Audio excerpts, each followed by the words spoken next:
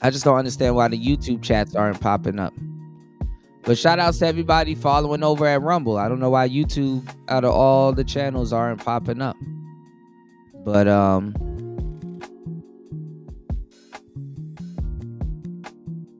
let's see.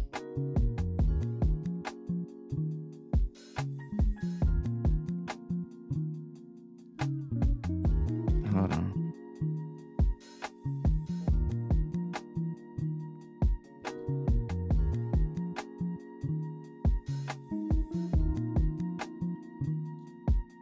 Okay, now Cynical's chat popped up. Hold on. What the fuck is going on here?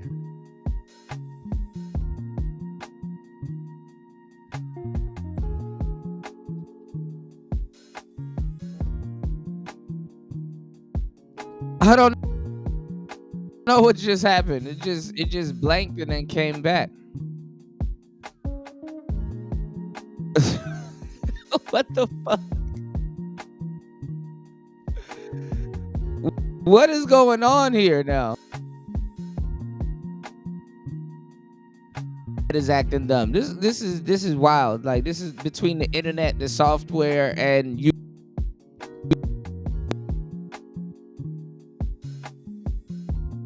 Can some what the hell? Working like what the hell? What the hell just happened?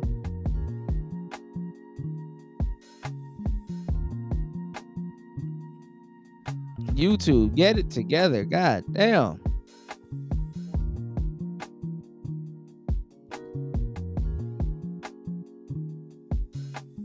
Now I'm trying to pull it up on YouTube and it's not coming up. Now something else is coming up. All right, I don't know.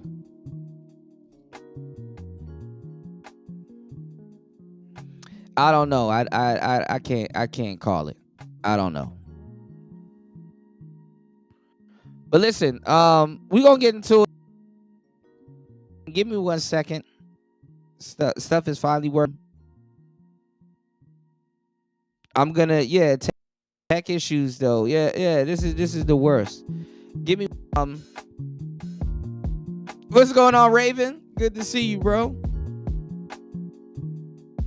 Everything is so far behind. But I'm not getting this. Yeah, slowly. What the hell is going on? Give me 1 second, y'all. Let me.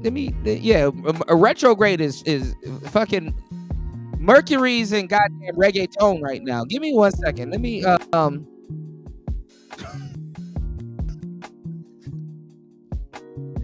give me 2 seconds. Let me put this together. It's Player Talk Radio. Hold on. Let me see if I give it like 2 minutes and late itself. It's Player Talk. Let's go. Let's get it. Hold on, y'all. My software goofy too.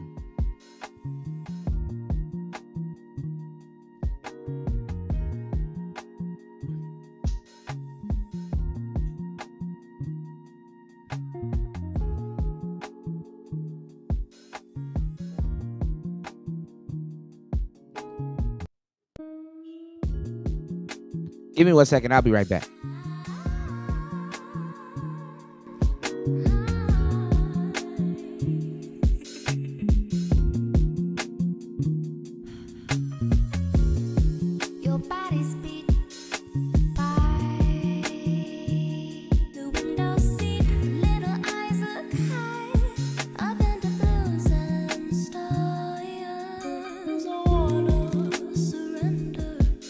To those cosmic skies.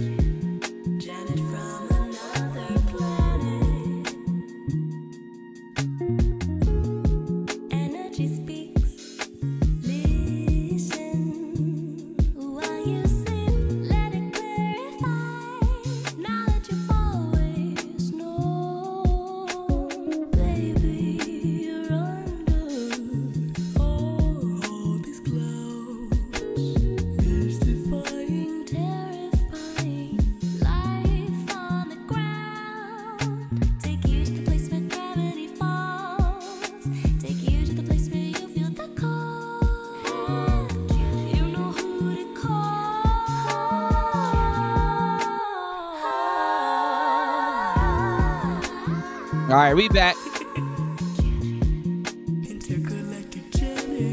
Intergalactic Janet. Janet from another planet. Hold on, y'all.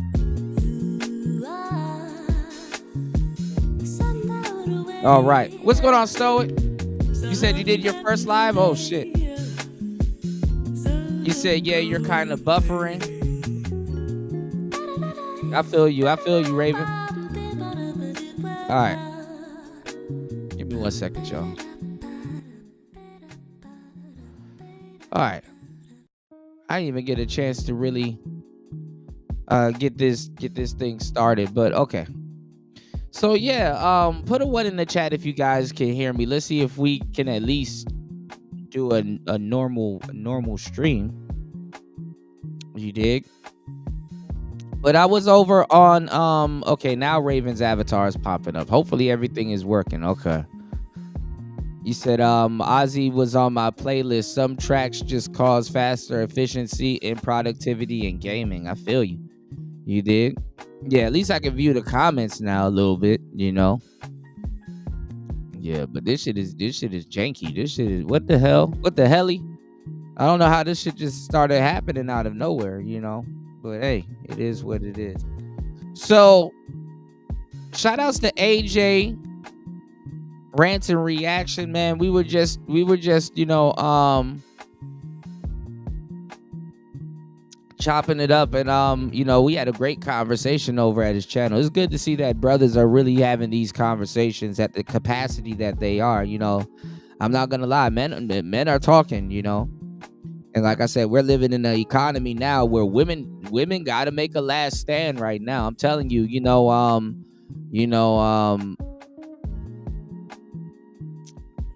AI is here. A lot of these brothers have checked the hell out, and it's, you know, I don't, you know, I see a lot of brothers like complaining about hypergamy and all this other stuff, and it's like, bro, a lot of guys don't know what the hell hypergamy is. You know, we're in a sad state of affairs right now where, you know,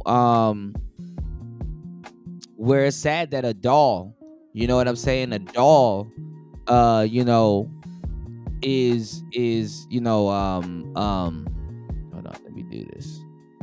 See, everything is acting crazy now all of a sudden everything is coming up. Hold on. It's sad when like a doll is, you know, offering a better deal than an able-bodied woman, which is fucking crazy, you know. And don't get me wrong, women are gonna have their own AI boyfriends also, but it ain't gonna hit the same.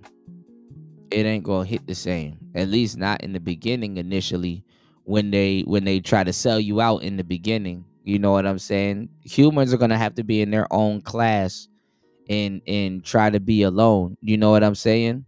Humans are gonna have to be in their own class and try to be alone, you know. And that's really what it is. You know, you said I actually had a conversation with AI for the first time this week. Yeah, it's advanced. You know, I actually talk to AI all the time. You know, I just been having a rough time. I've been trying to get my damn my damn certification and get the hell on, man. I failed my test again, y'all. I got 66 not too long ago, and then now I'm up to 71. So hopefully I jump another 10 points. Because to pass, you got to get like 80. And it's like, fuck. You know, what's going on, Chris G? Shout outs to everybody in the building. Got over a little bit of the technical difficulty. Let me make sure we set up. Man, did you guys see the guy? I keep forgetting his name. I think you mentioned him. Is that him? Raven, Malcolm? The guy that paid the guy that played Theo on the Cosby Show? Is the guy that played Theo on the Cosby Show? They said he passed away. I wonder what happened. They were saying that it was like they said it was like complications and stuff like that. They said he probably was sick or whatever, or he was fighting something and he passed away. And then they said that they turned back and said that he drowned. And it's funny because I was just watching wrestling, and I was watching like some older clips, and everybody was like going through like the kayfabe, and they were going through like you know, They were going through like like the older days, like in the PG era and the Attitude era and all the different eras and stuff like that. And it brought up JTG and Shad that used to play this group, y'all, that was in the WWE called Crime Time. And you know what I'm saying? You know, I guess he was out swimming with his son or whatever, and he got caught in a riptide. And it and it's not even that. I heard the riptide, it gasses you out, and then if you're out there swimming and shit like that, you know what I'm saying? That riptide, bro. If you don't got no stamina, shit, even Michael Phelps will get fucked up in a riptide. You know what I'm saying? But you know, it's like the water creates like these pockets, and when you get pulled out into it, it makes you instantly, like naturally, you're gonna want to swim faster because you believe that you're swimming for your life, which you are, but that's a trap. You know what I'm saying? If you gas up and really just start swimming for your fucking life, you're gonna be gassed out and you're just gonna drown, bro. You know what I'm saying? Niggas getting caught in goddamn whirlpools and typhoons and shit like that. Fuck that. If I was a rich nigga, I would not be in no fucking ocean, nigga. The most you gonna get out of me is a damn thermospa. Nigga, I'll be swimming in my backyard. Fuck that. You know? You said Ozzy Osbourne. Hold on, let me catch up on y'all. You said Ozzy Osbourne died? We were just talking about him. Sharon! Ozzy Osbourne didn't die. Hold on. What the fuck? Hold on. Fuck. As soon as I Googled it, it came up. Dang, he died July 22nd, 2022. 2025. Fuck. Dang. It's about that time of year, man. Dang, it was said 4 hours ago, man. Rest in peace, man.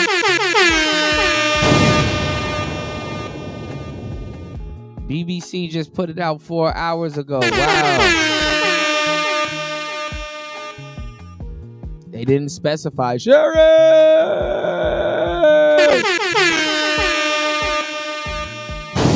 I was using Ozzy Osbourne, y'all, as a somewhat of an example with this whole Diddy case.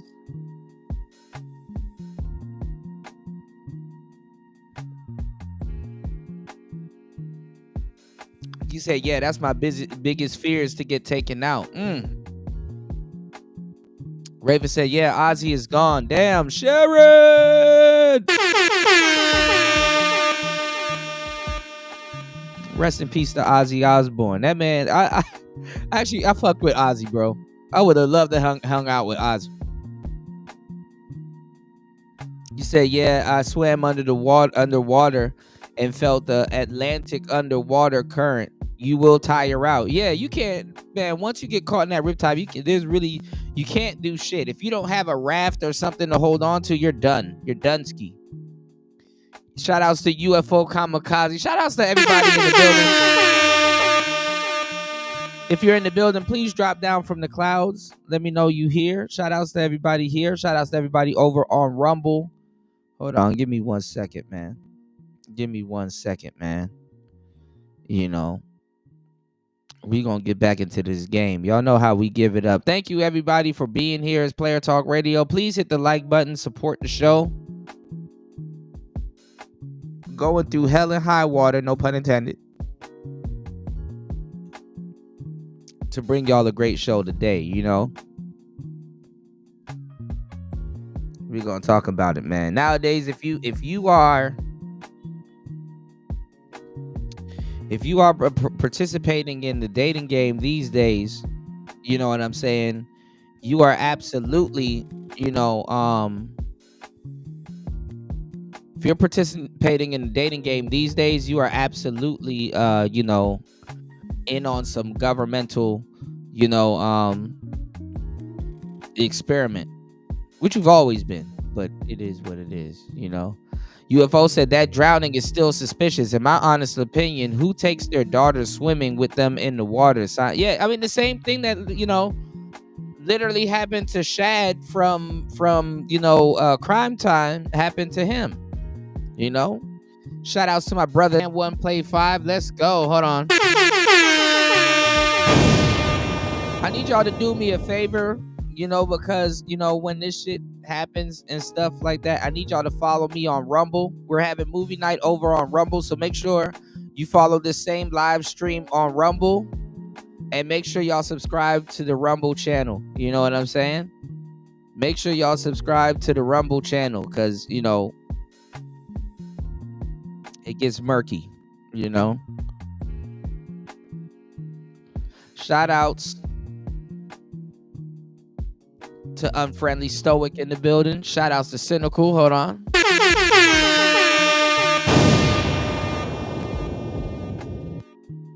Shout outs to Shaka Nulu. Let's get it.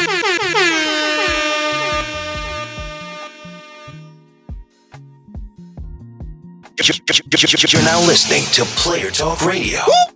Shout outs to everybody here.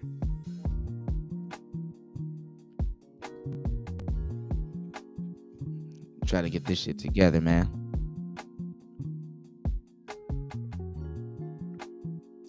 Shout outs to my brother AJ, man. We just had a great conversation. We're gonna spill it over into this one. You said so punani diabolical, man. Listen, I just showed y'all on the last show how they got those dolls, and they're going crazy over there in Europe and stuff like that. And the women are like, the dolls didn't give consent, and the dolls need to give consent.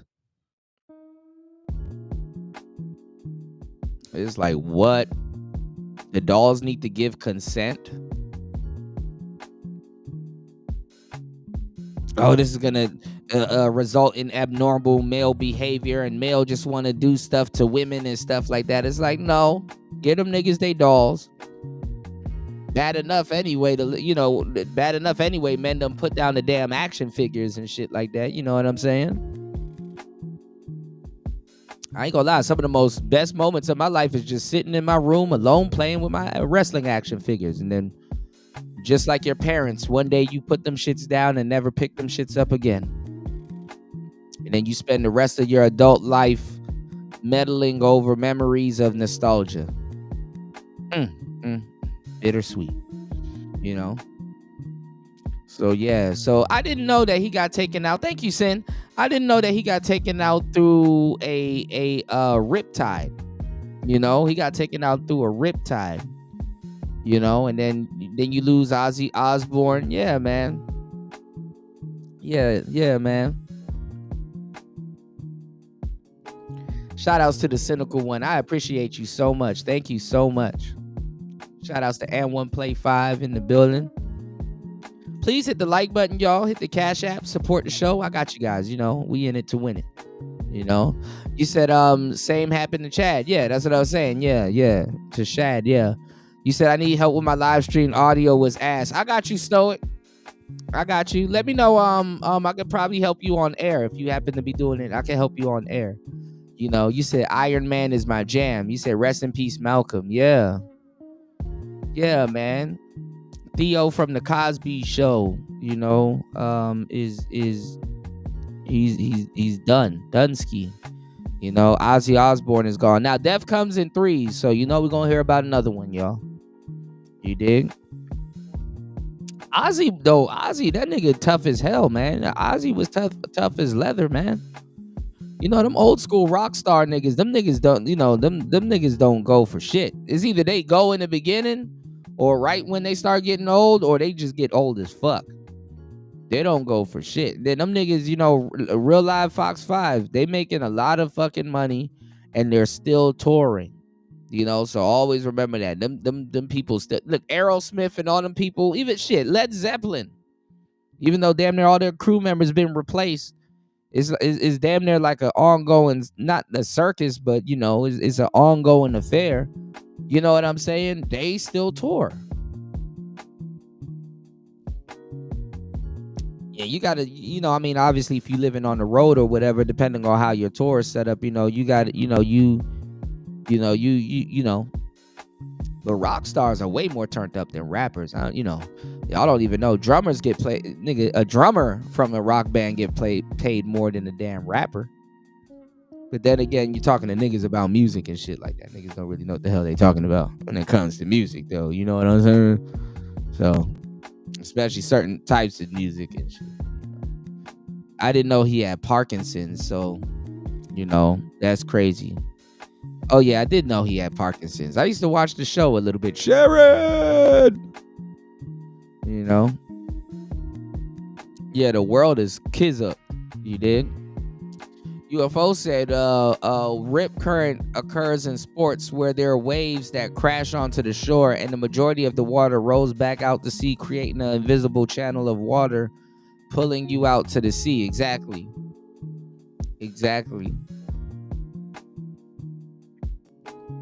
You said Ozzy knew he was in the last days. He mentioned it during his final performance.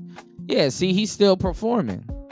You say he actually was a kind man of all types of music after all. Rock star. You said, I actually missed that MTV era, dog. Now I'm crying. Yeah, man. Sharon.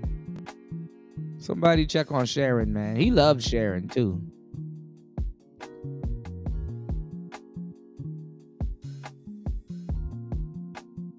That nigga would get himself into all kinds of stuff, man. Rest in peace to Ozzy Osbourne. Real talk, man. Real talk. Can't believe it's Wednesday already, y'all. The weekend just went by so quick. Lord have mercy, You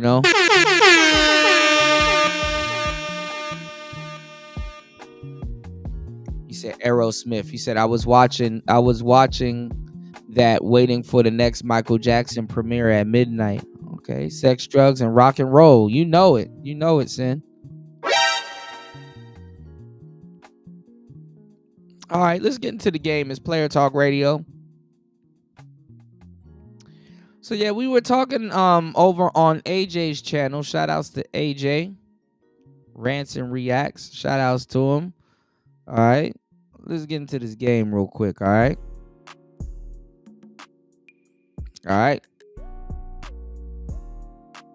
So we was talking about relationships and stuff like that, and this goes back to the conversation that we was talking about several times, multiple times, too many times over here on Player Talk Radio, aka the Mental Chewing Gum Podcast.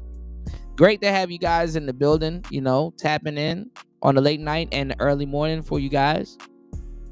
And I wanted to let you guys know just some of the stuff that's going on in the world today. You see a lot of different types of relationships and things going on, and a lot of people are confused by it. A lot of people are realizing that the society that we're barreling down is not really working. So you got people, and even in politics, really trying to restore, the family and stuff like that. They're trying to restore, nuclear families. And we were talking about it, and there was a couple of brothers over at AJ's channel admitting what I was telling you guys. And what makes it more even fitting, I'm going to see if I can get AJ on the channel. What makes it more fitting is that there was a lot of brothers over there admitting it. And because, I sounded crazy saying it. Because I was telling you guys, years ago, the stuff that they're trying to put on, on black men, you know what I'm saying? And on the black family, has worked its way over to the white family structure and stuff like that. And you guys got to understand that, to a certain degree, it was all fun and games, you know what I'm saying, when black people were going through it, but they had to have known that it was going to go over to, their families and stuff like that. And the reason why it's fucked up, and the reason why feminism and all that other stuff has made its way over to a lot of, shout out to my white players. But, the reason why it's made its way over to their family is because the black family was beta testing it. You know what I'm saying? Hold on, y'all.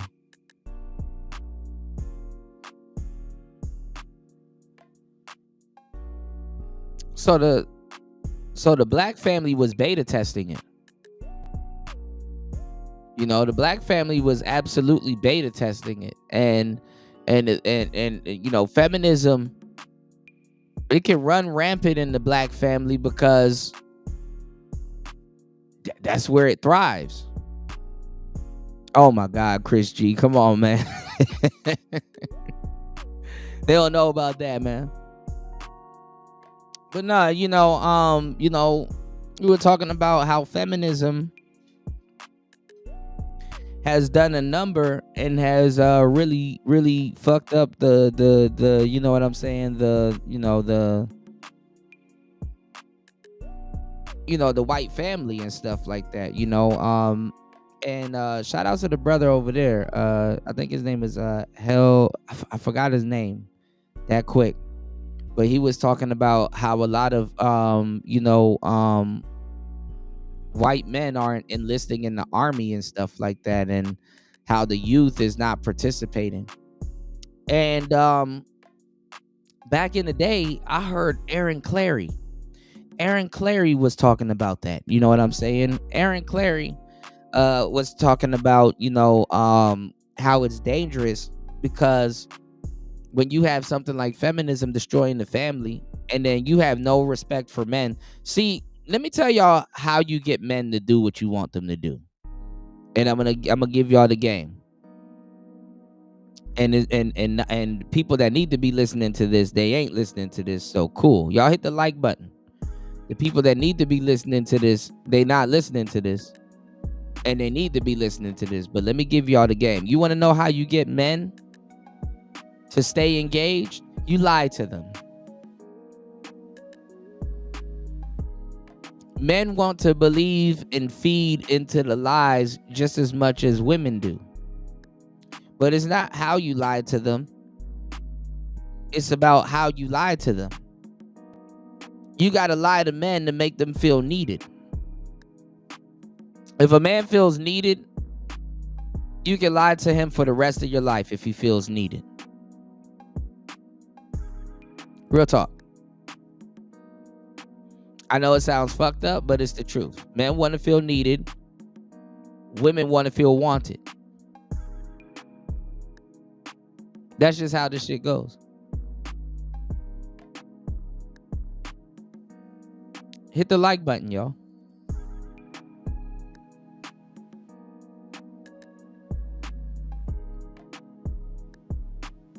So what you do is you make men feel needed.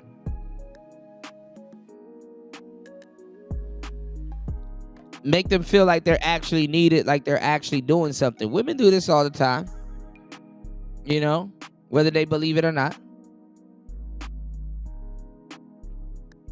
But how this shit works is, men aren't going to pour into anything if they feel disposable. You understand what I'm saying? And the reality of it is that men are disposable. And the fucked up part about it is that men want to be disposable. Men want to be disposable. They just don't know what they want to be disposable for. You have to give them something to feel that they're contributing to something, that they're disposable for that thing. And the fucked up part is that in white households and stuff like that, that's affected by feminism and stuff like that, feminism actually got something to eat on. You know what I'm saying? Black people already grow up in a cancerous community, so seeing another form of cancer really ain't nothing to black men, really ain't gonna regulate it. Whereas in the white community, you have families, you have nuclear families, you have men that are participating in those things, you got men that love those things, you got men that they want those things to thrive, they want to barrel towards it, they want to keep those things intact, they understand masculinity, their shit ain't compromised. I don't give a damn,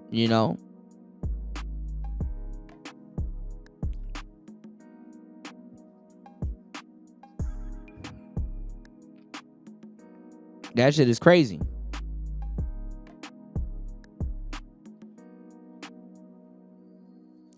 So what happens is that you got a lot of men that's not going to war. They're not enlisting in the army. For what? They ain't got no family to fight for. A lot of men got to be, and AJ brought this up, which is true, stuff that we've talked about. A lot of men got to be duped into being husbands so they can spend more, because it's not about, and that's what I was telling them, it's not about the he economy, it's about the she economy. The she economy is way more than the economy or the he economy. Men are naturally minimalists. You have to give us a reason as to feel as why we're going to spend some type of money. We're naturally minimalist.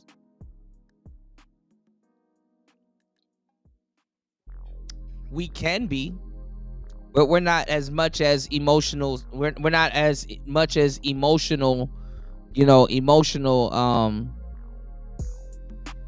not as much as emotional spenders as women are.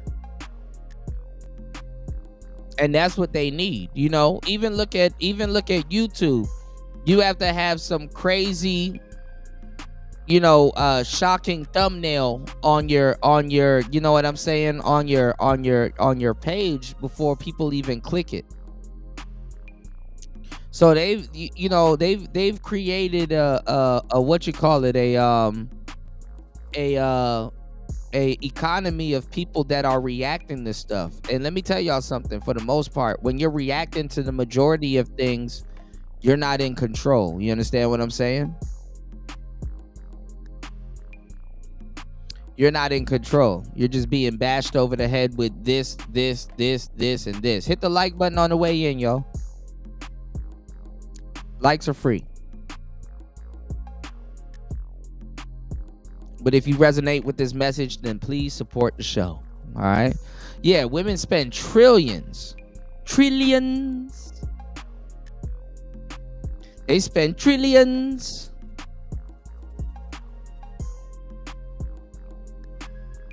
And that's the economy that we have right now. It's not out of the ordinary to say, hey, let me feel shocked before I click this damn video.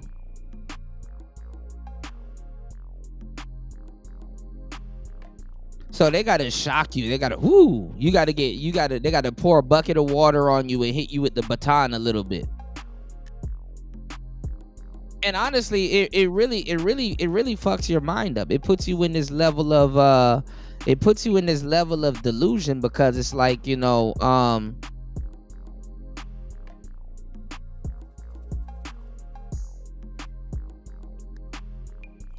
go looking for, you react more to toxic shit. You go looking more for toxic shit.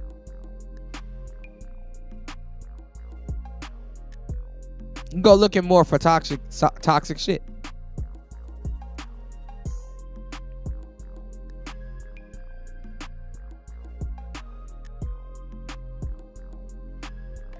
So it's crazy, you know what I'm saying? The game that I'm dropping on today's show is crazy. I want y'all to open your eyes to the reality, you know what I'm saying, of what's really going on around you. It's Player Talk Radio.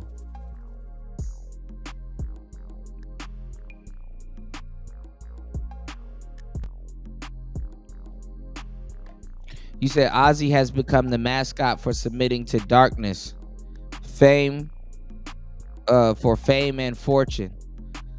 Ozzy is well known. Ozzy is definitely well known.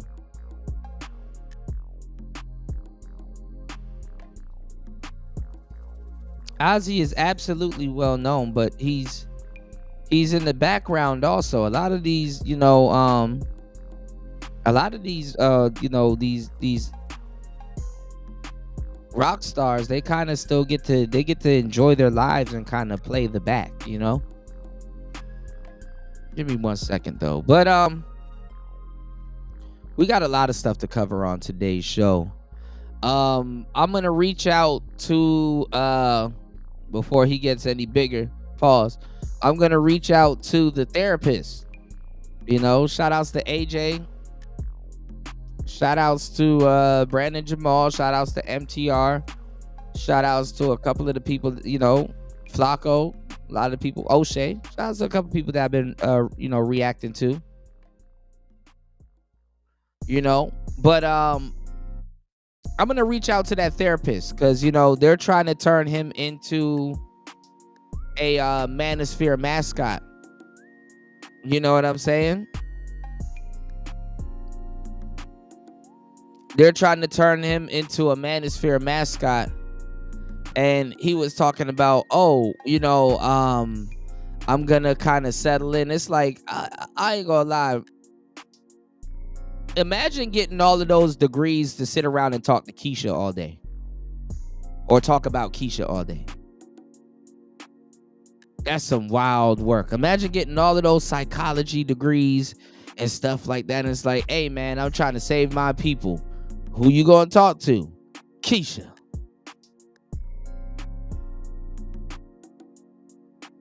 And I definitely want to talk to the brother because it's very perplexing to me, because my thing is this, right? My thing is this.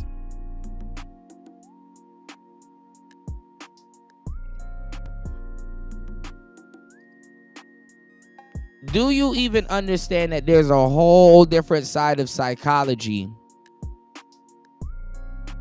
which is called female psychology? Now, if a lot of you guys don't know, and I get a knack for this because this is mental chewing gum, all right, for me. You know what I'm saying? Psychological. See, a lot of men, we think logically, right? And if you want to look at psychological, go look at like dudes like Homath. You know what I'm saying? Now, Homath, meh. I don't really, shout outs to Homath. And it's not me hating on Homath and stuff like that. But as a man that y'all know that does really well, I'm very, ladies, man. I know what the hell I'm talking about. Y'all seen it a billion times. I don't got to prove shit to nobody, right? Can't use too much logic when it comes to dealing with women or even mitigating your quarrels as a man towards women. Your mind is in the wrong ballpark, and you're going to overheat and destroy yourself if that's the case. And I mentioned it on the last show, I forgot that scene. I got it laying around somewhere. I just got to go find it and stuff like that.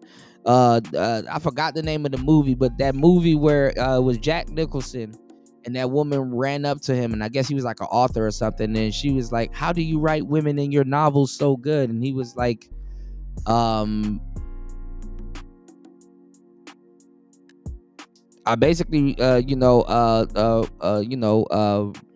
write women, and I remove accountability, and I remove like rational thought or something like that. And she was kind of not disappointed, but it was like, it's like he writes the character kind of like a man, like so good, and then what he does is that he just removes accountability and rationality and stuff like that, and then the women just eat that shit up. You know what I'm saying? Obviously, if you think about it, books are perfect for delusional people. You know what I'm saying? Because your mind is already racing and it's all over the place and stuff like that. What's going on, brother Love? Good to see you, player. Hold on.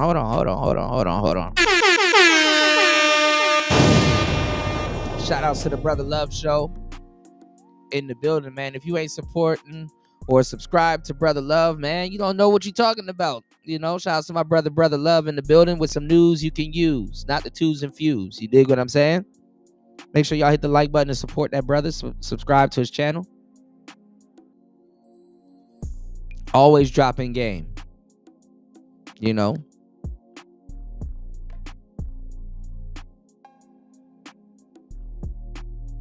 But this is the thing, man. You gotta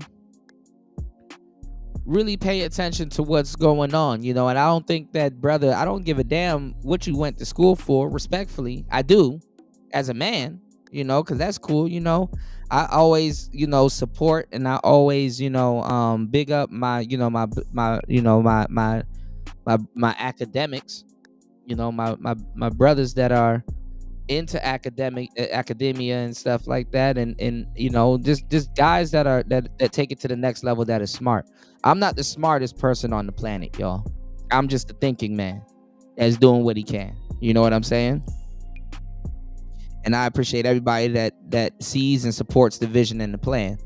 But my thing is that, you know, even when you run into accomplished brothers or brothers at the top, they're not gonna believe you. And y'all will see with me several times that a lot of people ain't gonna believe me. You know what I'm saying? Because when guys get off in these spaces, they believe that their knowledge is more superior than the people that they're talking to. So they won't even know if they're talking to a pioneer or not. They won't know. And it's the same thing with when you become educated. A lot of times you become the subject matter expert person in the room, whether you are or not. And sometimes you may talk down to certain people. Now it's a little bit more tolerable if you're a content creator, because not everybody that may have an opinion is talking or participating. So that's one thing. You know what I'm saying?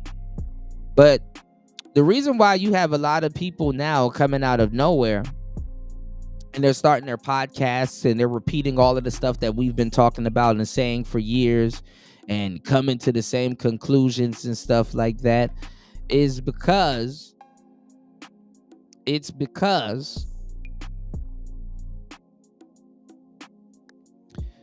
men are going through the same metamorphosis as women have been going through. Like, for example, I've been telling you guys for years that when women hear these talking points and stuff like that, and they hear, like, you know, some of the stuff that we talk about, you know,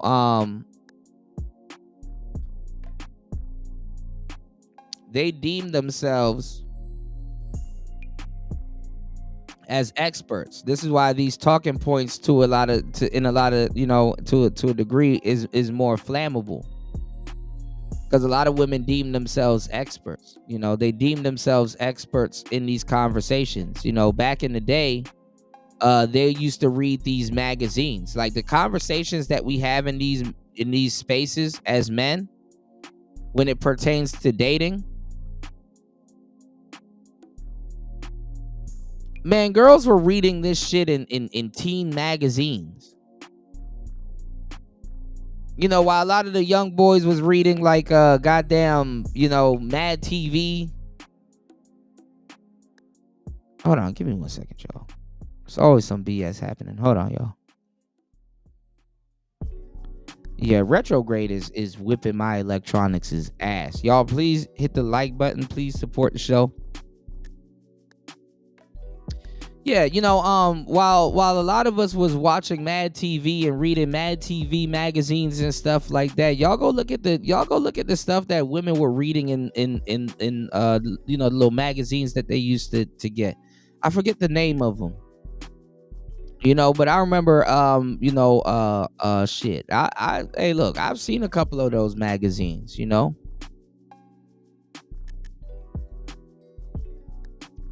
And the stuff that they were reading and the stuff that was on, like, the front cover and stuff like that. And they would give them tips and tricks on how to date and extract money from men and stuff like that. And mind you, these are teen magazines that you can read well into your into your 20s and stuff like that. You know, it's if you look at a business model, it's really easy to target women, because all you have to do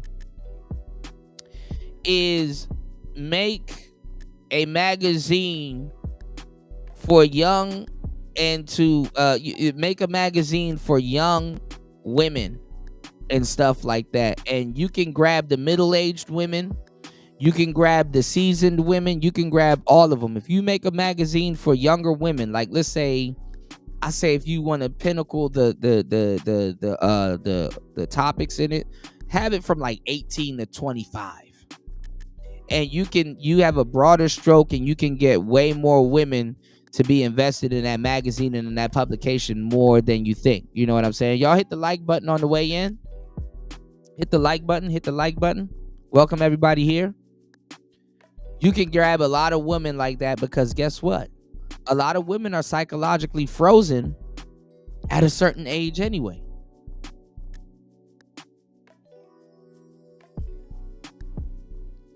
And a lot of women, they date a lot younger when they get older. The same way men date a lot younger when they get older also. You understand what I'm saying? It's just that they try to demonize it. See, you get two back ends. You get a sweet spot.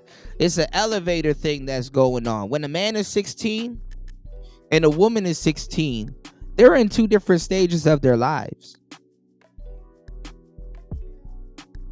And you go look at the advanced stuff that a 16-year-old woman would be reading versus what a man would be doing.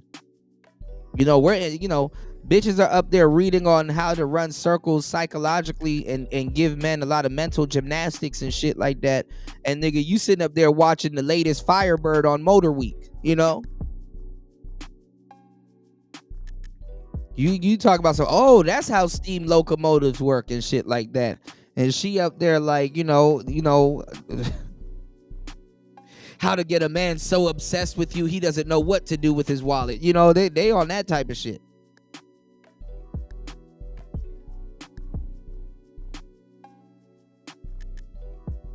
So when you see some of these talking points and you hear some of these things, it resonates more harder with them, because guess what? Women are more outside. They're more into things. They're more, you know what I'm saying? They're not necessarily right. Even though they may have read a magazine cover or two, because you got the women that don't even read the magazine articles. You got women that that are participating in these conversations that don't even know what but they're not gonna sit there and say, "Hey, I'm not a subject matter expert on this." If she had one boyfriend, or all of a sudden she knows a girlfriend, my girlfriend been through that, so in my head I've been through that also. It's like, they're gonna purport themselves like they know all about it. And that's really what it is. You know what I'm saying? Reading books is something about relationships, is something fairly new to, I'm not even gonna lie, to both men and women. But she didn't have to read no kindergarten dating book like men do, and listen to kindergarten podcasts to be around or grasp certain concepts in the dating game. Whereas a lot of men, we're around the same thing, but people got to bring it to your attention. Then they got to have a theory behind it. Then after that theory behind it is talked about, then there got to be a philosophy behind it and stuff like that. Like, look at all of the logical stuff you got to go through to convince men about things that they're already experiencing or have experienced. That's why you get two ears and one mouth. You got to be able to soak up this game. Giving y'all some real shit. Y'all hit the like button, support the show. Some knowledge you can't get in college.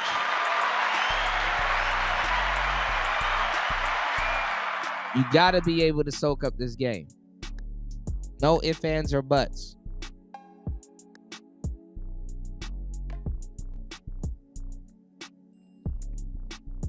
Hit the like button. Please support the show. Cash App scrolling at the bottom of the screen. Please hit the PayPal. Giving y'all some real good game.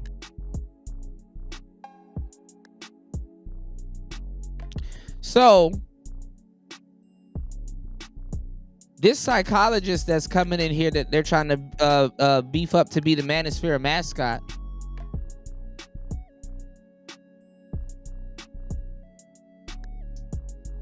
imagine going to school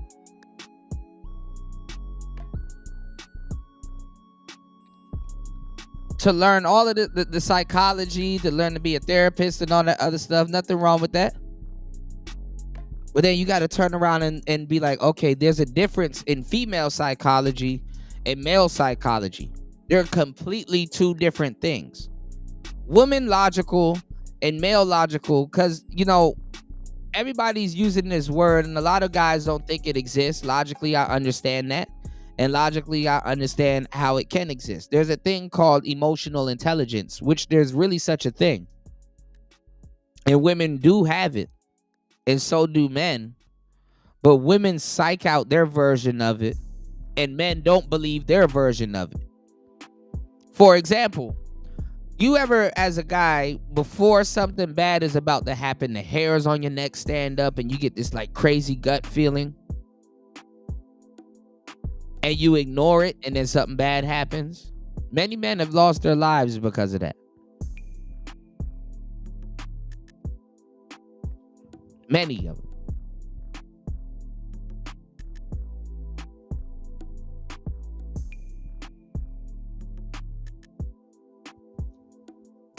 Women, they psych themselves out with their emotions because they're like, I think he's cheating, but I don't know if he is, what if he is, and blah blah blah.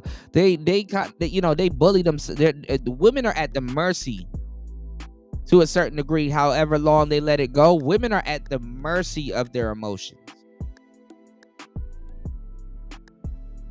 And believe it or not, there's a level of comfort in that. There's a level of comfort in that. That's why I tell you guys, I'm like, listen, if a lot of the people that y'all run into and talk to, they're not really red pilled at all. They never was. Their education stopped when they became know-it-alls by listening to a bunch of podcasts and stuff like that, and not really chopping it up with people like myself and people that really know what the hell they talking about. And that's cool. That's a part of the game.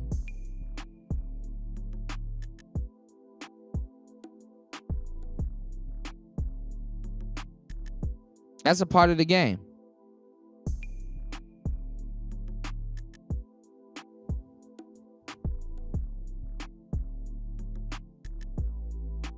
Give me 1 second, Joe.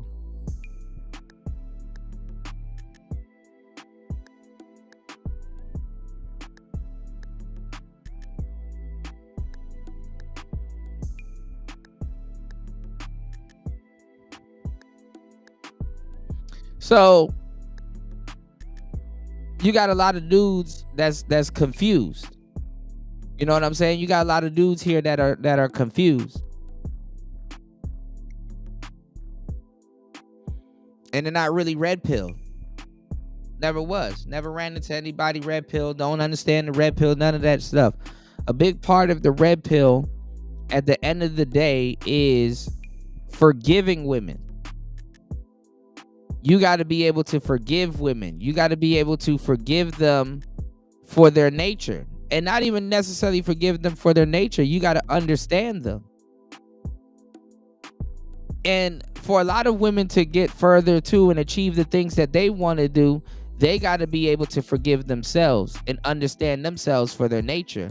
But if a woman chooses not to do that, you got to understand that. That's a part of being a woman.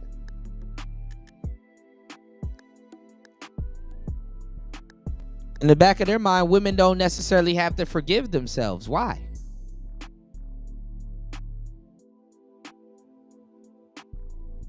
Life will be boring as fuck if a woman forgave herself. Like, what's she gonna do now?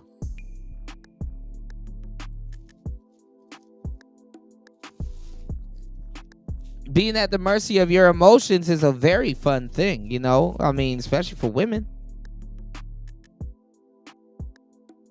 They're not really taking accountability for stuff anyway. That shit is fun. Being at the mercy of your emotions and stuff like that, you know? It's like going to Six Flags. And then if you don't take any accountability for some of the actions that you do, I mean, obviously it's a fast way to sabotage yourself. It's a absolute fast way to sabotage yourself.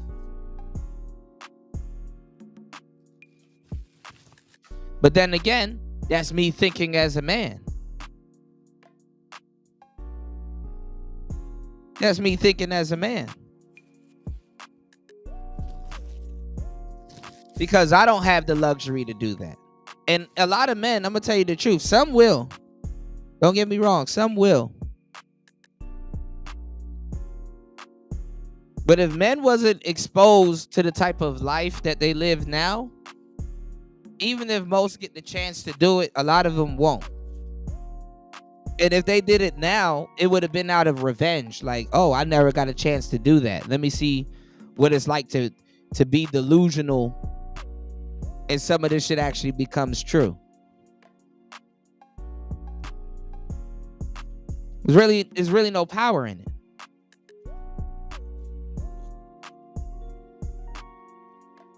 It's more power in the man that has to put the world on his back, be a little bit more responsible, gotta be accountable for whatever that means. You know, because it switches up a billion times before it gets to a man.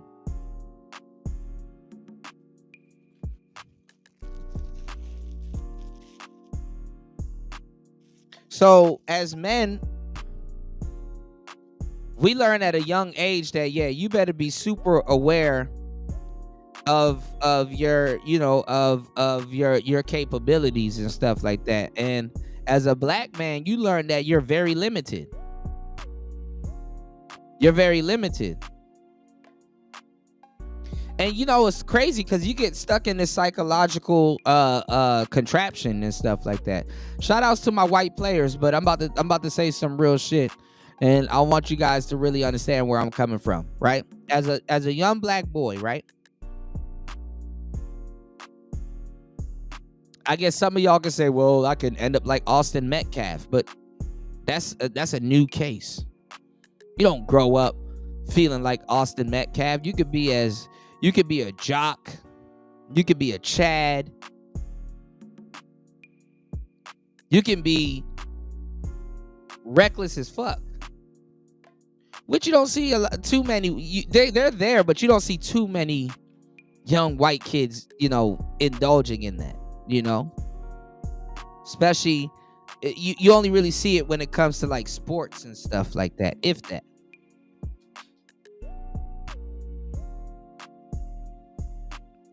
But as a young black man, even as an athlete and stuff like that, people got this goofy ass conversation like, oh my God, why do you know, we're gonna talk about what's his name later on, old boy Travis Hunter.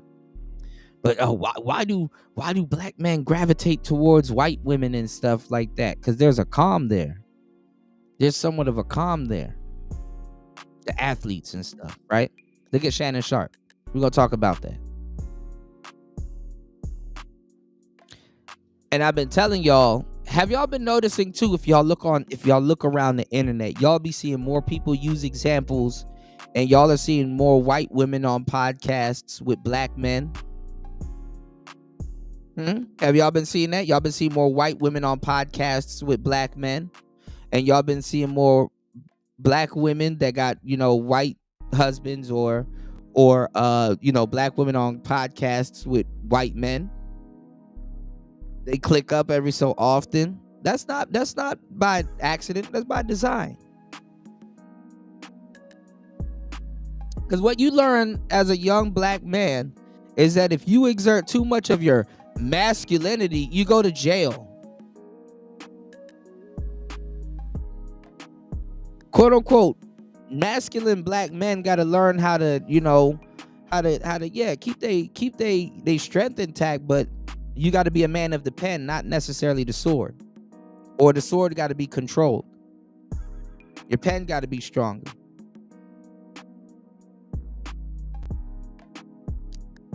And you got your woman on the back end saying that black men aren't masculine, when we're some of the most masculine people on earth. We're some of the most high paid. We're some of the most, you know, advanced athletes on the planet. And then when you come to this realization and you're not a crash out, look at Cash Out. He crashed out. It railroads you into two different lanes of thinking. This is why black men, why aren't the new people that are coming in stealing manosphere talking points, why haven't they came up with different archetypes or archetypes, whatever you want to call it? Why is it only Educated Lame and Pookie and Ray Ray? Some of y'all niggas get funneled into being Pookies and Ray Rays. Hold that thought. Give me 1 second. We'll be right back. I'm gonna throw this on real quick. People were telling me to take a listen to this. Give me 1 second. I'll be right back. Like I said, you're going to start seeing more podcasts with white women and black men. You're going to start seeing the opposite also. Give me 1 second. I got you. It's Player Talk Radio. Hit the like button. Please support the show. Hit the Cash App. Hit the PayPal. Just like a get out of jail free card they use later. I'm like, you did not look traumatized when you were like hanging out with Tyrone, Chad, Gavin. You seem fine. Okay, so you want to convert me today. We'll get to that later. So what is your opinion then on the current dating markets and intersexual dynamics between men and women? Okay. In terms of what's going on presently and how we got here, in my last interview, I kind of mentioned. And let me tell y'all something. The crazy part is that Pearl is asking him this when it is he that should be asking Pearl this. With a lot of the talking points Pearl done took, it's like, you should be more advanced in this conversation than I am because you've actually been around the community I'm trying to get into or have been accepted into or walking into, which he probably been listening to us for years because I heard a lot of our lexicon and jargon pop up in this convo. But it's like, it's like, yo, it should be the other way around. Pearl is the professor in this situation. Makes you wonder, why is she interviewing him? But guess what? Like I said, he has to be the new mascot, Manosphere mascot.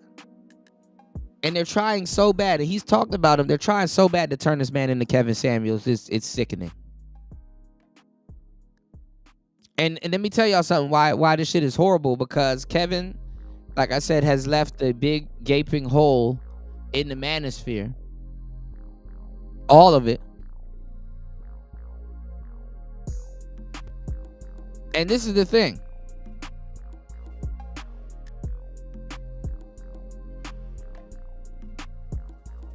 Why are we trying to replace somebody that people barely even listen to like that? Why are we trying to replace somebody? And y'all don't understand how much of if you're a real content creator, we're tired of people repeating us and pretending like we don't exist.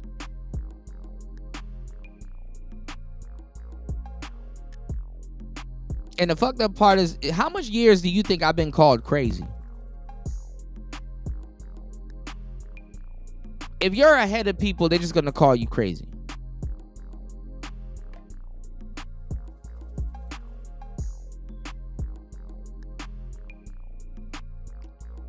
Crazy is often associated with being right too early.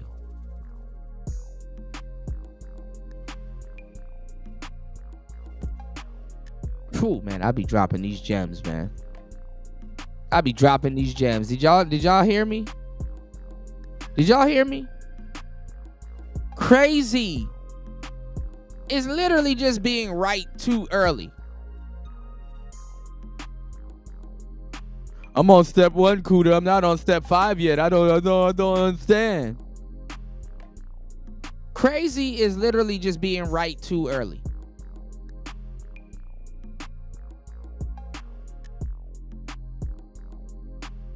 People nowadays don't even defend what's right anymore. They defend who they like, even when they know that person is wrong. So crazy has shifted into being right too early.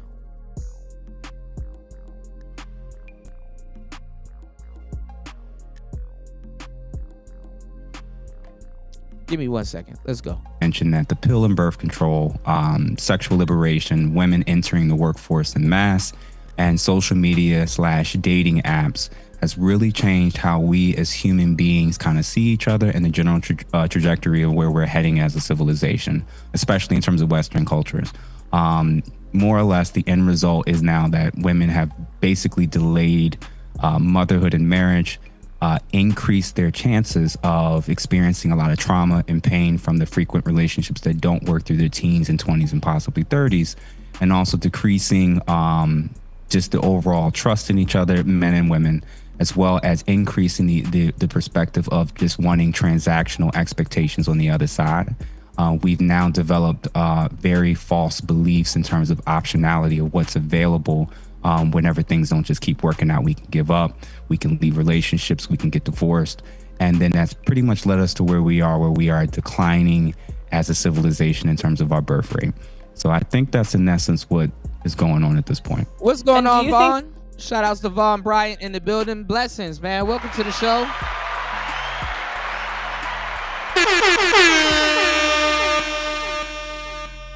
Glad you could make your way over to the show. Peace to you, brother. Let's get back into it. Let's go. It's player talk. I think it's because of the pill, or like, what do you think are the root causes behind it? Each one of these things that I listed gave options to women that perhaps they didn't have or didn't have nearly as much as they did. Now, let me tell y'all something, because half the people talking about quote unquote pills, they don't know what the fuck they're talking about. And I don't know why I gotta explain to people that it's like, bro, you're not from the manosphere. Not him, but like most of the people that's talking about pills, right? It's like you're not from the manosphere. You like have these people that's trying to tell y'all about the pills and convince y'all about a lot of stuff. It's like, nigga, you haven't even seen The Matrix yet. I hate to say it like this, but to a certain degree, it's like,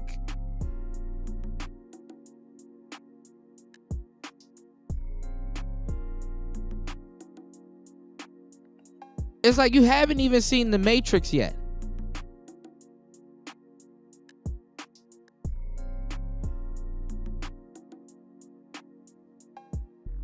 Like, people gotta ask you,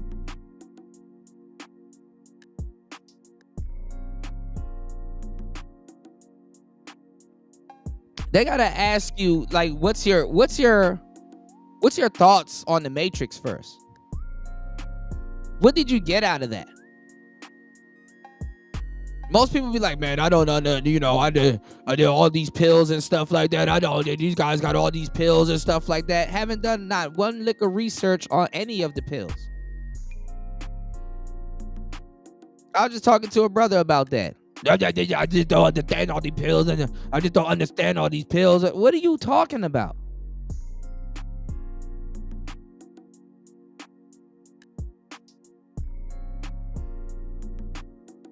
We used to do research before the thought. Niggas used to fear looking and sounding stupid.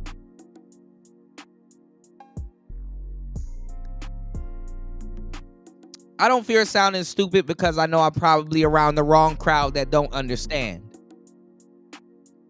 Dudes just don't fear sounding stupid because they just didn't plan. They didn't do any research and stuff. Like, if I sound stupid to certain people, you don't know what I'm talking about for the most part.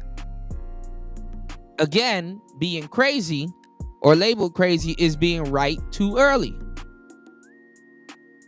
And absolutely, UFO Kamikaze, he said, sometimes you gotta spoon feed niggas information about shit they're not ready to accept being real or true, just to keep them from calling you absolutely crazy. And this is the actual honest to God truth. That is the honest to God truth.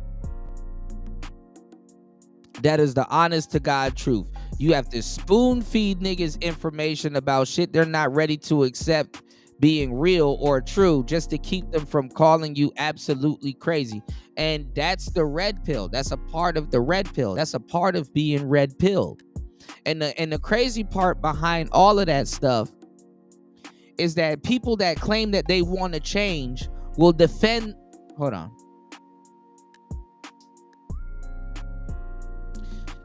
Okay, we should be back. I don't know what's going on with my damn signal. Please, y'all, hit the like button, support the show. Links are in the chat. Cash App is down below.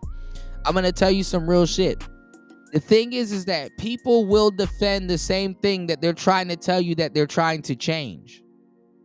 So you got a lot of, and this is where the black pill comes in. You got a lot of those dudes blue pill raging. A lot of those dudes, and most of the dudes in the red pill, they're trying to tell you that, oh, the blue pill world is crazy. The blue pill people don't, you know, they're not awoke. They don't know what they're talking about and stuff like that. And they're really, just like the internet, they're using quote unquote advanced knowledge or things that's smarter than them to try to enhance the analog world. They're self back in the blue pilled world. It doesn't really work that way, or the way that they thought it was going to work, right? And just what UFO Kamikaze said, that's a red pill statement right there in and of itself. Most people want to go back to sleep, but they're not Cypher. All right? So when I jump into that game, I'm still waiting to even really give y'all the game on that content. Man.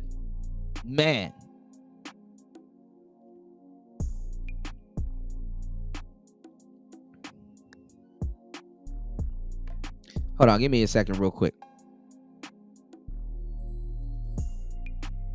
Hold on. There's a brother talking about this right now, which is hilarious. Hold on.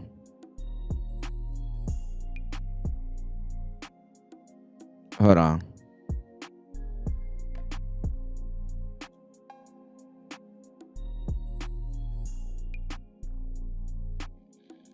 So this is the thing, a lot, you know, hold on. Give me 1 second.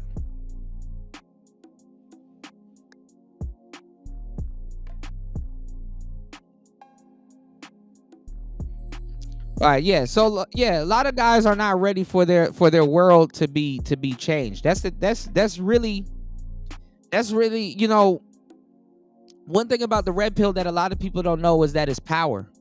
You know what I'm saying? There's a level of power when it gets to these type of conversations that is being exerted through logic, or not even logic, the world that we live in. Because the thing is that power is getting someone to, you know, it's not really about changing someone, but it's really exerting dominance over somebody and getting them to accept that it's true.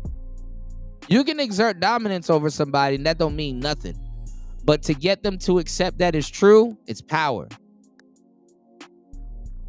So what a lot of people don't realize is that, you know, it's you know, the stuff that they're hearing is powerful. Because you can hear this shit all day and still not know what you're talking about. You can hear this shit all day and still not apply no type of action to it. You can hear this shit all day and it really don't mean nothing to you. It's like logic and folklore. Because guess what? You don't got to get off your phone. You don't got to go outside.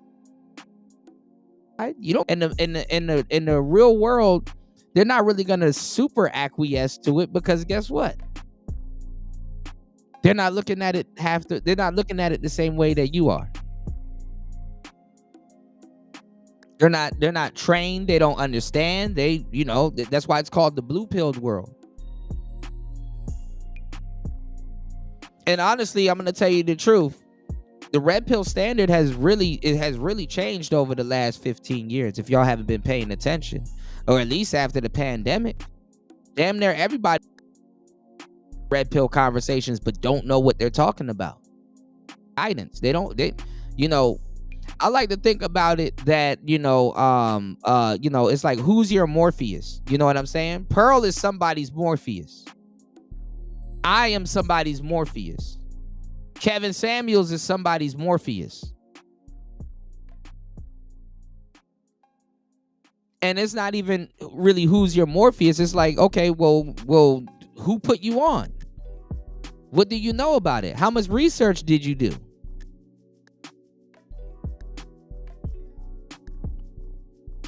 It's some real shit. Maybe y'all got to go watch The Matrix all over again, or go look at the the interview that I was playing the other day. I got to finish that interview too with Neil deGrasse Tyson and Morpheus. Maybe y'all got to go figure out. You got niggas that don't. You got niggas in the red pill that don't even know that a black woman wrote the goddamn Matrix.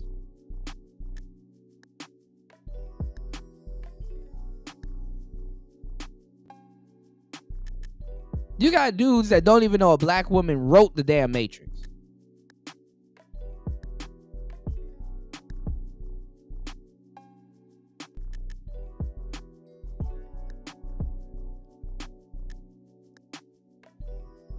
I can say, listen, I can shoot from the hip and say some wild shit. And niggas will be like, damn. Who's into the Matrix? Want me blow one of y'all minds? Did you know, and rest in peace to that sister, did you know the Oracle is literally supposed to be this how brilliant that sister was. Did you know the Oracle is literally supposed to be the sister that wrote the damn story? The Oracle.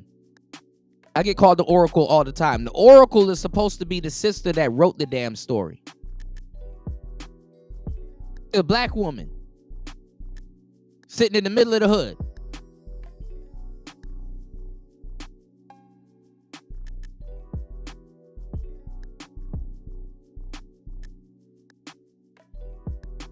And you know, they love the Terminator and they love the Matrix. But we gotta talk about it. And being red pill ain't enough. Being red pill ain't enough to a certain degree, depending on what we talking about. It's Player Talk Radio. Y'all please hit the like button, support the show. Let me get to these comments real quick before we get back into this game. Giving you some knowledge you can't learn in college. It's Player Talk. You said niggas couldn't handle the knowledge of most of the shit they value being completely pointless, meaningless, or acceptance or rejection of the truth. Yeah, because see, in the West and in America, we're learned that before. We're still new to the concept of two things being right at the same time.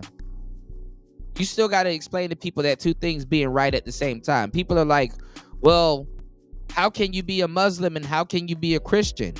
Easily. You don't have to be a Muslim or a Christian, but you can still read both books and take the knowledge and the truth out of both books and still apply them to your life. Niggas be like, oh man, you got to be one or the other. You really don't. You really don't. So niggas think that if you do something, you have to replace it with something else. And they don't realize it. See, a lot of the guys don't realize while they're jumping from content to creator to content creator to content creator. Let's say if they did this back in the day with the dating coaches and stuff like that. Like, oh, I'm gonna listen to this guy, I'm gonna listen to this guy, I'm gonna listen to this guy, I'm gonna listen to this guy, and then you're gonna have analysis. You're gonna have paralysis by analysis, and you're not gonna do nothing but just sit around and listen to niggas all day. Then if it works or it don't work, then you're gonna tell the world, oh, this person, he this and he that and blah, blah, blah. You waiting for another man to live your life that already lived that life, probably, that you're following. The circle and the cycle starts over and over again. Shout outs to Vaughn. Vaughn said, question, if red pill represents an awakening / truth / life, why is it used more narrowly in gender in these spaces? Because the people that you're listening to, Vaughn, and came into contact with, they're not red pilled at all. They are culture appropriating. They're not red pill at all, and they're culture appropriating. And all of those cats, a lot of niggas just got left be, bro. A lot of those cats over in the black pill sectors, they're not black pilled at all. I hate to even refer to them as black pilled because they're the last thing. They're not black pilled at all. The red pill is actually supposed to look up the black pill. Okay? The red pill is actually supposed to look up to black pill because the black pill is more advanced than the red pill. Honestly, if you're in the red pill, you can stay red pill, but you should be focused on getting black pill. It's like, okay, you're awake and you're awoke. You know what I'm saying?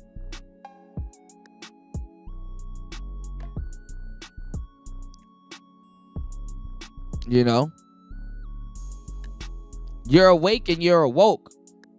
But what are you going to do with that now? That's the whole thing about Neo. What are you going to do with it now? Okay, you took the red pill, you went down the rabbit hole, but now you got to go through this journey to become, quote unquote, the one, you know? You know?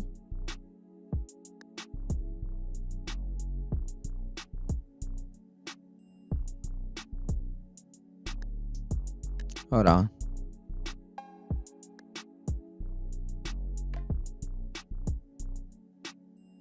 Give me 1 second.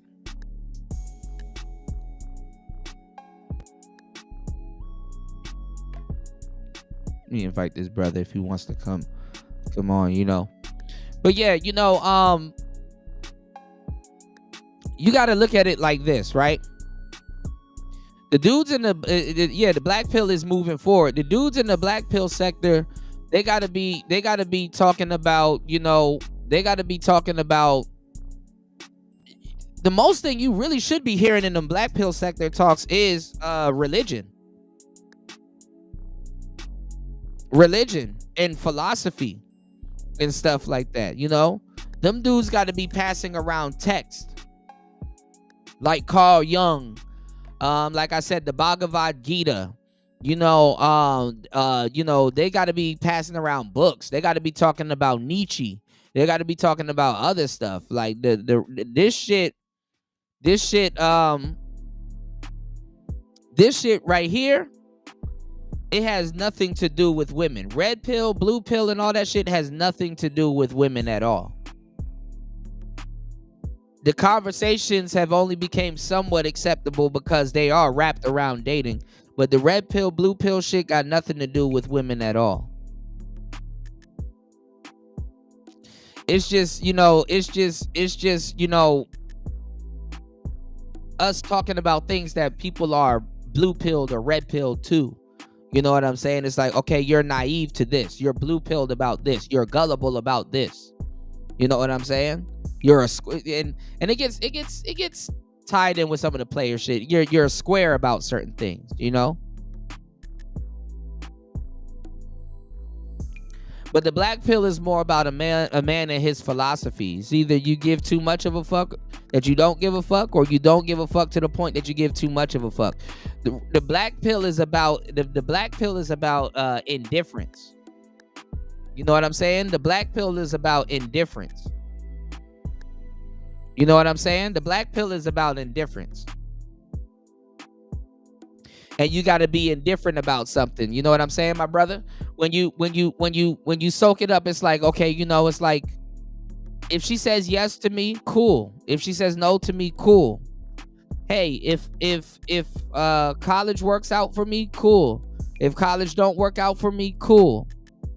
It's about being okay wherever things go. It's really about being on your destiny. Really about being on your path and your karma. You're so, you know what I'm saying? It's like when the Oracle spoke to Neo and he was talking about making a choice, and he was like, she offered him a candy. He was like, you know, you already know if I'm gonna take it or not. She said it wouldn't be much of a choice if you didn't, right? You know, if I didn't know. She already knew what he was gonna do. Before he met the Oracle, it was a little autistic looking boy that was there bending a spoon. And the boy was explaining to him that I didn't bend the spoon. You know what I'm saying? He said, you know, he didn't bend the spoon. Spoon was gonna bend already. You know, it's really about your perception and stuff like that. You know, he was opening up Neo to the idea. You know, y'all got to go back and watch The Matrix. We a little bit older now with a little bit more knowledge that you can't get in college. So you got to spin the block on certain things. You dig? Shout out to Vaughn Bryant. He said, I watched you over there on Freezy's channel, and I appreciate the way that you spoke about the manosphere. You made it more palatable for my understanding. Yeah, I got you, brother. I got you. You know, I mean, and it's really crazy. I mean, you know, what's going on, Cartel? Good to see you, man. Hold on.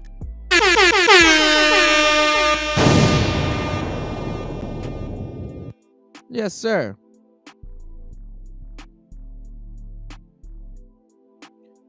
But yeah, you got to talk about, you know, about manhood, looking for a meaning to life. You know, a man has to have meaning towards his life and stuff like that. This is why a lot of the brothers now are lost, because, you know, it's fucked up being disposable.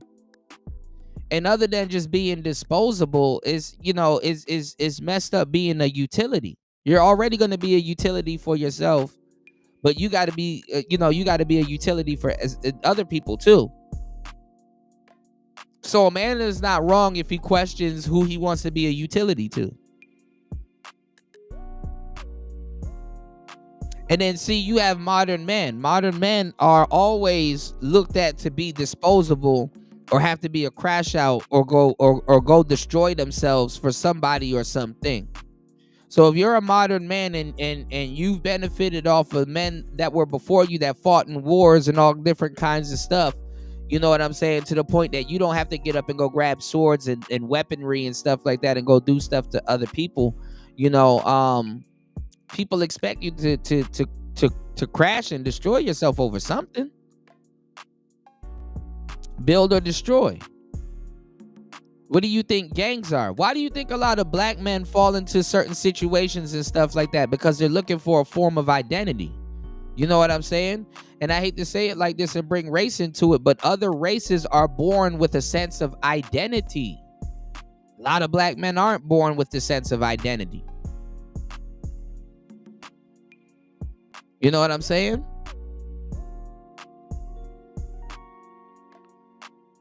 Real talk.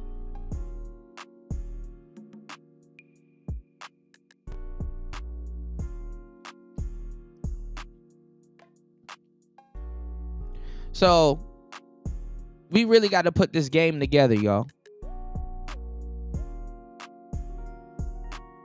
Shout outs to Aqua Dragon in the building. Good to see you, man. Welcome to the show.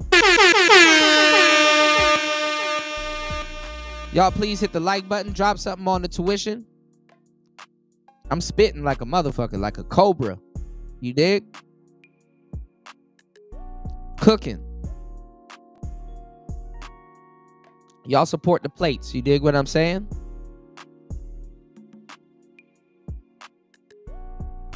Drop something on that rice fund.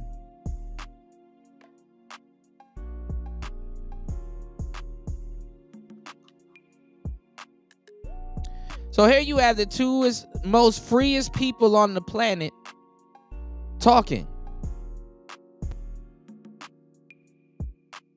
White woman and black, not, my bad. The two free people, the most freest people in the West, in the US, my bad, are black women and white men. Black women and white men are the two most freest people on the planet in the West. Socially.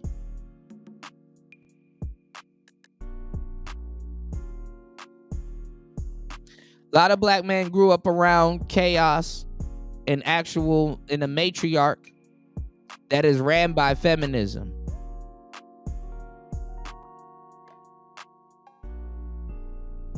And what was pushed onto the black community, and we talked about it over on AJ's, shout outs to AJ. What was pushed onto the black community is, eventually was going to work its way over to the white community. You know what I'm saying? We've talked about it multiple times with Miley Cyrus and a bunch of other different, examples and things like that. We talked about it. Because what black people did with the culture is making being rebellious cool. But it's not even comfortable rebelliousness. It's them reacting to something. It's them reacting to a society. It's them reacting to their environment. But you make it look cool because it's a lot on your plate. If y'all go around social media, I know some of y'all probably seen it, Have y'all seen that video going viral of that white girl singing Chicken Head?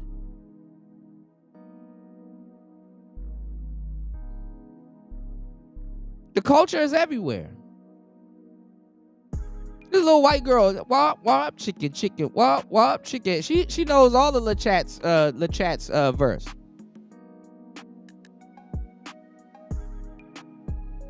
You go to the clubs and stuff like that. Yeah, Lil Wayne and Kodak Black and stuff like that. Yeah. That shit made its way into suburb culture. If Chief Keef wants to go perform in Chicago, he got to worry about getting shot. If he want to go perform in LA, he don't got to worry about all of that shit. He don't got to worry about getting shot up. He don't got to worry about half the shit that he has to worry about being around his own people.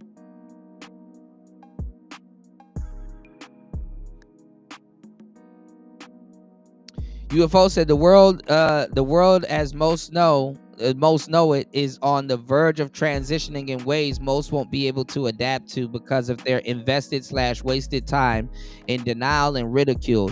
It's a wrap for most niggas. That's true. And I'm gonna tell you the truth too. The average person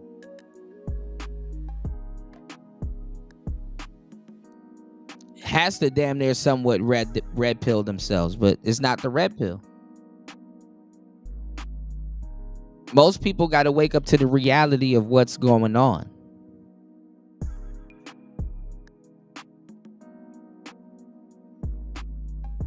And dating and relationships is a safe haven for a lot of people. It's a safe haven conversation. But they've stolen so much from us. Them niggas don't even know what they talking about. It's like, what are you talking about?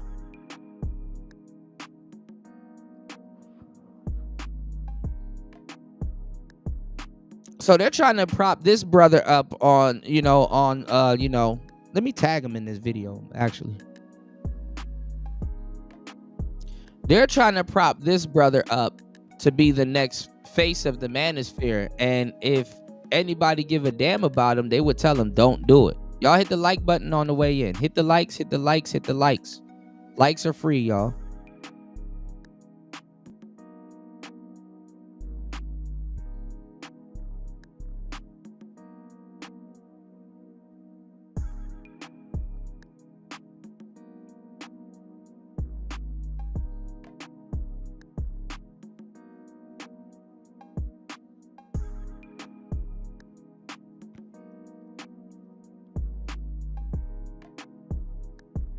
So a lot of the people that y'all are listening to, they're not red pilled. A lot of the people that y'all gonna come across is very true that you're gonna come across, like within like every 10 people that you're gonna come across that claim to be red pill, one of them probably got something to do with it. Real talk. Most of these guys, it was, I don't even know how and why all of these guys are claiming red pill right now, especially if they black. Because niggas used to talk crazy about actual people that were actual red pill. Claiming to be red pill was not a badge of honor.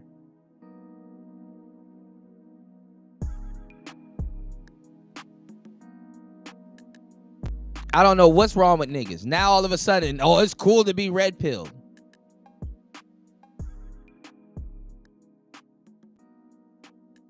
It's cool all of a sudden now to be red pilled. Oh, it's cool now to be red pilled. And that's the thing. Most people that don't know what they're talking about, they're calling red pill the people that hijack the black pill. They're calling them the incels and all that other stuff, and that's furthest from the truth. They had no idea what we were building. Are there incel people in the red pill? Sure. There's incel people in the blue pill. What are we talking about?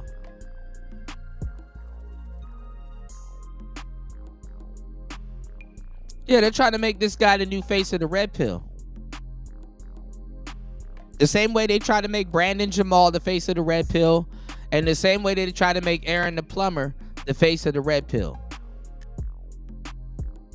And this is their feeble attempt to replace Kevin Samuels. Oh my God, there she goes. Shout outs to Beachy. What's going on? I gotta reach out to you. Good to see you. Good morning.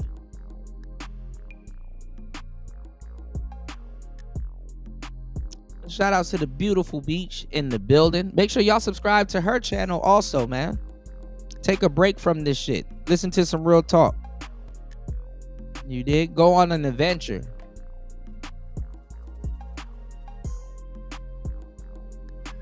A lot of dudes be like, ain't no real sisters moving around in these spaces, man. Shit. Shitting me.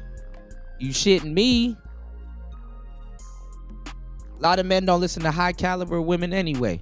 You said, they said red pill dudes hate women. Yeah, that's what I'm trying to say. Most of the guys that claim they've ran into actual red pill dudes, you never ran into no real red pill person. Never have. Never. You said, and the Brandon Jamal and the Aaron the Plumber era was crazy. Yeah, that's what I'm saying. And one play 5. But but this is the thing though. It's the brothers that felt that the space hasn't chosen them or really put them on, or they got into a conundrum and stuff like that. Because remember, MTR and a lot of people fumbled Aaron the Plumber. Look at him now. They D-riding Aaron the Plumber right now. Fresh and Fit and a lot of other people in this space, they fumbled Brandon Jamal. Look at Brandon Jamal right now. Those brothers are doing better than the people outside of the space. It's the guests that are in the space. Because respectfully, MTR is still new. Respectfully, Fresh and Fit, they're still new. They're still new. And I say this respectfully.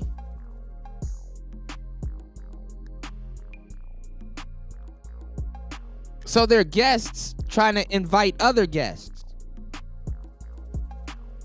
Even Kevin Samuels, even though he'd been in the trenches, he's still new. Kevin Samuels was still a student of the manosphere.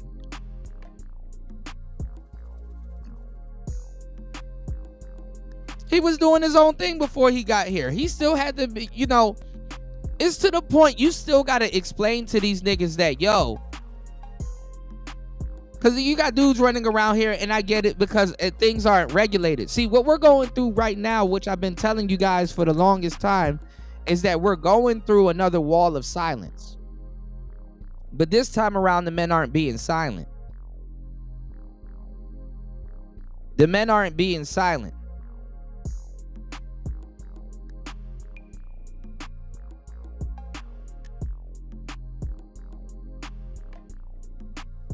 But now it's a bunch of confusion. The stage got to be set.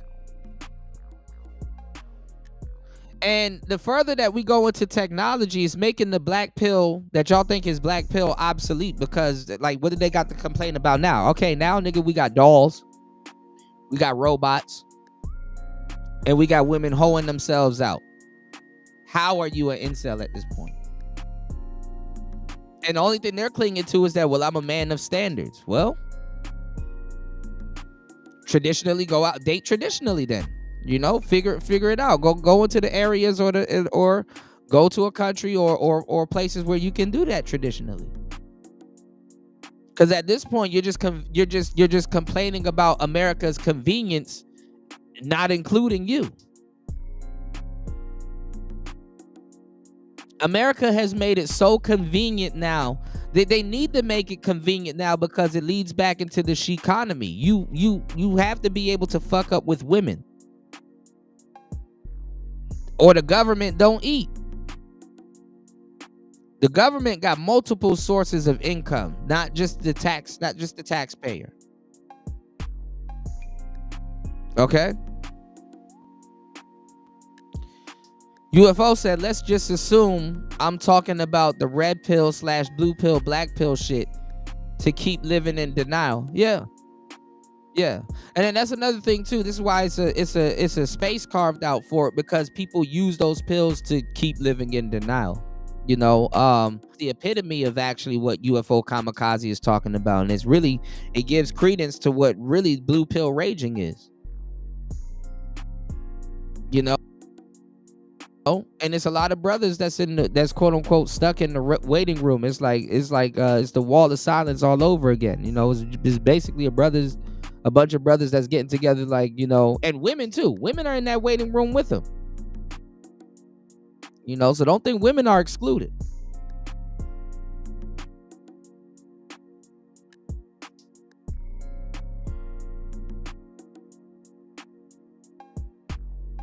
But anyway, we're gonna get back into this. I would advise you guys to go watch The Matrix over and over again, and hopefully something clicks.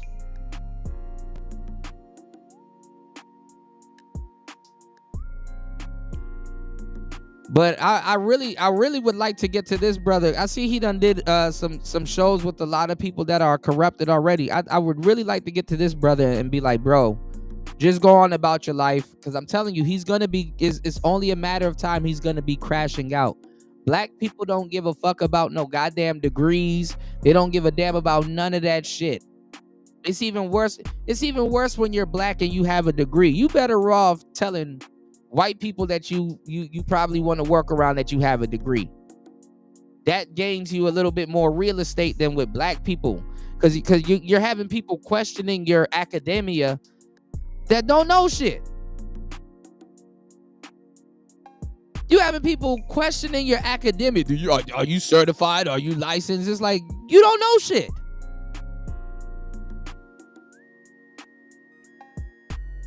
That's like some nigga that works at a grocery store that happens to be around a rocket, and he looking at you. You have a whole spacesuit on, asking you, hey man, do you know how to fly this rocket? And he asking you that dumbass question, and he don't even see your garb. You got a whole vacuum backpack on and shit. Like, do you know how to fly this rocket? Like, nigga, are you even supposed to be around this rocket? Somebody ordered pizza? Like, what's going on?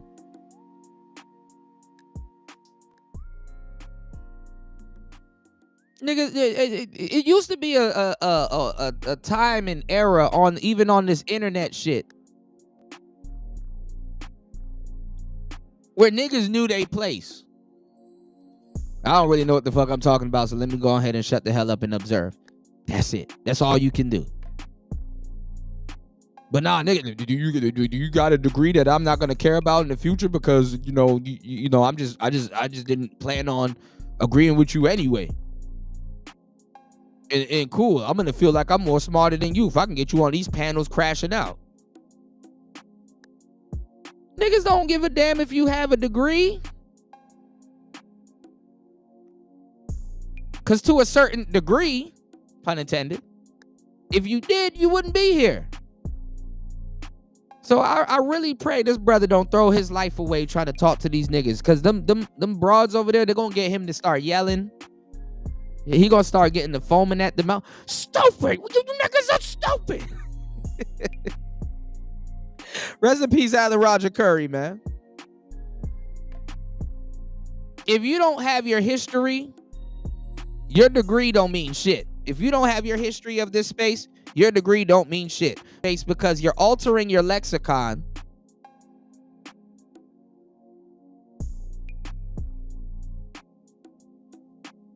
You're altering every single thing around you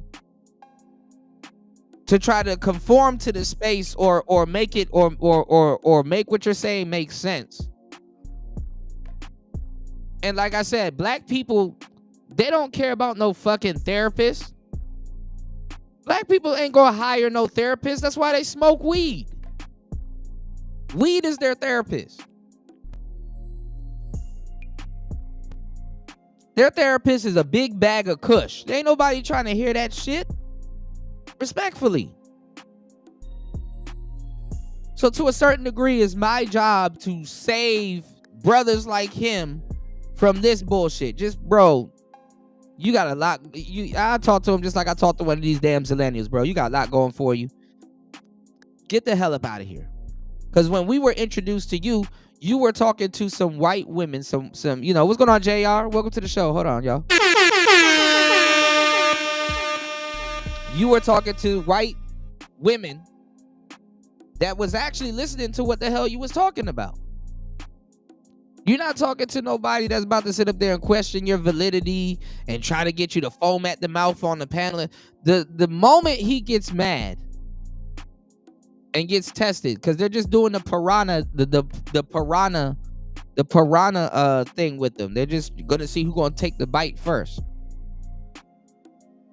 They're already trying to destroy his livelihood behind the scenes. So if he hasn't done enough damage to his life, bro, don't be trying to come in here living in the shadow of Kevin Samuels, because that's going to be a whole nother arc. That's going to be a whole nother arc to tear the black man down. Now the women and people and even men here have successfully turned the manosphere into a vehicle to destroy the black man. And that's really what people wanted in the beginning. And this is what's going to happen because y'all haven't put the people that should be on top on top. And you should know this. If you got a whole bunch of people sitting around trying to give y'all the kumbaya story and they haven't done their history, something that's, listen, the history in this space is more relevant than actual quote unquote black history. This is actually a part of black history, this space. But if they wasn't going to do the history on their own people, man, this space don't stand a damn chance. Real talk.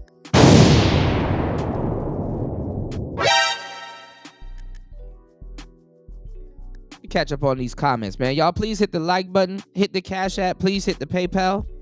I got you. It's Player Talk Radio. We're gonna get into it though. You said I used to argue like a motherfucker when it came to blue pill rage. I ain't never hear anyone saying it. Yeah, I talked about it a minute ago. There's a video I put out new more than 4 or 5 years ago, and it's a picture of a white kid holding a knife. And I talked about it vehemently on why white kids, it was a mass shooting or something like that. And I was like, why white kids be shooting shit up? You know what I'm saying? And I went in deep on it about, feminism and stuff actually really destroying a lot of white households and stuff like that. And, it's a little bit different when it comes to the manosphere and some of the white players, shout outs to my white players, but just giving the game and stuff like that. Niggas get born with a sense of no identity. To a certain degree, y'all get born with a sense of identity. That's why when shit go wrong, y'all know shit wrong. Whereas a black man, he got to navigate his life and be like, damn, I'm getting done wrong. I got to figure this shit out. Where do you start? I don't know. See, if you have an identity and a real traceable lineage and stuff like that, and you have family and stuff like that, if you have an identity, you have a compass. So you know when you getting done wrong. Black men it gotta be brought to their attention that they're being done wrong. So I talk about it. You dig? Absolutely, he has a YouTube channel. Absolutely. Give me 1 second. And I re-tagged them in this. You dig? So I talked about why white kids be shooting shit up. It's like they kamikaze out,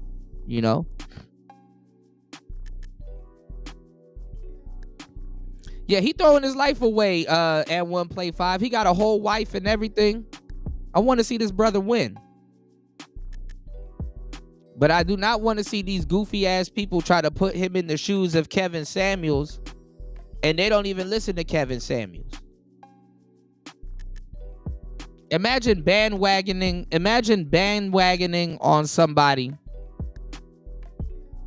and you don't even listen to him. Niggas getting Kevin Samuels tattooed on their body. Like, what are we doing? Niggas have pictures hung up in their houses like Martin Luther King, Kevin Samuels, and Barack Obama. And maybe Malcolm.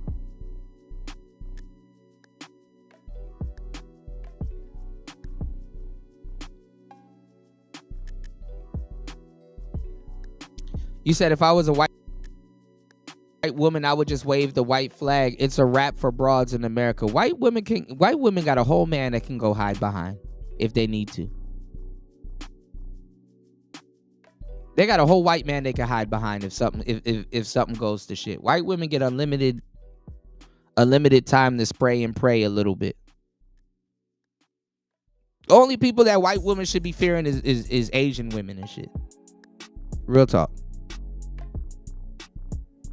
Give me 1 second real quick. Get into the game real quick.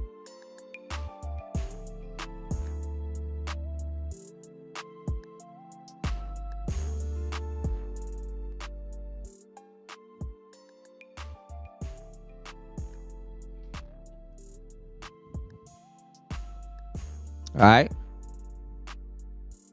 UFO said, to be clear, red pill / black pill shit has always been irrelevant to me for the most part. It's varying degrees of accepting or rejecting shit that no longer matters. I can see where you're coming from with that. You said nigga had the middle-aged white mom's litty.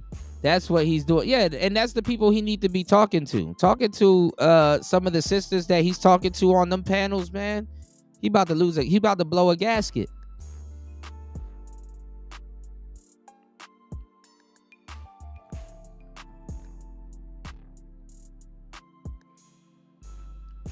True, JR. What's going on, Drip? Good to see you, broski. Hold on. Girl, thank you, girl. Sprinkle, sprinkle. Shout outs to everybody in the building. Please hit the like button, hit the PayPal, hit the Cash App. Please support the show at $PTV 888. That's $PTV. That's $PTV 888. When you guys support the show, we get more litty. Let's go. Please fuel the anger. And listen, I definitely want to open up the panel on today's show. If you guys would like to call in and chime in, let me know. We can open up the panel. All right. Women are always going to be all right. Shout outs to D Nation in the building too. Let's go.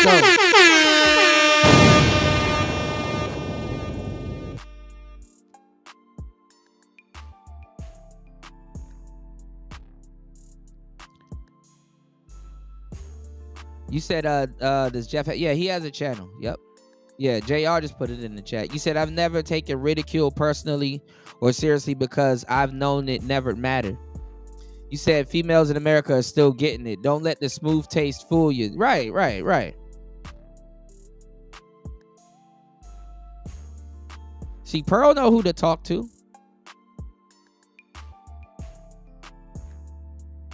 But see, she got rejected. Pearl got rejected. MTR went down with Pearl. He got rejected. Even though he's damn near at the top still too. But you know, Kevin Samuels was gonna promote MTR, Dennis Sperling, and the lead attorney, and you know, they were gonna be like the Avengers, the Manosphere Power Ranger Avengers type shit, you know. Hell, I even told y'all too. Y'all notice I told y'all, even look at Abba and Preach, right? If the Manosphere stopped responding to Abba and Preach, by default, they're gonna be doing Manosphere content. Even what's his name? FD Signifier. The dude that be stealing a bunch of our content and shit. If they stop responding to FD Signifier, them niggas are gonna do Manosphere content. Because what happens is you got a lot of women that are very smart and they're simp farming. And they simp farm a lot of the dudes, and some of the dudes that they're migrating over to have already been simp farmed. The only reason why these dudes haven't been shot off and killed off as quick as they would have been is because a lot of these dudes are already married. Putting y'all on some real game. A lot of those dudes are already married, so they need to kind of be out the game. You got a lot of married simps that get on the internet and simp. And their scapegoat is, well, I have a wife. There's some woman that I am taking care of and blah, blah, blah and stuff like that. That shit. And the funny part is that a lot of women see through that shit too. So they don't give a damn. You know what I'm saying? They don't give a damn if I don't give a damn if Anton Daniels got a wife and stuff like that. We still see they get real disrespectful. And it's damn near to the point where it should come out the cut. That's really what they want to do. You know what I'm saying? Some of those women, they want to get those people wives on the fucking line and be like, girl, you should leave him. He's a misogynist and blah, blah, blah. You know, because misandry is so open. This is how misandry works, y'all. That's why we call them misandria. You dig? Misandria. You dig? Shout outs to my brother Drip dropping the Q. Q.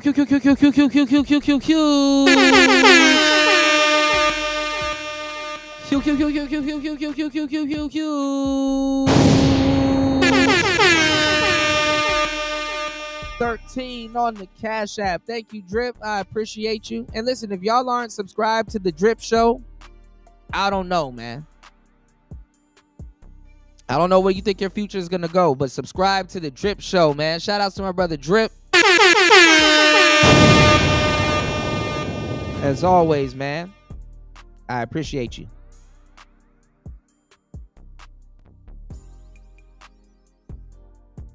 Yes, sir.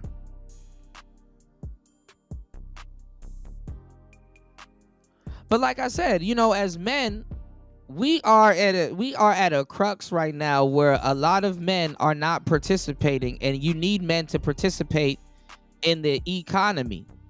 But the thing is, it's not about the economy, it's about the she-economy. They're leaning more into the she-economy. They need women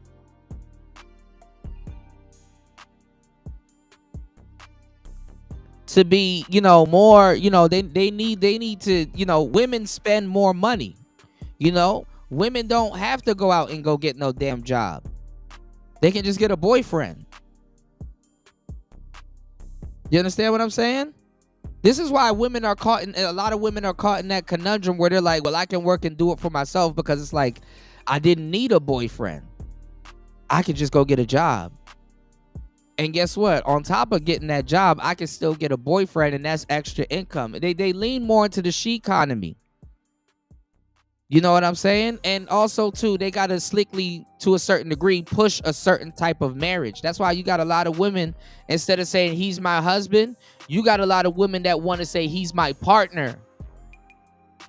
Because to a certain degree, the government loves it when marriages are controlled by the woman.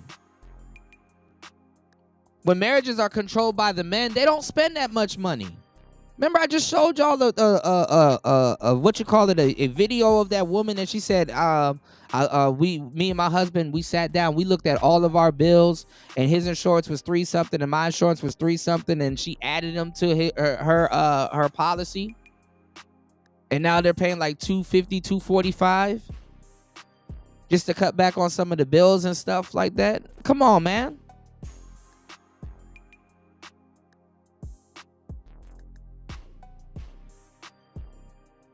And that's the thing also, you know, it's the control. It's about quote unquote control. Everything is emotional now. If you go look on YouTube, for somebody to get you to, it don't even have to be the title. For somebody to get you to click their video, the thumbnail. You know, it's always good to have a good title and a matching thumbnail, but the thumbnail gotta shock you. There has to be an emotion before an action.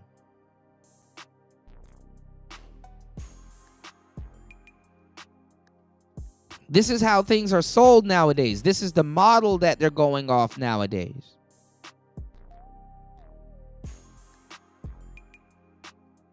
And somebody said that this therapist guy, he's here to talk to the women, which might be true. But there's a lot of dudes sitting around hearing the same shit, and it's like, bro, we've heard this before. This is why I'm telling this brother not to fucking waste his fucking time.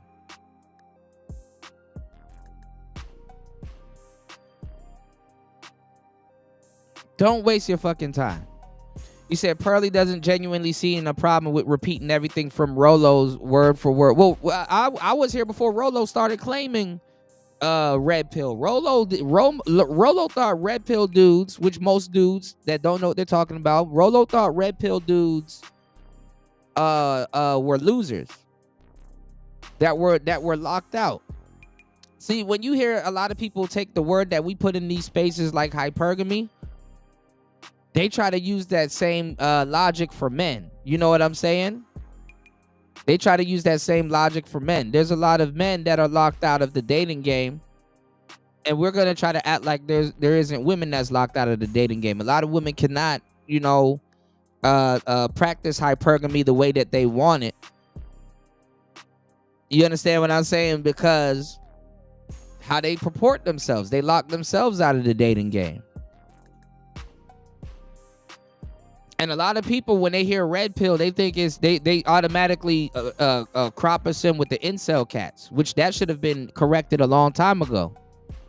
But so many dudes, uninformed, have been coming into these spaces.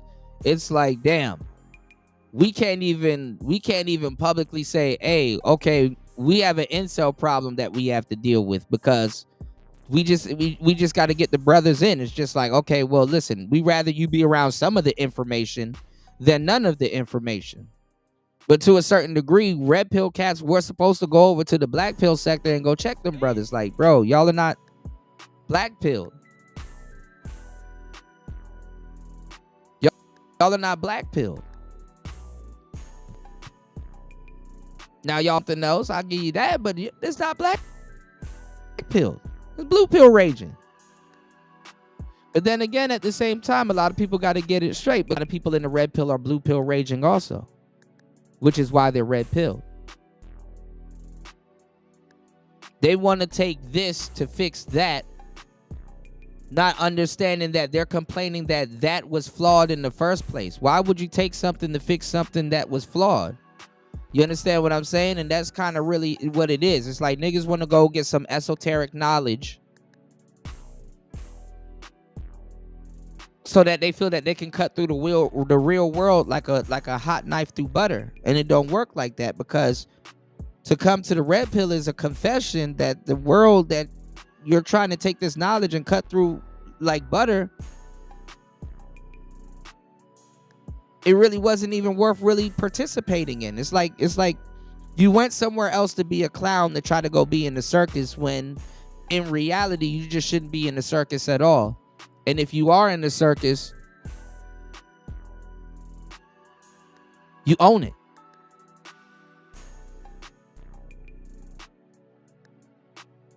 So that's why they come up with what's called, y'all, the purple pill. The purple pill is people that know better, but they still engage in certain things. But not just that. There's a sophisticated side to the purple pill also. So if you don't go black pill, you just go purple. It's like, yeah, you know, red pill shit.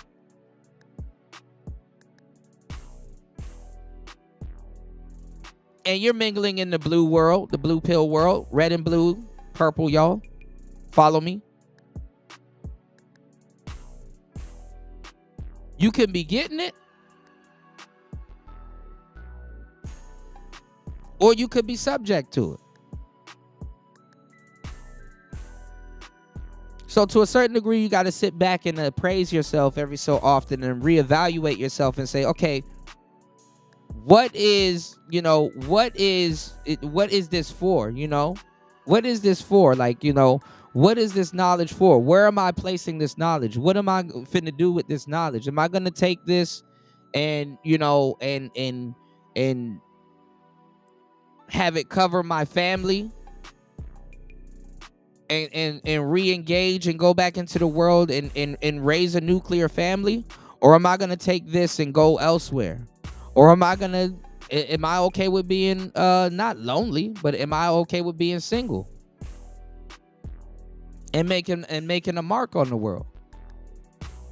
Because women are up here talking about some men are being lonely and they don't like it. It's like, no, y'all don't like it. And don't tempt me with a good time. I love being alone. Respectfully. And you got some women out there that like to be alone too. Nothing wrong with that.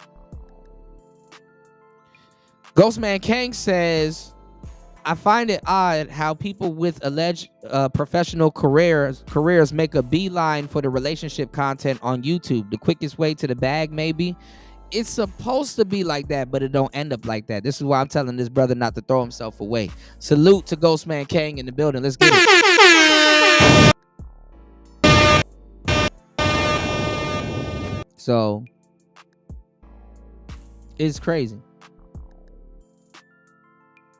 But let's get back into it. Sure, in the past, women could have gotten hangers and, went in the back alley to kind of get that situation addressed. But once it became more formalized in medical settings, it made their ability to be able to delay a lot of things that were typically done earlier for women and throughout human history. They said, I can wait till I'm my late 20s. I can wait till my 30s to do this now. And simultaneously, I can now have sex and choose my suitor. So that was one way in which they kind of opened up the door for women specifically to start to approach dating and marriage differently. Then when you had the sexual liberation movement, they were convinced that trying to do life like men, especially sexually, was going to have all of these significant benefits. The consequence, unfortunately, is not only was it a rise and increase in STDs, a rise and increase in single mother households, but also probably a significant degree of dissatisfaction with women when it comes to their ability to be able to pair bond, their ability to remain satisfied, and always the comparisons of what's next or who's next or who could be better. So yeah, I think that, many of these, and then of course we can't forget the social media and dating apps. It's just it's convinced a generation of women, specifically in the West, that there's always a better alternative. There's always a best option. And that with the influx of the likes, the influx of the comments, the influx of men in their DMs, they're convinced that because there's so many of these men that want me, that I have all these options. And the reality is they wouldn't sleep with most of those men. They wouldn't be in relationships with most of those men. But they've, in essence, kind of conflated all this attention I get on the outside with the reality of how few men I actually want and can actually end up with. I think it almost reveals women don't like men. Now, who have you heard say that word for word? I don't understand how this works, y'all. It went from men having nothing to say to now they're just saying every single thing that we've said. Word for word.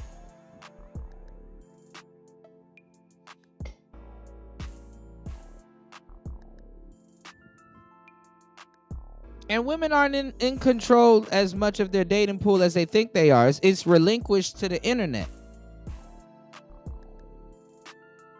Like I said, for women and men to take control of their dating pool, you got to go outside. Men are more in control of their dating pool on the internet than women are.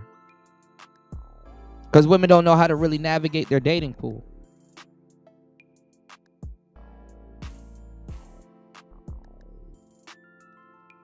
And then it's even worse now. And shout outs to AJ. We were talking about this over on AJ's show. Please hit the subscribe button if you found this channel through that show. And shout outs to Freezy. Please hit the subscribe button.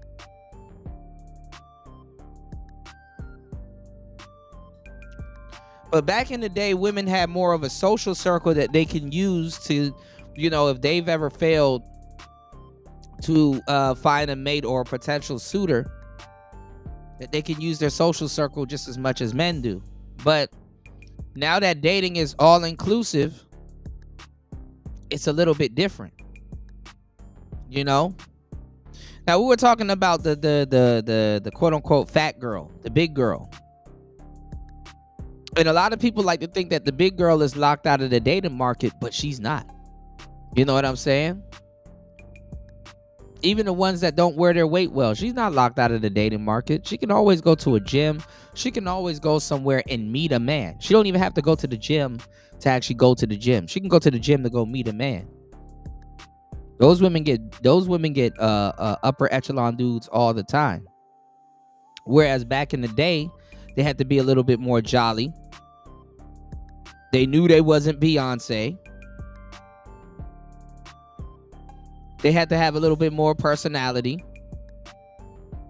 They had to offer food and cooking. They had to barter.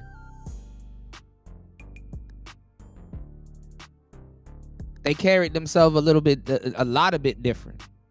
And what they would have to do, like, let's say if you were like a big girl, and let's say one of the most fucked up things is they had to get into fucked up relationships with certain women. You know, a lot of women, their friendships are fake. And how it kind of started was that, you know, yeah, I mean, of course, you grew up with people, you like people got personality, you got friends and all kinds of stuff. But I've been giving y'all the game. You got 6s that hang out with 4s to look like 6.5 7s.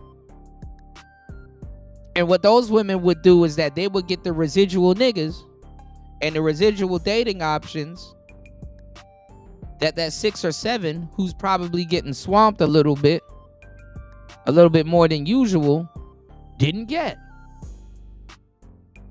or didn't want. And they would get themselves some decent, real good dudes. It's actually a pretty good dating strategy to a certain degree if it's pulled off right.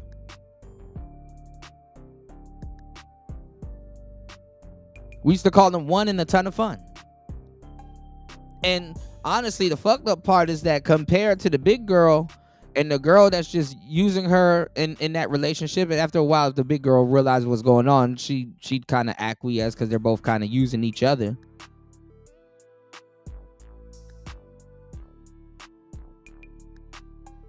You would realize that, damn, out of the pair, the big girl's actually the coolest one.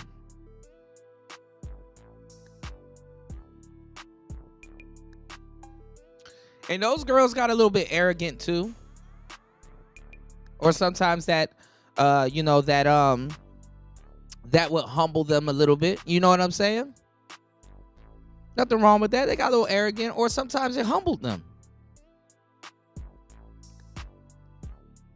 But nowadays, and like I said, with the dimes and stuff like that, like back in the days, you wouldn't see just frivolous, random, super gorgeous, universally gorgeous women walking around alone. Dimes are alone right now.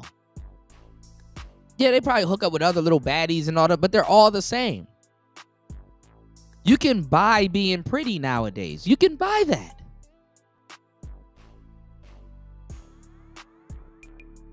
So we're in a different economy. What are you saying, Kuda? I'm telling you, I gave you the game. I'm telling you that a lot of women that could use their social circles, there is no social circle for them to use right now. A lot of them really can't meet dudes. With the internet, they're not even thinking about this. A lot of them can't really meet dudes through their friends like that anymore. They're not thinking like that. They're like, man, I got the internet.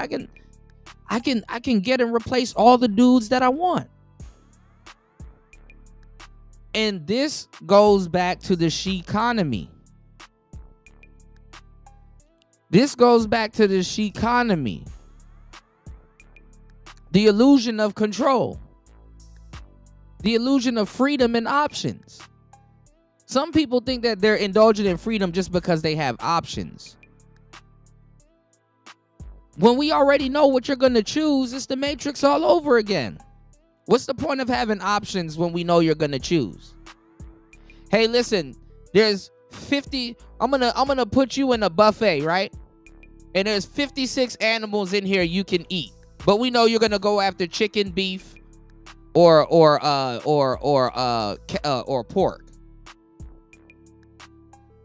Can we say that? Like, ain't no nigga gonna be at the damn buffet talk, man, I'm gonna try some of this emu meat real quick. We gonna see what a fucking shoe bell tastes like. Like, niggas ain't doing that.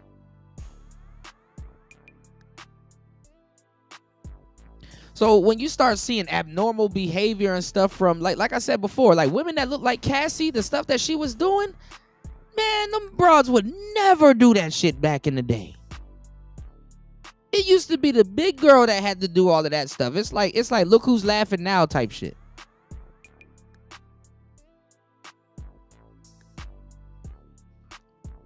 The big girl had to be the toilet bowl.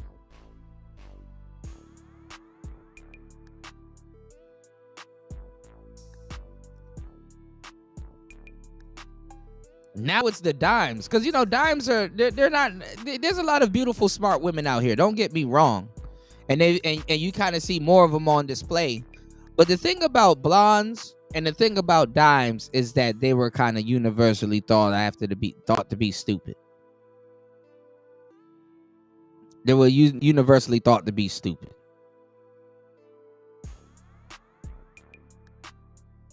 And I mean, that's a real shallow, dense way to look at it. But realistically, it's like, okay, she's pretty. She don't have to be smart. She can get a nigga that can be smart for both of them. I'm not even going to lie. Until I really started dating them before the internet really popped off like that, I didn't think dimes, were starving artists like that. But it made sense. We're going to talk about that a little bit later. It's player talk. Let's go. And this is why a lot of people like Pearl, too, to a certain degree, because she's more convincing. You understand what I'm saying? Is more tangible. People feel more relaxed and tangible around Pearl.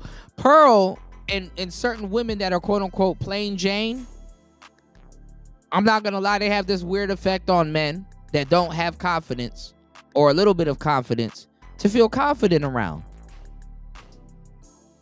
And this is why I told you guys, average women, or quote-unquote average women, they've always gotten the most men. They've always gotten the most men. But we're going to get into it. It's player talk. Y'all please hit the like button, support the show. Shout outs to my brother Drip. Let's get it. Let's go. Would you agree with that, or do you disagree? This is a tough one. Because it's like the second you're like, do you want to kill their kids? They're like, yup. The second they're like, do you want to leave your husbands? They're like, yup. The second they're like, do you want to be moms? Do you guys want to wait? They're like, let me wait as long as possible. You know, they say like revealed preferences versus stated preferences. So like people say they want things, but if you look at like their actions, it's not like, it's like the fat friend you keep taking to the gym. And they're like, I want to lose weight, and you're like, all right, come to the gym. Earl, first of all, I got a job, right? So I'm gonna try to keep it. Well, what I would say in response to that, believe it or not, is that I do agree that with optionality, people's natures have definitely been revealed much more clearly.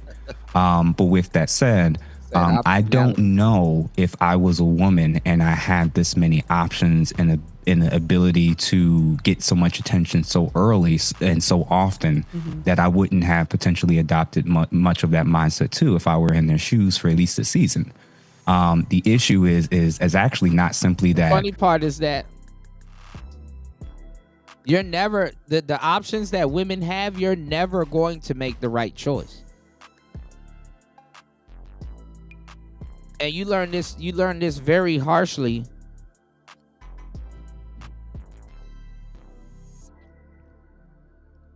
You learn this very harshly that you're never right. Let me tell y'all something. One thing that I've learned being a pickup artist and being a young player, in just real talk, I learned to embrace rejection. I learned no is no, and it's like, dang, ain't nothing wrong with no being no. And it really humbled me. I learned that rejection is not a bad thing. Rejection is a safety curve, because everything, if I never got told no, I'd be gone. I'd be fucked up in the game and I'd be gone. If you never get told no, if nothing ever humbles you and stuff like that, if you never get told no, I know it's not the best thing to be told. Actually, it really is. No is a really great word. No is not even rejection. No is actually really is really the standard. Men don't start living life until they realize the word no. You know what I'm saying? New said, man, please, I'm always right. You might be right now, and 3 minutes later, you're going to be wrong. That's the world that we live in. Everything is not supposed to be on demand like that. That's why I said it's a luxury to be understood. It's a luxury to even be able to be somewhat lazy. It's all a luxury.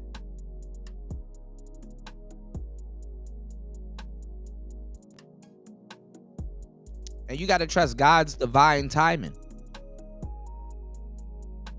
Because guess what? That girl that would have told you yes, she would have wasted your time. That girl and your money and your resources. That girl that would have told you yes, she would have had you on the other side of town in a fucked up neighborhood to where you would have lost your life or had to, or end up in the hospital. That girl that, she would have teased you or came to your house and swiped your Rolex or something like that, or scoped you out and get her brothers to come and rob you or something like that. No is good. It saves you from people from wasting your time. It saves you, it gives you a second look at people. It you know what I'm saying? There's nothing wrong with being told no. This is why a lot of people that should be black pilled should understand. It's like somebody say no, you'd be like, you know what? You right. Because I consider that there's things and things that are foreseen that I haven't seen yet. No is okay. It's okay to get told no. You're not always right.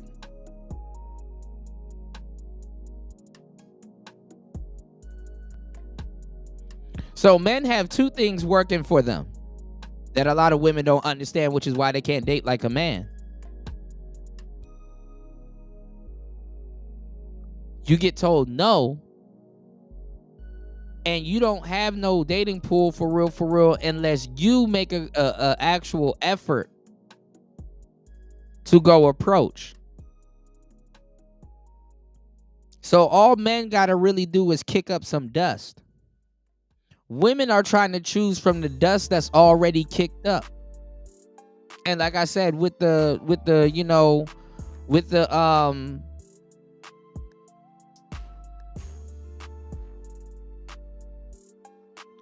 dating pool being all inclusive and stuff like that in the internet right now, everybody's dating pool greatly rose because the internet has become the club. You're on Club YouTube right now. I am your gracious DJ giving y'all this game. You are in Club YouTube right now. Shout outs to everybody that's over at Club Rumble right now. All you got to do is take the word app and replace it with club, and you will see what I'm saying. You got Club Tinder, you got Club Bumble, you got Club Scout, you got Club Facebook, you got Club like how much clubs do you need?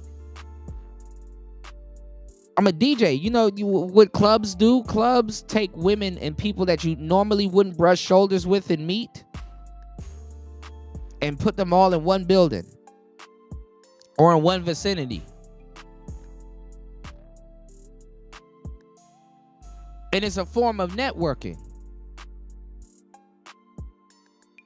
Back in the day, people made these love songs and they made certain things and stuff like that because they wanted to keep because people were more genuine. You loved people for who they were and you actually really got to know them and stuff like that. Now, why don't we have all these club songs? Because you're irreplaceable. Go listen to when that beat what year that To That Left to the Left song came out. You're irreplaceable.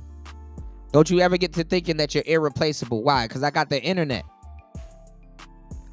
I don't gotta go above and beyond to go see no nigga. I can order nigga like Uber Eats. Don't you ever think that you're irreplaceable. Nigga, matter of fact, he'll be here in a minute. And the funny part is that y'all think a woman wrote that song. A woman sang that song, but Neo wrote that song.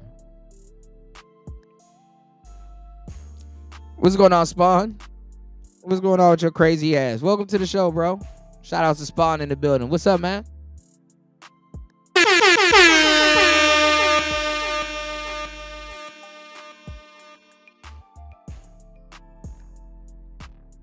Let me know if you want to join the panel, Spawn.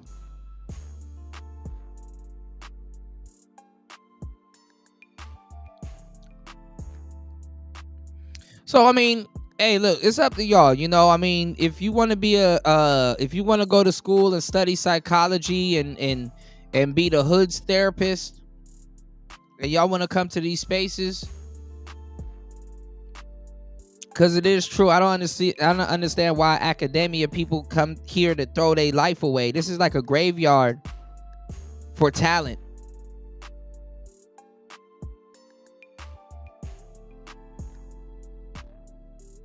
So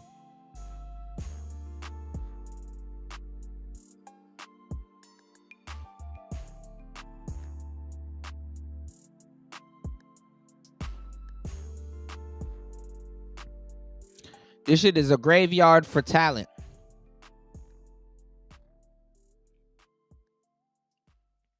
You're better off being fake in these spaces than being real. Okay, I got you, bro. But let's get it. Let's go. It's revealed that women have the capacity to be just as grimy as men in some respects. It also revealed that Women have way more of a capacity to be grimier than men.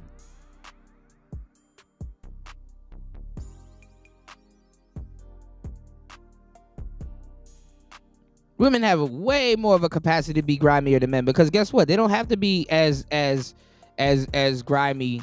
They could be grimy towards men, but they don't even have to do that. They could be. Y'all think women aren't dating other women and being grimy with them too?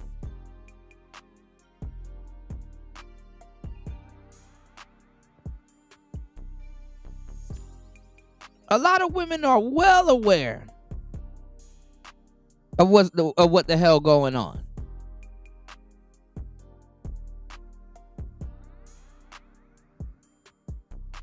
But let's go. that I think they saw something.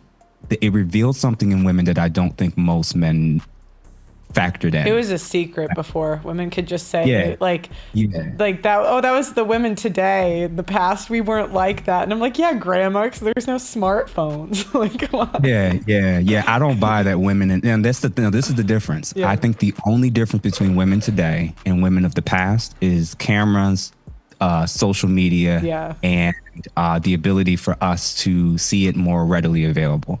I think women have always done what they wanted to do and picked their best option that they thought they can get in terms of a spouse. Very quickly might move on if a guy wasn't the right fit. I think female dating strategies by default is definitely different than men's. And I don't think that changed as much as it probably got exacerbated with all these things that I mentioned. Yeah, I agree. The one thing I think you said that I might have a different opinion on, I don't think, I think you said women are like traumatized from sleeping around. I don't really. I think it's just like a get out of jail free card they use later. I'm like, you did not look traumatized when you were like hanging out with Tyrone, Chad, Gavin. You seem fine. Yeah. But then you're gonna like cry later. But I think it's just so they could get a husband, because like obviously they can't be like, oh, I really enjoyed that. It was a lot of fun. So yeah, well, as a trauma, sorry to cut you off. As a trauma therapist, I actually know what trauma is. So it's very fascinating to see women and people specifically that overuse trauma, and everybody that I was with in the past as a narcissist. Like, I actually know what these terms mean and know how to measure them. So when I mean it, what I actually mean is that, yeah, they actually increase their chances to experience trauma because you keep dealing with so many men who you haven't probably vetted properly. So yeah, but a lot of times when they're using those words, it's not actually applying to the case. No, they don't want to vet them properly. You know what I mean?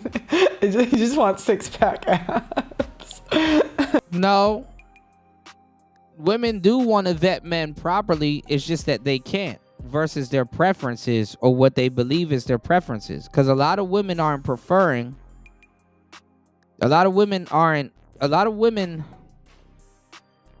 they're not going for their actual preferences. That's what I'm trying to tell y'all. A lot of women believe that they're in control, and they're really not in control as they think they are. You understand what I'm saying? Social media tells them who to prefer. Just like social media is telling a bunch of you goofy ass dudes that you need to be out here having all of this sex and all of this other shit. This is why dudes are you know, in a rush to be sleeping and or around and all this other stuff. And it's like, bro, Relax, bro. Oh, I need to be having all of this sex, and everywhere I look around is sex. Everything is sex. Oh my God, look at Cooking with Kaya. She not only is she making you food, but she's twerking. Some of that twerking is to take your attention off of that food might be trash. You're getting your visceral urges fucked with, and you don't even understand that. It's like, are you hungry or do you have a sexual appetite or both? You don't know real shit, and I hate to say it like this because it's gonna make me sound crazy, but it's the truth. You don't know what the coochie hitting on, and you don't know what that food tastes like. Thank you, girl. Sprinkle, sprinkle.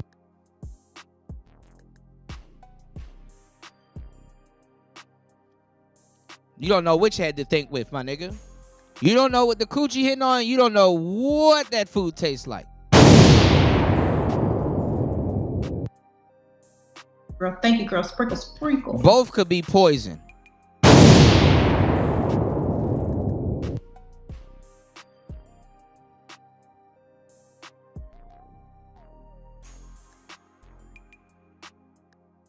And look how much grown women copied her.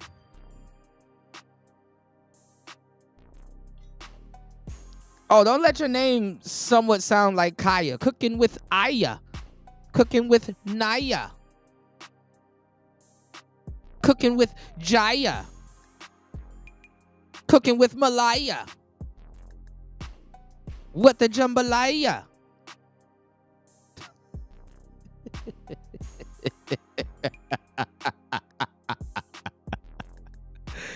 Oh my God. What a world that we live in, y'all.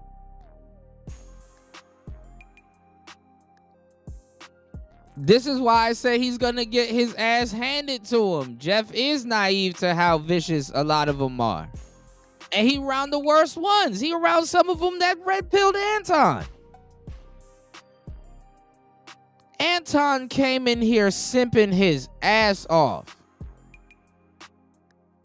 I remember when Anton came in here, and I like Anton. But let's just talk about it. We know, speaking of movies, other than The Matrix, because they came out around damn near the same time, we've all seen the Titanic before. Nigga, we get it. The ship is going to be at the bottom of the ocean. But by the end of this movie, we're going to have a ship at the bottom of the ocean and a bunch of people in the water swimming. We know how this ends. And what's funny is when the new guys come in, they don't understand how new they are because they're just so rocket fueled with our talking points. It's like, bro, he not even gonna listen to me. He not even gonna listen to me. The nigga that should be listening and studying, the message that the man is gonna give them is gonna fall on deaf ears.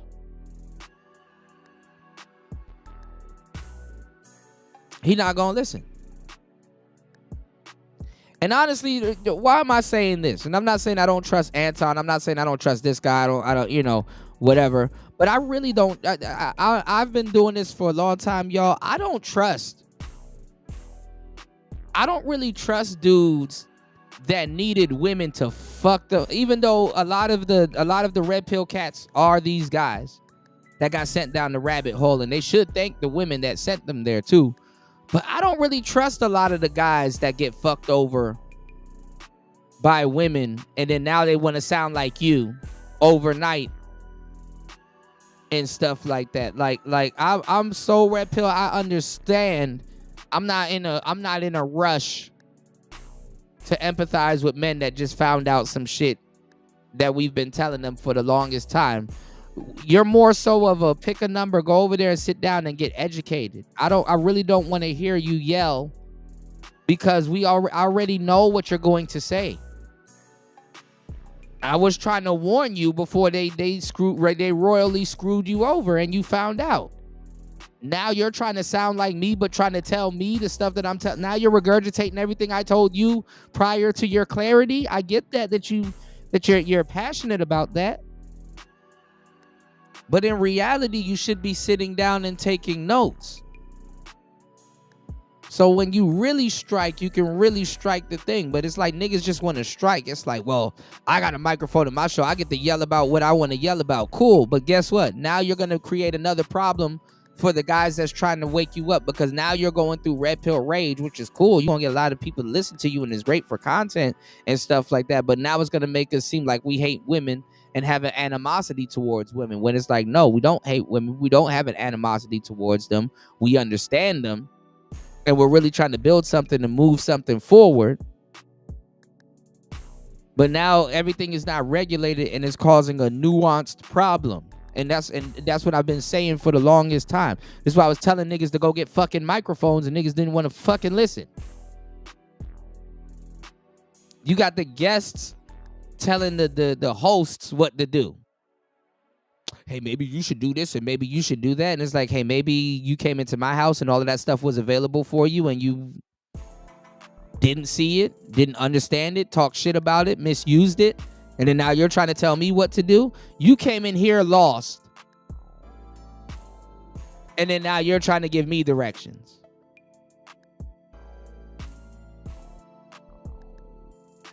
And not even smart enough to be like, dang, I didn't even know I came in the middle of politics and stuff like that. Let me ask you a question so I can sit back and learn and have some type of direction. Niggas used to pride themselves on at least knowing where to go. You can't be a leader if you don't know where to go. Or you haven't listened or been mentored by other great leaders. So what's the point of stealing talking points and all this other stuff and regurgitating talking points and shit like that, and you don't know what the hell you're doing? Or even respecting the people. Like, I wonder where that talking point come from. And is there a further conversation on this that I should be privy to before I make any moves in my life? Niggas don't think like this.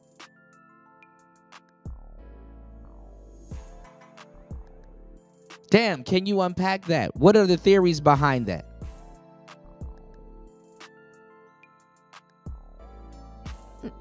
Dudes would just repeat some shit they heard somebody else say, and then they will present it as if they came up with it. And it's crazy.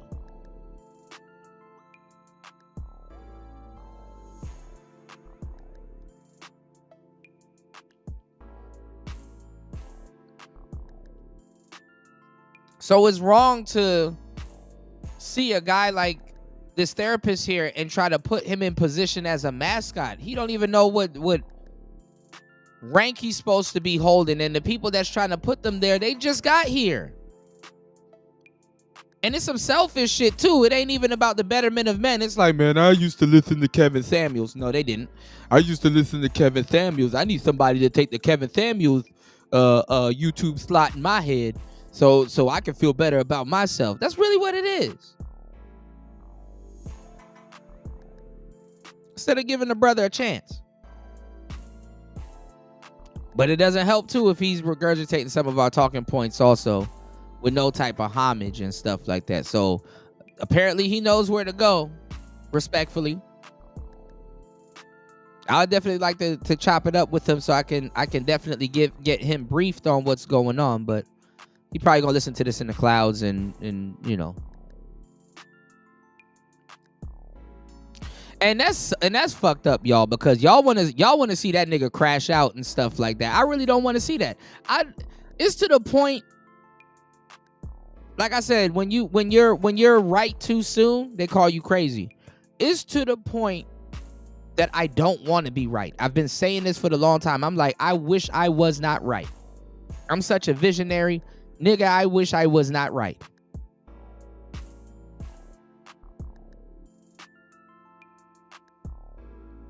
I wish I was not right about half the shit I be right about.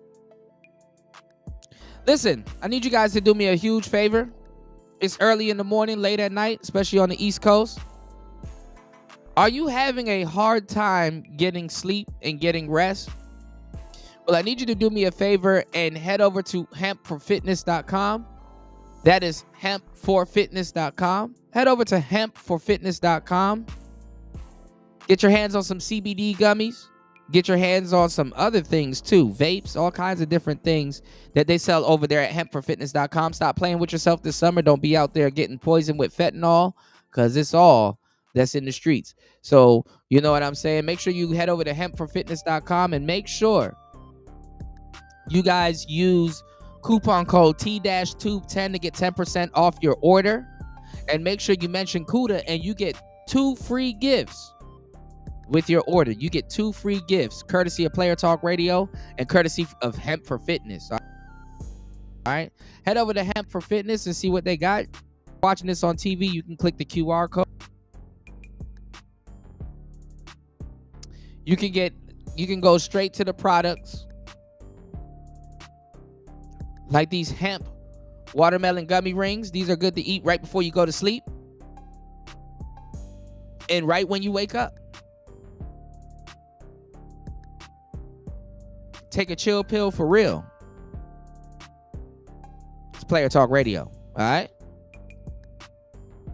And make sure you take your fitness seriously. And make sure you take your eating habits seriously. But the best step is the first step, all right? Head over to hempforfitness.com.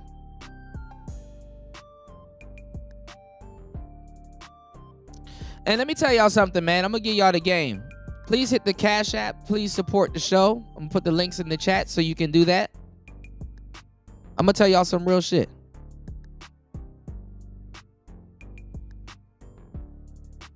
That an older OG told me. An older OG told me, he said, you have 3 currencies. He said you have knowledge, you have time, and you have money. When you need one of those things, use the other 2 to get it. Make sure y'all hit the like button, support the show. Hit the Cash App. I'm giving you some knowledge you can't get in college. He told me that you have 3 currencies: knowledge, time, and money. And when you need one, you use the other 2 to get it. If you want knowledge, use your time and use your money to acquire knowledge. If you want to spend or save time, use what you know and your dough to accomplish that for sure. If you want money, you have to use your knowledge and you have to use your time correctly to accumulate that. So all of these things are interchangeable. And those are the 3 currencies that you have as a human being, not just a man.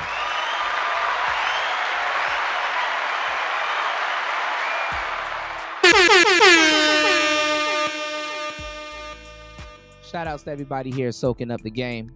Shout outs to everybody here supporting the game. It's Player Talk Radio. Let's get back into it. It's Player Talk. Let's go. Okay, so tell me what you mean by qualified and unqualified men. So yeah, in my last interview with the ladies at... Hold on, let me catch up. Everybody can use these so-called talking points because they weak. They soon to become a head-on collision. All the bitch gotta say is so. True. You said these hoes gonna run all over him. He simply doesn't have the personality to handle the cooking in the fire. He's about to enter. He just doesn't. It's just the trill. Yeah. I feel, I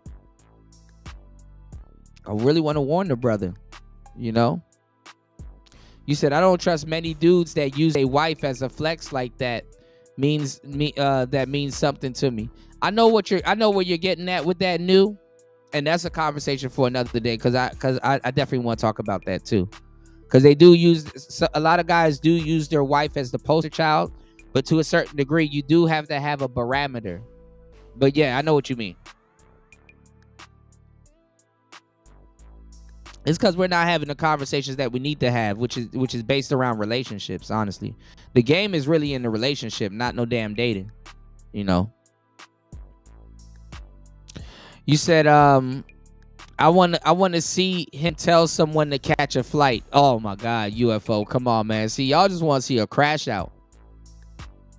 You said, I do. Married men coming around talking to chicks is funny. It is.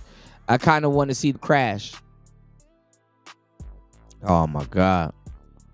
You said, I don't want to see the crash. I'm simply objectively analyzing his ish. I feel you. You said, say what you want about KS, but KS was ready for the prime time when he went up, because he came from our space. That's why. Emerged from our spaces. So he was ready when he got to wherever he wanted to go, or he had somewhat control of wherever he wanted to go once it came in. See, one of the worst things that can happen to you is that you go viral before you understand what the hell is going on. Because by the time you understand what the hell is going on, so you want to gain at least enough knowledge so that you can control your virality. Because going viral will fuck your life up. Let's get it. Sharing My Truth podcast, I had mentioned that there were men that were considered qualified and there were men that were considered unqualified, and that their and honestly, there's really no such thing as qualifications to a certain degree. It's the Wild West. It's an open world. You can be qualified as much as you want to be qualified, but she just want to date a hood nigga. And guess what's available? What she wants to date. Let's go. Experiences with women tends to be radically different. The men that I would say are qualified are typically men that have good to great income. They meet a certain height requirement, typically 6 feet or above. They're in fairly. This is the goofy shit all over again. Your income doesn't make you qualified for nothing but a house, my nigga. I don't know why y'all keep relating income with relationships. And you know what's funny? A lot of people talk down about Pookie and Ray Ray's and stuff like that, but have y'all ever considered that the nigga is good at problem solving?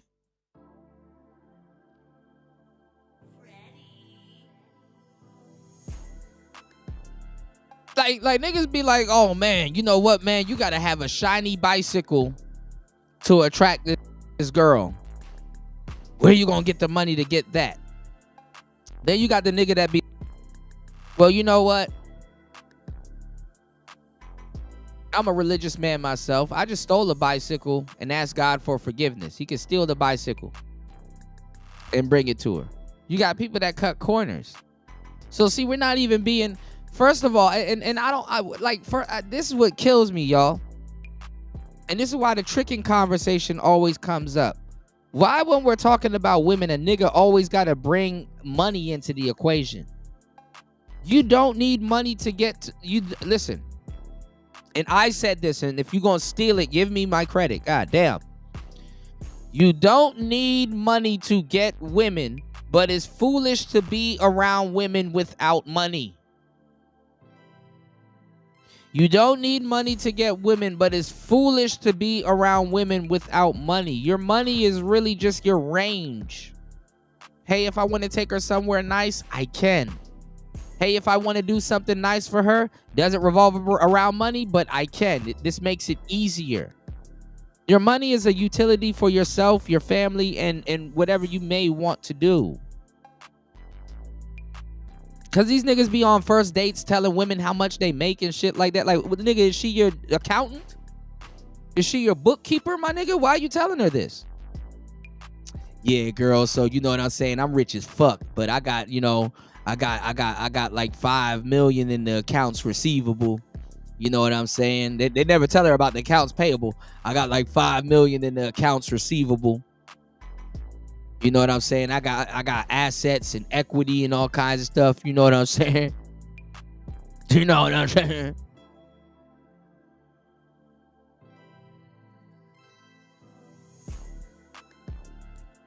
Niggas be telling her, man, I make 40K a year. I make 50. I make 100K a year. That's just the type of nigga. If you lead with your wallet, you become a wallet. Let's get it. Decent shape, fairly charismatic, confident, desired by multiple women and respected by multiple men. Those are the men that I would say, and most people would kind of identify as quote unquote qualified to have options with women, to be able to push off commitment, to be able to sleep with multiple. Any man, depending on how you are, any man can have options with women. if you have a cell phone device in your hand, you have options with women. Any man can have options with women. A sucker is born every 5 seconds, man. Every man can have an option. Every man has options with women. This doesn't count. Women simultaneously at the same time and never have to lead towards marriage. These are the quote unquote men that qualify to get access to women's sex, softness, love, intimacy, etc. Whereas the men that all of that shit don't mean nothing. Who the hell gives a damn about a woman's sex and softness and love? Any man can get that. Go look at the exes that these women talk about, the Pookies and the Ray Rays that y'all niggas like to talk about so much. And she gonna tell him that he had access to sex, he had access to her love, and he had exclusive access to her. Nigga, if you have a phone, the right app, and some Wi-Fi, you have access to that woman. These conversations are reset, respectfully. And I like the brother. These conversations are reset.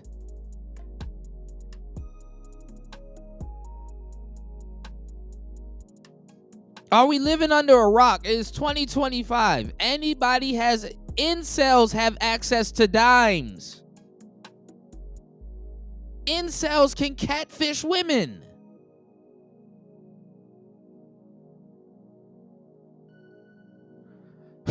Jesus Christ. are quote unquote unqualified, they're usually missing multiple of those check boxes, if not all of them. So, yeah, go ahead. Where would you put men, like, because there's certain men in just certain environments where they're broke, but they get a lot of women. Like, you know how it is, the salsa instructor, like the club promoter. You know what I mean? Where would you put them as qualified or unqualified if, like, they don't have the money, but they still get women? What the fuck is dating? What the fuck's being with women and bro? Women and money are separate. Y'all will get very far if y'all think of it. Women and money are separate. Again, you don't need money to get with women, but it's foolish to be around women without money. And no, I said foolish. That's not even a deal breaker. The bartender in LA, they got all the actors. But yeah, sorry, go ahead. Yeah, for men that don't check off all the boxes, you typically have to be exceptional at least one or two. Okay. You don't have to be an exceptional. If you are a broke bartender, how do you get women? I'll give you a better answer because I've been doing this for a long time. It's called social currency. Oh my God, how does the broke bartender get with women? Because he knows a lot of women. And when they come to his bar, they see all of the women flock over to him. And he knows how to make a stiff drink. And he can always even utilize the resources at his job. Like, listen. Like, y'all niggas are acting dumb. Like, what the fuck? If he wants to take women out, you know what he does to save money that he don't got? He takes them to his job, where there's a bunch of women and people around there that respect him and that like him within those walls. And they're like, yo, I'm going to get y'all some free drinks. You don't have to spend money.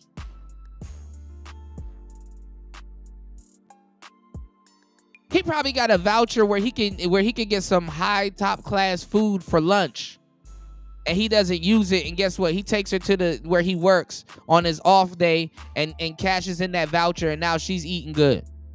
And she don't even know. He don't even have to tell her that he works there. He can tell all the waiters and waitresses, yo, when I bring in my date on Friday, just act like you don't know me, but kind of upplay the situation. Now he got wingmen and wing women. Like, there's 1,000 ways to skin a cat. Let me tell y'all something, man, which y'all gonna realize sooner or later, because this shit comes from players and dating coaches and stuff like that. All of these manosphere talking points that y'all like to steal. If there was a player that's around, Ruthless Chris. If there was a player that was around back in the day that knows his shit, He'll give you a solution for all of this stuff. Let me tell you the pinnacle of being a man. And one of the things that's not really talked about in relationships is your problem solving skills. Problem solving skills will get you, you know, way further than anything else. You want to know why a lot of niggas went to jail? Because they didn't have problem solving skills. You want to know why a lot of niggas lost their woman? Problem solving skills. They didn't have it. You got to be able to recognize a problem and solve it. That's really what it is. It's really about problem solving skills. I don't know what nigga looks at himself and be like, man, you know what, man, shit, I just started making 100K. Now I'm qualified to date. Oh, so average people ain't dating? And first of all, you got a lot of women that will go Dutch with you. So I really don't know what these niggas are talking about, man. You gotta make $40,000 just to talk to her. Some goofy broad with no conversation. It's about problem solving skills. That's one of the most underrated things to have in a relationship. What keeps relationships together? Problem solving skills. Okay, this is a problem, but this is the route that we're gonna take, whether we're together or not. This is what you do. It's not about who's right. It's about what's right. So what is right in this situation? This. Problem solving skills. So I ain't gonna lie. Bro's already wrong talking about money when it comes to dealing with people. It has no correlation. Now, if you're in a relationship with somebody, money can be a factor, but that's a little bit later. That's something else. We're talking about dating. We're talking about somebody talking to your representative. Your representative could be broke, but you in an actual relationship could have bread.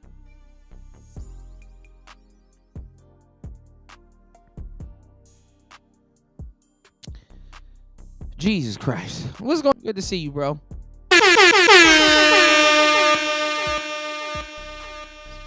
So don't really listen to, I mean, now you can listen to it the fuck you want to, but don't really, listen, take this shit with a grain of salt. Don't really follow nobody that's like really trying to tell you about money and shit. That plays back into the woman's frame.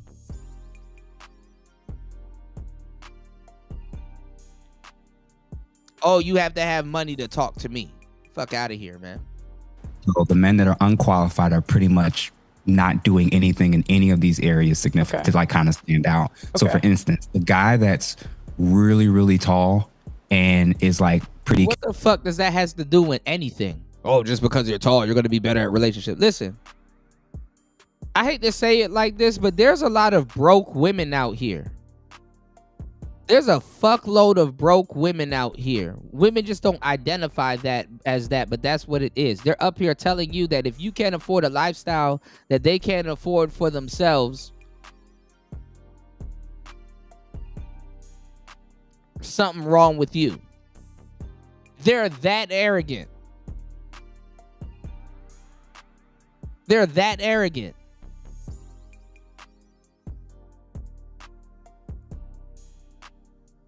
So you got a lot of broke women out here, and that doesn't deter them from dating. That doesn't deter them from talking crazy about you. That doesn't deter them from having attitudes and flipping the table and throwing drinks and stuff like that. That shit is crazy. So I really don't care about if y'all not gonna tell broke women how to act and purport themselves on a fucking date and shit like that. I'm not about to listen to them tell, oh man, you broke, you can't date. Yes, you can.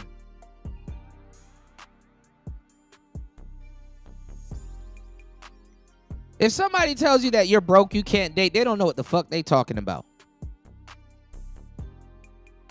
Respectfully. Again, you don't need money to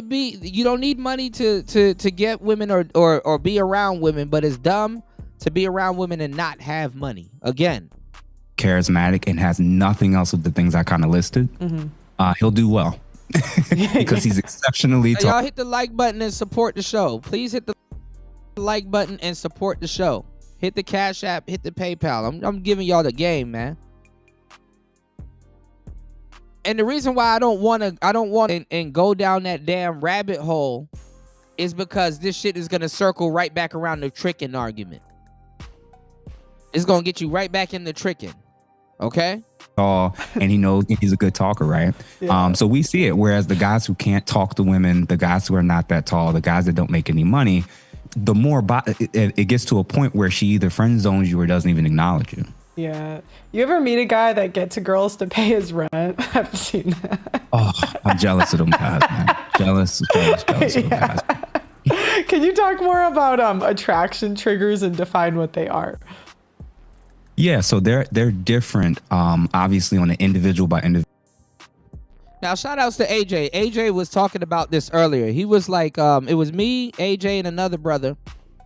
And he was like, oh, okay, well, listen, when the girls come around us or we get around girls or women, they might be attracted to me because I got game, or they might be attracted to him because he does something or the other guy does something. And I was like, correct.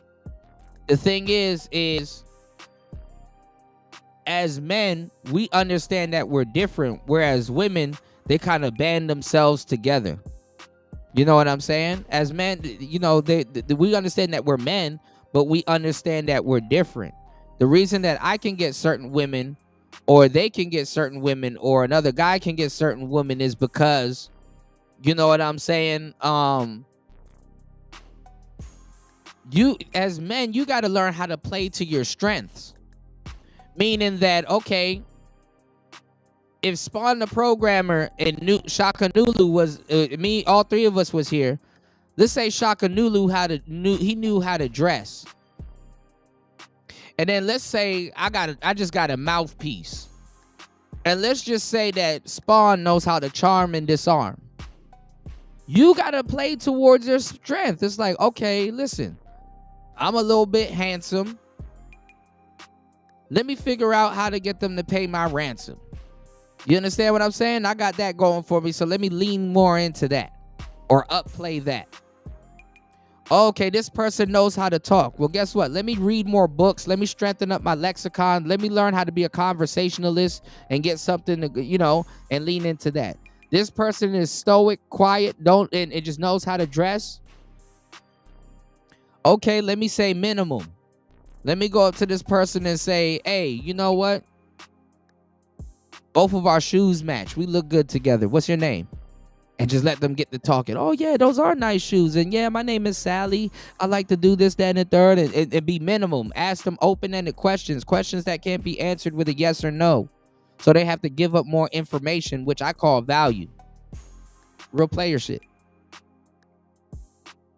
It's not that hard. Play to your strengths. Play to your strengths. You got to learn how to purport yourself and articulate yourself. You can have a lot of guys have amazing things going for themselves, but they're stumped because they're looking at the other guy, the next man, and they think that that's competition. Ain't no such thing as competition. There's everyone's a dime now.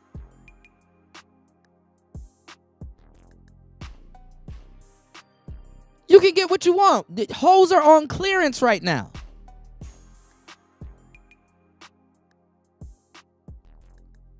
We can talk about some, oh, but I gotta have money. Let me tell you something about the human brain. It compartmentalizes things. As men, we have approach anxiety. So we're gonna come up and find every single excuse in the book to not approach. Pickup artists, what we call that, we used to alleviate that. We used to have this thing called the 3-second rule, and it's just like it's just like, listen, no matter what happens, within 3 seconds of seeing a woman, just go approach her. Fuck it, take whatever comes behind it. And what you learn out of doing that is that, okay, yeah, you know, really take action, because your mind isn't always right. See, your mind is an instrument, and your mind is built to protect you. See, if you had a stove, and as a kid, and you burnt your hand on that stove, you're gonna think that, oh man, them stoves are bad. I burnt my hand on them. I would never, get around the stove again. I'm not about to, you know what I'm saying, deal with that stove and blah blah blah. Whereas a stove is an instrument that, yeah, it can burn your house down, but it can also cook you a meal. Yeah, a sword can slice you up, but it can also be a tool for you to defend yourself. You understand? Man, y'all hit the like button, support a brother that's really giving y'all the game instead of giving y'all some bullshit, giving y'all some quality. This is quality content. Please hit the like button and support the show. Niggas ain't even out here talking like this, man. Play to your strengths. Stop feeling bad and drawing your confidence from something that goes up and down. Let's go. Individual level, but the things that I just listed are typically from the female perspective, the female side, typically some of the key cues that they're looking for. So from an attraction trigger perspective, women typically don't want to get with the guy that they can't sense that other women also think is attractive. So the problem that we're kind of having in terms of like this whole topic and this, I don't understand how women have more of a poker face than men. Respectfully, what do women know anyway? She looking to you. It don't even matter what she knows. Even for her. She's like, okay, why would I listen to this nigga? If I know more than him, why will I abandon my train of thought for what the hell he talking about and he don't know what he talking about? You can't even get a woman to a woman that's spraying and praying. You can't get them to abandon their thinking because their frame is higher than yours.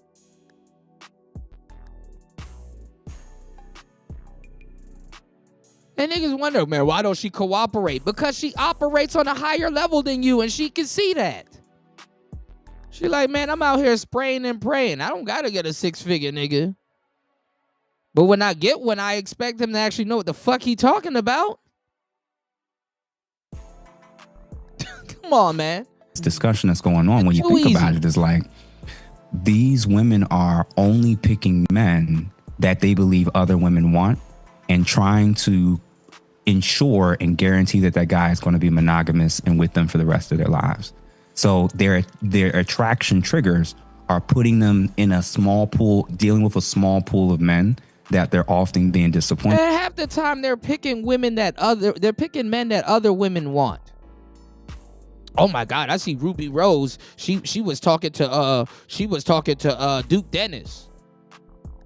What's the Duke Dennis? Oh, I don't see what's so intriguing about him. Let me go follow him and see what he's talking about. He's so intriguing. And here come you dudes brown nosing behind bitches, man. You gotta be a streamer and you gotta be Duke Dennis to get bitches, and you gotta.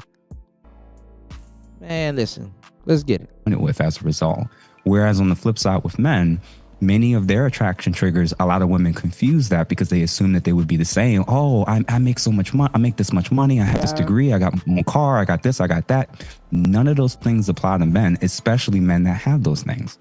So men, many of our attraction triggers are softness, femininity, nurturing, the desire to potentially start a family, a willingness to be able to listen and learn from him and not feel like she has to constantly lead or dominate. Those are a lot of the things that men are typically looking for, and particularly attracted to. So for whatever reason, it seems like a lot of men aren't checking off the boxes in terms of attraction triggers that women are typically looking for. And unfortunately in the West, that's probably true to an extent because a lot of the women, unfortunately, in this country and in Canada and in UK and in Australia and other Western countries, they don't desire the need to develop those things that men are attracted to. They just project what they want onto the man and expect him to expect the same from them. You know what's interesting? Because I've interviewed 1,000 women on my show. And the women that I met that I would say had the highest femininity, there's always like a reason. There's always a but. Like it was very necessary. Like they either highly struggled with weight or had children. So it seemed like it was kind of made out of like necessity. And I was in London, so I was interviewing women from all over the world. But I would find if there was ever like really, really high femininity, there would always be a catch. Is that what you've seen? Like, is that what you've seen? Man. Or maybe you've seen other things. It's a mix. It's a mix. So sometimes it's actually because of religious upbringing and them being very sheltered and still sheltered. Because typically, and you'll see it, and you've probably talked about it on your show, there's definitely instances where they had a great father that was very caring and very protective. And, you know, before you knew it, they ended up, you know, going to college and all of that went out the window, right? So yeah, sometimes life humbles them. Sometimes it's because of their background and what they're still remaining in. I definitely agree that it's rarer to find in Western countries for sure. But I've also experienced women who tend to stay to themselves and are not really in the mix. And I don't want to say that they're female loners, but they normally won't catch the eye of most men unless they just happen to be in the same proximity. Yeah. Of the men that you said are like able to cheat, in your experience, what % do? So not what you've read, not what you've seen online, like in your personal, what you've seen in real life. If I had to put a genuine, true number on it, I would think 30 to 40% of men probably have cheated. And this is going to be one of the first shocking things I'm going to say on your show. I think women cheat far more. Oh, yeah. Far more. They're better cheaters. They're more secretive about it. They don't get the same punishments for doing it like men will. So yeah, and even when they do cheat and they admit it to each other, they don't view their cheating the same way they view men's cheating. So this is why they can still remain friends with homegirls that they knew were doing all this stuff on the side. Whereas for a man to do it, listen, women don't give a damn about their home as long as that woman ain't cheating with their man. And I'm not even gonna lie, women be still friends with bitches that cheat on them with their man. Women don't look at it like that. See, this is the thing, and it's even worse when you have a therapist or a psychologist trying to jump into this lane. It's like, oh, you didn't get the point. You didn't get the part that there's female psychology. I hear the psychology shit that you're talking about as a man, but there's a whole psychology around females. That if you understand basic psychology, it makes sense. Let me thwart everything he just said. And I just got back and was listening to it. I'm like, oh, that's an easy one. Let me thwart everything he just says. You want to know why women, other than another woman cheating on a woman with her man or dating one of her boyfriends and stuff like that, you want to know why other women don't get mad at other women or look down on other women too much in disgust when they see that woman cheating? Or they know about one of their homegirls cheating? You want to know why? Because she doesn't look at that woman as cheating. She doesn't look at her her actions as being deceptive or anything like that. She looks at it as that the woman is exercising her options. She's not gonna say, oh, this is a fucked up girl because she's cheating. No, she's gonna be like, if anything, she's gonna be like, let me make sure to keep my man away from her. And then here's another thing that y'all are not even factoring in. A lot of these women done slept with their homegirls.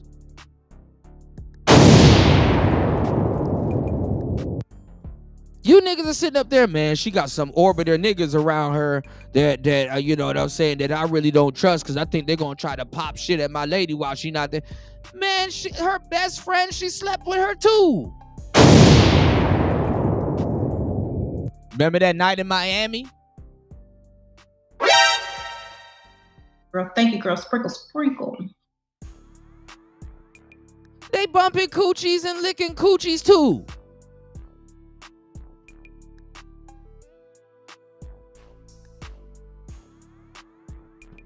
I am a nasty woman. They bumping coochies too. I'm sorry. I'm a pioneer and I'm a senior manispherian. Nigga, I don't want to hear this shit. This is surface. This is kindergarten. Shock me. Say some real shit. Shock me. Move the conversation forward. You know what, Alan? Before I became an author, Alan Roger Curry told me some real shit because I was one of his last interviews that he did. Alan Roger Curry told me some real shit, which is true, and this is why I respect the pickup artists and a couple of other people that came in these spaces and stole some shit, certain degree, that made history. If you're going to do something or go into a space, at least do it and move something forward. Like, have something to contribute. Throw something to the pot, in the pot. We already sitting up here smoking kush and doing all kinds of shit. We are already sitting up here smoking some high-grade weed, right? And let's say somebody wants to come in and be like, hey, man, I'm going to throw something in the pot. And then they come in here with Reggie. And it's like, oh, my God. Bro, that's Reggie. Nigga done came in here with the Reginald. Bro, just don't even roll that up, bro. Don't even throw that away. Don't even pass that.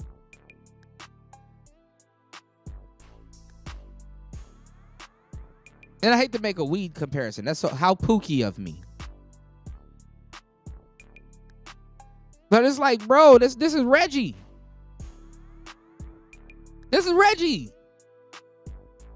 This is Reginald.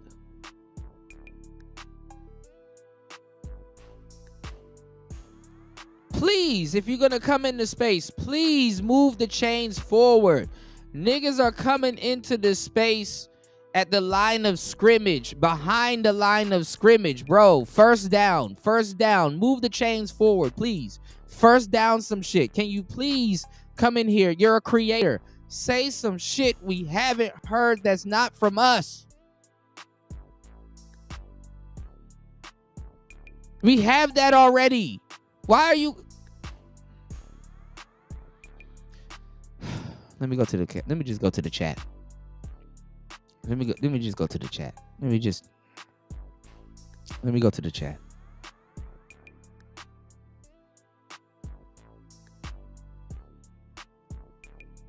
Let me just go to the chat. I don't want another Kevin Samuels. We had him already. Shout outs to Kevin. Rest in peace to him. God damn. You said they don't want to hear it. I have got a lot of kitty because of my intelligence. Absolutely. You said my ex-wife of 15 years gave me her number when we met, and it didn't take me 3 weeks before I called her. Real shit. Absolutely. And what y'all said was true for also. I stopped approaching women to a certain degree also when I realized that they would approach me or be making passes at me. It's 2025 and you got to still tell a guy how to recognize what a pass is. Shout outs to this brother though. Shout outs to Ray. What's going on, Ray? I got you. Shout outs to Ray in the building. Let's go.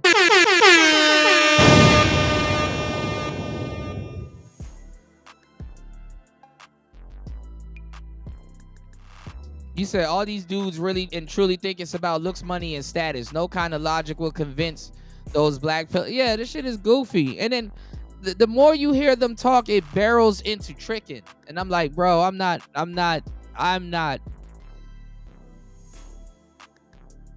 trying to listen to this rhetoric for another 2 years. Because they're going to have some type of weird red pill epiphany. Oh my God, I could just trick. I'm not trying to listen to that.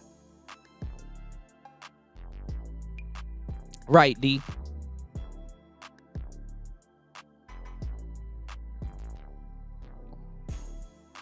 Reg the Bud guy.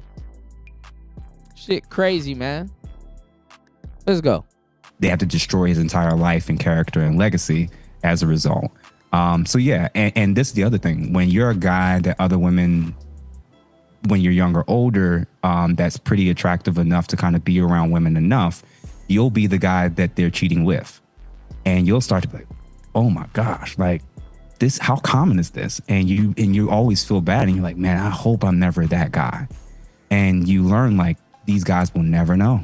A lot of these guys would never, ever, ever know. So I absolutely think that probably 30 to 40% of men cheat or have cheated, and I think that number is probably 50 to 60% of women, and I'm honestly probably being conservative when I say that. Yeah, and that doesn't include like messages and like I'm assuming you're just limiting it to physical cheating, right? Yeah. Like if you included women having like Yeah. a work husband or something else, it would probably be even 80 or 90. When y'all will get this through your head that women are players and women are red pilled, maybe realize something. Women are players. Women are red pilled. They are players. They are red pilled. They are players. They are red pilled. Women are players. They are red pilled. They are players. They are red pilled. Even that little girl that you think that don't got no dating options, she's lying. She's a player and she's a red pill. She is a player. She's a red pill. Women are players. They are red pilled. They are players. They are red pilled. They are players. They are red pilled. God damn. Niggas be, oh man, Cooter, I'm waiting for a sign. Here's your sign. They're players and red pills. Listen, I don't know about 80, 90%, but what I have observed is that there are other things that I've seen the double standard when the things that they will go off on a man for in terms of cheating or looking for attention and validation outside the relationship, they have no problem receiving it on their end. If they see that their man, their boyfriend, their husband is liking another woman's picture, they will freak out. But the idea of them making their profile private, they're like, why would I do that? He's controlling. So they just see these things like totally different. Like people liking their bikini pictures that are not women, they just is like, that's just normal. But him liking a woman who's half naked or in a bikini. You want to know why women blow a gasket? Because they believe that he has a chance with them.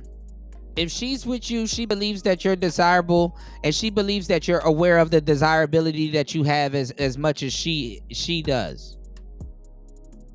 They're blowing a gasket because you have access to that. First of all, you shouldn't even have access to that. The same way y'all niggas sit around here and complain about a woman that fucking is your woman when she goes outside butt naked, and you're like, man, those type of guys shouldn't even have access to you. Bad enough they can get on Facebook and have access to you.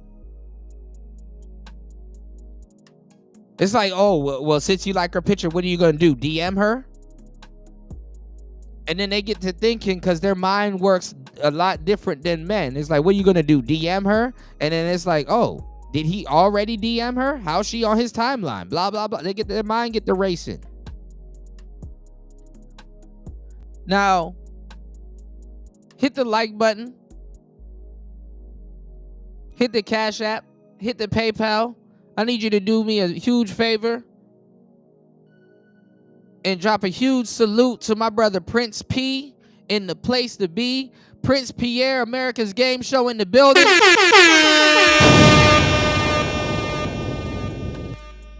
Girl, thank you, girl. Sprinkle, sprinkle. Shout outs to Prince P in the place to be. Let's go. Now you know you gotta break the game down a little bit more because they might be slow.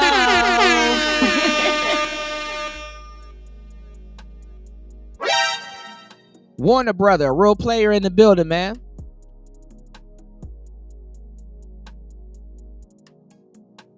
Real player in the building, man. Baller alert. Make sure y'all subscribe to my brother. Prince P in the place to be. Prince P said never trusted him. Can't do it. Come on, man.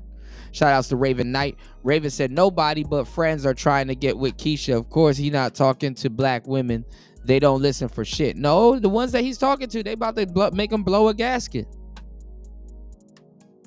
I don't even know why he would want to hang out in a place like this. But then again, hopefully he learns and, takes a different route. But hey.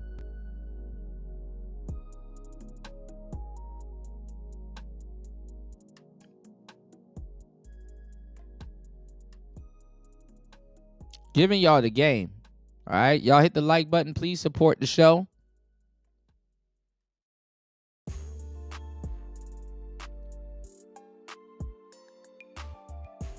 And I don't even understand why he's being asked all of these questions and stuff like that. He up out the game. Respectfully, his jersey is hung up. Ask him questions about marriage and stuff like that, advanced stuff. What are some things that you do in your relationship that keeps you guys level-headed together when you guys don't agree on certain things? What are some tips that young men can do when they get into discrepancies with their wife and stuff like that? But a lot of people here, they're like, man, I'm not trying to be no simp. Well, you ain't a player. And you hate game guys, so what you talking about? Simp what?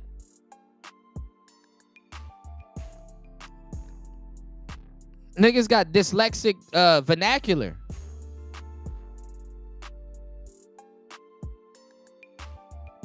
You ain't a player. So what you why are you super worried about being a simp? And you really here trying to make some red pill shit enhance your blue pill life. You're trying to advancedly stick a square in a circle slot.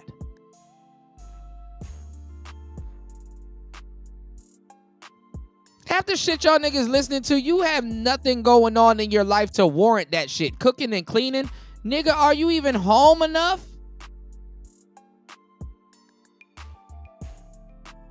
This is why women got a lot of men in the trick bag. Nigga ain't even home enough to cook and clean. Nigga, when you get home, you pass out and then get back up, put your clothes on and go back to work. Where is the cooking and cleaning coming in?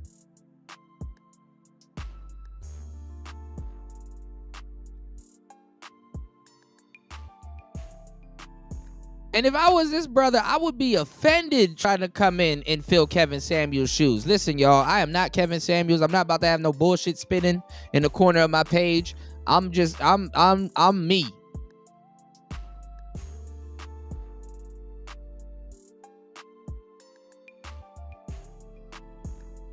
Yeah, there's been way more people before Kevin Samuels. But you got guests here, people that are Samuelites, and they're like, man, we need something to watch. Who else gonna crash out? Who gonna crash out? Goofy niggas, man. Ray said, "Hey Kuda, I'm able to upload A-grade movies, TV shows, and anime on Rumble." I wouldn't say I wouldn't upload it, bro, but go over it and make sure you're pausing it and stuff like what I'm doing right now and critique it so you don't get sued, bro. They will sue you, all right? They will sue you, all right? Shout outs to everybody here. Please hit the like button, support the show, hit the Cash App, hit the PayPal, pay a player.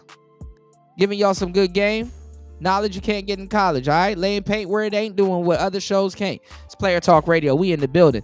Raven says that ninja hasn't shown not one bit. It ain't even that. I'm not worried about the man showing anything like that. I think he a good brother. But nah, man, you know, these dudes were halfway listening to Kevin. They don't even understand Kevin Samuels' message. And they're trying to replace him. This is some goofball shit, and it's crazy that he shows up on Pearl's channel. Y'all know I helped Kevin Samuels out with his studio equipment. And he took around he turned around and sold that information to Pearl. I gave it to Kevin Samuels off the strength. Off the scrimp. Y'all hit the like button and support the show.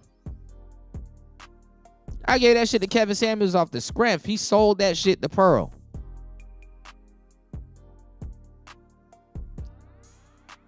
So you see what hey look, I'm wink, wink, nudge, nudge. You see what Pearl kind of doing, right?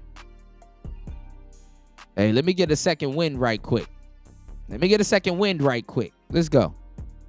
It's a problem. So I don't think that they typically see their cheating and their seeking validation outside the relationship in quite the same way. So that's why I actually think the numbers are somewhat skewed to be a little bit higher. And in your experience, who's more likely to forgive cheating, men or women? Women. As most of you know, I have been... Women. Women have a capacity to accept cheating. And one thing y'all don't even think about neither is that it's like Women cheat. You just assume they don't. So women understand cheating on an intimate level that men can't. And listen, God bless them for it. I ain't gonna lie. I think that's it can be, because cheating is not a good thing, you know. It can be another show of strength for women to put up with that shit, you know. It can be another, it can be you know, it could be a sign of strength. I don't know. It could be whatever it's gonna be. You know what I'm saying? But like women can put up with, women have a tolerance and a capacity for it. I gotta commend them on that. You know, I gotta give them credit for that. But at the end of the day, they cheat also. I've been the invisible man. I've been the side nigga. I'm not a professional side nigga. That's kind of some cuck shit. But yeah. And you have too. You probably just don't know. Gotta have enough game to recognize where you at. But let's get it. Been fighting on the front lines of the simp epidemic for years, but I need to tell you about a quiet weapon being ratcheted. And this is the thing. Women have no incentive to get rid of the simp epidemic. They benefit from it, and it goes back into the she economy. But let's go. Up against men that is rarely talked about. It's not just the relentless anti-masculinity propaganda and OnlyFans hoes causing the societal issues that we discuss on this show. Did you know that the average city's tap water contains trace pharmaceuticals and endocrine disruptors? And this is what we're talking about. A lot of people's tap water got estrogen in it. There's a lot of estrogen in your tap water. They're turning the frogs gay. Let's go. Women, but I think women and simp men are in similar territory with that. I think it's only the men who aren't operating from a scarcity mindset that have no problem with being like, get out. No, that's backwards. Men are operating absolutely out of a scarcity mindset. I don't know why, like a lot of niggas just be acting like we don't exist. If somebody asks you a question, it's cool to say, you know, I really don't know. You know, you should probably ask some of the guys that's in the manosphere that's actually been around this information, that actually really put these words out there and these terms out there. Men are afraid of cheating. This is where the hypergamy conversation came from. That she's gonna find a guy better than you. And women only use the hypergamy conversation to validate being a homie hopper. They're homie hoppers.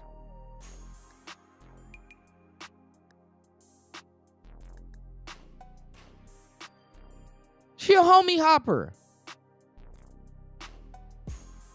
That's not hypergamy. A hypergamous woman is engaged or married.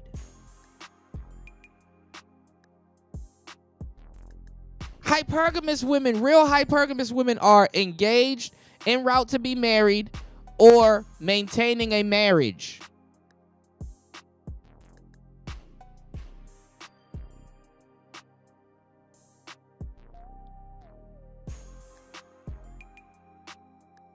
And let me tell y'all something about women and cheating that you niggas just don't, it just don't register in your head. You think you're the first person to cheat on that woman? If you do, you don't think that there's a concept of cheating already embedded in her? You think you're the first person? Women have a capacity for it because you're probably not the first person to cheat on her.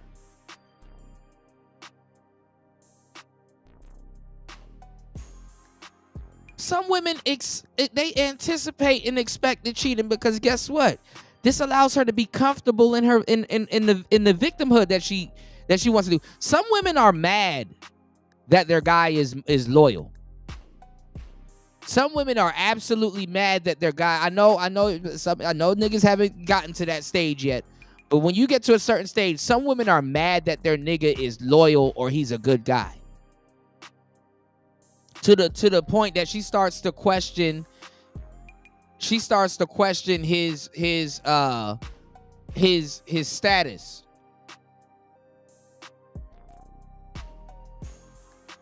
Some women are mad they dude don't cheat on them.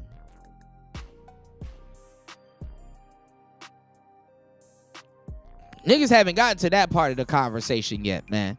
This shit is funny, man. It's deeper than y'all think. I'm good. I will never see or talk to you again. Only the men that know that they can easily replace her typically will do that. Most men, if they know, it's going to be very difficult to replace her, I have all this other stuff going on. Sometimes that nigga becomes, because in a relationship, you got to become a different nigga to a certain degree.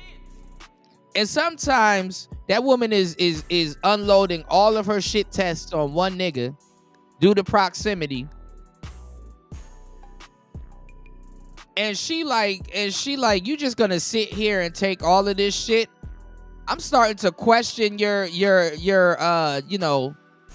they will start to question if women even desire you throughout proximity. This nigga don't do nothing but sit home, play the game. I've never seen other women actually really try to hit on this nigga. I really don't have to worry about losing my nigga. The relationship is running on a routine. He not spicing nothing up. I'm somewhat gaining a wandering eye because of this. Am I really messing with a desirable ass nigga? That's how women think.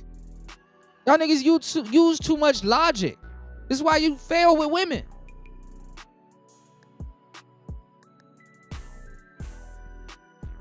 That's fucked up, Kuda. Well, a woman's mind is fucked up.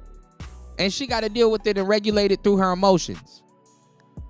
What do you think they supposed to do? And you can't blame women for this. I'm not even going to lie. I can't blame women for this.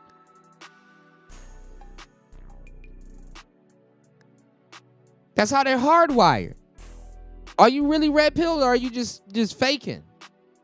Shout outs to Bronze Flat Power God in the building. Let's go. Yeah, if they don't got nothing to be mad about, they can't, some of them can't function properly.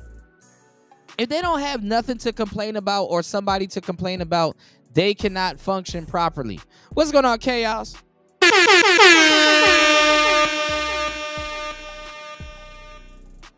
Your ability to exercise your options keeps them attracted to you also, because they don't, and theirs too.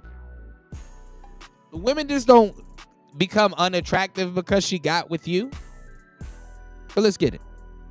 They'll just kind of endure and try to go to therapy and try to work it out.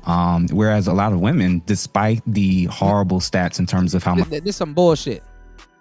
And you may think that because you're a therapist, but black men and black people don't go to therapy. They smoke weed. They don't go to therapy. They smoke weed. Much they initiate breakups and divorces. Oftentimes, it's not after the first time. It's usually after repeated offenses that they eventually get to that point where they get jaded, they change their feelings, and then they start planning their escape when the whole guy thinks that we've moved on from it. I think that and I want to see if you agree, I think there's alpha and beta cheating. There's women that get cheated on by guys with options, and they'll usually stick it out, but there's nothing worse than a woman getting cheated on by a guy who she thinks can't. Those are like the biggest crash outs I've seen. And I want to know if you agree or disagree. I never described it or conceptualized it in that way, but now that What's going on, Buster? Yeah, they're gonna try to turn him into another Kevin Samuels, man. But let's go. I think about it, it does make... Shout outs to Buster Free in the place to be. Let's get it. Hold on. I need you guys to do me a huge favor. Please support the show at $PTV 888. That's $PTV 888. Hit the Cash App. That's $PTV 888.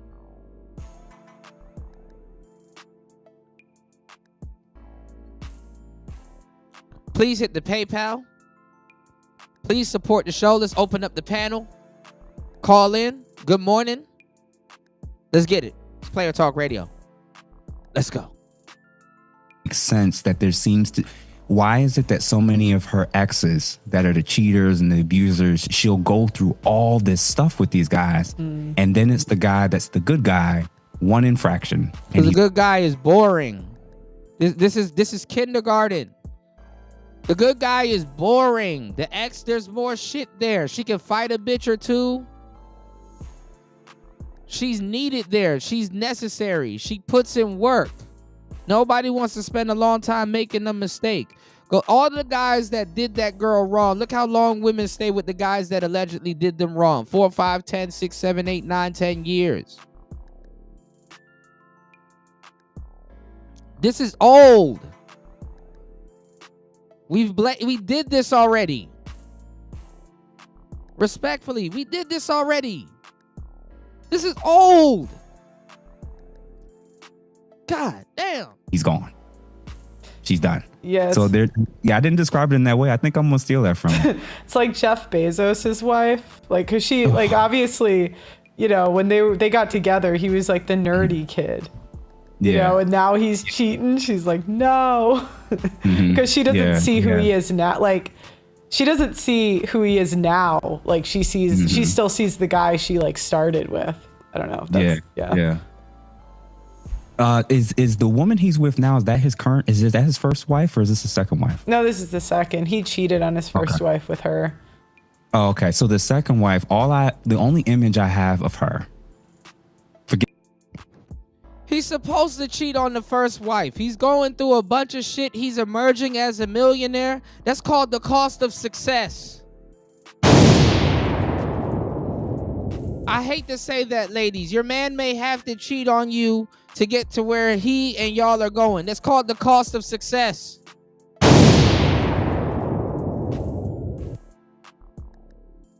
Especially if you have a legendary nigga.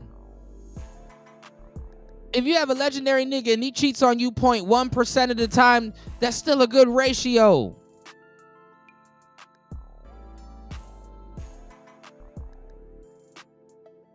If you were met with temptation, you would cheat too. You can't blame him. As long as he's still with you.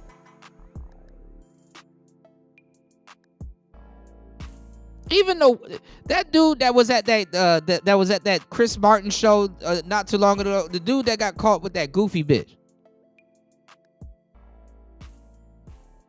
and she made it hot when they put the kiss cam on them.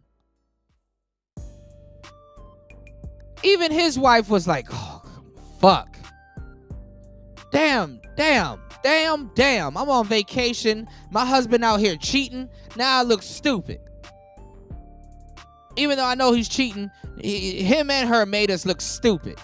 Because she cheating too. And he dumb as fuck for not cheating on a bitch that's single and ain't got shit to lose. See?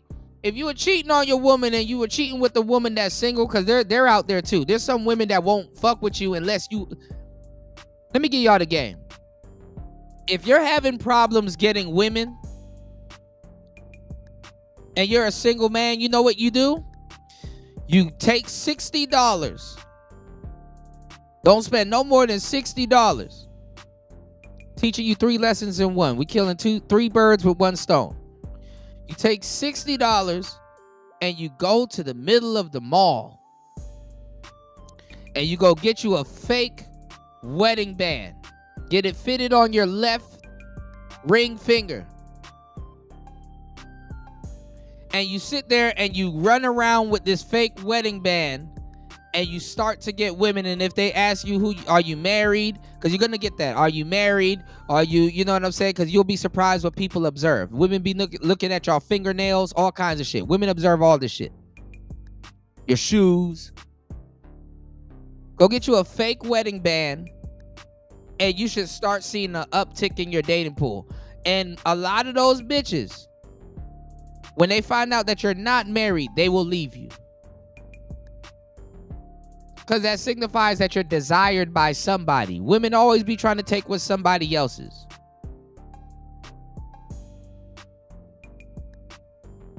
That's why women that know women don't trust women. Hold on. Thank you, everybody, for hitting the like button and supporting the show. I don't want to say your name, but shout outs to Double J dropping the huge $3 on the Cash App. I appreciate that.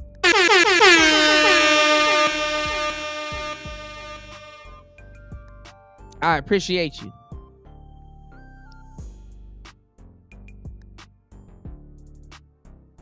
Thank you, everybody that's supporting the show and that's enjoying the show. Giving y'all the good game as we go.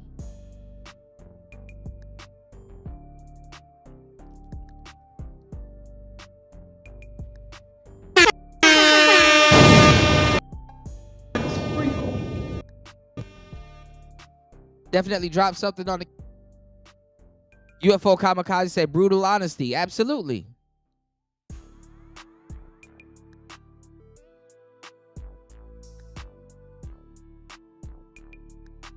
You said hell no, I don't cheat. Adultery is a sin. Yeah, I'm not even gonna lie. I'm not afraid of a lot of stuff, but I fear cheating. You know, I've been an invisible man. I've been a side nigga. I've been, yeah, you know. I ain't stay there.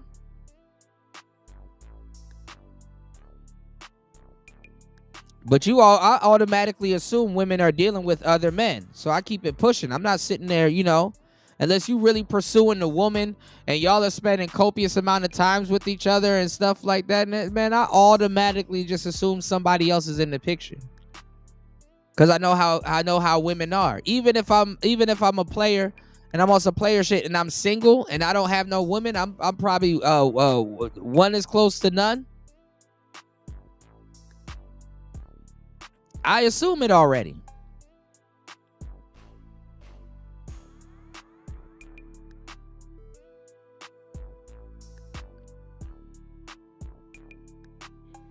But so much hours in a day, my friend.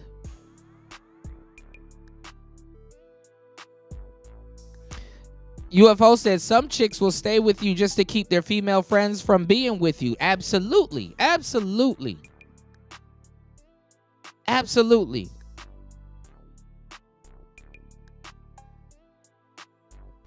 And if you've never been on the real side of the game and got real schooled to women and how they are, I've seen women at their lowest.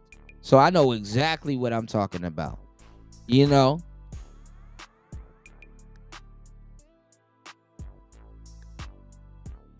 A lot of dudes are naive. And that's what I'm saying. In this shit, we need guys that's going to push the space forward. I'm not listening to all of these new people that's coming in. Respectfully, I'm not listening too much to these new people coming in and these people that been here that's been listening to this bullshit for years assimilate to them. It's like, bro, niggas was saying this shit in 2018.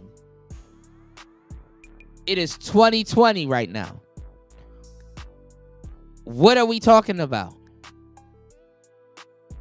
Like, dudes that actually do well with women don't sit around and listen to kindergarten shit over and over again. We don't have to reaffirm that shit to ourselves.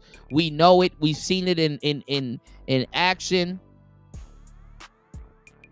We're past the concept. Like, are we still seriously up here talking about the concept of money and women? Are we still talking about that? Are we still talking about the concept of, hey, please act right. We're having company today. Hey, can you cook and clean? Hey, did I make enough money this year for you to be feminine towards me? Like, what are we talking about? Clinically retarded. Imagine being from the West and you're supposed to be on top of your game and you're literally going on a date and say, hey, do I make enough money for you to pretend like you're going to be a feminine woman in our relationship? I'm still stuck on the fact that she got to pretend not to be a feminine woman with a guy that she shouldn't be dating. Nobody says that. Hey, you're actually a woman and you're out here in the dating market. Why do you stay in positions where you have to pretend not to be feminine? Why are you entertaining dudes that you where you have to pretend to be feminine? First of all, why are you pretending to be feminine? And second of all, Fifth of all,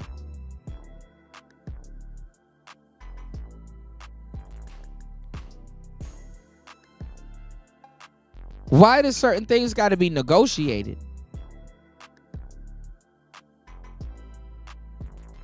Like, women are literally looking at niggas say, yo, pay me to be feminine.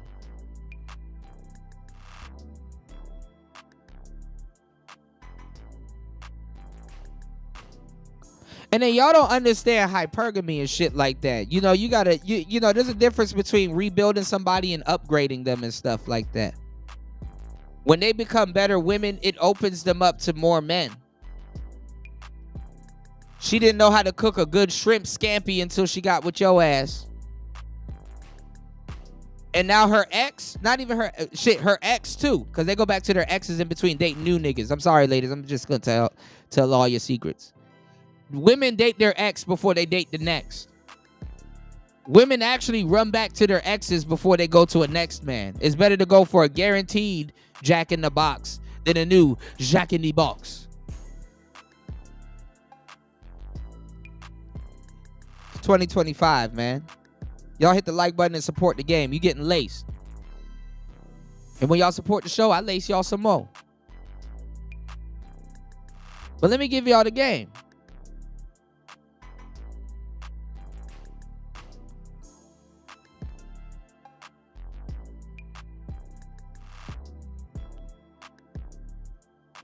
Now the next nigga or the ex nigga is getting shrimp scampi galore.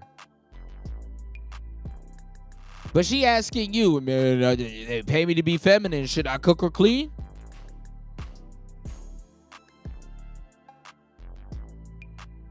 I don't cook or clean, but boy, let me show you how I got this ring. Niggas up here are scavengers, bro. This some scavenger shit. Niggas are literally just scraping the bottom, the bottom of the sea to find women and shit. This some scavenger shit, man.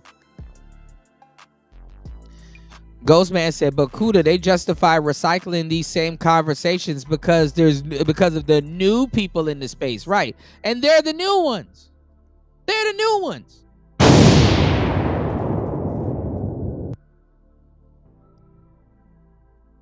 Hey, y'all, have y'all heard this before? That's like a little teenager or a kid that just found out what beating off is, and is like, I bet dad don't know about this. Dad couldn't possibly understand what I just stumbled on.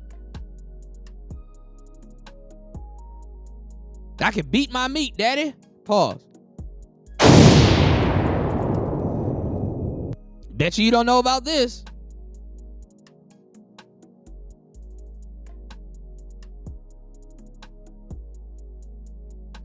Yeah, UFO, you already know that. It's to somewhat make him seem like he's occupied. Let's get it. Give me for this, but like it was when they were on a red carpet and Leonardo DiCaprio was standing in front of the two of them and seeing her face marveling at this man. We talked about this. We talked about this already. This is a talking point. Jesus Christ.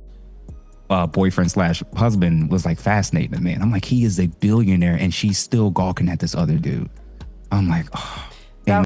Can you blame her? She's starstruck. What she did? She not supposed to. She just supposed to unsee the movie Titanic.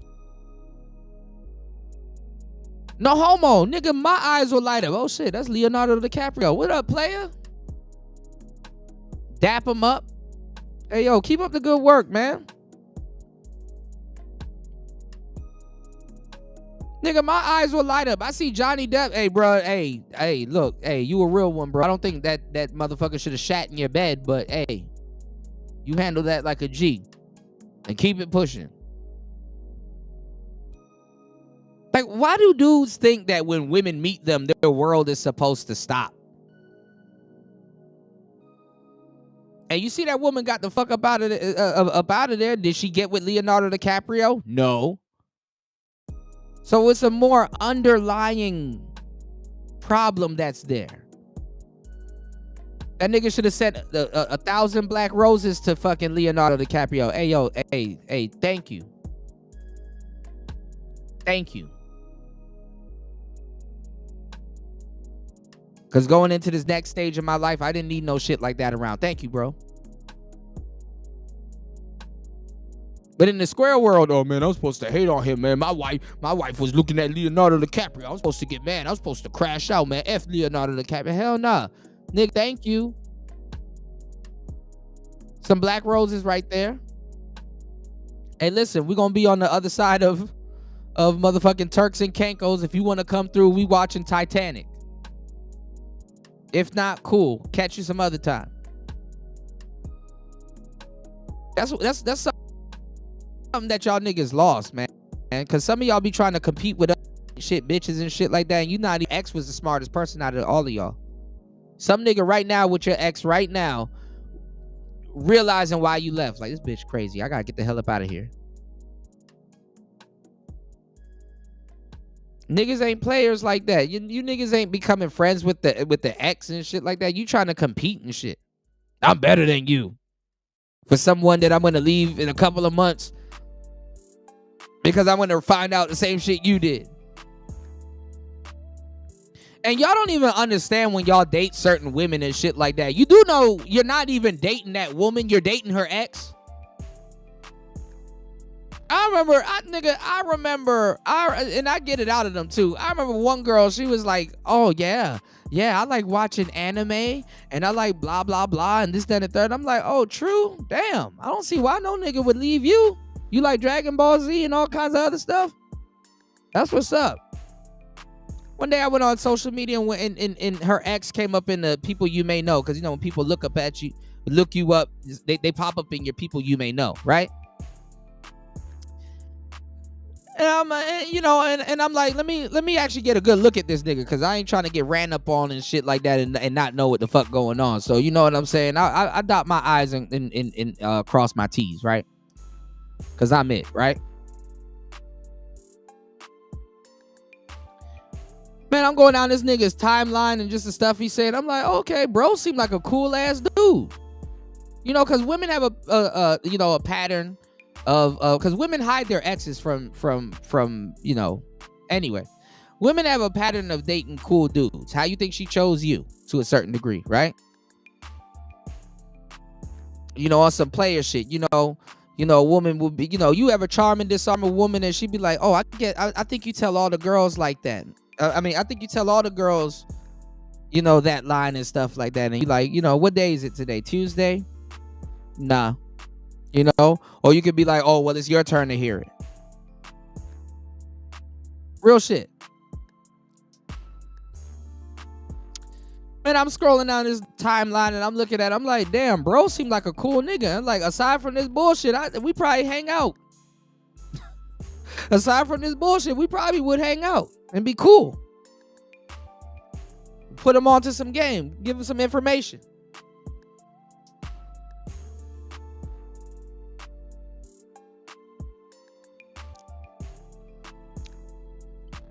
But no, the only reason why she like anime is because she sat down and watched it with him. And she probably don't even like anime. It's just something to get the next nigga.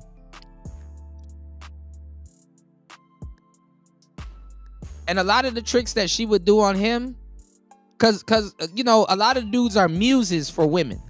A lot of dudes, the same way women can be muses for you, a lot of dudes are muses for women.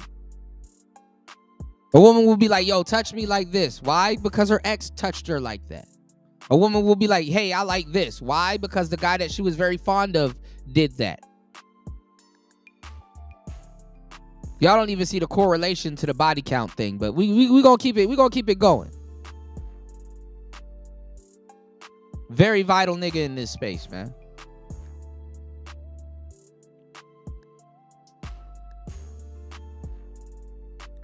A lot of women will look for their ex in their next and will be mad because he's not there. But certain things like this, you can really talk to a woman with confidence and shit like that. I remember I told a girl when I was breaking up with her, I'm like, shit, you gonna keep looking for me and all your other niggas and shit like that, and I'm not gonna be there. A couple years ago, she hit me up and like, yo, yeah, you was right. And she married. And I'm like, does your husband know you kind of? Whatever. So y'all have no idea. Man, listen, I'm not even gonna lie. Because some of these dudes have no business, not this guy. And none of what I'm saying is referring to him. I'm saying in general. A lot of these dudes have no business being in the red pill because you can't handle the a lot of men, I'm going to be 100 with you. And this is not giving women no type of power whatsoever. But a lot of y'all dudes could not handle the reality of a woman's like dating life, honestly. It would scare the shit out you, some of the stuff these women get themselves into and people that they deal with. Men and women.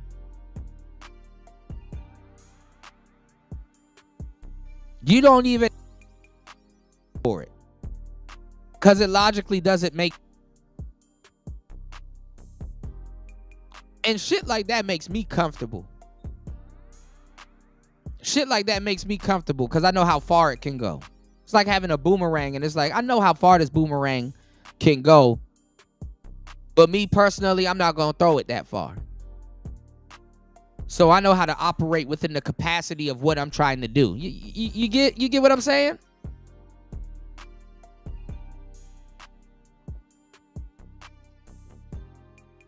That shit would scare the fuck out of some of y'all.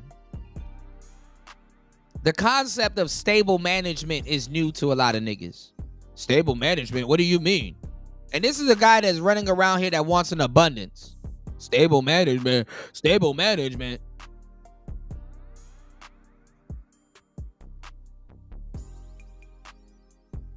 Keep dreaming, niggas.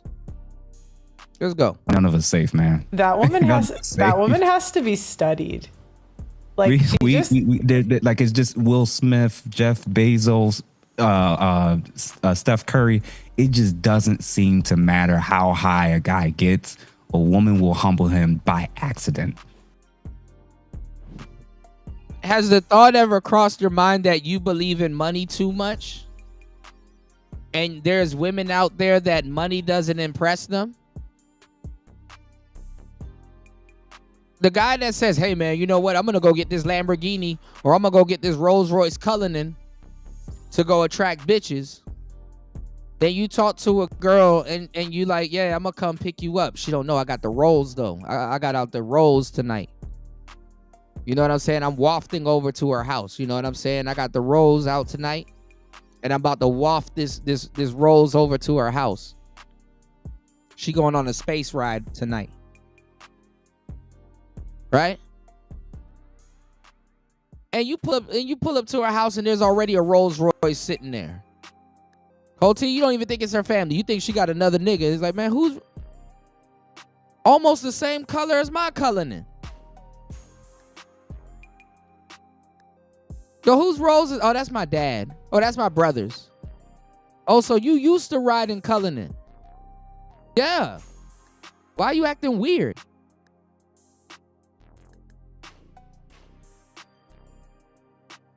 Toti, she old money.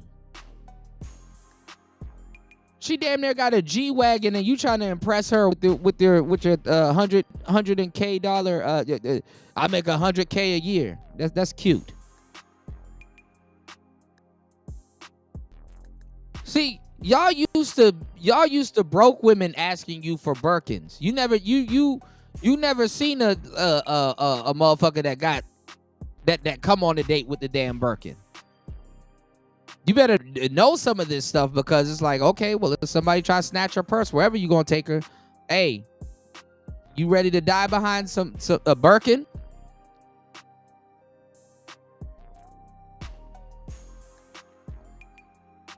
Do you niggas even know what Birkin bags look like? What to look for? A lot, you know, it's funny too. A lot of the women that come around dudes, they be wearing a lot of fake shit. And dudes can't tell the difference. It's like, man, I'm dealing with a high class chick. You can't even tell the real from the fake.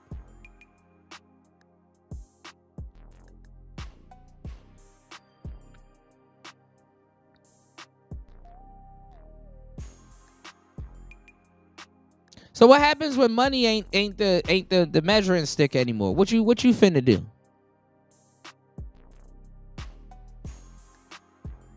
You got women that got air controlled, air chilled closets to put those Birkin bags on display.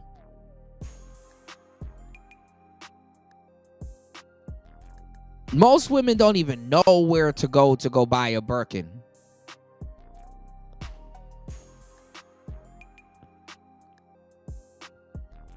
You said same women trying to impress with some money will fuck a nigga with the mouthpiece and a dirty mat. Of course. Go watch ATL. Nunu had no business being in the hood. You think Nunu was fucking... Man, listen, if I was T.I., I would have been mad as fuck at Nunu because she could have took you out the hood.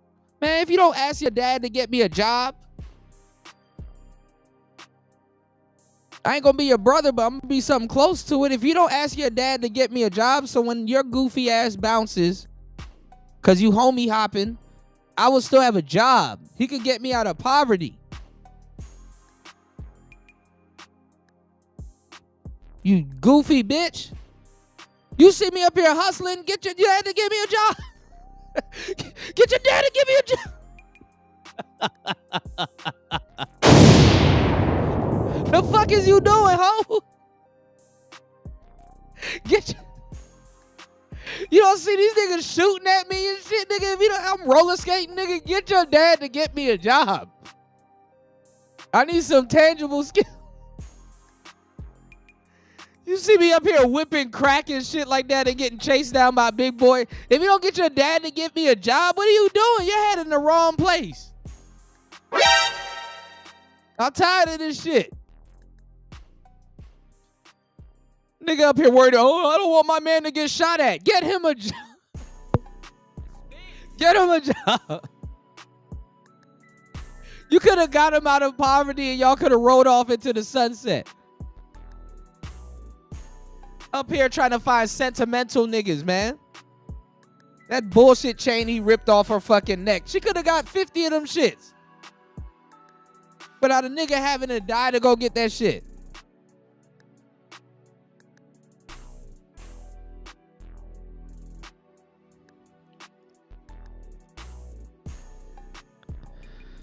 Whew. By accident sometimes. It's amazing to see. No, if you look at the last wife's dating history, it's like had a kid with an NFL player. Who cares? Then broke up with him, married 100 million, then broke up with him and married a billionaire. And I'm like, she still has the ability to secure rings even though she has 2 different baby daddies and she's like 55. Listen, she collected them rings like Infinity Stones. And yeah, I'm not that's what I said, you know what? There's some women that you don't know what the hell they got because they're clearly, she must gluck or something. I don't know. She got that thing on. That's all I know. She got that thing. I don't know. Okay, so the next topic we're going to talk about is passport bros. That shit is sad because y'all don't know how men and women operate. She don't gotta have no gluck and all of that goofy shit that niggas are looking for. She's a 50-year-old woman. She's used to money. She knows how to handle money. She knows how to look after a Bentley. She's not gonna backdoor you.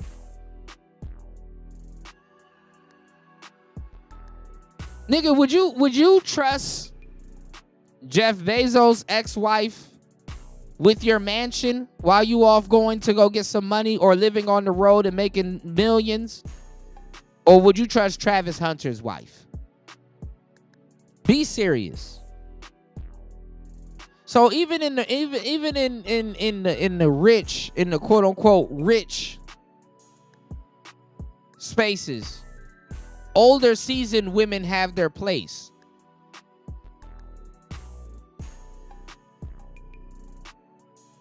This is why they pass around the same small group of hoes. You think Travis Hunter, if he gift his wife a Bentley right now, do you think she knows how to take care of that Bentley? Where to park it? Her goofy ass homegirls that she hang around. Listen, your little bullshit friend lives on the south side. You tell her to catch the train and you go to this upper affluent area train station to go pick her up. You do not drive to the south side to go pick that stupid bitch up. She gets to catch the train or the bus and go meet you at this more upscale place where all eyes ain't on you. You ain't finna get robbed and all kinds of different stuff. Older women and women that been around money, the luxury behind them is that they know how to handle money. Celebrities and people, they know how to handle money. This is why dudes pass around the same women. I'm not trying to teach an average woman, hey, listen, you don't put that type of gas in this car. You can't wash this car with some shit from AutoZone. You need to go here.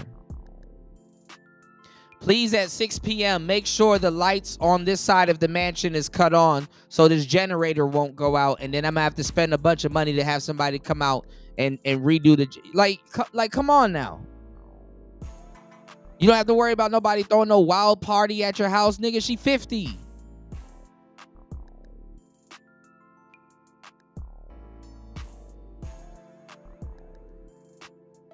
That's the luxury. Your investment is secured.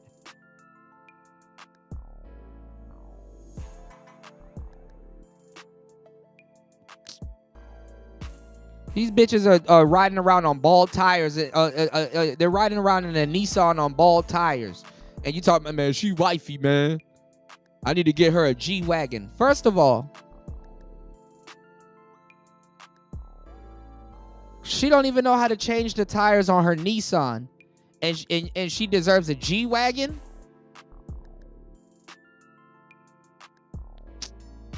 What is your opinion on men that go overseas to date? Do you think that's a good idea, bad idea? What's your general take on it?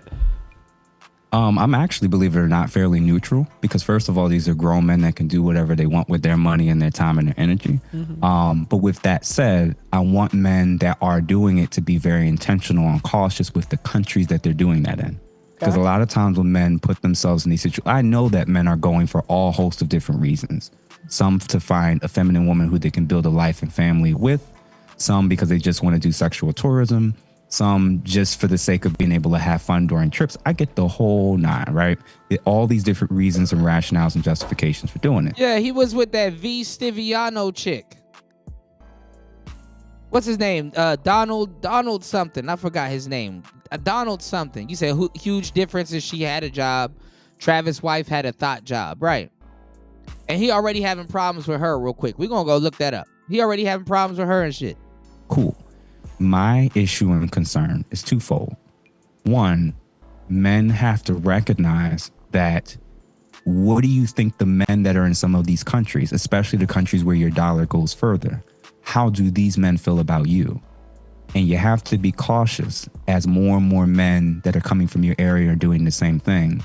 These men will start to get more tribal and possessive about seeing all of these foreigners coming into their territory. It's almost like a sexual form of gentrification. Like it's a thing where people start seeing you creeping in and, you know, you could actually start putting yourself a little bit at risk. So make sure that you're kind of being safe with the areas and environments that you're doing and putting yourself in. And then number two, although it's fine to do that, and it is what it is, I do wonder if there's men that haven't figured out how to get some of the experiences that they're getting over there back here. My issue is they haven't. Is like I'm in the camp that like I've learned that if you can talk to the most beautiful women in one country, you can effectively do it everywhere. The difference they can't. And the passport bros was the passport bro movement was bullshit for the most part. Take it from me. The passport bros movement was bullshit for the most part. Them niggas ain't even getting married. You would be hearing passport bro marriage stories right now in droves if that was the case. It's because them niggas are lying to you. Western men and Western women to a certain degree are two peas in the pod. Most of them niggas do not get along with the feminine women that they claim that they told you that they want. I keep telling you guys about that fish that used to swim in clean water, and what happened was that he ended up getting into dirty water, And then the fish had to adapt so much, and he adapted so much to that dirty water that now when you take that same used to be clean water fish and put them back into dirt, that clean water fish is in dirty water. When you take him out that dirty water and put him back in the clean water, he dies. Because men have become acclimated to the West. And the women that they tell you that they want, they don't get along with them. It don't even, niggas be listening to so much red pill content, it don't even strike them that, like, damn, I might not get along with a quote unquote feminine woman. I might have been in America for so long that, you know, in putting up with this bullshit for so long since I was a teenager, that by the time I get a woman that's gonna sit down and be patient and stuff with me and stuff like that, I'm not gonna be able to appreciate that. I don't really have shit going on in my life for a woman to sit down and be patient with me over. And then, what's her needs and wants? Would she be happy if I did the bare minimum? Would she stick around and wait for me to learn how to love her because I've been dating dysfunctional hoes my whole life? So some of y'all niggas, y'all can keep y'all flaws about you because Keisha will give you a pass. Certain things that quote unquote feminine woman will call you out on, Keisha won't call you out on. Especially if you've been through a bunch of shit and you feel like you don't gotta change, like a lot of dudes in the West. You said that's a wild analogy. It's a real one too. Go to some of these countries. How these women operate, they're not what y'all think y'all got introduced to in America. A lot of these niggas will never get along with actual feminine women. They think feminine women don't play games. Feminine women play games like a motherfucker. Feminine women are actually some of the biggest feminists you'll meet. Feminine women play a whole different set of games that niggas ain't even ready for.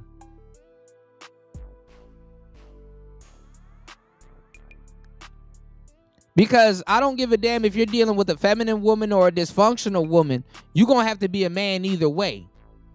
And if a feminine woman can sit there and see a dysfunctional woman trampling all over you, she know damn well she will trample all over you. And one of the worst ways that you guys are doing in the West to try to attract feminine women is to get them to feel your plight. This is what SBE is. You're trying to shame, blame, and explain to them when they already know. It's a generational shit test. It's like, yo, look. And a woman should be thinking this way. I mean, I don't know how much of female nature y'all know, but I'm telling you, if she feels that she can step all over you, she like, yeah, you can't protect me. Because if I can step all over you,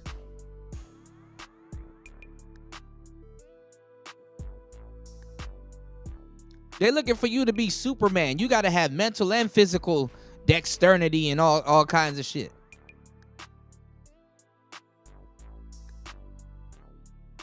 And she and her friends know that she not even serious. She just playing around. So she like, if I could fuck around and fake nuclear test this nigga and he starts to wild the fuck out, hell no, he ain't really for me. And it's even more of a letdown because a lot of women, they like you. And a lot of guys don't know shit about women. They be like, oh, well, if she like you, she ain't gonna shit test you. A woman that likes you will absolutely 100% shit test you.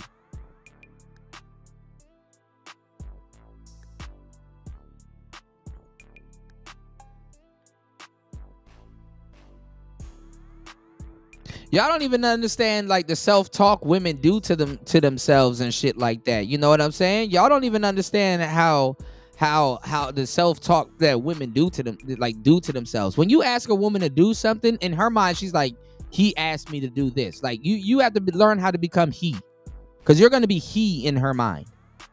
He likes this. He wants me to do this.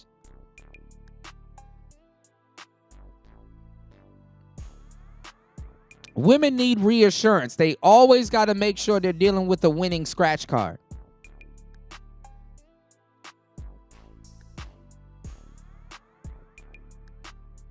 Shout out to Ray Hama. He said, "Ooh, damn." He said, "I'm glad you said that because Kuda, I was about to drop the God hammer on your head." So yeah, no, look, I'm real as fuck. I'm telling you, man. Shout outs to everybody here enjoying the game. Please hit the like button. Please support the show. I got you. It's player talk. Is really just the expectations of what is granted. So these women in other countries can actually be just as forward and straight up front about what it is that from a transactional standpoint they want from you. The difference is they're just softer and more feminine when they do it. They still want something from you. They're not just having sex with you guys for free. They're not like, oh, he's American, cool, let me let you smash. It's really about like you're still paying in some.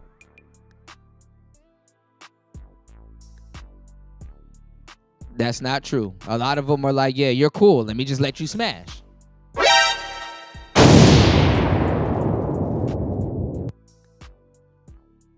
Now there are women over there that's like, yeah, this is transactional, yeah, but no, you're cool. Hey, take it.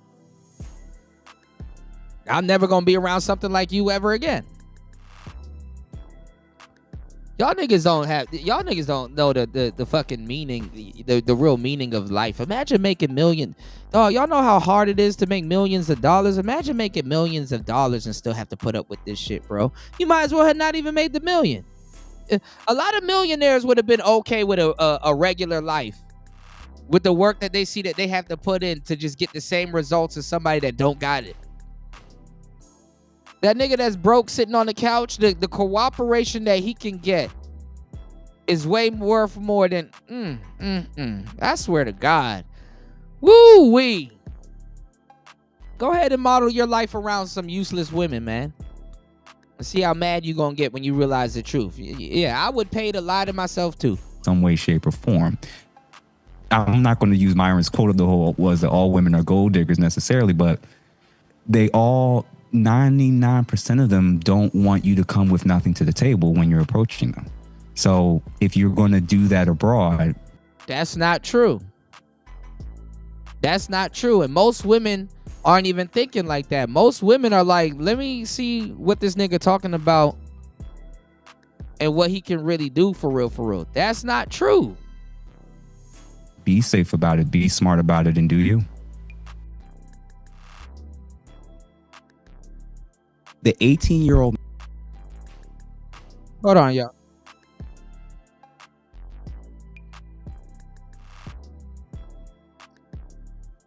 All right, let me see. There's a tab playing and I can't find it. Hold on, y'all. Hold on.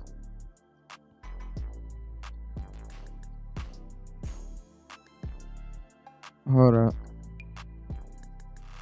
How the hell can I find this tab? I got something playing. I can't. Hold on. Okay. Okay, here we go. Y'all niggas, I'm gonna become a millionaire to go. You know, a lot of broke women are broke to men that are broke. And the funny part is that you're becoming millionaires to date the same group of women. And y'all don't even realize that shit.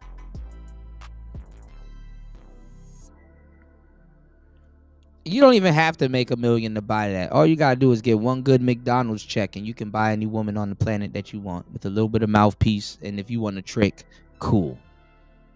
The nigga at McDonald's can get what you get on a nice weekend. You said AI now offers it with different skin even. That shit is hilarious. All right. And this is him talking to the women over at the Lapeef Network. Like, come on now.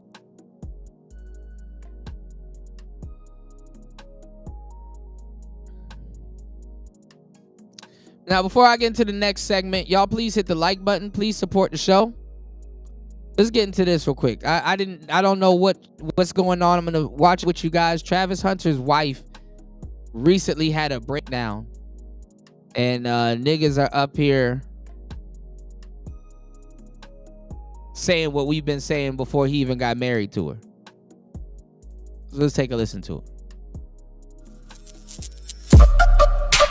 Shout outs to Boss Talk. Yeah, we on Boss Talk TV. Shout out to E. He the reason you see. Ready to make you a great woman.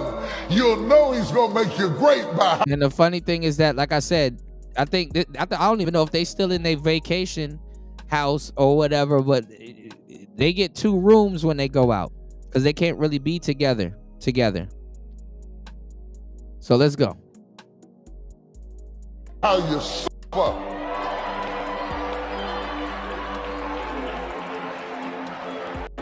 The greater the glory, the more intense the story. Because you can't get this all out of a book. Yo, hey man, guys. Another great morning in Zamunda, man. We still in Jamaica, man, and up early this morning, man. I just looking at what was going on the internet. But make sure you guys download Boss Talk 101.app. It's Boss Talk 101.app, man. Hey, it's time. I'm really excited about the app. We came all the way to Jamaica, and let this be the first place that we launched the app. But let's talk about Travis Hunter's fiance for a minute, man. Didn't Angry Man already do Boss Talk Radio? Which the idea came from Player Talk Radio. See, we even got twin channels. We even got repeatable. We even got twin channels. Let's go. Let's go, y'all. Hold on. A lot of people been giving a lot of flack behind just the whole crying online and just going through something, whether it was either she going through something. And that's how you know people ain't ready for a serious relationship, let alone a marriage. You just got married to somebody. Y'all are now going through some shit, a hurdle in your marriage, and the first thing you do is you get online and cry. Get out of here, you damn nigga! The first thing you do is get online and cry.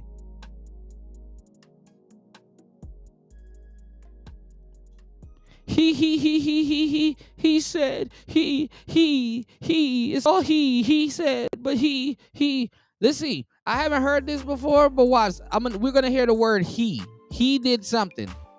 Always some mythical unicorn nigga that did something, but now it's not no unicorn, it's her husband. He did something. Let's go. Something, or B, she basically just happy that God has blessed her. This is the thing that we have to keep in mind. There's a lot of times you don't know how to express your feelings when you come from nothing, or when you come from a place where you never would have thought you'd have seen life on this level. I'm not one to criticize them because people young, even Travis going through, everybody going through. It don't matter how much money you got. It don't matter how you feel like you've succumbed or surpassed all your elements and all your obstacles in life. There'll still be some good days and there'll still be some bad days. That's the whole game for me, man. Bro, you can skip the pep talk respectfully, bro. She's a basketball player's wife. Your only job is to make sure the house is good. And these hoes be having the nerve to fucking have fucking maids and shit. All you got to do is make sure you're cute, you're pretty, you're taking care of the house is good. You may want a kid or two or whatever and go live your fucking life. You have the easiest job in the world. You are a a football player's wife. Wish him well. Make sure he don't get injured. Be pleasant. You had one job. If you don't fuck that man and get up out of our damn face and just be a pleasant human being, you have one damn job.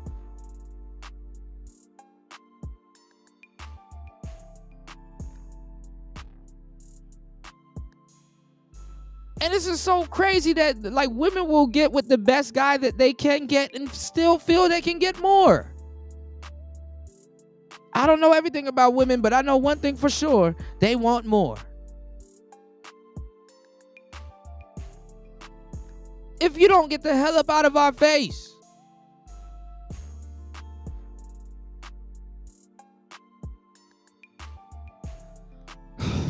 see these youngsters that's my kids' age out here trying to live life. People tripping off it a lot of times. I remember I told stories about her the whole time she's been really with Travis, and these things have been happening, whether it was she getting into it. The only difference between her and all the other regular people is that she's in the limelight and she signed up for it. Man, go drive the G-Wagon that he bought you in the Hidden Hills and stop and go pick up your little girlfriends and go drink some wine and do shit rich people do. And stop being a fucking jackass. You want to be somewhere on Al Gore's internet twerking and shit. And you have the perfect outlet right now. This is why AI and inanimate objects like dolls are offering better relationships. Right, the streets are calling. She got to stay with him until until he signs another contract so she can take half of it. This is how women get rich. Let's get it. Now that they're shout outs to Hood Hobbies in the building. Please hit the like button, y'all. Hold on. Wipe your feet off at the door and hit that like button. And please support the show via Cash App or PayPal. Let's get it. It's Player Talk. Let's go. Girl, thank you, girl. Sprinkle, sprinkle. Officially a husband and wife. You know, it was a fiance thing for a while. He gave her her vehicle. He gave her everything, you know, up front. And this is the thing I'm praying and hoping that the joy is about.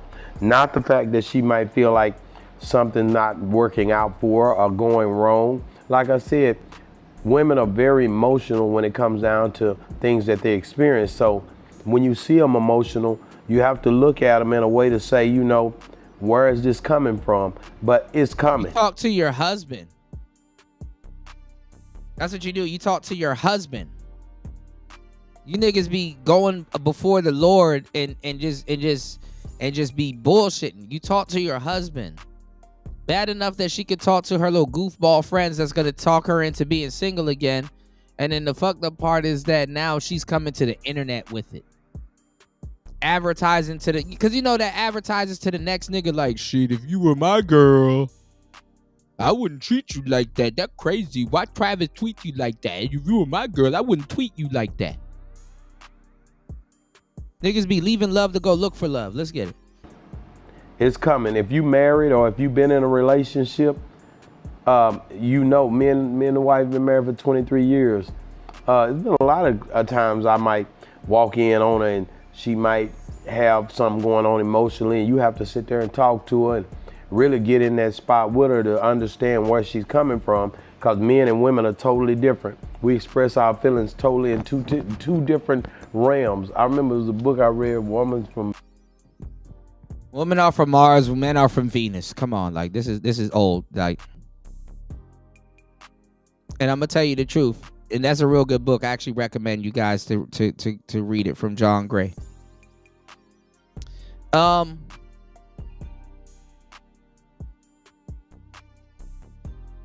gotta be careful too, because men will sit up here and try to really figure, you know, their women out and their communication style and shit. And then when you going through your shit as a man, you don't get that same courtesy showed back to you. So hey, Venus, men from Mars or something like that. So I don't think we'll ever be able to say that we are the same, but why we are different is because we complete one another. So when I seen her crying like this and carrying on, it didn't, I mean, for me, just dealing with a lot of different women, having 2 daughters, having, you know, 2 sons, I understand that women are very emotional. I've seen my daughter, I say this or that to my daughter, it might be something very simple, both of my daughters, and they'll be crying or they'll show emotions different. My boys, they're not gonna do that. They sit back and they be, you know, just listening, observing, and I really, to be honest with you, since them getting older, I've not seen them express their emotions like that. And it's probably because of me, because I don't sit back and just be crying over stuff or nothing like that. I've seen Steve Harvey do it. I've seen a lot of guys break down crying a lot of time, but Steve Harvey the most. But I mean, you know, just expressing those emotions, I guess because of my granddad and my daddy and the way they were, it's tough. It's hard for. Because the real reason why men don't express their emotions is because they can't. Why are we still having these conversations? Men can't express their emotions. Nobody cares.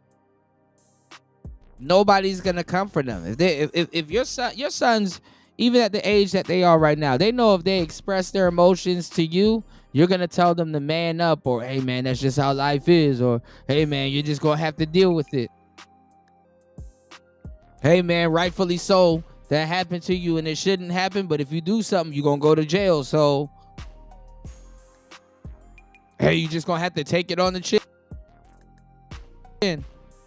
Somebody coming to us like, hey man, you know what?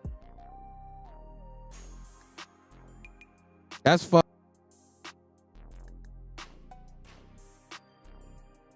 Let's go. To express those emotions, I guess. Now there have been times during funerals and stuff like that, but most is this nigga gonna play the video? of the time, and it's very part of none that the kids have seen me express those type of feelings because of being a man and standing in the gap for family and making sure they understand that when they're going to get tough, it gets to be a play. Respectfully, shout outs to that brother. Shout outs to Boss Talk. I'm gonna have to subscribe to him. Let's hear the video. Travis Hunter's fiancée is facing heavy backlash online, and now she's firing back at the hate. Just yesterday, she posted a TikTok of herself crying, talking about how much her life has changed over the past 6 months. In her caption, she said she wished she could go back and hug her past self because God was about to change her heart in ways she never imagined. She spoke about devoting her life to Jesus, breaking free from social media pressures, and finding peace in her faith. It sounded like a positive, She don't like that she's in a relationship. See, she on her phone. She not even engaged with what he got going on. She don't like, and this is what a lot of women do. And it happens. She don't like that she's in a relationship with a quote unquote simp. She's bored. She's tired. I'm not gonna lie. I feel bad for women that actually, square up and get with a high quality or a high value simp. They got to be fucking bored. You know what I'm saying? And this is why women keep them as a side guy or figure out a way to cuck them out. She not old enough to really soak up that type of game. She just lucked up and find herself a orbiter that would actually wife her up. Simps are some of the most easy people to take care of. But the thing is that if you don't really respect them, they become a burden real quick. I already taught y'all about this shit, so. Self-growth moment, but the internet wasn't buying it. Not long after, a wave of people started twisting the video. Like when you don't care and you got to commit to something that you don't care about, it's worse. Creating rumors and storylines claiming they knew what was really going on behind the scenes. One commenter even accused her of cheating, to which she clapped back saying, "I've never cheated in my life. Why all love and believe any rumor you hear online? It's actually sickening." Another person said they saw her video and turned it into a story just for clicks. She responded with, "The internet is a fake place. It's truly baffling." But here's where the timing gets people talking. NFL training camp just kicked off, and with Travis Hunter about to enter a huge season, this crying video hit social media right before everything ramps up. DJ Academics even reposted the clip with the caption, "It has begun," sparking a flood of hate comments. Yeah, and DJ Academics got that from us because he be in our circles. Chat niggas are there's some red pill niggas in the chat niggas. I saw this. I heard Dave Blunt was dissing 50 Cent. But let's see what DJ Academics got to say this. Anyway, pray for my man Travis Hunter. There's rumors that his current girl is pregnant, but that's only rumors. It came out a month ago. People saying that their wedding, she seemed like she had a baby bump. A lot of people were saying, it looks like they're pregnant with a baby. He also bought her. We all saw the wedding gift. The wedding gift was like pretty. What was it? This? It was like a G-Wagon or something like that. Yeah, it's a G-Wagon.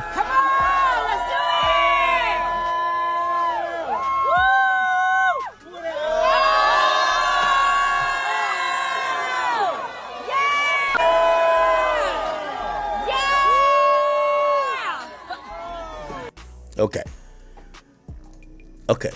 After that, oh my God, my dog's upstairs crying like hoes. Jesus.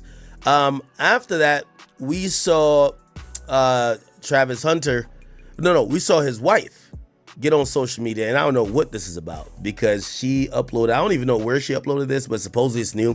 She uploaded a video of her crying, and it had like a speech over it. I don't know what and she had a caption. She says, and when God gets ready to make you a great woman. When God gets ready to make you a great woman, you'll know he's going to make you great by how Oh my God. Using TD Jakes. Let's go. you suffer.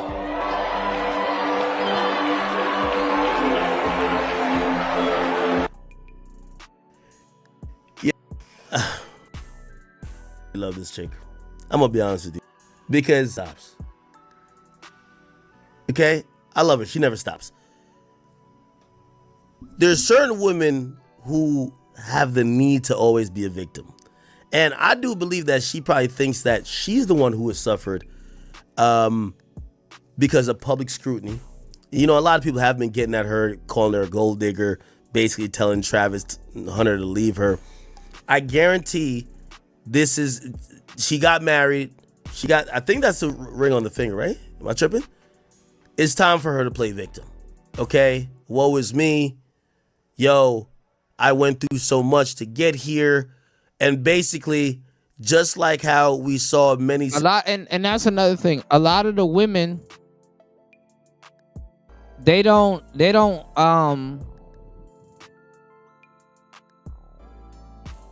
like that the attention is on the guy. It's actually even worse if you're a simp. You know what I'm saying? Like if you're Steph Curry and you're proved that you're the man, and I even gave y'all the game with Aisha Curry and Steph Curry.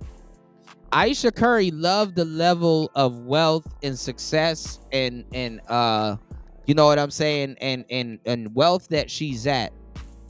So she would rather attract the Steph Curry at that stage than to actually grind with a guy and go through that. You know what I'm saying? Like to us, Steph Curry's like, oh my God, he's number one. He's the, you know, I was telling Freezy about this. You know, it's like these hoes don't know who the hell Klay Thompson is.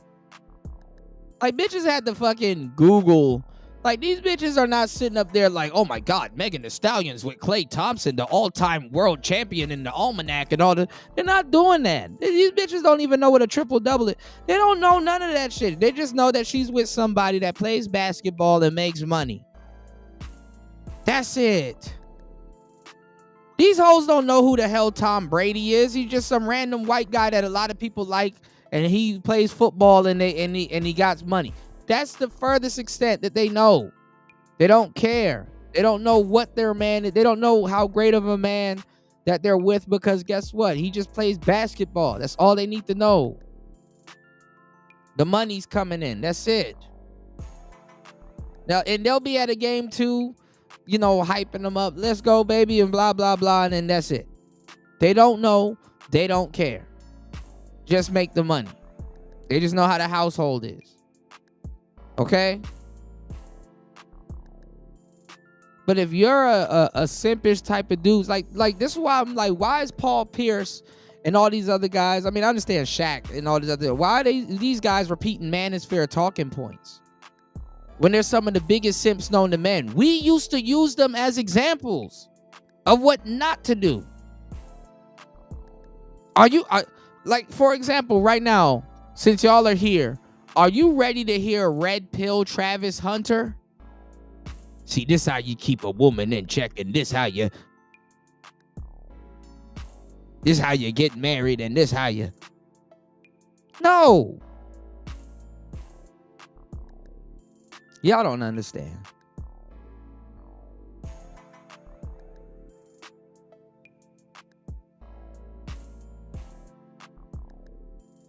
So this is the thing. When you have like I said, like a Steph Curry, and you had Aisha Curry acting up at one point, it's like, yeah, that makes sense.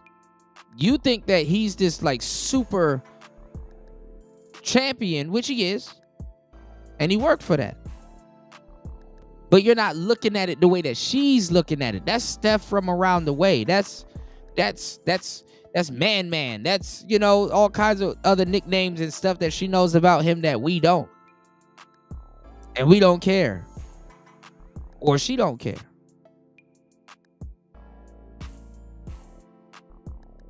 Some of y'all niggas be liking these niggas because y'all be doing like fantasy football and shit like that, and a nigga done won you some money. She not looking at it like that. You are. See, you're not throwing out you're not throwing out what they already don't even acknowledge. So I'm trying to tell you. She not looking at Travis Hunter like he's this amazing NBA player. I mean NFL player, and he signed to this team, and these are his stats and stuff. Like she will play Madden and won't even pick his team. She not worried about that shit.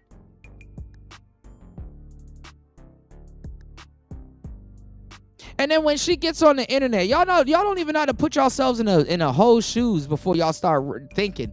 When she gets on the internet, she's like, damn, all of these guys on the internet are trying to tell me about my boyfriend that I'm with and how great he is and blah, blah, blah. I get it. But y'all don't know that I'm just going to start nitpicking because I'm not happy about something and he left the toilet seat up and he be not cleaning up after himself and shit like that. Like these broads, hoes are dumb. Left to their own devices, they will fuck themselves out of a decent situation. She wants a guy that she's super attracted to, that she didn't marry, to set up the same circumstances that this guy did. It's like getting when you're a delusional hoe, it's like getting a reality. You're delusional. It's like getting a reality that you can't believe. Like the reality is there, but it just hasn't been sold to you. This is why I give you guys the game about the steak and the sizzle. You can buy a steak, but the sizzle is sold separately. You understand what I'm saying? You can get, there's a difference between going to fucking not Arby's, but like you can go to like Texas Roadhouse or whatever and go get you a sizzling steak delivered to you on a skillet.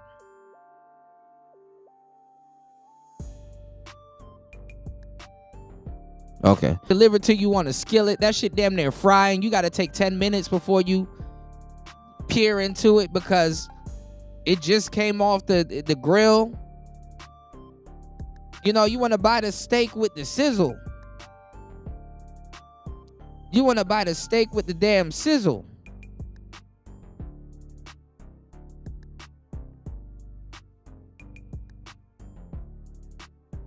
So women don't give a damn if there's a simp here and he's not really selling the steak with the sizzle. Like it's like yeah, it's the steak. But I'd rather talk to another nigga. I need the sizzle.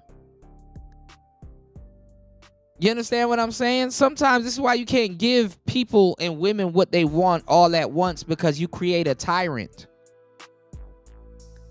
And some women, better than others, are better at hiding that tyrant. This woman is a tyrant. She's not even good at hiding it.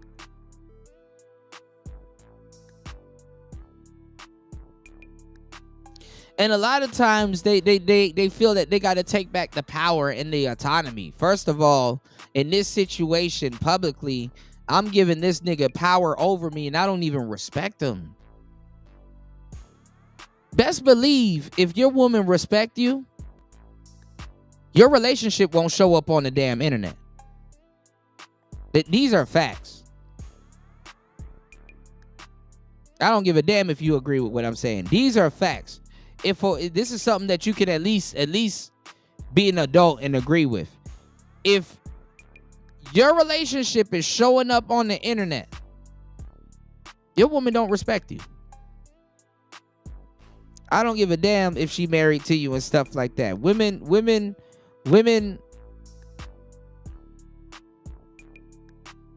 break rules for the guys that they like. They create rules for the guys that they don't like. You best believe if she respects anything you had going on and realizes that she's your wife and she represents you, your relationship will not show up on the internet for people like me. And I don't go looking for this shit. Shit finds me. I just happen to be a nigga on the internet. So let's get that straight. But people shouldn't be able to pick apart shit like this. And a lot of women, like Aisha Curry, like her and stuff like that, they look at their husbands as whack.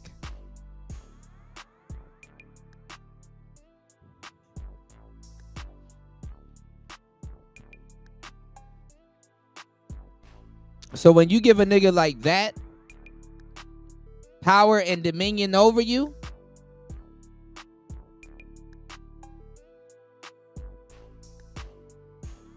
the reality doesn't sink in until a little bit later. Sometimes you could be a goofy little bit. You can go a whole relationship and not realize it until you get married. Like, dang, I kind of really just, low key gave the reins to this nigga. The only thing I can really do is try to control this marriage or divorce. Sometimes the bitch is crying because she can't indulge in certain things and she got to figure out a way to cheat or to, you know what I'm saying? That's why some women don't give a damn about some women hate that y'all relationship is public. She can't cheat in peace. But that's another thing y'all don't understand. Y'all be thinking that you're the first person to cheat on that woman that you're with. No, sometimes y'all don't even ask if she cheated on her ex before that was cheating on her. Because usually if they put up with cheating, they know how to cheat themselves or have cheated themselves. Half the time, both of y'all cheating, you just got caught first. I'm raw as fuck, man. Y'all hit the like button, support the show. Yeah, I'm really giving y'all this game. Half the time, links in the chat. Y'all support the show, y'all. Half the time, caught first.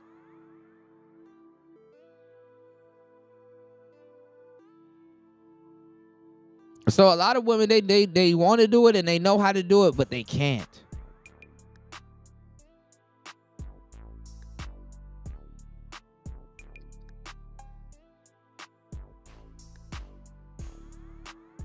And sometimes the nigga that they fucking around with, like, yo, hey, look, I ain't fucking with you for real, for real. I'll put this information out there, and they mad about something completely different.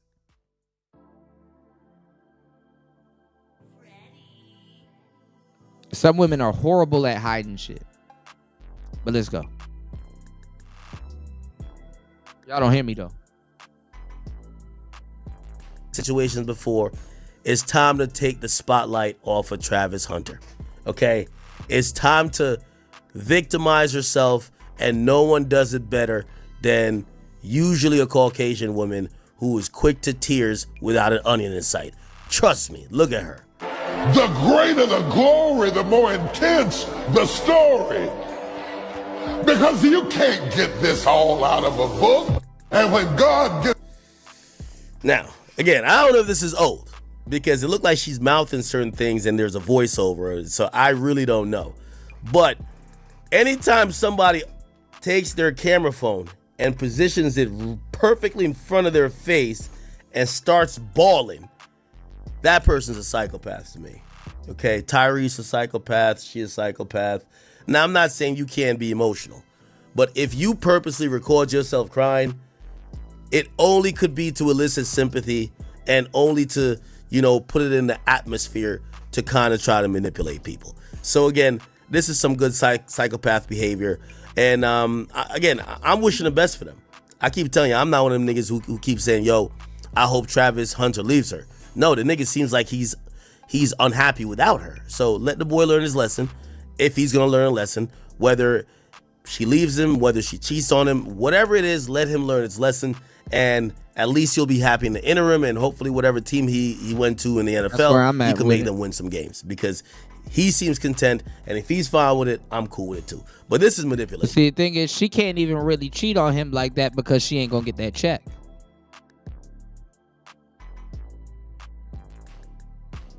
See, she's in the conundrum. She can't really cheat on him the way she probably wants to because she can't get that check.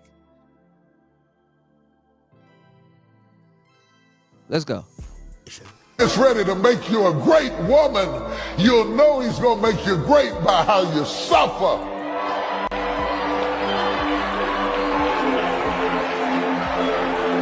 the greater the glory, the more intense the story.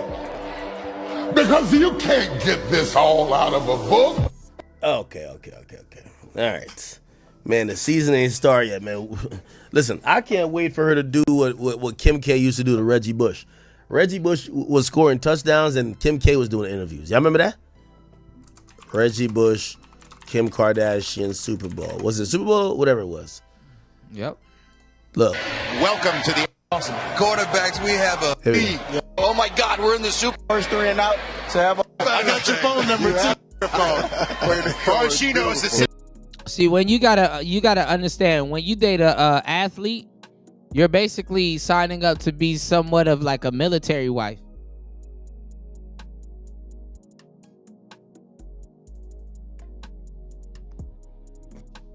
When you date an athlete, you're basically signing up to be a military wife. And a lot of military wives ain't shit.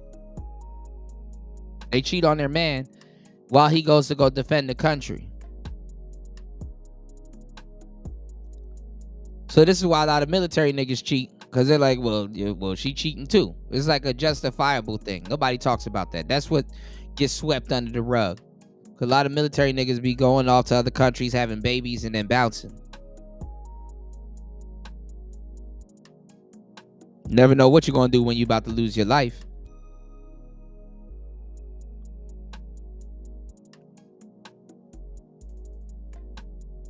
But it is what it is. Let's get it. Thanks for the Super Bowl every. Here we go. There's one right here. You got it. Come on. That's who Travis Hunter girl want to be, bro. Right there. They just won a Super Bowl. Kim K all up in the camera, all up in the video. Let's get a public display of affection here. Hi, Kim. How are you? What's going on? Get your stupid ass one out of here. I'm just over the moon right now. I'm so proud of the guys. Isn't that fantastic? It is fantastic. We're having a great time, and this is what we talked about for the last 2. You can tell she don't know nothing about the sport. She the type to be like, I was just so proud that he scored a basket. I mean, they want to be trophy women. That's another thing that y'all got to understand about, like, you know, like right before these guys go to like the league and stuff like that, a lot of these women are clamoring to be trophy women. They don't like the trophy women.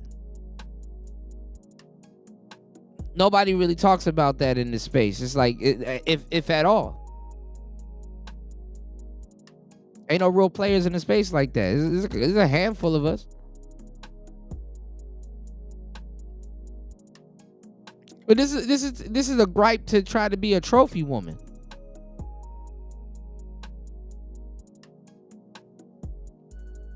And a lot of women don't realize that the actual trophy women work for the establishment that your man works at. You know, like the cheerleaders. You know, like the women that's supposed to be what you're doing, but you're off to the side. They don't like that. You can't be a second place trophy woman. And that's what these girls feel like.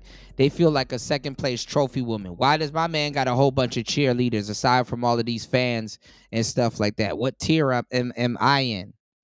And then, you know what I'm saying? No, the hell y'all don't. Y'all don't talk about it all the time, new. No, y'all don't.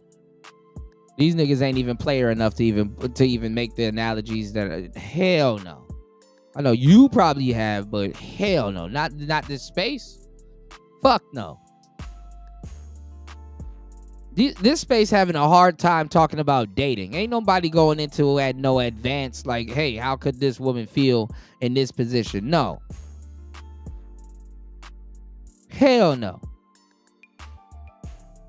Ain't nobody about to tell y'all that while Aisha Curry's running around, you got women that are straight up fans, and you got women that are cheerleaders and stuff like that. And they're like, oh, I seen you before. You that girl that be around Steph Curry. You his little girlfriend? And she not his girlfriend. That's his wife. You don't understand how irritating that is to a woman. That's why they do shit like this. It's like they want attention too. Oh, it's not him, it's us. But when they clamor for attention, they want to be on the same level as him, because they're like, well, if I'm dating the greatest man in the world. I need the world to show me that I'm dating the greatest man in the world. So the world needs to treat me like a trophy wife because I don't feel like he does. Ain't nobody breaking it down like I'm doing this. If so, show me. Show me. Not no 5 hours and 17 minutes into no masterclass.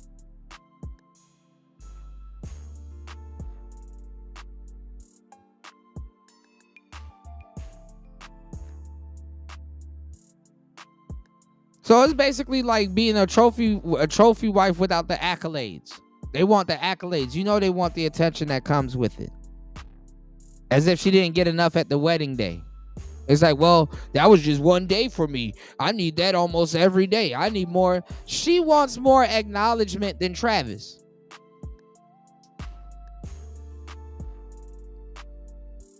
And academics is spot on. This is exactly what she wants to do. Why don't you ever bring me to your press conferences?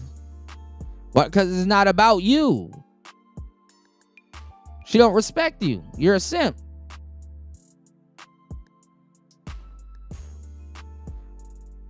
In her mind, it's about her. You got to check her on that.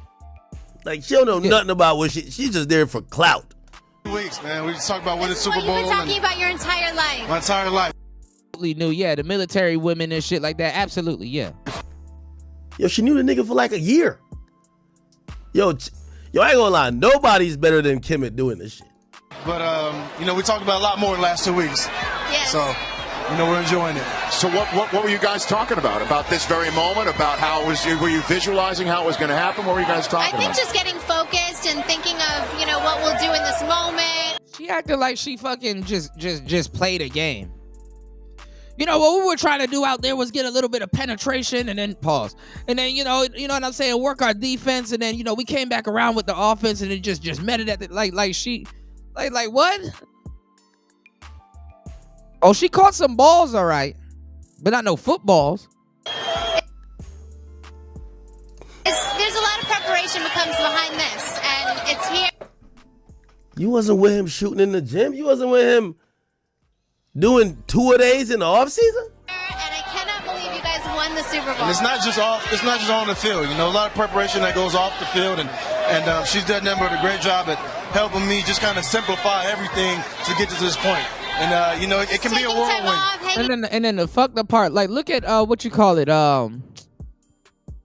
what's that dude's name? I forgot his name. What's the dude's name that's dating I forgot the dude that looked like Mr. Fantastic, the basketball dude that just fucked up his career. Some of y'all niggas need these niggas to act right, or some of y'all niggas need these niggas broads to treat them right and shit like that, so they be all right and they have their head in the game, because y'all be betting on these niggas using DraftKings and shit like that and losing y'all money and shit like that. It's like, Kim, if you don't treat Reggie right this week, because I need this little bread coming in. What do you do? Your job, bitch. I forgot old boy's name. The basketball player that can't handle his baby mamas and shit like that, but want to have multiple women, and they stepping all over his ass and fucking up his career and shit. And then the other one just got on the internet and was like, oh, that's why you ain't gonna get your check and you just signed and blah, blah, blah. She up there pocket watching. I forgot his name. But anyway.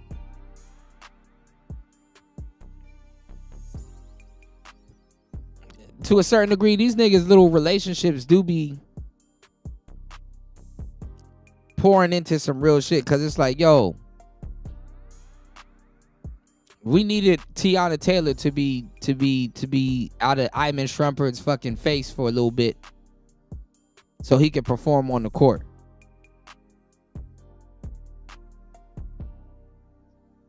So you don't lose your investment.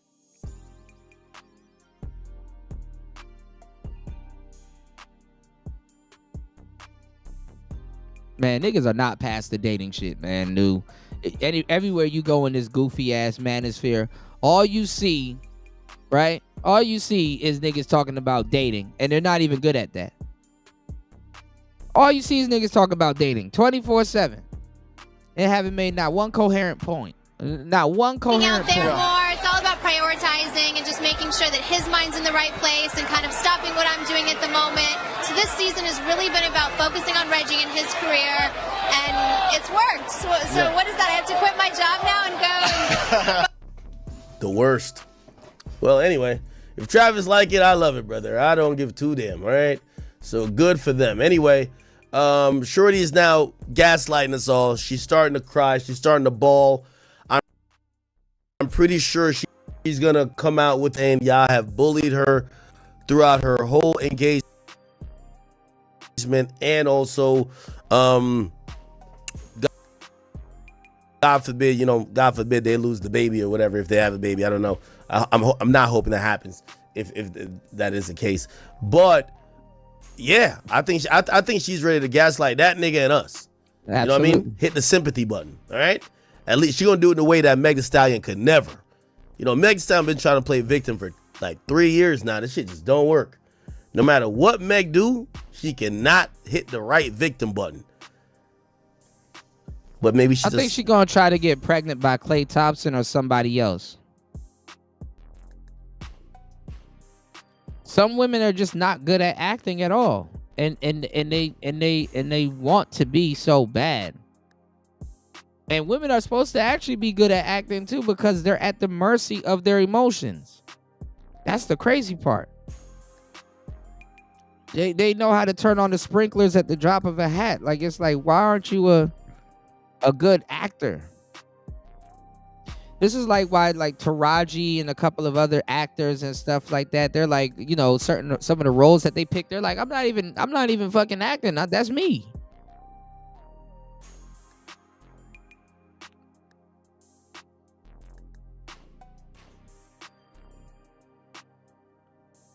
Shit is crazy.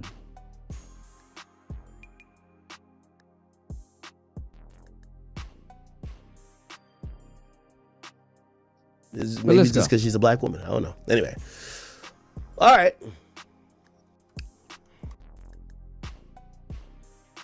The rumors hold on, y'all. They're going in on T Grizzly. I did a video about that. About him they say he backdoored his auntie. That's his uncle's lady.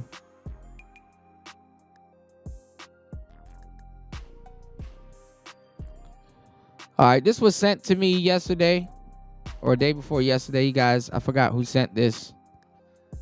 I think it was D Chicago, if I'm not mistaken. Or maybe Ray sent this, right? All the stuff that y'all can choke on right now. Pause. All this content that y'all can choke on right now came from feminists. Me Too movement, all this other shit.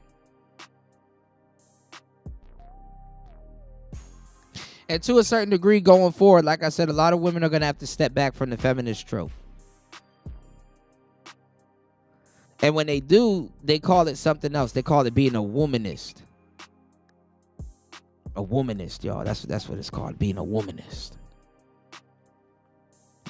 Can't get mad at women for being pro-women. But let's go. Player talk. Hit the like button on the way in. Good morning, everybody. Hit the Cash App. Support the show. It's Player Talk. Let's get it. The feminism movement didn't unite women, it split women. I feel totally Wait, listen, 50% of young women don't want to have children. They're really preoccupied with making money.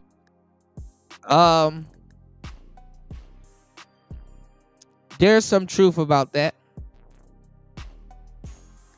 About them not wanting to have children.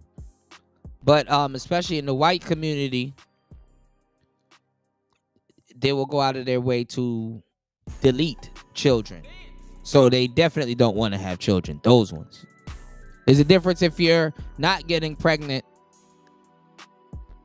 and not trying to have children. And there's a difference if you're at the clinic every other and materialism. But we're still looking at a society that is increasingly telling women where they could be better. But sometimes feminism expects women to be prioritized, and both sexes want the privileges without the responsibilities. Can I just add, we are producing women and men who are and I'll tell you what I mean by that. It'll be an interesting discussion. We're joined by 3 leading and outspoken voices in female societal issues with very different opinions. To unpack the choices and consequences women face in modern society.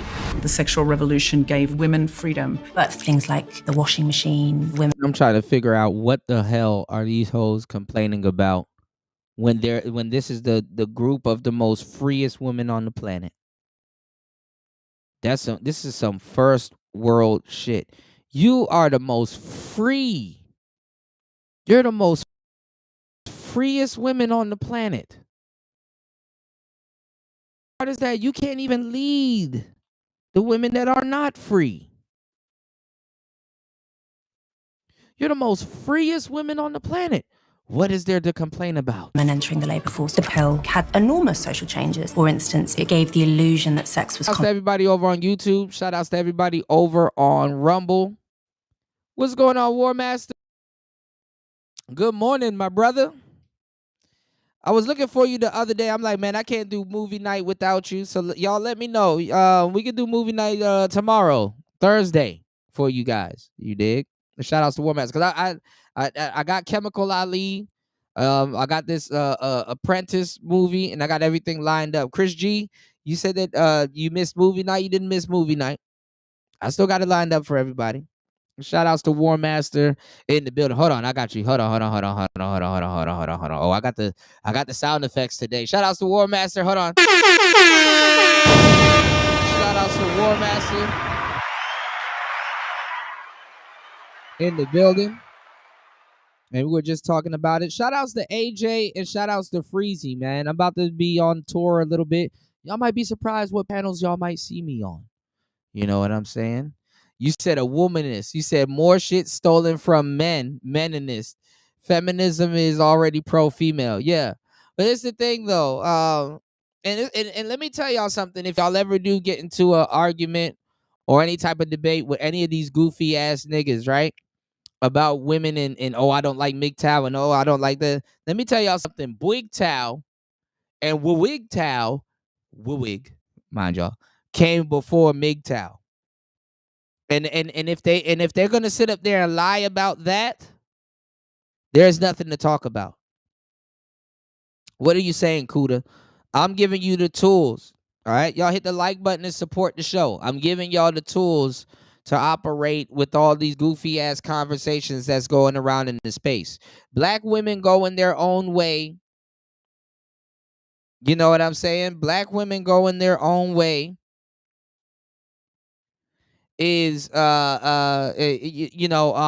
came before black men go in their own way, or save yourself black men, or men go in their own way, or men guarding their wallet, or men going to trick on women. That's my term right there. But what I'm saying is women have emancipated themselves from men way before men have emancipated themselves from women. You know what I'm saying? And if they will sit up there and argue, first of all, I'm not even gonna lie. You have to circle them around to that argument. You know, so sometimes when y'all arguing with these drones, these male feminists with the battery in their bag, you got to be like, let me ask you guys a question. You like an independent woman, right? You know, women are independent. They okay, yeah, cool. All right, so let me ask you a question. You know, women, they don't need men. They can work. They can do all their other stuff. And then, get them to agree, and then be like, okay, so why are you mad at MGTOW when women emancipated themselves away from men way before men did that with women? Even to this day, you can listen to MGTOW and you can listen to men not openly saying, I don't need women. You can listen to men saying, listen, I'm going to go over here. Or listen, I'm going to navigate the dating pool like this and get around women that I like and stuff like that. It's still not even a full emancipation. You dig what I'm saying? So always remember one of these doofuses. You know what I'm saying? BWIGTOW came before MGTOW. It sure did. It sure did. You dig? War Master said, whores. Whores came before everything. Just say no.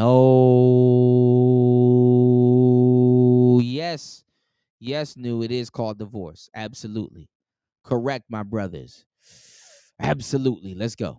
Consequence free. But the second wave of the feminist movement was every woman should want free sex. And yet, 82% of young women are depressed and anxious after casual sexual encounters. Or every woman should want to go out to work and leave their children in daycare. But we are doing terrible damage to our children. Stoic said MGTOW is gay. by putting them in daycare. This strain of feminism has basically Shout outs to Stoic. Aspired as much as possible to make women like men. And now. And we've gone so far, so we have women dominating men. How are we dominating men, though? Oh, my goodness. 2% of college. And we just let them say shit. Like, how women get away with say shit. Women are dominating men. That's what you call that? That's domination to y'all? Okay. We just let them get away with shit. There's but so much shit I can say in front of a man's face to his face before I get the taste gets slapped out of my mouth, and we both. How luxurious is that, ladies? You just get a chance to say shit. You just get a chance to say shit. Let's go.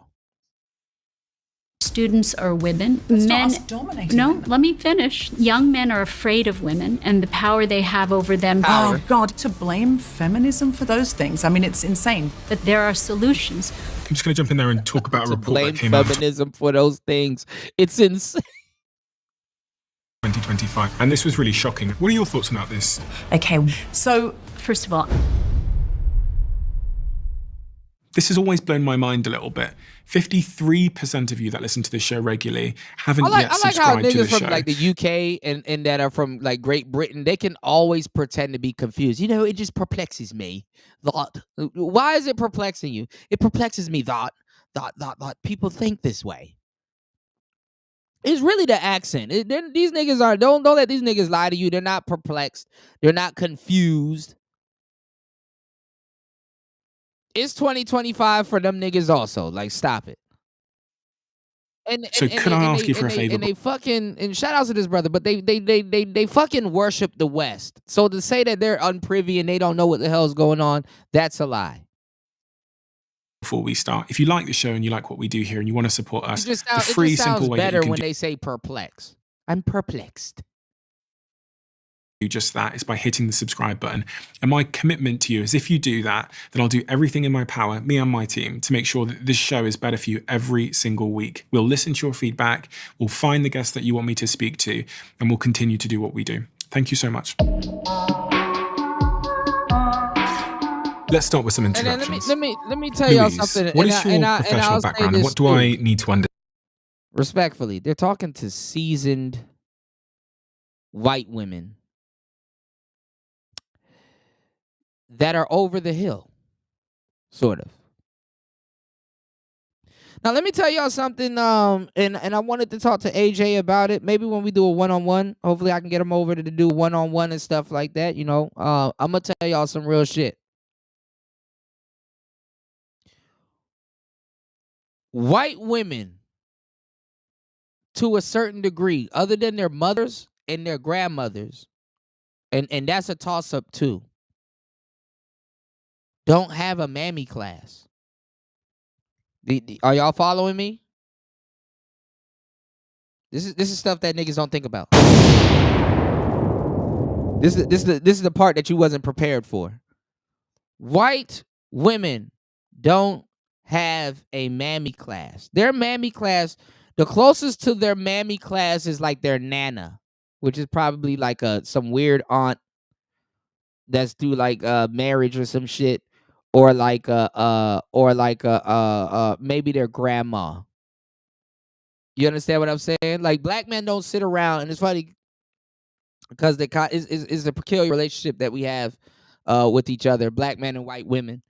But black men don't sit around and think like, it's not like how we like I can tell you guys like, the sisters, they done killed off their mammy class. And it's like, well, what do you mean by the mammy class? And it's like, I would have to make some weird reference to slavery to a certain degree to kind of tell you that there was another woman that was sitting in that had more influence over a mother. You know what I'm saying? And that could actually talk to the daughter and the mother, or would there was like a hierarchy there. And we could talk about the mammy class and stuff like that, even though a lot of white women have had madams over the years, but I'm talking about the average one, like household wise and stuff like that. And and you know what's funny, and listen, this is how masterful I am. And this is like I said, you get called crazy when you're right too early and shit like that. It's like, hey, I know the answer to that bottom of the ocean and stuff. Tell the people back in 1912 on the pier, hey, don't get on this fucking boat, and they're still believing that the ship is unsinkable, right? I'm gonna give y'all this game, straight lace, no chase. I'm gonna give you the ingredients, you know what I'm saying, to this equation, right?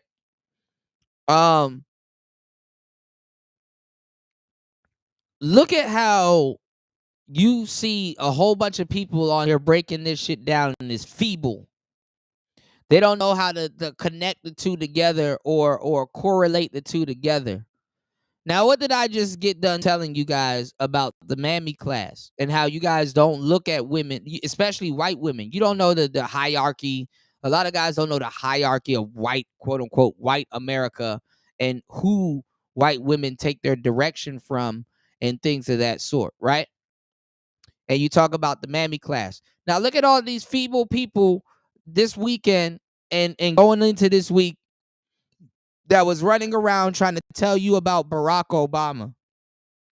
They were trying to tell you about Barack Obama, and they were trying to tell you about, oh my God, why is he trying to tell us that we need extra male figures in our lives, even if we have a daddy? Or we had, you know what I'm saying? Why is this man telling us to go out of our way to put G Hey Man in our lives and all this other stuff? And a lot of y'all don't even realize it because black women have already killed off their mammy class because there was some resentment there for a woman for direction. See, what a lot of you guys don't realize to a certain degree, even with feminism to a certain degree, and this probably got to be explained to you guys through pimping, but a lot of y'all ain't pimps, so y'all wouldn't understand this hierarchy that I'm bestowing upon you. But I'm gonna tell y'all some real shit. The mammy, to a certain degree, was in charge of keeping the patriarchy to a certain degree intact. Oh, nobody can tell you that. The mammy, to a certain degree, was to keep the patriarchy intact. She still had instructions from a man. She was prepping them hoes to be better to go to another man, whether it was a white man or a black man. So to a certain degree, there was animosity for the mammy because the mammy kept the patriarchy to a certain degree intact. Do y'all understand that? Okay? Especially when it comes to women. So this is how it had to go when you think about it.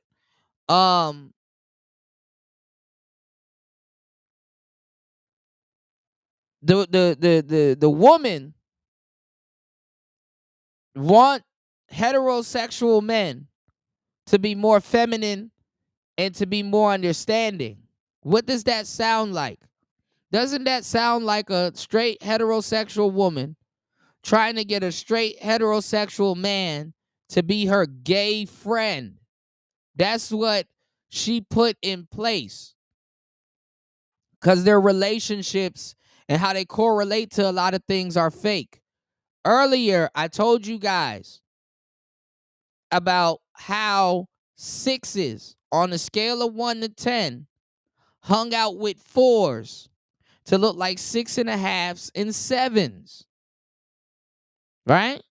They hung out with 4s to look like 6.5s with 7s. And a lot of men don't think about relationships that way. So when you see this 6 and this 4 walking together, the 6 looks like a 7 or 8 compared to that 4. The 4 retains their number, or sometimes the 4 even looks a little bit better than they would have when they weren't with, in this fake ass friendship for the most part.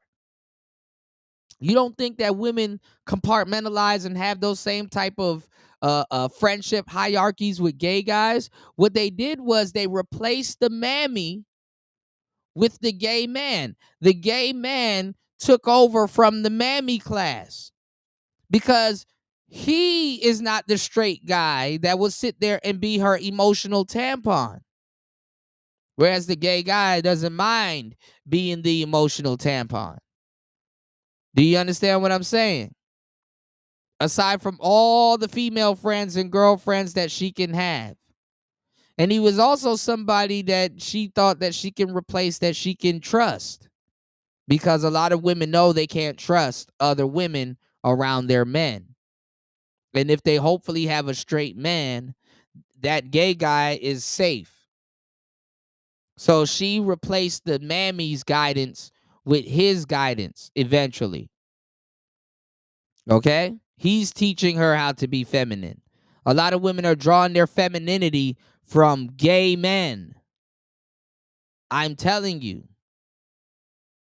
This is why Saucy Santanas and all them niggas, they could just do whatever they want. It's a part of freedom for them too. Do you understand that? So when Obama, and this is something that I was going to tell you guys, this is some real game that I was going to give you guys coming this weekend, but I'll give it to you guys now. When Obama is telling you, hey, as a straight heterosexual man, you need to have a mammy in your life. That's what he's telling you. And y'all and niggas don't even pick up on it. You need to have a mammy also. You need to, aside from, he just skipped over the coach. He just skipped over, other well-regarded men. Yo, go get you a coach. Yo, go take you a martial art and get around a grandmaster. Get around great men to learn your manhood from. No, he just skip all of them niggas and tell you, hey man, get you a gay man in your life to teach you how to function as a man in society. That's what he told you, because his professor, somebody at a higher caliber, was like that, and he taught him a lot. Of course, you're supposed to learn from the nigga. He's your professor. I'm not gonna lie. You may be able to learn a good couple of moves from a gay karate coach. That nigga tell you how to do a sprinkle backhand and shit. You know what I'm saying? That a nigga will never see coming. Girl, thank you, girl. Sprinkle. He probably give you a gay ass kick that nobody will see coming from nowhere, and it's like, damn, you know what? I wouldn't have expected that to happen. You know? So you never know who you can learn from.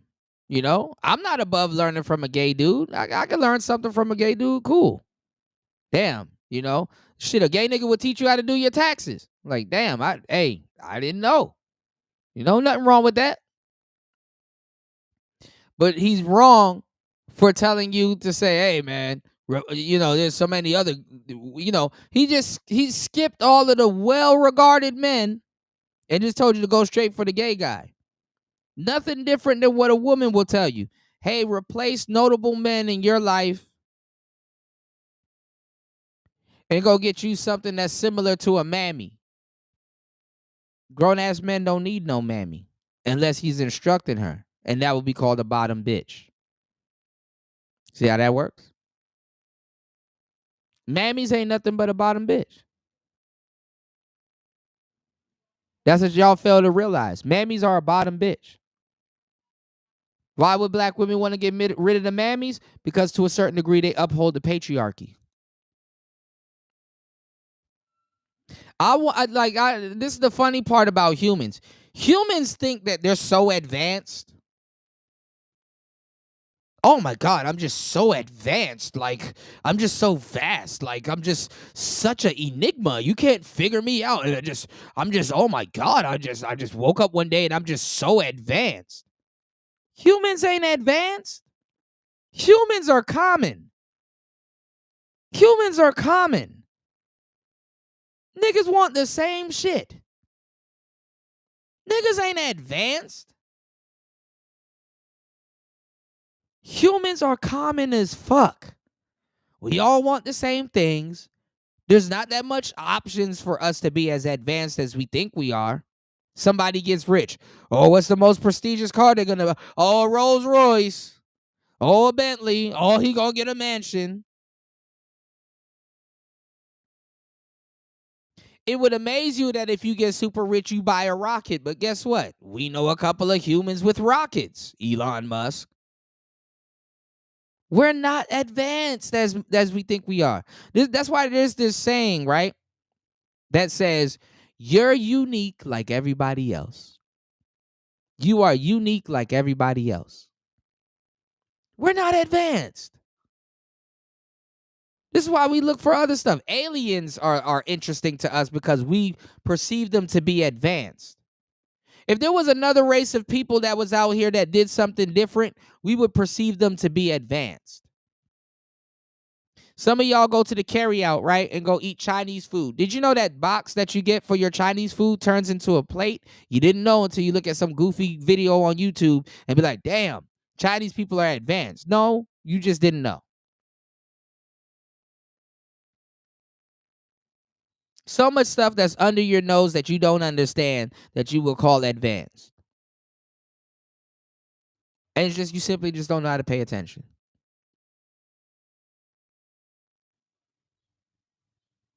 You know?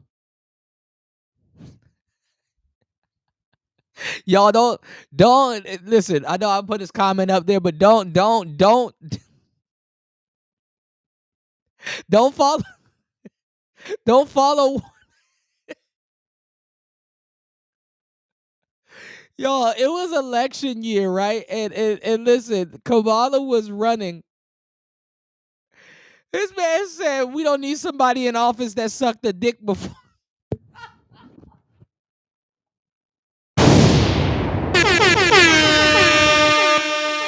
I am a nasty woman. It didn't even hit me like that we don't need somebody in office that sucked a dick before. You know what I'm saying? War Master said, if you sucked the eggplant before, you have nothing to teach me about manhood. These are facts plus tax. Let's get it. Understand and know about your experiences that feed into your perspective on this subject.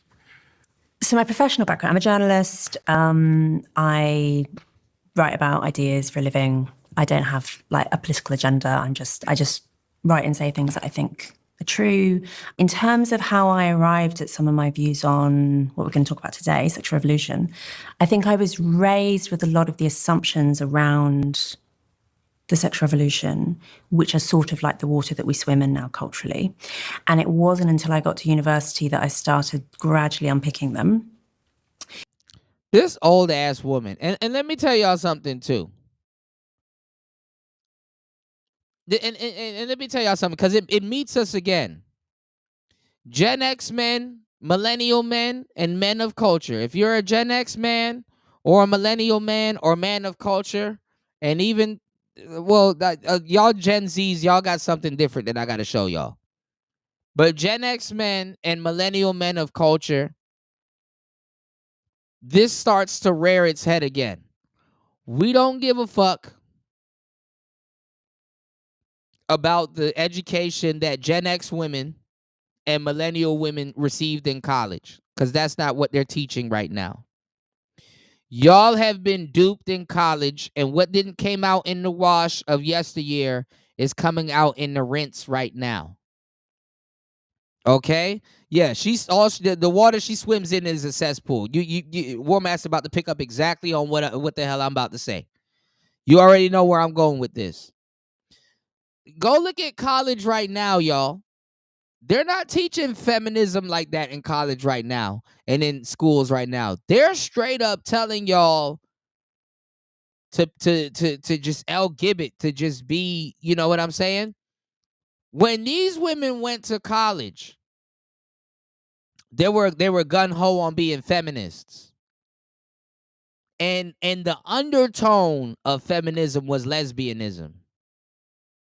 That's it, the lesbianism around this time between Gen X and late millennial was literally, it was like you're in a secret fraternity. If you're somewhere licking and eating carpet, you're in a secret fraternity. You know, that these men don't know about. They don't know how deep eating carpet goes. They don't know how deep that shit goes. You know, you're in a secret fraternity.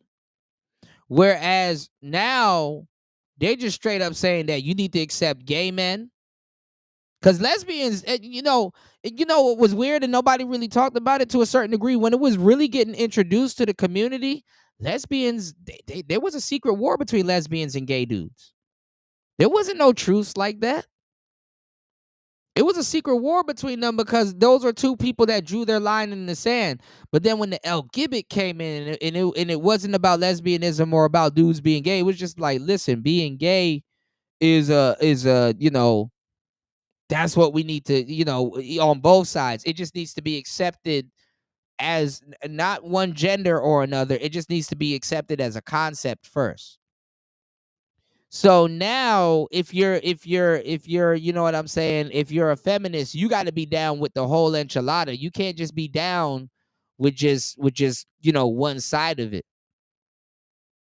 You understand what I'm saying? So now if you're going into college and stuff like that, it's required that you're down with the whole thing. It's not like, oh, you could just pretend to be a straight woman that got hurt by niggas and just be a okay feminist, and it's just women versus men. No, now it's not just women. Now it's not just women versus men. It's women accepting is women accepting a whole nother subcategory of men and women and binary and all that other shit. You know what I'm saying? And all that other stuff. You know? So college is warped right now compared to when millennial women was going and compared to when Gen X women were going. You understand what I'm saying? It's warped. You know what I'm saying? A lot of these women, and let me tell y'all something too. Because you got Elle Gibbet on Elle Gibbet crime. And it's some real shit. You got Elle Gibbet on Elle Gibbet crime. Yesteryear's Elle Gibbet do not agree with what today's Elle Gibbet is doing. And what today's Elle Gibbet is doing versus yesteryear's Elle Gibbet is horrendous. And they don't really agree with each other. And they're not even paying homage of the Elle Gibbet people that fought for them and really put them in position to be as free as they are today, which is crazy. You know? So they're doing a lot of debaucherous shit that that yesteryear's camp don't even, yesteryear's camp don't agree with. You know? And it's funny as hell because they be trying to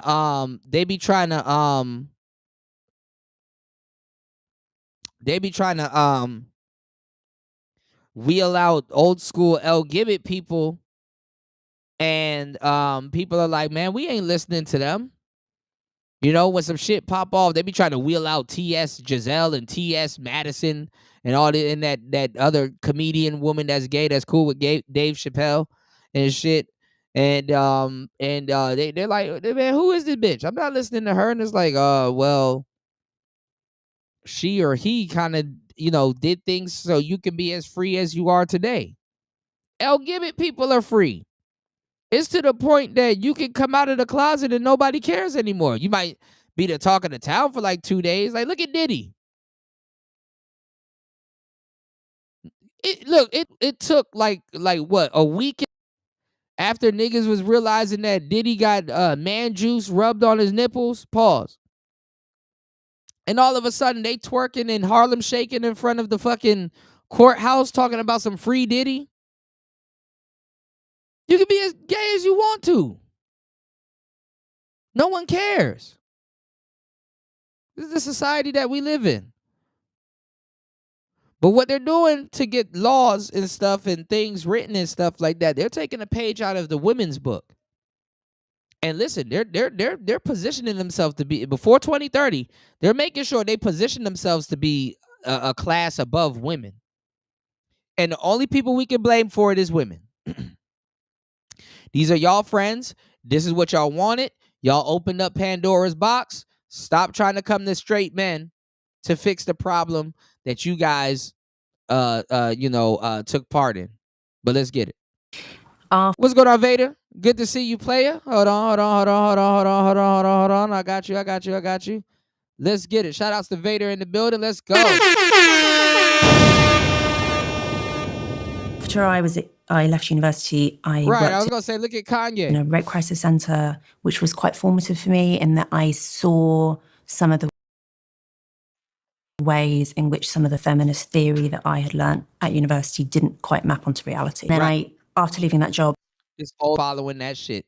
She's starting to see that feminist training that she got in college didn't really hold up in the real world, as most Gen X and millennial women have came to find out. Gen X and millennial men that were straight, that y'all were arguing with, were right. Let's get it. I became a journalist. Again, I kept thinking about these things. And I guess I've reached a point where I take a very mixed view of this history. I think there are good things. I think there are bad things that have come out of sexual revolution. Louise, can you define for me what you mean by sexual revolution for anybody that doesn't know? Because it's going to be quite an important term today. Right. So I think that there are two. The bullshit that we have today. 16-year-olds on fans entertaining men and women because they're gonna just lie to you and make it seem like men are the only ones buying subscriptions and stuff like that. No, women are up there looking at young girls too. Lesbianism gets deep and perverted also. Let's keep it 100. Things really, the ideological event really of the 1960s and 1970s. So this was a period of, not just in relation to sexual relationships, but all sorts of things, a period of questioning and challenging traditional ideas, Christian ideas about what sexual relationships ought to look like. I think actually the point that we've reached in terms of progressive culture is the assumption that those traditional ideas are necessarily questionable, are necessarily fit to be challenged. I think that's the ideology. But there's this other thing that happens at the same time, which is partially connected, which is a material change. So you have... Yeah, why don't you rates though? Because that also gave birth to a new set of statistics with the violence rates. How women be beating the hell out of other. Lesbianism is absolutely most perverted. And that's why I'm like, wow, how comes men get arrested for child pornography, which that happens. Men get arrested for child pornography, but there's no women that get arrested for that? Something not right about that. You said, but they wanted to support trans, but don't want the dudes playing with chicks. Oh, the hypocrisy. Absolutely. My thing is like, in this society, how are men just getting arrested for child pornography? Where Ghislaine Maxwell, Cassie, she was also recruiting women and dealing with women. R. Kelly's wife was also recruiting women and dealing with women. But it's the men. Okay. The introduction of the pill, the advent of safe abortion. Remember, historically, abortion is not safe. So you have the advent of safe abortion, and of course... A madame is way worse. Madames are way worse than a pimp. And these women are the ones that are advocating to be madames. And they are heartless and have no type of heart towards other women that they are subjecting to do a lot of the shit that they get women to do. Madams be breaking bitches, and they don't care about them neither because they view them as competition, or they view them as the women are very heartless towards each other, properly gassed up and put in position. Real talk. It's decriminalization. You have things like the washing machine and central heating and all sorts of other domestic appliances, domestic technologies, which actually have been enormously important in changing sexual relationships, because all of a sudden it means that it basically takes less time to run a home, and so it becomes more possible for women to enter the workforce. So then you see Yeah, thanks to men. And that's the part that she omits and leaves out. Men have made women's household jobs so easy. What are they complaining about now? this wave of not only changing marriage rates and birth rates, but also women entering the labour force en masse, and really some enormous social changes, like so enormous that it can be a little bit hard in 2025 to realise how enormous they were, because we've become used to them. We'll talk about all of that today. Going clockwise then, Erica, same question to you about your background and the work that's fed into the perspective you have. I'm a psychoanalyst in private practice. I'm an author. I write books about parenting, and the book I'm probably most well known for is my book, Being There, and it's basically about the neuroscience of attachment, or the importance of mothers in the first 3 years of a child. Now let me actually put y'all on game real quick. Look at this woman right here, textbook feminist. Not even textbooks feminist. She probably not a feminist, or was a feminist, and now she's quote unquote on the guy's side or whatever, right? Women like this are out here and easily accessible to find on the internet, as always. You got Girl Rights What, you got a lot of, just different, women are out here like this. And you see how guys like myself, we sit down and we actually take the time to break down videos like this and hear women's logic and stuff that's like this. And we put, basically put in a lot of work, right?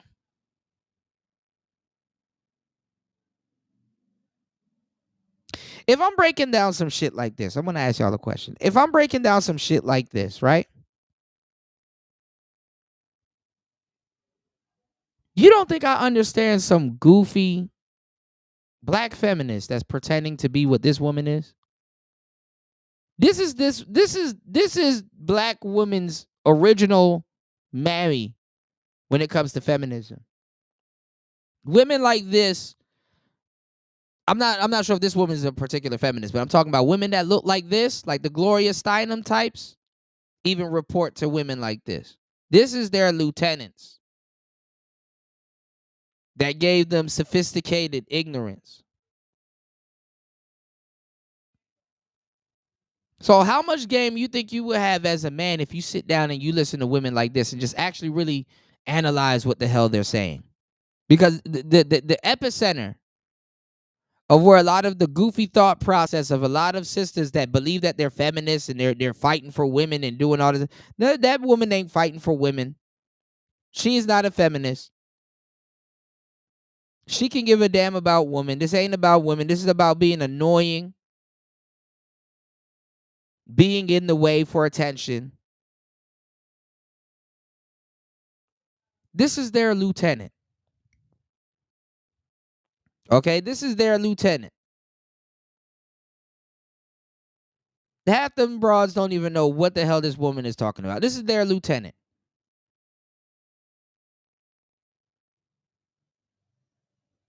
And the crazy thing is that they got women to buy into sterilization and into things from like the eugenics movement, the Susan B. Anthony's and the Margaret Sangers, and the y'all go look up those Bell Hooks books. Who you think? This is Bell Hooks' lieutenant right here. This is who Bell Hooks have to report to. So if y'all want to know where the epicenter of all that goofy shit y'all niggas is reading, and this woman, she not even gonna say nothing about black women. That's the funny part. When you listen to white feminists talk, they don't even talk about the number that they did on black women. Black women aren't even an afterthought. Have y'all noticed that? You go listen to white feminists talk. They don't even bring up the destruction that they fed the black women. It's the sleight of hand. Life to create emotional security, which lays down the foundation for mental health in the future. And so from my perspective, I guess the conversation we're going to have, I should say right off the bat, I consider myself a feminist. But I consider myself a term that I like better and that my community uses, the people that I work with, and which is I consider myself a maternal feminist. Basically, there was a school of thought called maternal feminism, which really elevated women in their work as mothers and really talked about it as... And the fucked up part is that it elevates women that are going to be too old enough to practice that shit. Fucked up part. It elevates, like, this bitch, like, who gives a fuck what this bitch does at 40 and 50? You can't... Kids. The women that it's gonna fuck over in effect, and it's supposed to ruin it, but they don't tell you that part. It's the younger women. The shit that this goofy bitch is fighting for, she's not gonna be around to go through. And to a certain degree, when they're right up behind under some men and get married, and the younger generation of bitches are getting fucked over, and they don't sit there and look at the older women that set them circumstances up for them, they blame it on men. Very important work. And so I'm not an anti-feminist, and I'm certainly for women to have choice. So it'll be an interesting discussion. I guess you could say I'm more of a centrist on this topic. As Louise said, there are parts of feminism that I think really helped women, and there are parts that really did a lot of harm to children. And lastly, Deborah. Feminism is about lesbianism,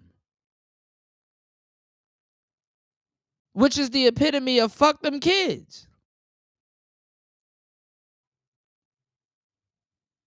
If you're G-Hay, a good side of you, I hate to say it, but if you're G-Hay, a good side of you says fuck them kids. Because you can't have any. And if you do, it's a process. And then you're not considering that kid, how they're going to grow up, what they might have to go through because of your lifestyles. To a certain degree, it's the epitome of fuck them kids. But let's go. Yes. Same question to you. So I am best known as the host of the Guilty Feminist podcast. And I started that podcast to learn about feminism. And I have since researched a lot. I wrote a book called The Guilty Feminist. I've just written a book called Six Conversations with Guilty Feminist. To have, which does also challenge some of the directions that we've gone, but more in about how combative we've become as progressive people to each other, and how to talk to people on the right now, and how we need to get back in rooms and we need to be having difficult discussions like this. So it's interesting what Louise says about being raised in a progressive household, but then being disillusioned and thinking that there's some ways in which life was better before the sexual revolution, because I'm effectively a time traveler. I did live before the sexual revolution because when I was 14, just coming into my puberty, my family joined a religious cult. I didn't have any normal sexual development, and I didn't get out. All right, now mind you, getting into this goofy ass conversation, that they're talking about a world that exists before the internet, and even then, women still had dominion over what the hell they could do. I don't want y'all to sit, because a lot of y'all niggas are new and not privy to these conversations. I don't want y'all to sit up here and say, oh, well, the internet freed women, so now they can have autonomy over their body and all this other. No. Women always had autonomy over their body. They could do whatever the hell they want. They lied to both of us to get the edge and stuff like that. This is just going to be filled with lies. Okay?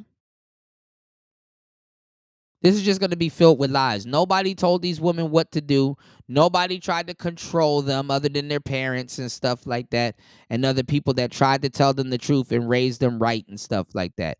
These were the same women getting in the car with 35-year-old men having sex because they wanted they were fast-tailed hussies and wanted to do what the hell they wanted to do. While you was up there playing with Transformers and Lego blocks, she was playing with dick. All right, let's go. I didn't escape that patriarchal cult till I was in my mid-20s.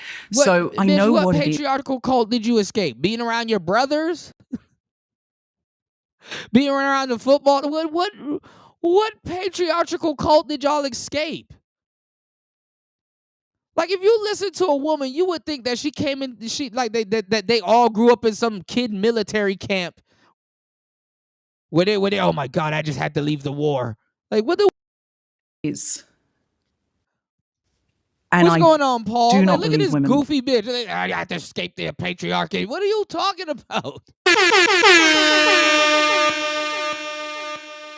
Want it. I know what it is to not have autonomy, to not have agency, and to not have emotional freedom. Autonomy, agency, and emotional freedom. Seem like your femininity is compromising. You're running from yourself. And those are the three big things that I think the sexual revolution gave women. First of all, to be able to fuck everything that gave you autonomy, sexual revolution, and emotional. Okay. Agency. I think it's just agency is so important. So agency is just the ability to go around and goofy ass bitches like this will argue. If they were to get in a room with Bonnie Blue, like they're the product of their bullshit, like an actual Bonnie Blue. If you leave them in a room with Bonnie Blue long enough, they will start arguing. And it's bitches like this that will sound like a damn patriarch. I'm gonna tell you some real shit whenever you think about it. Feminism is a ploy for other women to practice patriarchy on other women. Real talk. It's Animal Farm. It's Animal Farm. And not even, it's even worse because what they call patriarchy is not actual patriarchy. Feminism is protected under patriarchy. Feminism is a ploy for other women to behave like men with other women. Let's go. Choose what you do moment to moment. And autonomy is, can I decide what my life looks like, the shape of my what choices do I have is the third one. And I don't think the sexual revolution did give us emotional freedom, because I think we're still sitting in a lot of guilt as women as to like, be at home with my children. If I'm at home with my children, am I providing for them financially well enough, or am I going to have a career when I go back to work? If I'm doing both of those things very well, am I a good enough daughter, friend? Am I running a half marathon for charity? Like, we are in a stage of such guilt. That's why my show and one of my books is called The Guilty Feminist, because I felt that feminism had become another thing to feel guilty about. And so, what the fuck? Y'all said y'all wanted all of that stuff. Now you're guilty? Autonomy over your body. No one told you to try all them dicks. Bro, these motherfuckers, they can't even live with themselves. Let's get anything to me that engenders more shame in women or more guilt in women, or takes their autonomy away, even emotionally, for me, I like to move far away from that. Mm-hmm. Because in my life, every year I've been away from that cult, more autonomy and more emotional freedom, I have felt more spaciousness, and I have become a better person, a better partner. I have maternal roles in my life. It makes me so much better in those roles if I'm filled up, if I'm creatively fulfilled. And it also makes me a better person in my community in every way. So that's, for me, what feminism is. So autonomy, emotional freedom, and agency. I also want to touch on the word guilt as well, because I remember that being pertinent to our conversation. But if I reflect on those three words, I Louise, don't autonomy, I don't get how hoes are this common, and they're trying to convince you that there's no place in society for hoes, and people are stopping hoes from being hoes, and hoes are so emotional freedom and agency as the byproduct of the sexual revolution. Would you agree with that?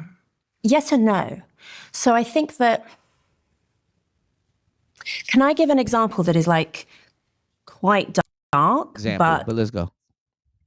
Throws us immediately into like some of these really difficult questions about freedom and whose freedom, right? There's this line from Matthew Arnold that I really like. Freedom is a really good horse to ride, but to ride somewhere. Like freedom is, and so an example from my professional life, which highlights some of the issues about revolution promoting freedom.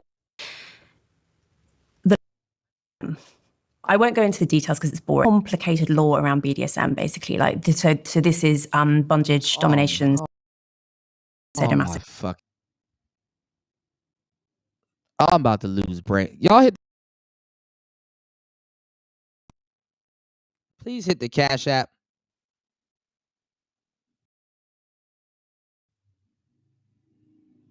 My God. Y'all, please hit the like button. Please hit the Cash App, PayPal. Support the show. Please support the show. Please hit the Cash App. Please hit the PayPal. Guys, this motherfucker is bringing up BDSM. What the fuck are you talking? You're bringing up the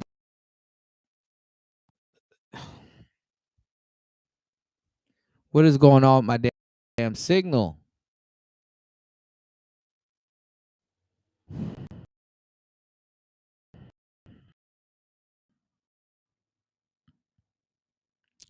What the hell?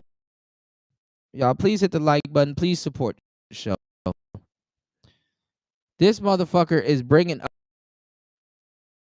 Okay, so I just wanted to talk about the stigma around whipping somebody and dominating them and being a masochist and sadist and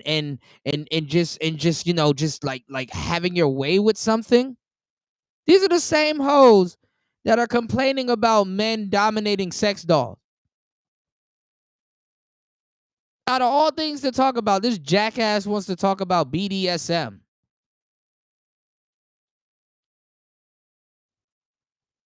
You do know when you're not free and men are doing all of these horrible things to you, you can't practice BDSM. That's looked down upon. You are so free that you can argue. Think about this, fellas. You are so, and this is I don't even think they're in America. This is the funny part. You are so free that you can argue about BDSM. You can literally start off a conversation trying to argue about BDSM. You can't make this shit up. So people basically doing consensually violent or abusive things in sex, so stuff that would be illegal if there weren't consent, pretty much. And the law around it is complicated. The law basically says that you can consent, and then above that level of harm, you're criminally liable. And if something goes wrong, like, you're done for it. And there's been ongoing campaigns by proponents of sexual freedom to loosen these laws and to make it so that you can consent to more than what you legally can at the moment. So consent to like serious body modifications as a sex thing, or consent to quite serious violence as a sex thing. Like if something goes wrong at the moment, you might be criminally liable. So me and a bunch of other feminists set up a group called We Can't Consent to This. The reason we did this is because there were an increasing number of cases in the UK, this isn't unique to the UK, of women who had died and their partners claimed that violence that killed them. So this was normally strangulation, but there were other like horrible ways in which these women died. These men were getting away with this in the sense that they were successfully claiming it. Just a sex game. And they your little goofy sex cult, men don't die neither. Okay. Okay. This nigga told you to kick the chair while he tried to hang himself in the middle of an orgasm so he could feel euphoria, and you didn't kick the chair. You just let him. Gotcha. You said women dominate disposable.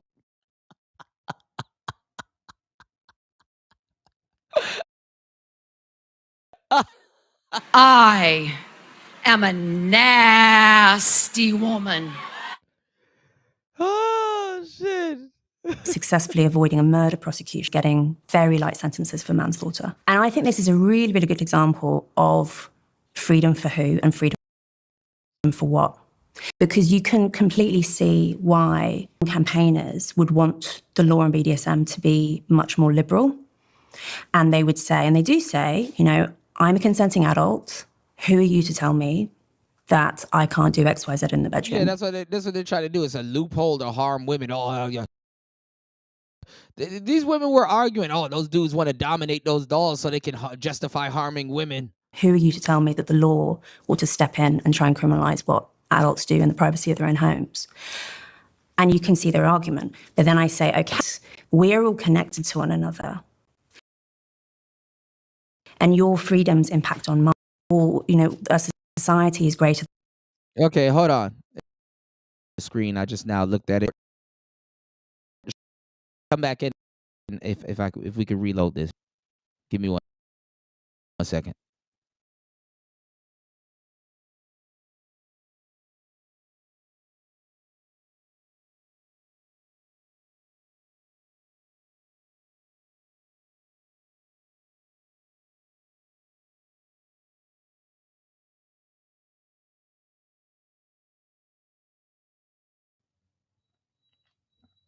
Okay, I didn't realize how off looking it was. Let's try this again.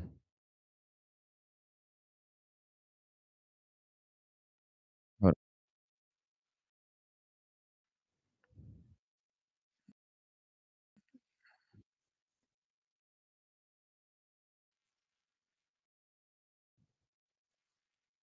She said a terrible wrong has been done to this woman. Like the thing is that I have to figure out a way before moving forward with anything to set the parameter of being they have to set the parameters of being victims. That's more important than the actual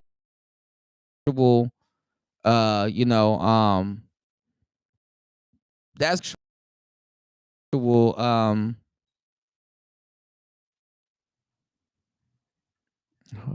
What the hell is going on? Lord. Now my thing's acting up again. I can't see y'all comments. That's more impactful victim. You know?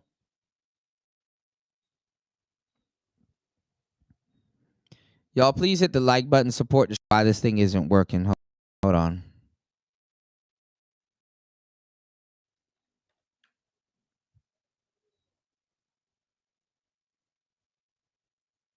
Okay.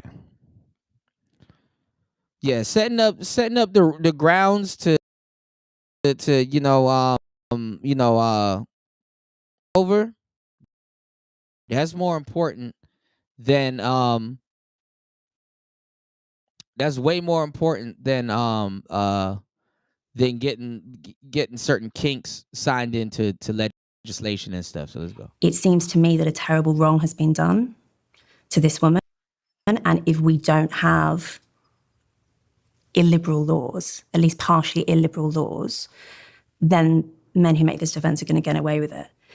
And so I'm sorry this is a dark example to kick off the conversation with, but I just think it's a pertinent example of how freedom is difficult and choice is difficult. And we can say are good generally, but they are virtues that need to be balanced against other virtues. And that's the challenge.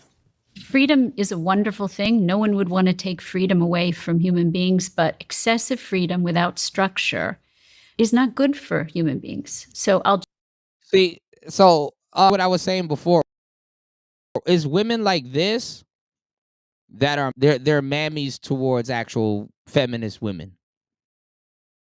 These are what the mammies look like. These types of women. I'll use the example because I talk about children a lot. If you raise your children with respect for their will, that is a good thing, right? You don't want to quash their will. You want to. That woman talking about BDSM. Here come this woman. The children. Support their individuality and support their choices. And even when raising children, you're going to give them choices. Do you want eggs or waffles for breakfast? Do you want to wear your green pants or your blue pants? No more than that with small children. But if you don't structure for nowadays, kids get to choose their gender and their sex. So if she feels like a girl and if she feels like a boy the other day, she's going to feel a boy. She's going to be a boy. They don't feel secure. They don't feel stable. And so what I'm afraid of is that we went too far. It's not that freedom isn't a good thing. It's that excessive freedom without any structure at all. And mind you, can also women only speak like this, been fucked over. Their grandkids are getting fucked over.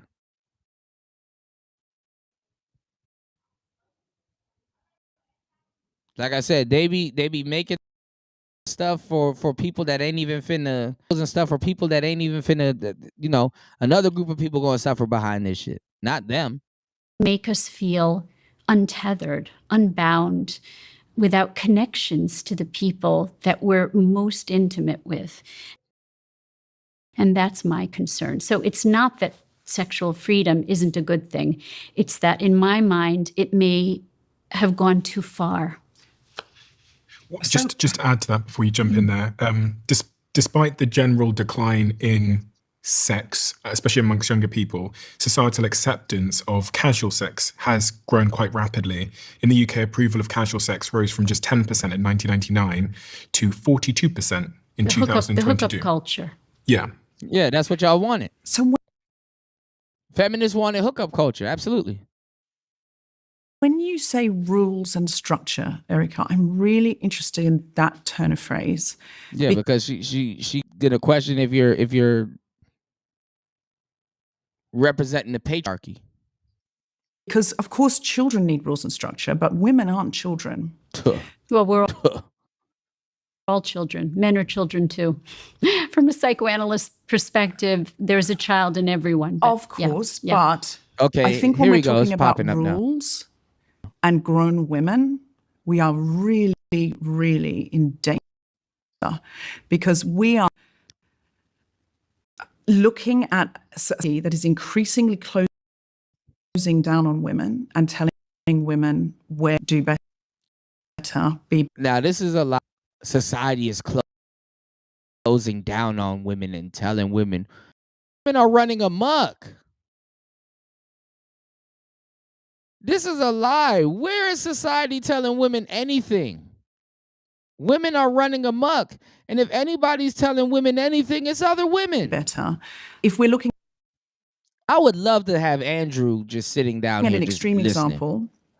We're looking at Iran in 1970s and women in parliament and women walking around. And a lot of women need their ass whipped for using Iran and fucking the Middle East and places they've never been as examples and part shit. of the sexual revolution in miniskirts and having.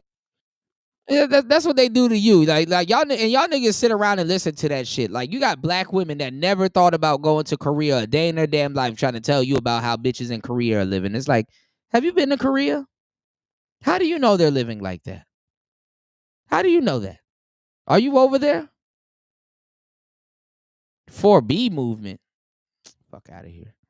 Having a wonderful time. And then you're looking at women in Iran now. You're looking at women in Afghanistan now. Women in Afghanistan now have rules and they have structure. They can't stand near a window. They can't leave the house without a man. They can't they can't use their voice in public. And that's a They fucking can't lie. sing. Man, there's bitches in Afghanistan walking around right. Let me do this. Hold on. I'll even do what the hell they do. Just use YouTube as an example. I'm gonna type in women walking around in Afghanistan. This man.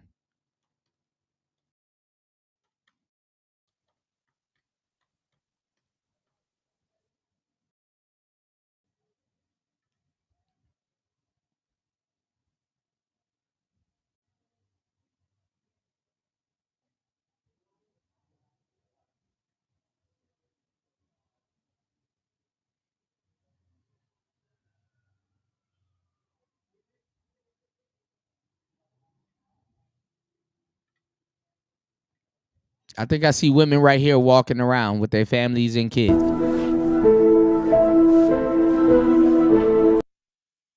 Woman doesn't have a man unless he's holding the camera. Hold on. This is what game look like.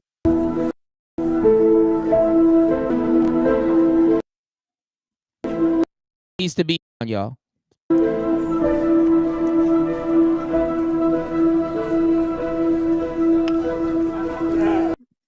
If let's find an actual video. Women walking around in Afghanistan. Let's see.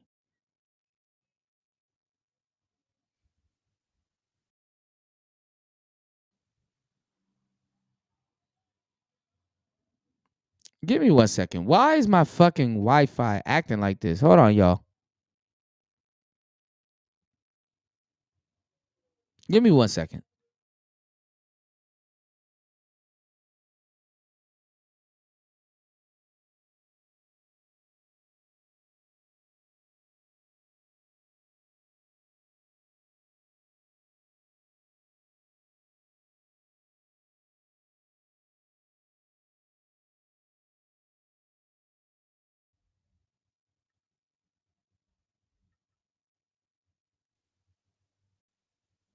Let's see.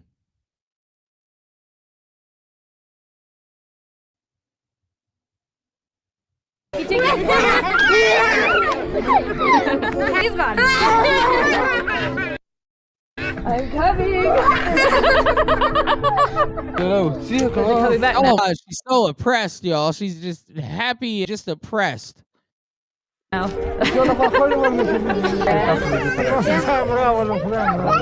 Bye. Oh, look at all of those people. Just they need men and they're getting whipped. They're oppressed, y'all.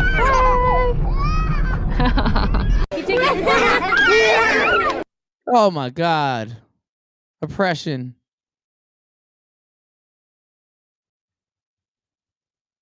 Look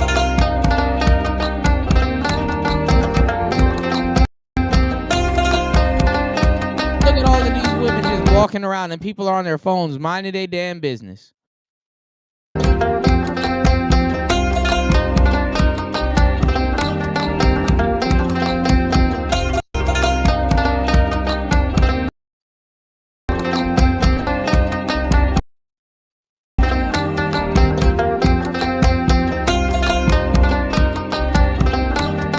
Oh, so oppressed.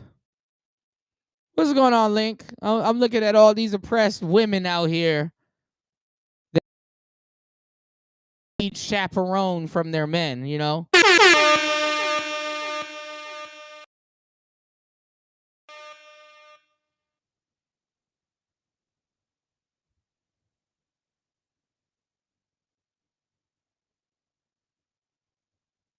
This is my first day in Kabul, Afghanistan. After landing in the capital, I was immediately greeted and welcomed by two very friendly Taliban soldiers. The first thing on my agenda was to blend in with the locals to avoid the Taliban's attention, donning the traditional shalwar kameez and then finding a local game of cricket, which is Afghanistan's most popular sport. We then tasted the delicious Afghani bolani, an Afghan stuffed flatbread. One thing I've noticed is that compared to other markets in Asia that I've been to, the markets in Afghanistan are relatively clean. This journey has reminded me that Afghanistan is more than just the headlines. It's a land of contradictions, rich history, and incredible people. It's a place where hope survives, life goes on, no matter the odds. This is my first. Look like dudes are having fun.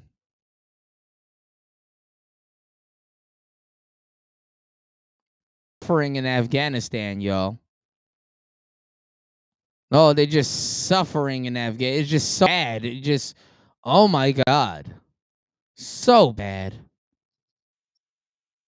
Everything you'll see in this video is now illegal in Afghanistan. This music is illegal because all music is illegal. This music is illegal too. So how are we listening to it? We'd have to turn it off before we got to any checkpoints. This is also illegal. I was not allowed to go out without wearing hijab outside the privacy of my own home or hotel room. I only took my hijab off because I was on a mountain in the middle of nowhere. Yeah, people want to do illegal This is also stuff. illegal for me because women are no longer allowed in parks. For a while, they were able to go on certain days of the week, but now they are completely banned. I was in Afghanistan in October of 2022. So much has changed even since then. This is also illegal. You cannot take photos of the Taliban or anything to do with government structures. But do you know what's not illegal? Forcing thousands of people to move out to these barren lands in displaced homes. Legally mandating hijab but saying that it's greatly recommended. And banning women and girls from most school. This is your reminder that although I haven't been in Afghanistan for a few months, the people of Afghanistan are still suffering. Rules So that's what they'll do. You know what they'll do, y'all? Everywhere you can do whatever the hell you want to do. And they will use the anomaly. Like, they will go somewhere where it is illegal and say, see, you can't do that here. And it's like, for everybody. Even if you're visiting there, that's for everybody. Even people that are visiting.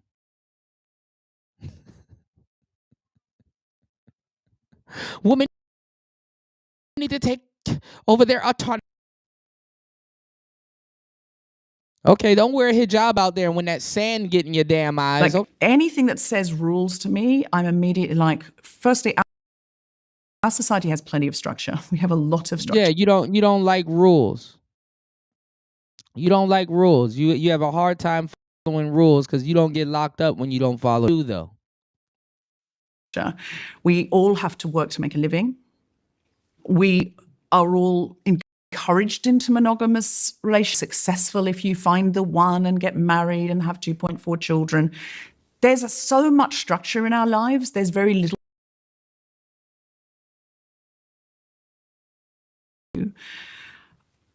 I would be very intrigued to know what you mean by women should have rules. And you know, black women will never, they will never, because it's coming from you, they would never believe you if you tell them like you're following 40, 50, 60 years with their ideology in your 20s.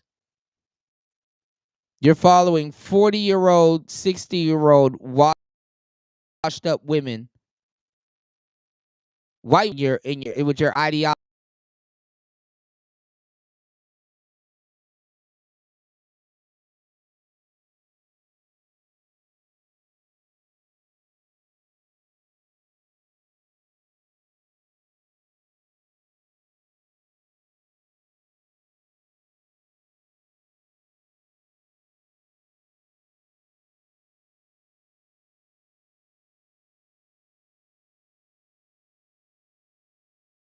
An article for the Institute for Family Studies on why and the statistics on the hookup culture and what it's doing to young people in terms of their mental health. It's causing them to feel more depressed, more anxious, more embarrassed, having more regrets, self-esteem issues. It's got some major implications, and we're talking the statistics say 72 to 82%, 72% of young men and 82% of women, young women are feeling depressed and anxious after these casual sexual encounters. Tinder has an ad that says, It's meet the because you're love. high volume of people and still have nothing in the end. There you go. You don't need the fucking Gettysburg Address to know this. Fucking a bunch of people that you've met on the internet and you still have nothing in the end. And maybe some kids in memorabilia from a liaison. You're fucking all these people and you still have nothing in the end. The least of all, happiness. Of your night. What it does is it takes something so sacred and intimate and it turns it into something not just casual, but it turns it into something, irrelevant, unimportant, and dangerous, if you ask me, emotionally dangerous. And it can be physically dangerous. If you're having casual sex, you could get a sexually transmitted disease. AIDS is still around. I think in a way,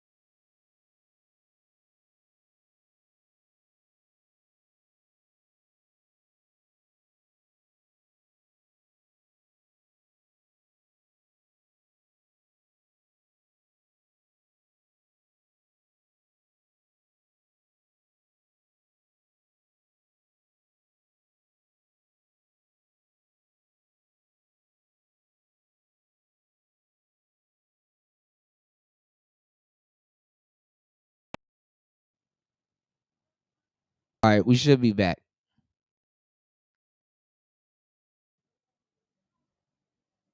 All right, we should be back. Hold on. You said no sound? Hold on.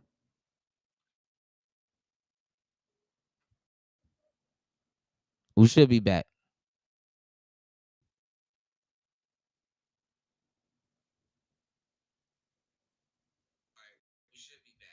Okay.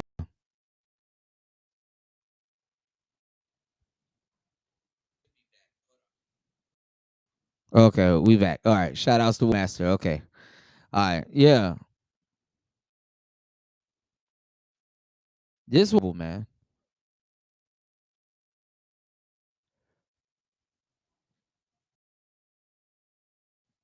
This shit is goofy.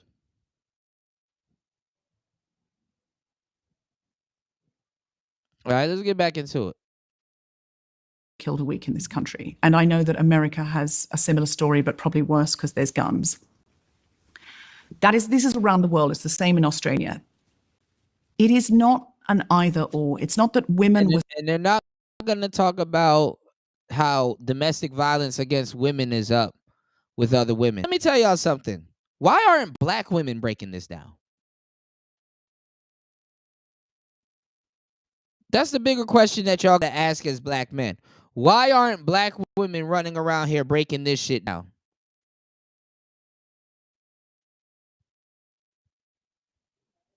Because they're the biggest mascots for feminism. Why are black running around here breaking this shit down? were so happy and fulfilled in the 1950s because their husbands would go to work. And I mean, watch Mad Men, which is it's a sort of researched idea of how things often were for women then and men, and how, Don Draper would go off into the city. He would have a fulfilling career. Then he would sleep with any number of women and come home to his wife who knew he was having affairs, who could sense it, who could vibe it, who could smell the perfume, and had to just put up with it until she couldn't any longer. Mm-hmm. And she was at risk of STDs because he was going out and doing whatever he wanted. The idea that a sort of monogamy is this utopia and into a more hookup culture. I still think there's a hell of a lot of pressure for people to find the right one.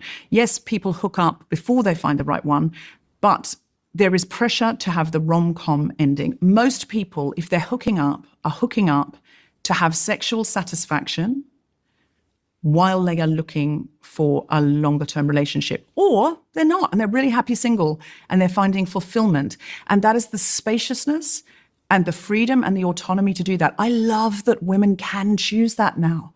I love that women can say, I'm really happy single. This settling for someone who's not good enough for me, or it doesn't suit me, or it doesn't fit me, doesn't have to happen for me anymore. I can live my full self, and maybe my career is more important to me or fulfilling, or my friendships or my desire for travel. I love that we have options. I want the women watching this to appreciate all the options that they have. All the options that they have. If they want to be single, and they want to hook up, if they're looking, but in the meantime having that. Who told y'all that y'all didn't have these options? Who is telling y'all didn't have these options?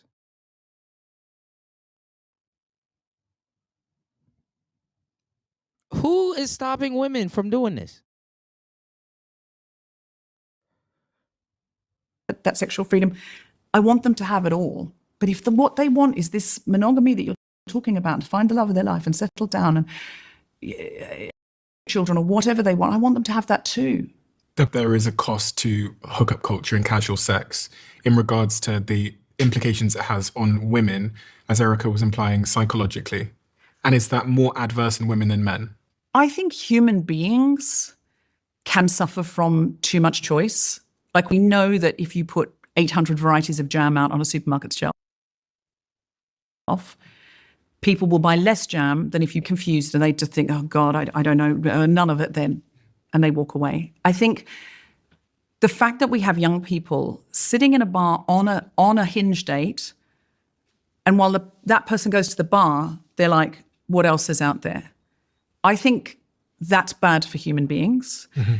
I think that is bad for women, for men, for non-binary people. That's bad for everybody. But this sort of sacredness, Erica was alluding to a sacredness of sex itself. Yes, I think that is not a thing, that we are somehow finding women find sex more sacred than men.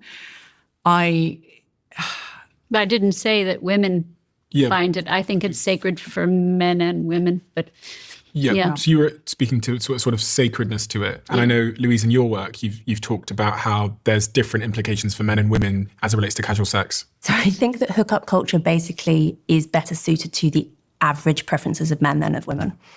So the average preferences of men are more likely to be towards the having lots of partners, jumping into bed really quickly, into the spectrum, basically. See, they don't like that because it's equal. The phone is equal, that the men can do the same thing that they're doing, so they don't like that. Their job is to decenter men. Okay? They're like, I don't like the idea of it because it's equal and men can do it too. And I'm gonna sound like a hypocrite if I openly say that men shouldn't be able to do it as much as we can and actually do it.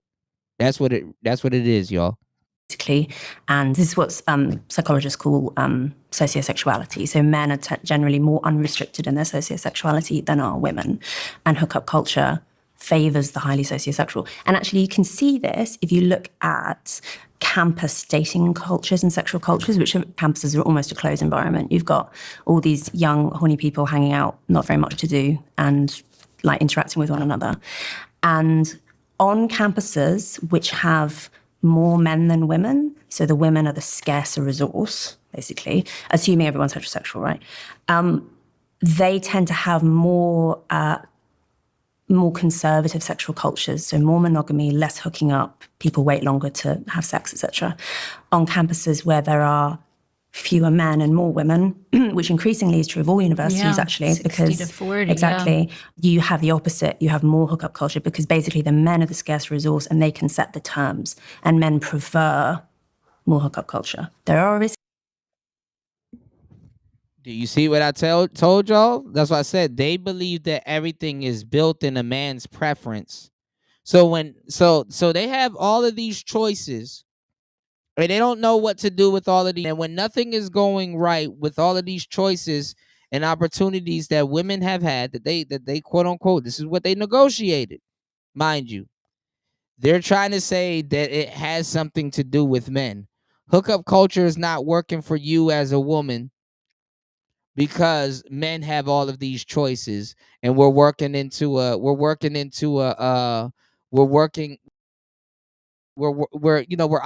in a man's in a man-centered, we're still operating in a man-centered you know what I'm saying, scale, because we're seeing men still benefit from it. Like if it's uneven and women can super benefit from it, then it's good. But if it's even and equal, like we claim that we want it to be, it's not good, because men that we don't like and we want to feel the wrath of us rejecting them can still go and get somebody, and that's not good. That's how they're looking at it, y'all. Real talk. Exceptions, this is all true, but at the population level, I think that's really good evidence that actually women en masse don't like hookup culture and are actually engaging with it because they sort of have to. What you're talking about, bullshit. Bullshit. Women love hookup culture. They bet culture. Is very young women who have just left home. It's their first exploration into sex. Now, if you ask a 32-year-old woman in London who knows her body, who knows her preferences, who knows what kind of man turns her on, who can talk about these things and communicate, and you ask her, do you regret that hookup? She'll be like, no, I worked really hard this week. I was literally looking forward to it, and it was wonderful. If you ask that same woman any of the hookups you had when you were a fresher, she'll be like, oh my God, I didn't know myself. I didn't know how to ask what I wanted. The boys were terrible at it because they didn't know themselves. I don't think universities are a great place to get this information, because that is when you are literally just exploring and going, is this anything? And we're all too embarrassed to say what we want or to say how that we like. Oh. So you've got to put into that mix. Now listen to this goofy ass conversation that we're listening to. Oh, when I was young, I did not know how to throw it back. I didn't know how to motorboat. I didn't have an experience. You think we got to hear old, washed up women say this? Did I need to hear this from this particular group of women? Did I need to hear this stupid shit?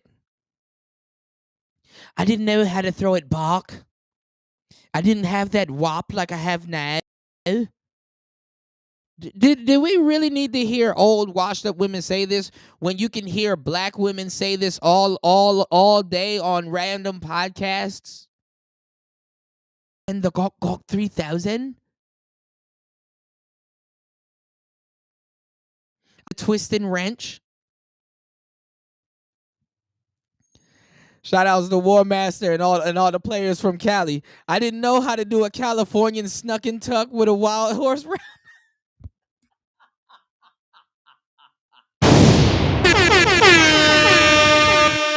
Thank you, girl. Sprinkle. I didn't know how to do a Californian snuck and tuck with a wild horse roundup.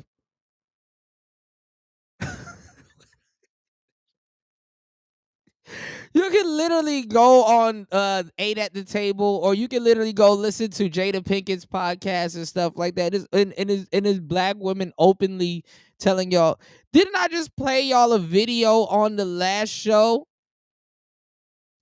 Didn't I just play y'all a video on the last show of that little girl on Tasha K's show talking about eating ass? I didn't know how to do it. Shout outs to War Master. I didn't know how to do a Californian stuck it. A Californian snuck and tuck, y'all. Boys are told, you got to get laid. You got to get laid. Otherwise, you're not cool. Young women are told, you don't want too high a body count. You're going to get slut shamed. That is a fucking lie. They get told that a little bit later. That's why they're confused when they get on these podcasts. You said Masterpuss Theater, see? So you're talking about 18-year-olds, don't know themselves yet, and you're saying when the men are scarce a resource, it's one way, women another way. That is exactly what I would expect to see. You're talking about 18-year-olds that don't know themselves yet. Right. What we are currently experiencing in our sexual culture where, yes, there's some structure, yes, there are some rules, but we are much more feminism. sexual. Yes, it is okay to be 18 years old and not know your body. Sexually, not just liberal, but even libertine than, say, the sexual culture of our grandparents or whatever. I think everyone ought to be able to agree on that. There clearly is a change now in the sexual culture from previous generations, and it's mostly to do with the pill, as I argue. But the expectation is kind of, as you say, that you just have to figure it out. Like, there isn't a very clear template. Yes, maybe there is actually right that most people do in the end aspire to monogamy and having children. There's also an expectation that you're supposed to experiment a bit in the meantime, and it's kind of actually weird to be a virgin on your wedding night. And I think that, yes, I mean, girls have to tread this really difficult tightrope where on the one hand they are at risk of slut shaming, but they also, if there's, I mean, they are much, much more at risk actually of being called frigid than in previous generations. And they just, I mean, the idea that we can escape from social judgment around our sexual choices is probably not realistic. I think that basically that's what humans are like. We do just tend to be judgmental about this. But anyway, I don't think it's very wise to subject girls to this experience, is how I would put it. To say that you have to go through the hookup culture. I know people who are opting out. I know young people who are absolutely opting out. They're not no freedom at all. I'm going to agree with her and say freedom has become a pressure. There's become a societal pressure to be free. My fucking God. Y'all wanted freedom. Y'all get freedom. And now you're complaining about the freedom that you're getting. And let me tell y'all something. These old bitches don't even know what the fuck hookup culture is. They haven't even personally indulged in it.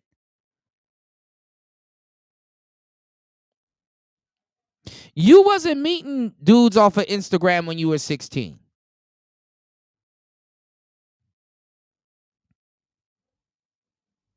You wasn't meeting dudes off of Instagram.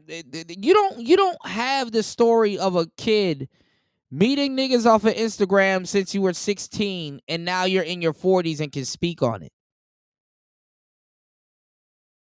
So you're just about to be delusional about this conversation, as if you wasn't young and in the game right now, you wouldn't be all in for it, feeling like you have power.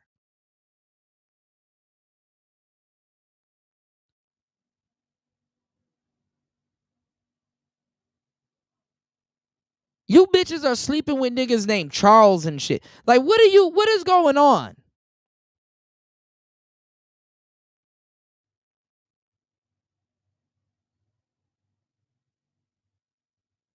What was that name that we said earlier with the old ladies? We got Gretchen. Somebody said, what is it, Grendestein? Was it Grendestein? Claudestein? Claudestein is that's a crazy old woman name. Claudestein. Bro, these women are not even active. Oh my God, this is horrible. I know many young people who are opting out of the apps. Okay, I'm a therapist and I see so many young people and I give lectures and people come up to me. So I can say, and I write books about adolescence, and I'm going to say that mostly the term hookup culture is used between 15 and 30. So you're correct in saying a 32-year-old woman should have the right to have sex with whoever the hell she wants to. That's how women communicate. Like, I'm a therapist, so I know.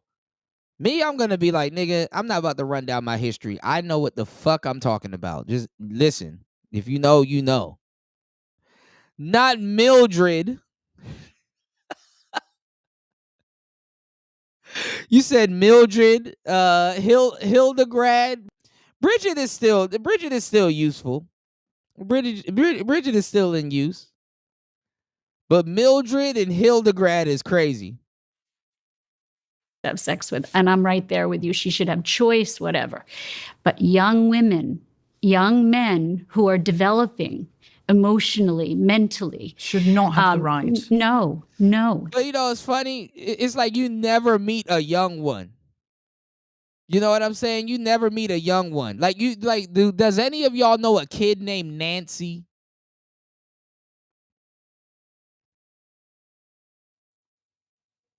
Or Gretchen? Like y'all never meet these people when they're young. You always know them when they're old. They shouldn't have. No. Let me. Can I finish? Yeah. Sorry. Okay. Sorry. So you interrupted, so I didn't get to finish. I'm so sorry. Okay. So they're more vulnerable. Wait till these bitches. I bet you these bitches about to get into an argument. You're gonna see how fake they are towards each other. They are Let's more go. vulnerable emotionally to what the hookup culture does to them. There's a lot of research to say that it causes loneliness, depression, anxiety, tons of regret, embarrassment, shame, self-esteem issues. And so freedom. In fact, I'm probably more in agreement with you on most things than you think. But in this, I say that freedom can become its own prison. So if you think about the early feminists, the really early feminists, Mary Wollstonecraft, Mary Shelley, those women were fighting patriarchy. They were fighting a system that said they had to be a certain way. So of course I don't accept what Iran does to women. I mean, that, but what's happened is is Iran doing that to women, or in the grand scheme of thing, Iran is protecting their women? Pendulum swings too far, you have a different kind of patriarchy on the other side. We say the extreme left and the extreme right actually meet in the middle. And so we never want to take choice away. The idea of taking choice away from women to have sex with whoever they want to have sex with, that's not the point of this. It's, have we created a society which pressures young women in its own way to be promiscuous, to have lots of experiences? It's not all glorious. Yes. What type of goofy, fucked up question? Yes. There's so much women out here that there's a fear that all of them will not be able to get sex. This is why you have a high volume of women sleeping with a small percentage of men that are active. This is why you have a small percentage of men getting it in. They have to make sure their appetite is filled. And then guess what? When they don't have a man, you said you knew a chick named Georgette? Oh my God, no. Not Georgette. Yo, I gotta write that one. Not Georgette. I didn't know there was a female version of the name George. A lot of these names are intersexual, y'all. Georgette is the female version of George. Get the fuck out of here, man. What the hell? What the helly? Listen, y'all. Listen. Women here are playing delusional like lesbianism isn't attached to feminism. Women here are playing delusional. You said I have a cousin named Georgette. What the hell?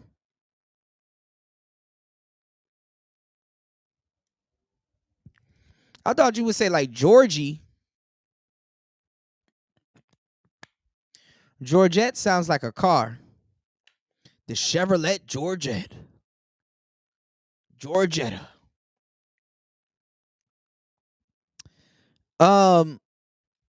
You said I knew a chick named Hermanda.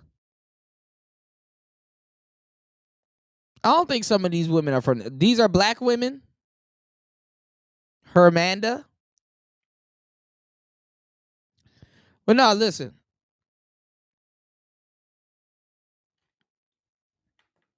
Listen, y'all.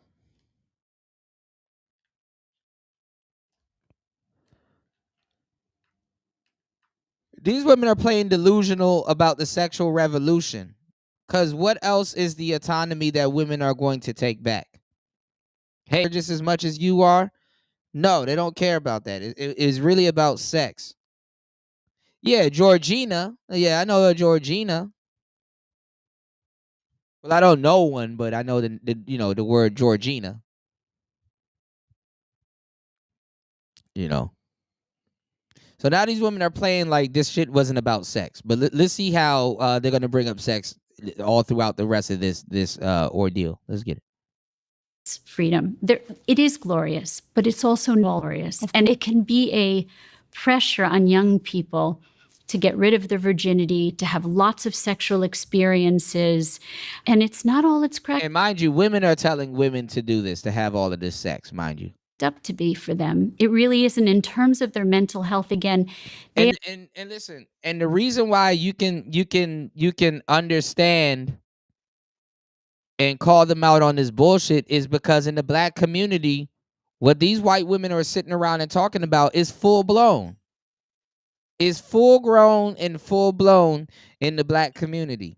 You see where you can just look at the black community and go look at the women, and you can see where feminism has led us. Let's go.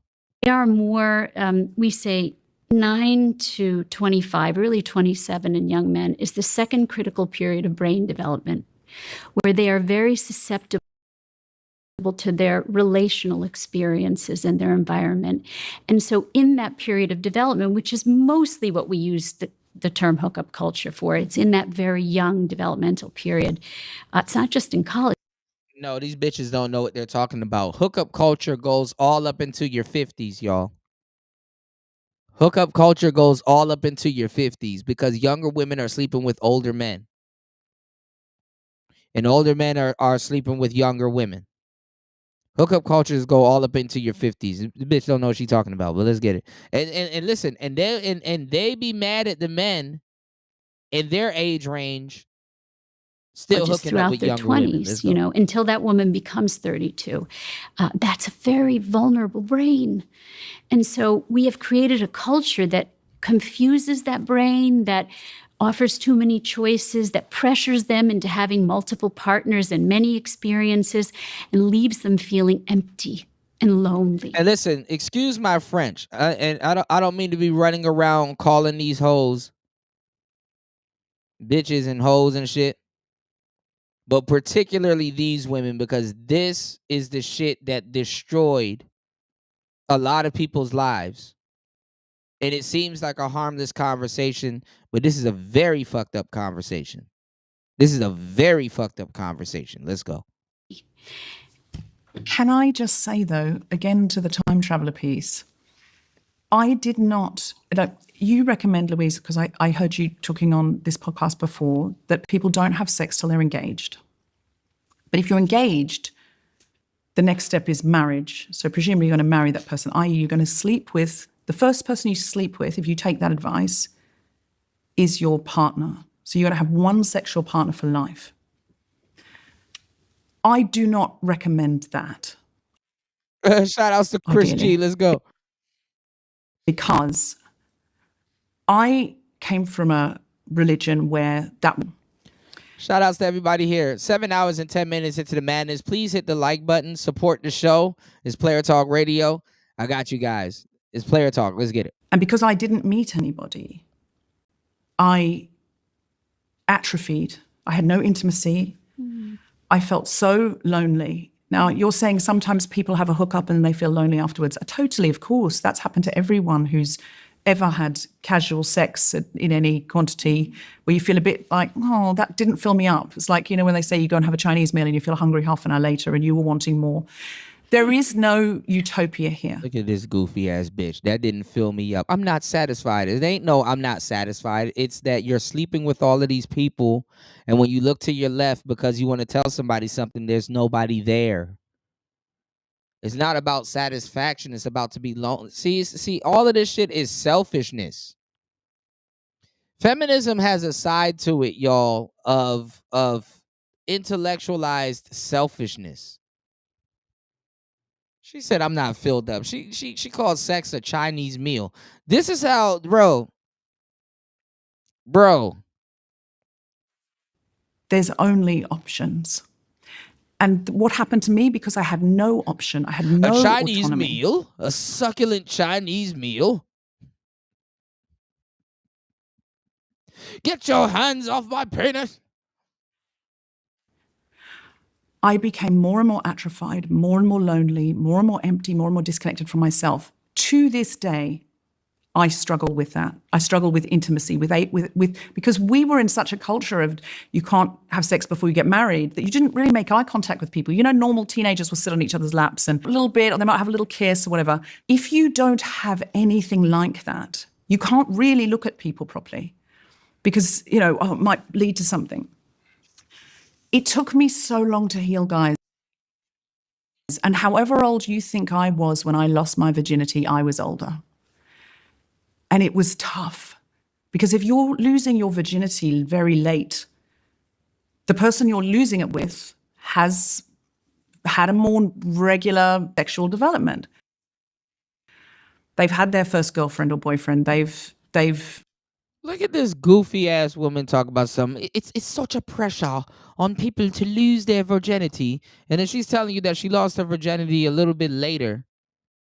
And she's kind of low key telling you that she's mad that she didn't lose it before because she feels that she lost it to somebody that had more of a element, and she feels out of touch because she lost her virginity early. But at the same time, hookup culture is like, what are you? Do y'all see why we don't listen? Listen, I would tell women not to listen to this, but y'all do more than listen to this shit. Y'all follow this shit. Y'all read books about this shit. Size with the you know, y'all intellectually romanticize with the thoughts of this stuff. And y'all wonder why y'all are so screwed up. And instead of pointing the finger, women don't even do podcasts on this. Where y'all manosphere women that be stealing our content? All the content y'all steal some shit like this. Openly talk about how women that last conversations have rubbed off on women that has nothing to do with this. How they screwed over a whole generations and brainwashed generations of women. Not one man at the table, and that black dude at the table don't count. I would have been cutting. Nigga, and even if I couldn't talk, I would have been making faces. I would have been ad-libbing. Damn. You lost the what? This shit is funny. And let me tell y'all something. Low-key, older, they didn't get a chance to take advantage of the internet the way women are doing it today. They would have probably mismanaged. They would have probably mismanaged this shit worse than any woman that they're kind of pseudo-judging right now. But let's go. Experienced a few things. It's still hard for me to say what I want. So I don't recommend the other thing either, which is right. Well, don't have it's like, ugh. Old ass high. Let me stop. I'm out of bounds for that. But nobody's really trying to hear this shit. This is disgusting. Let's go. With anyone until you're ready to prepared at least to marry them. I've got a graph here that somewhat dovetails into this conversation about when you should have sex and also marriage as a subject. And it shows that from the 1970s, roughly women would get married at about 21 years old. And now, this graph will be on the screen, it's about 30. Men used to get married at around 23 years old, and now it's just over 30, which is Okay, so where are the men complaining about the societal norms and how we don't feel wanted at 23. And if we're not married after 23, you're a failure. Where is that? Where are the men running around crying about that? That sounds like oppression to me. Doesn't that sound like oppression, y'all? Pretty crazy climb. So it feels to me if the sexual revolution took place in around this era where we see this rapid climb, maybe the two are somewhat interlinked, i.e. the age in which we'd be getting married or having sex. Nigga, it's 2025. Niggas talking about the 70s and shit like that. And like I said, statistically, they say if you're not married right now and you're in your 30s and you've never been married, you statistically have evaded your first divorce.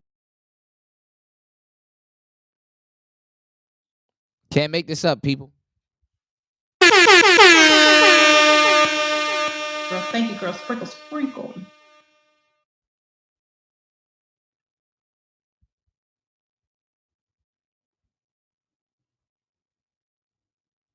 Everybody, please hit the like button on the way in. Please support the show. Support the show at $PTV 888. That's $PTV 888. That's $PTV 888.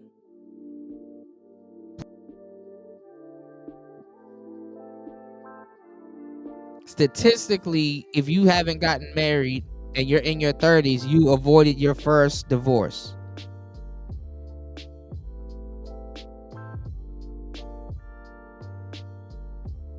Shout outs to everybody over on Rumble. Let's get it. It's Player Talk Radio. Under Louise's, potential advice that it's way It's better because to of wait. the pill. That's why that happened. It's because it used to be that if you were having sex with someone, you were risking pregnancy. Actually, no. The birth control pill actually gave women more credence to go and sleep around because it's easier to try to avoid an STD than it is a baby after you take the pill. And also, the pill was also a hustle to get money out of men because you could tell a man to shoot up the club and stuff like that and say that you were pregnant when you wasn't and you were on a pill, and it's another way to get money out of men. Nice try, though.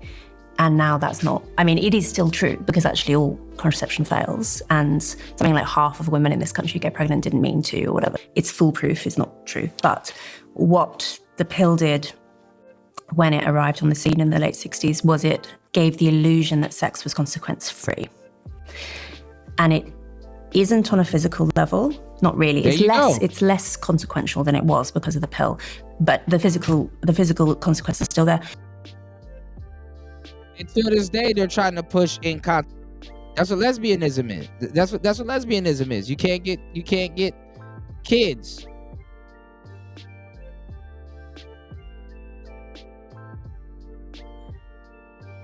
Come on now.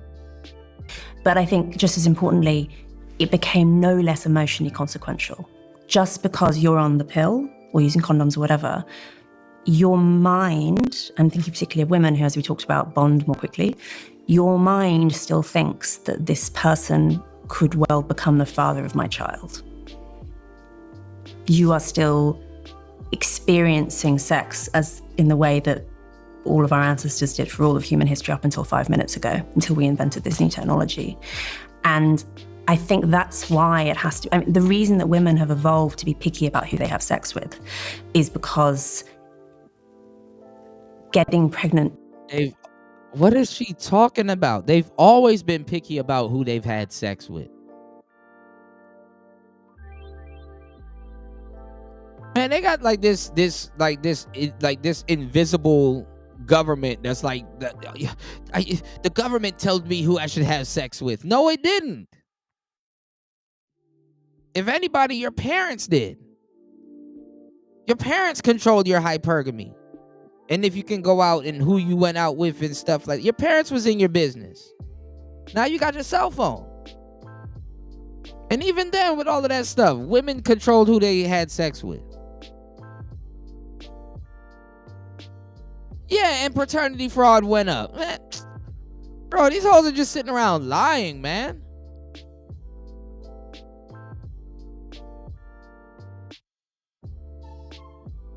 And then now they're trying to rectify the destruction that they've caused.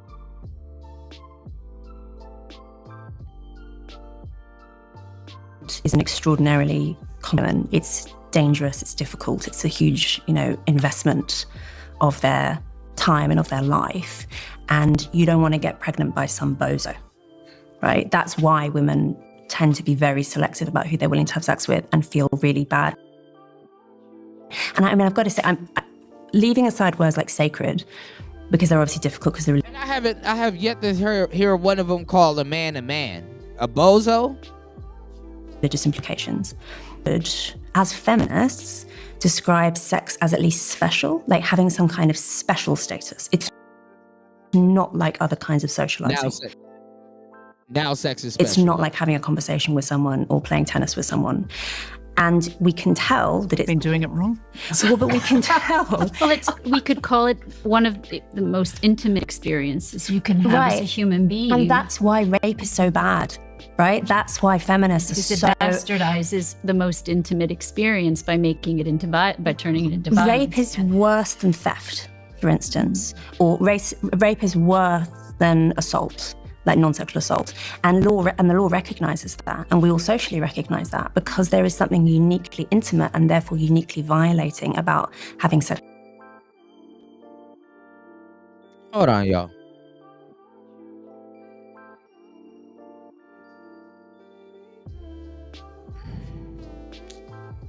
Give me 1 second, y'all. What the hell is going on? What the hell?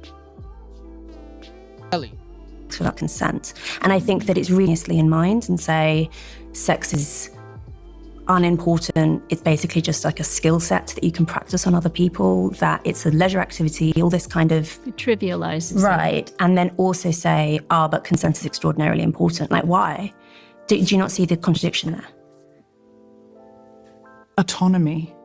If I want it, if I want somebody, especially penetrative sex, you're talking about rape, you're talking about penetrative sex, there's nothing worse than somebody inside your body violating your actual insides. Nothing worse than that. That does not mean that women do not have sexual urges that are exciting. No, I know, I'm finished sentence. I wasn't allowed to interrupt. That women don't have sexual urges that are just about attraction and a moment and fun and play.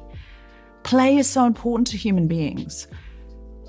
When I left that cult, it took me a long time and a number of different sexual experiences to find out what kind of sexuality I even had. You can't necessarily find it with the first person you meet. They may not be sexually compatible with you. And you may not know how to communicate well with them and end up having a life of very boring missions. So sleep with the whole village. Like this is an internal conflict that y'all are having with yourselves, man. Go sleep with the whole village. That's what you want, right? Like niggas give it to you. Okay, sleep with the whole village. Cool. That's what you wanted. Now it's men's fault. You encourage young people just to have sex with the first person they meet and stay with that person, which I'm not saying you're saying, but I am saying if you don't have sex, it leads to marriage, you may end up with very little sexual fulfillment compared to what you could have had. You might not. You might get lucky. The first person you meet might just be amazing in bed. So how are you going to balance? And this is the conversation y'all should be having. This is a good conversation.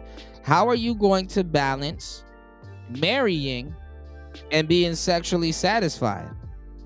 So you, in your words, don't have to have a bunch of boring missionary sex.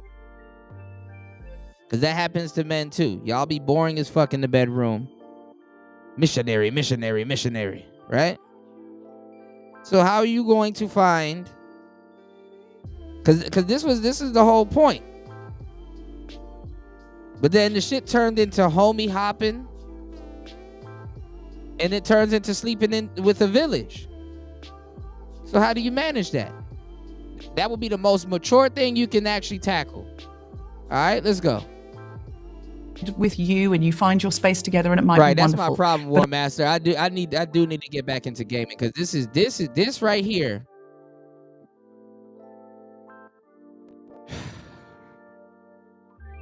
This is some elementary school shit. I would say that is unlikely. And I would say that the reason that the pill changed how much sex women had and with what variety of partners. The pill didn't change a damn thing. The internet did. The internet was way worse than any damn pill. Is because it gave them autonomy. It gave them agency. Suddenly, I can. Yeah, a man-made pill gave y'all autonomy. And guess what? When I can, I choose to try. When you give women the choice, which the pill did, to have some experience, we see. They talk about the pill gave them the choice, but they're mad at the red pill for giving men a choice. That most women want some experience, want to find themselves sexually, want to feel, oh, this, or not that, or yeah, or oh my God, this one. This is amazing. I could be with this guy forever. We hit it off. He's great in bed. We've got a little problem now, but we'll work through it together because we love each other. Most people do some version of that. And maybe they hit a point in that monogamy where this relationship isn't working anymore, or something terrible happens, and they have another go at that. That's a large pattern. Now, how much of that is because that's what society expects? I don't know. But that is what most people tend to do. So for me, saying that the music festival, I had a really passionate, exciting encounter with somebody who I never. Yeah, you had a bunch of one-night stands. This is very grand. You're just trying to dress it up as a passionate encounter. Just say you had a one-night stand. Stop trying to put extras on it and shit. You had a one-night stand. Talk about some, I was at a music festival and I had a passionate encounter. No, you want to know why they put emphasis on this stuff, fellas? Is because women don't count one-night stands. They don't count one-night stands. So that whole body count thing that people be talking about, but one-night stands aren't counted. So they gotta dress it up as a passionate music festival encounter. Like, what are you talking about? Just say you had a one-night stand. That's what happened.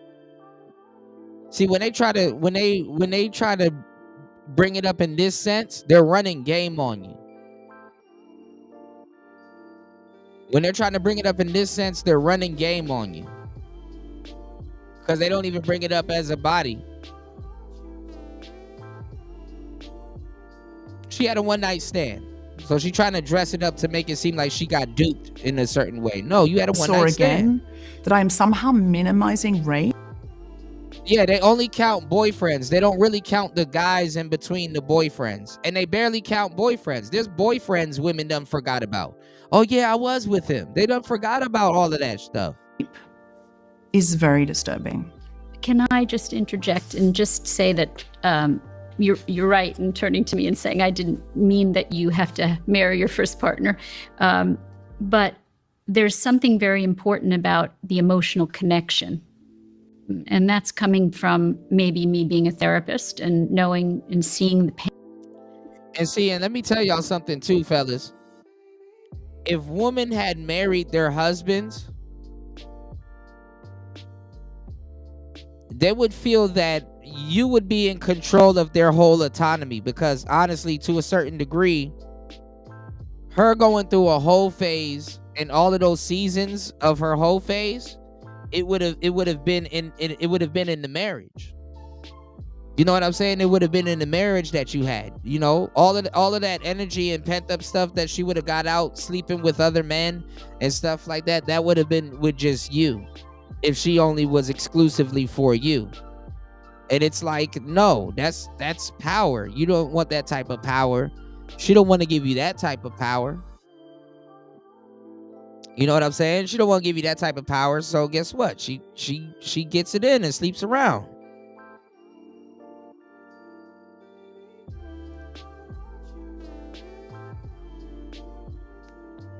And that's what a lot of sisters believe that they feel when they listen to Glorilla and Meg Thee Stallion and stuff like that. Yeah, this is power. This is autonomy.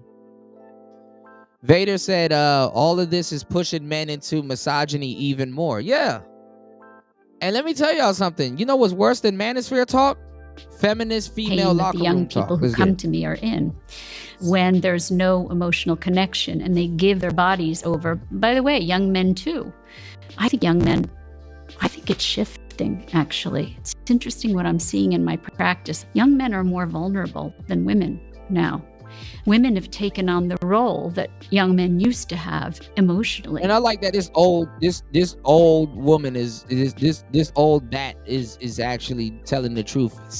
She's telling half truths, but I like that she's actually kind of throwing this out there. And so, you know, women have all these choices and now they're leaving young men in the dust and the young men are feeling lonely and, you know, And that's a lie. Women are not leaving young men in the dust with their choices. Women are sabotaging themselves with their choices. Eventually, all of that choice will lead to you sabotaging yourself. Let's get it. They have sex with a girl and they want to date her and she says, no, I'm sleeping with five. I was telling y'all earlier, it's good that men get rejected and men get told no. And men get told no, because if you were to, you'd be gone. You'd be long and gone as a man if you were to get every single thing that you wanted. Guys at the same time, and these are kids in their 20s. This is why they feel so. Sex is. This is why they feel so entitled to things when somebody tells them no. This is why they feel so entitled. Men are humbled by the word no. No is a great word. Better with emotional connection. That doesn't mean you have to marry the first guy that you have sex with. I also want erotic repetition. A lot of the early feminists had a lot of trauma. You had trauma. A lot of people have had trauma. And what happens with PTSD, connection early on, or abuse, or violence against us, attachment disorders, as I've talked about in your other podcasts when you're very young, it gets reenacted and repeated throughout your life over and over and over and over again. So interestingly, the early feminists were mostly traumatized women. If you look at the histories of them, they had physically abusive fathers, alcoholic fathers, they had uncles who raped them, they had, terrible, even their mothers too. Just really abusive parents, but mostly the men in their life. Really? All of them had that? All of them? Really? All of them had that?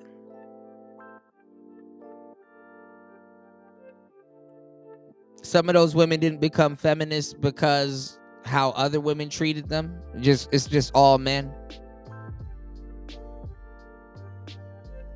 Women weren't abusive to them. They didn't have alcoholic mothers. Okay. All right. Okay. And so a lot of this whole experience depends on where you come from and what you had. If you've had good models, it's why I sort of talk about, I'm writing a book about divorce. Why am I writing a book about divorce if I believe in relationships? Because divorce is going to happen and we need to help parents to know how to raise healthy children in spite of it. But I got you, Vader.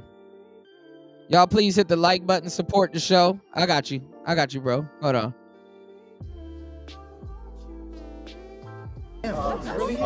You're a victim. There we go, CSI.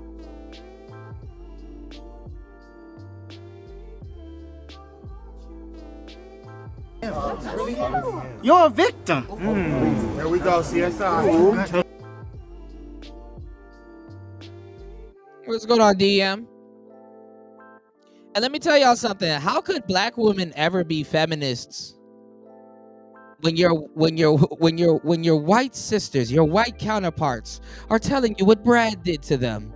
Huh? How could you ever be a feminist? Girl, thank you, girl. Sprinkle, sprinkle. War Master said feminists are whores and whores have mental issues. Shout outs to DM in the building. You're a victim. There we go, CSI.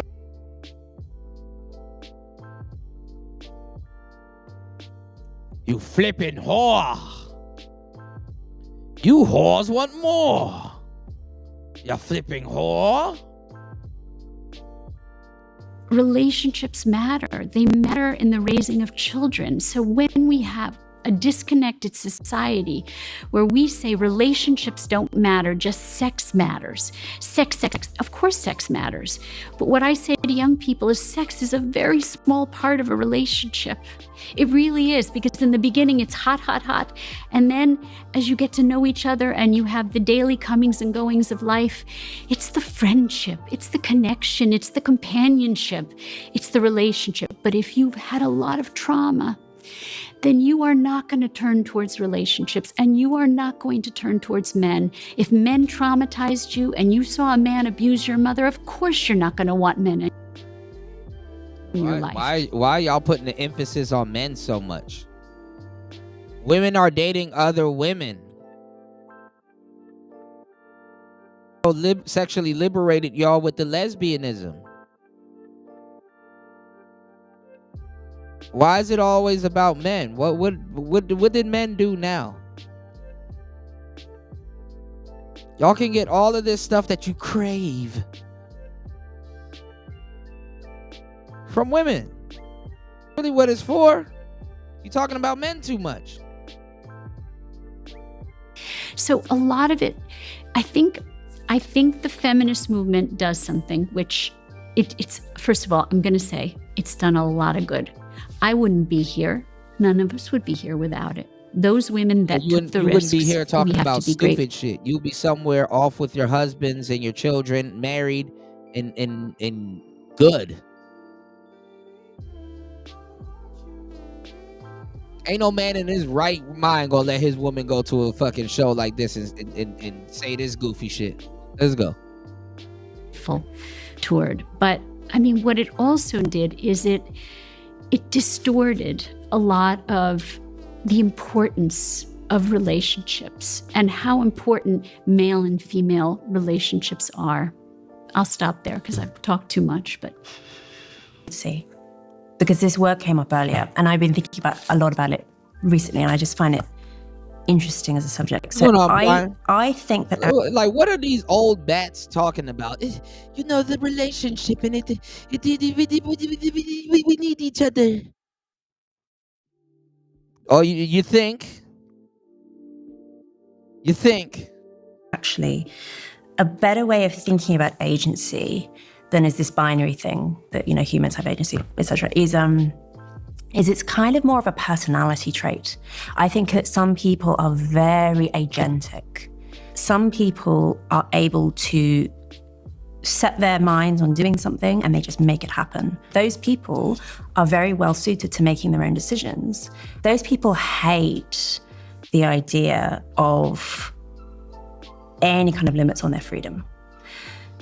But they are unusual people. Most people actually, they go with the flow. They kind of do what other people around them are doing. They drift a little bit. They're a little bit passive. They kind of make decisions based on what seems normal. Right, Vader. They follow the template as it appears to them in their moment. You know, that's not necessarily a bad thing, but it does mean those people are more vulnerable to bad. Women really want to get enough power to practice patriarchy on each other.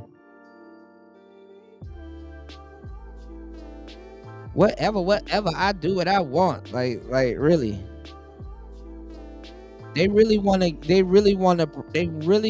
to be able to practice patriarchy on other women. Because I hear all of this goofy feminism talk and shit like that, but I would sit here, right? Let me tell you just a question that will get rid of that will really throw a monkey wrench in all of this goofy shit that we're listening to right now, right? Just sit around and ask a bunch of women that's sitting up here talking all of this reciprocity and all this other goofy jargon. In a world that's ran by women, how do y'all police each other? How would y'all police each other?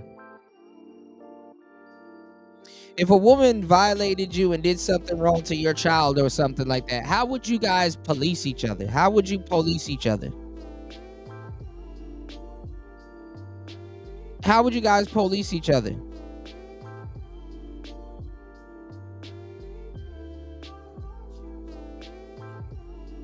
Just fake conversation about consequences and stuff like that. How would y'all police each other?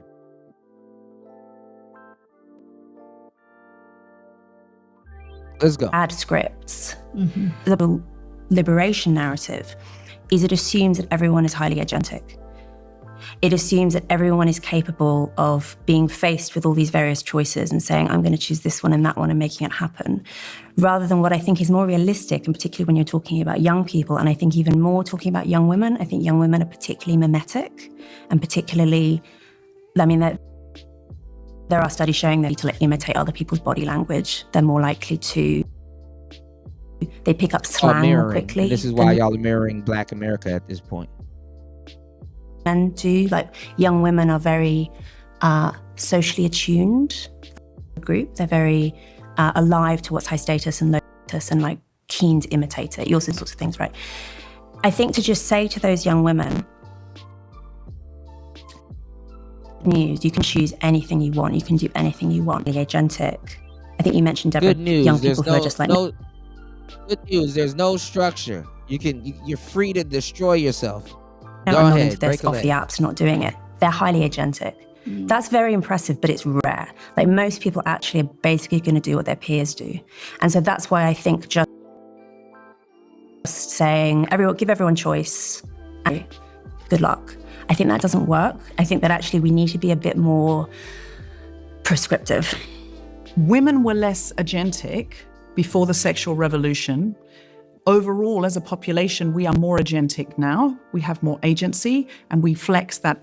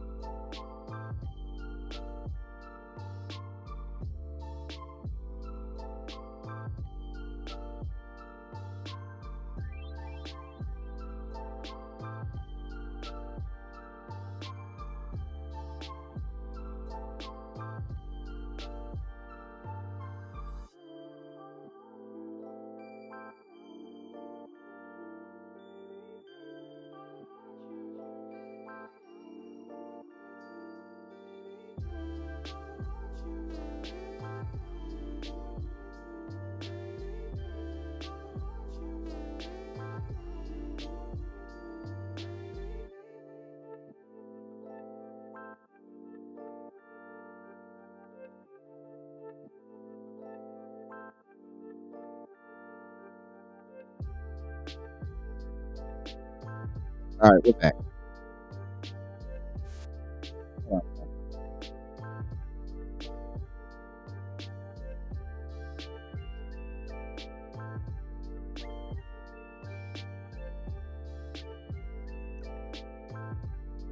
Okay. Put a 1 in the chat. Please hit the like button. You said God made men. Samuel Colt made them even. Samuel Colt, but the pistol? Yeah, the peacemaker, the pistol did make us even. That's why they call it the great equalizer.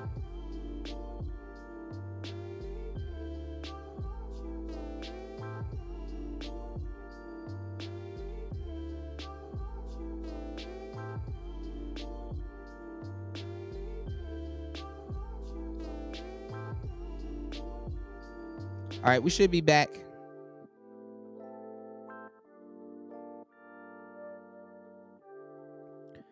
Please hit the like button, support the show. Okay, you guys can hear me. Okay, cool.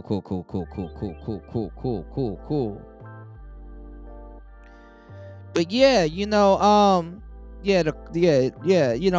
she said that women are more, I forgot which word she used, but it's like, okay, then why are women still complaining nowadays? Why are women still complaining? All right, let's pick up where we left off. I got you guys. Let's go. That's very impressive, but it's rare. Like, most people actually are basically going to do what their peers do. And so that's why I think just saying, give everyone choice and kind of close the lid and say, good luck. I think that doesn't work. I think that actually we need to be a bit more prescriptive. Women were less agentic. You know, if we lived in a woman's world, there would be no such thing as freedom.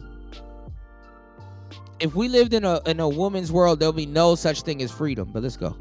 Before the sexual revolution, we are more agentic now. We have more agency and we flex that agency more frequently. If you are worried that young women seem to you to be mimetic, i.e. in a lot of that freedom is the same freedom that God gave them, and they fucked that over.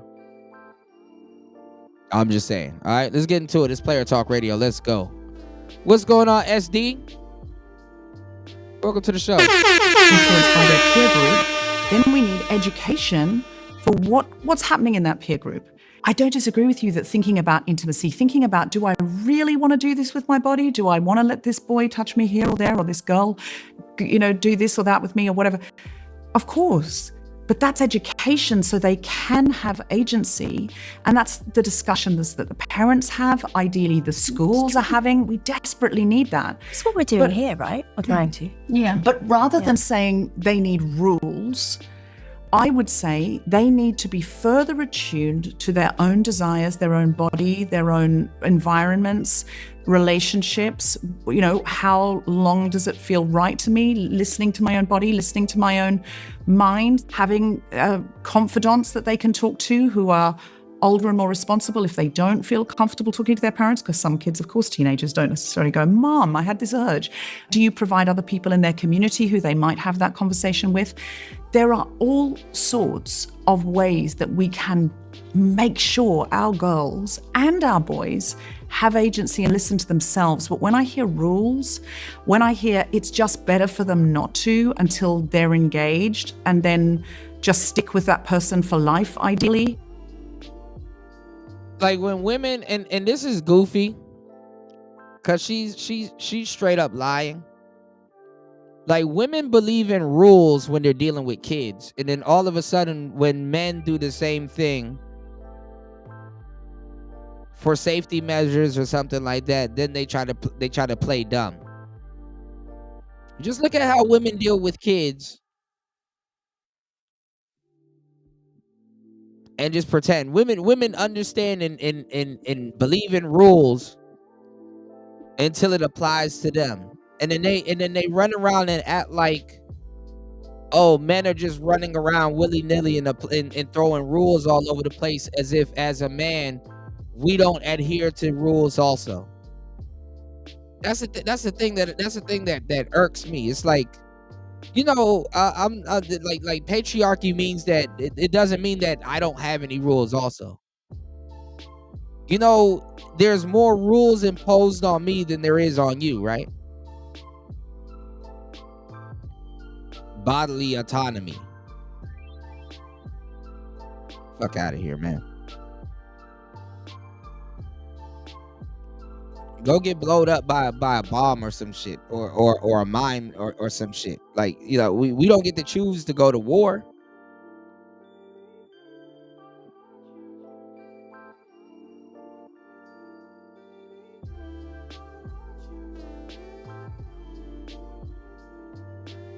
Not listening to no woman acting like she been in a war and shit like that. Bitch, it's called dating. Go find somebody, go get fucked, and go have some kids and go sit down, please. God damn. I fear that is taking us back generations, and women 100% were not happier then. They put up with more. I do want to separate young people from what you were talking about, adult women. I want to separate them because they're not the same species.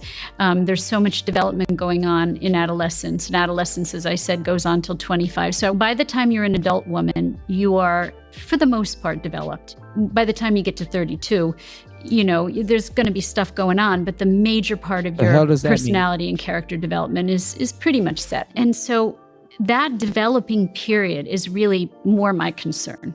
It's not that I'm not concerned about my older patients who come to me and talk about how free sex and, you know, multiple partners makes them feel good. I would say, great, it's your choice. You know, if that makes you feel good, wonderful. But in young people where they're developing, I agree with you that we need more education. I'm all for more education, but I'm for so we have so much sex education right now in schools, too much sex education, if you ask me. We're teaching 9-year-olds. Let me ask y'all a question. How dumb a lot of women are, these women, you know what I'm saying? Shout outs to my smart ladies that can actually hear and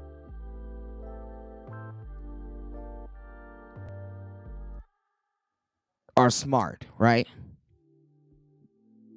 This woman is mad because she says that she doesn't believe in rules, not realizing that she wants laws to be imposed, especially on men. If you want laws to be imposed, especially on men,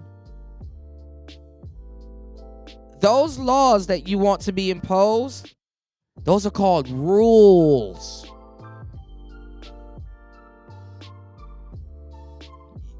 You hear that? Those are called rules. Hey, you can't do that. That's called rules. Those are rules. Let me know. Put a 1 in the chat. Am I bugging? Oh, I don't like rules, but men shouldn't be able to do this, that, and the third, and that's illegal, and they should be stopped. Doesn't that sound like a rule? Doesn't that law sound like a rule?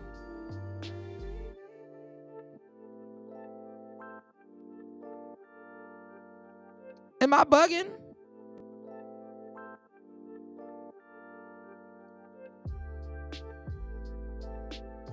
Put a 1 in the chat. Let me see something.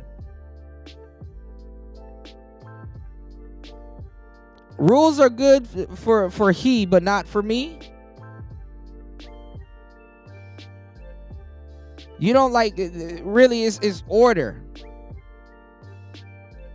How good are your friends if they're telling you, yeah, you know, just do whatever, you know, just do whatever. Instead of saying, hey, you know what, that's not pretty good. Try it this way.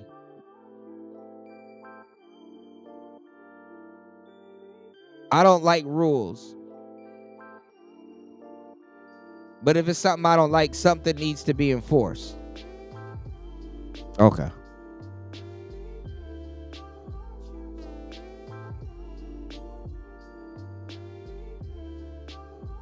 about anal sex. We're teaching them about genital warts. That's not something a 9-year-old needs to know, in school. So, but I think we're not teaching them about emotional connection, about relationships, about family, about the arc of a life, that if you want to be single and you want to have multiple partners and you want to be free, that's your choice. I have no problem with that. But we're not teaching about the importance of connection and emotional connection and building families. And so what do we have? We have a bunch of young people out there who are having sex but feeling empty. Why are y'all not teaching that?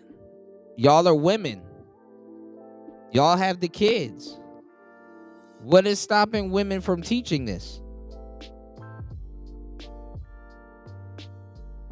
Did I miss something? What is stopping women from teaching this shit?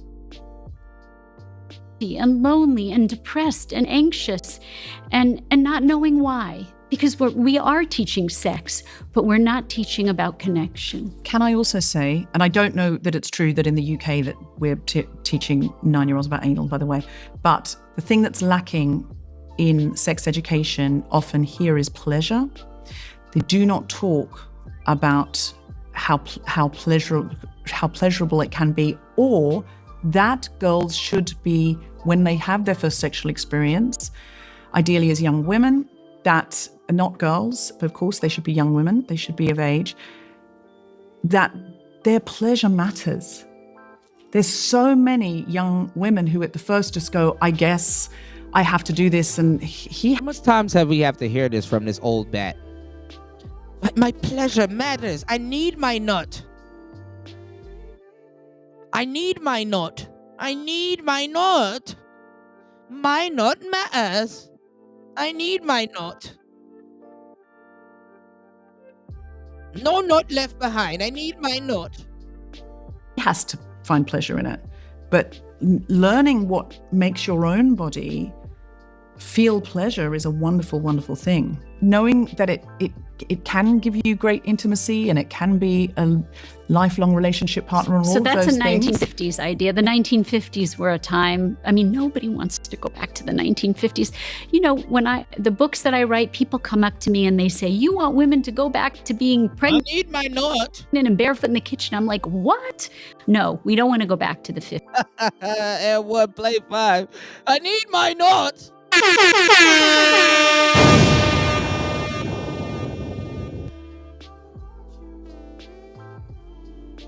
If he doesn't make you come and you don't go, you I need my nut. I need my nut.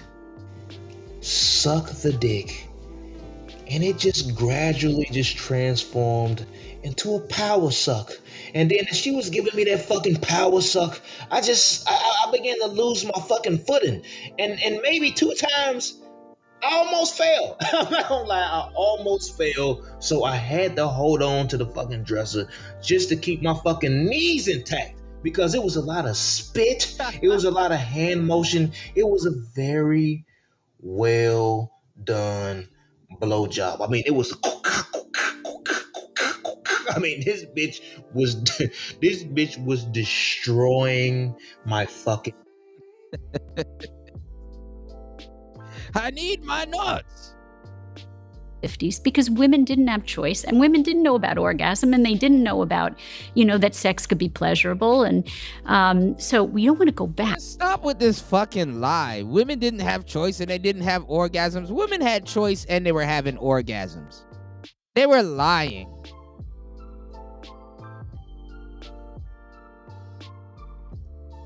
Women didn't have choice and they didn't get the chance to squirt and piss all over the place, and they didn't have choice and they didn't get to squirt and piss all over the place. That happens during sex. Women were lying. They were coming and squirting and pissing all over the place. Now, were they dealing with Minuteman? They probably was. I'm not even gonna lie. I'll give y'all that. Y'all probably was dealing with a lot more Minutemen back in the days. Cool. Y'all probably was a little unsexually satisfied, but y'all had dildos, y'all were squirting, and y'all were pissing all over the place just like y'all are today, man. This shit is a lie. Why y'all gotta lie so much? We want to move forward. We want to take the best of, the highlights of the past and not leave all of the good parts of the past behind. And, take the good parts of the feminist movement too, but there's a lot of it that's not so Yeah, good. that shit is straight up bullshit. And I'm going to agree with Louise that there are so many young women and older women, but let's just say young women. Don't point at me and say older women. No, I'm old too. Older, over 32. I'll admit to over 32, Eric. Not Nottingham Forest. Nottingham Palace. You said, Cooter, you wildin'. Man, listen, this is some real shit. Are they getting up here and lying and shit like that? These old bats are lying, man. They want people to look at her. She in pout mode. They want people to worry more about their orgasm than them. Like, nigga, if you don't get your shit, I'm going to sleep. I'm about to sit up here and listen to you quarrel about not getting no damn nut.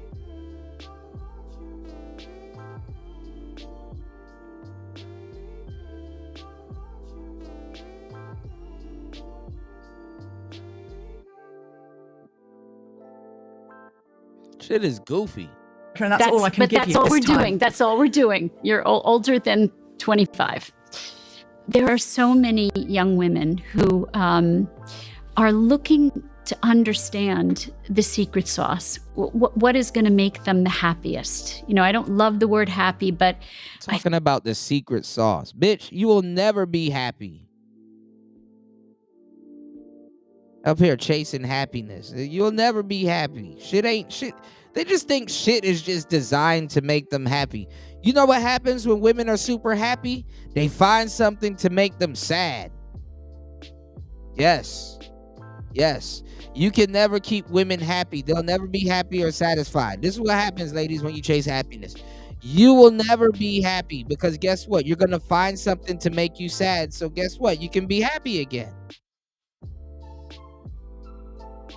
When I used to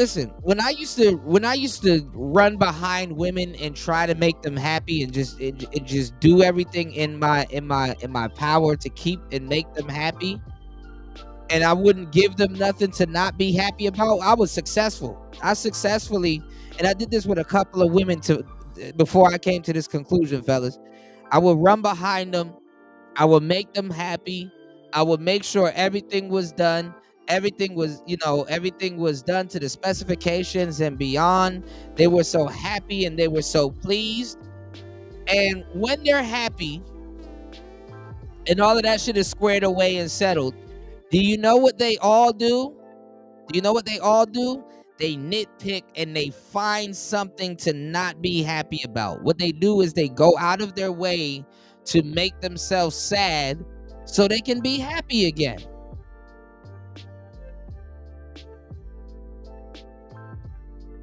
They will be happy and then find something to argue about, and then at the drop of a hat, can we be happy now? Can we be happy now? Can we be happy now? Women will destroy their own happiness to feel sad, to feel happy again. They like the roller coaster. They like the up and down. When it's too up, it's like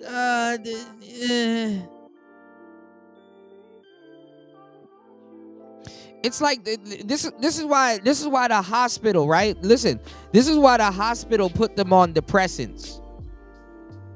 What does the depressants do? They make you feel happy. How do you know you need more pills to get out of your depression slump? When the pill is leaving your when the effects of the pill is leaving your body, you start to get irritated and not happy again. And guess what? You want to feel happy again. So guess what you do? You pop another pill. And then guess what you're practicing now at this point? Because you wanted to feel happy. Now you're practicing dependency. Now you're depending on that pill because your emotions are now coupled with that pill. And look at all of the stuff they're talking about. They're looking for happiness externally. They want somebody to make them feel happiness. These hoes are miserable.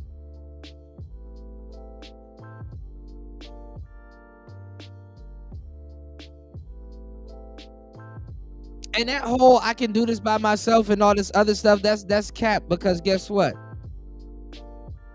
Women don't like to be by themselves. Women be at the mercy of their thoughts. They be really at the mercy of their mind.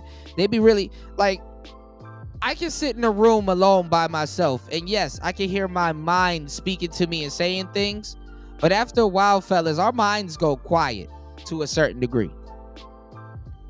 Women's minds, when they're alone, is like a loud fucking speaker.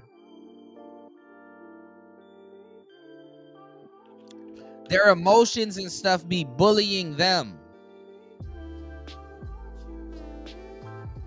They get bullied by their emotions. But the thing is that, like I said, with the red pill and stuff like that, a big part of the red pill is forgiving women for their nature.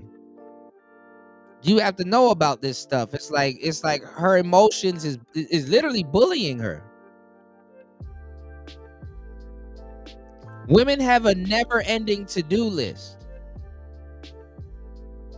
If they see you sitting and chilling around the house and stuff like that, they're gonna sit there and, oh, look at this guy. He's just sleeping. He's just lazy. There's so much stuff around the house to do, and all he wants to do is sit here and be lazy and do all this other, like you can't relax.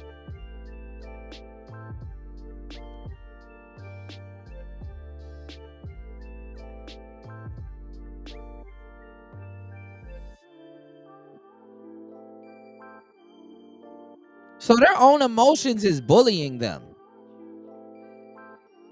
And to a certain degree, they like, to a certain degree, not being in control of certain things, like their emotions and stuff like that. It makes their life a little bit more exciting. I get it. When there's ups and downs, it can make certain things more exciting and exhilarating and stuff like that. Cool.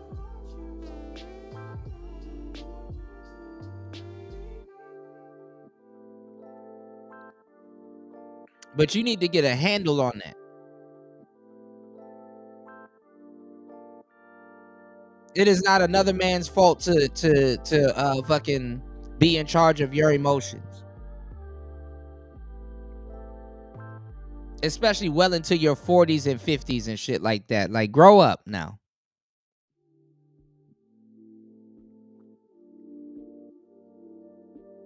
Let's get it. I think our young people are so very unhappy. They have never been so unhappy. The statistics on mental illness. And this is all a product of feminism. Y'all have nobody to thank but yourselves. Because when y'all were in y'all 20s, this is the reality that y'all fought for. So let's go. And unhappiness and loneliness we have all. I need you guys to do me a huge favor. Please hit the like button, hit the Cash App, support the show. It's Player Talk Radio. 8 hours and 9 minutes into the madness. Let's get it. It's Player Talk. Let's go. All this sexual freedom. We have all of these feminist ideals, and yet young women are so very unhappy. I think we've got a causation correlation problem there. I think the world is not well. We are. Oh, good one. Blame it on the world now. Blame it on the world now. When she specifically said young women. Blame it on the world now. Gotcha. Are really looking down the barrel of climate change, land wars, cost of living is out of control. Why is wars and stuff like that, to a certain degree, other than losing family members and stuff like that, why is wars making women sad? And listen, first of all, how much land wars are in America? Stop talking about Iran and Israel and shit like that. Stop that. How much wars are in America that's making women sad? Lying ass bat. How much wars in America are making people sad? On the mainland in America.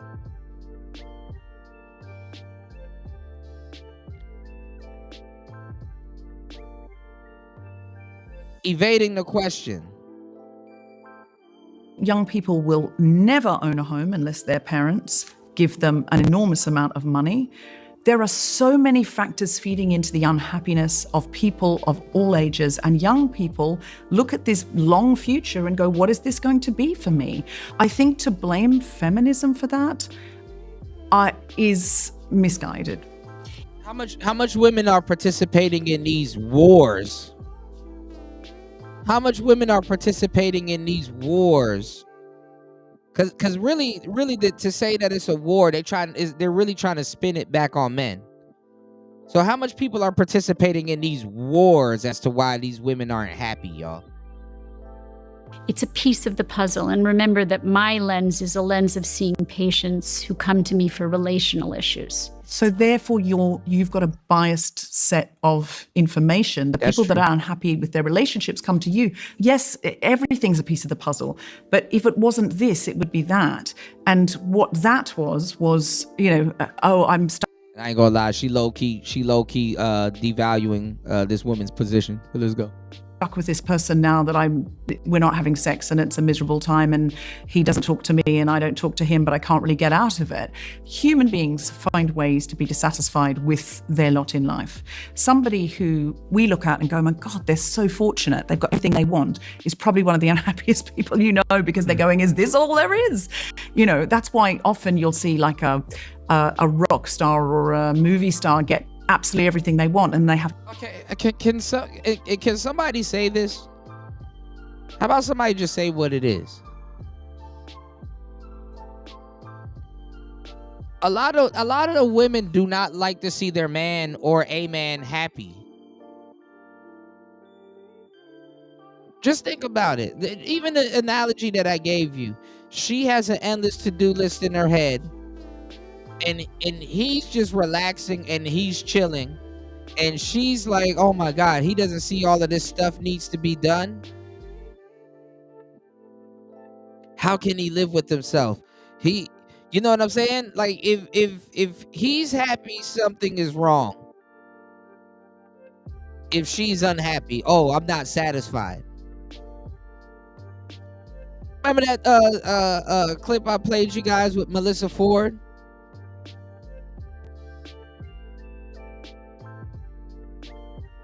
Where the dude was like, God said to Adam and Eve, he was like, you guys will never want for anything, whoop-de-whoop. You know what I'm saying? Just don't eat from the tree of knowledge and blah blah blah.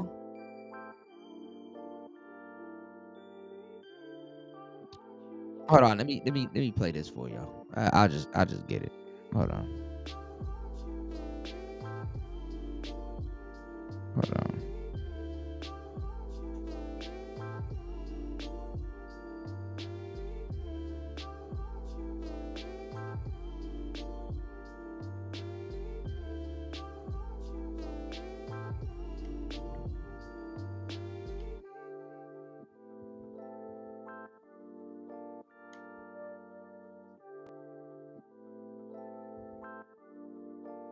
Let me show y'all this. Nah, watching this point being proven in real time was wild. A lot about women. I think I learned exactly how the fall of man occurred in the Garden of Eden. Adam and Eve were in the Garden of Eden, and Adam said one day, wow, Eve, here we are at one with nature, at one with God. We'll never age, we'll never die. And all our dreams come true the instant that we have them. And Eve said, yeah, it's just not enough, is it?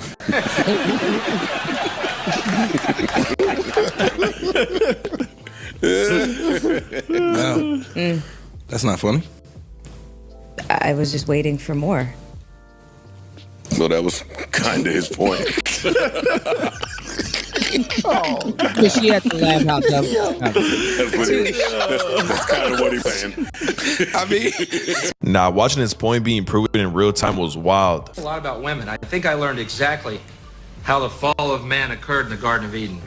Adam and Eve were in the Garden of Eden, and Adam said one day, wow, Eve, here we are at one with nature, at one with God. We'll never age, we'll never die. And all our dreams come true the instant that we have them. And Eve said, yeah, it's just not enough, is it?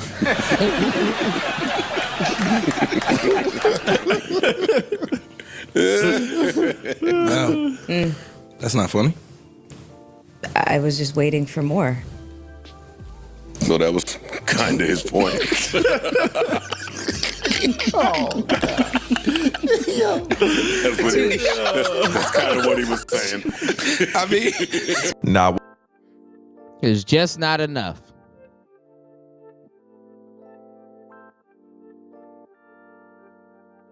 Yeah, maybe I'm just like my mother. Yeah, she never satisfied. That's all I'm hearing in this conversation. Not satisfied, not satisfied, not satisfied, not satisfied, not satisfied, not satisfied, not satisfied. We just want more. More.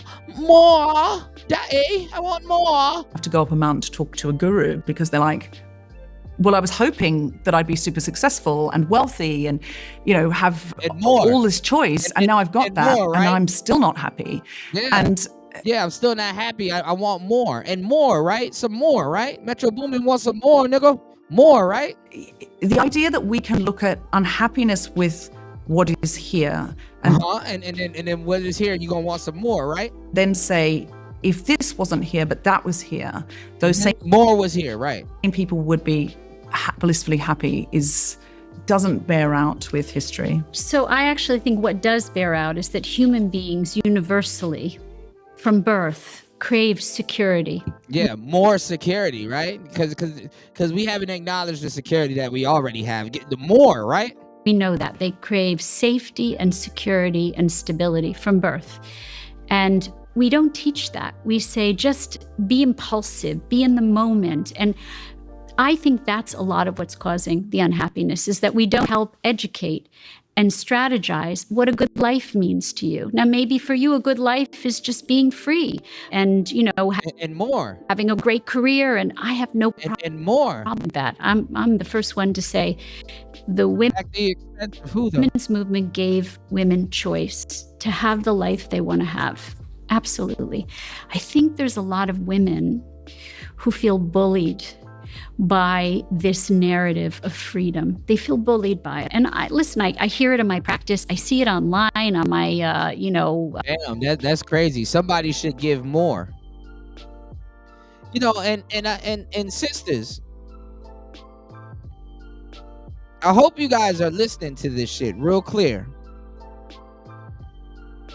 Because a lot of the jobs and workplace stuff that in this career and all this other stuff, guess who it was taken from? It was taken from y'all. It was taken from y'all.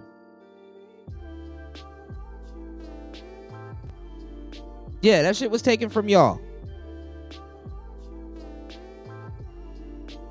All them jobs y'all wanted, no, they pushed your file to the back and gave it to Susan. Susan can get hired wherever the hell she wanted to. She can come and go as she please. She got autonomy.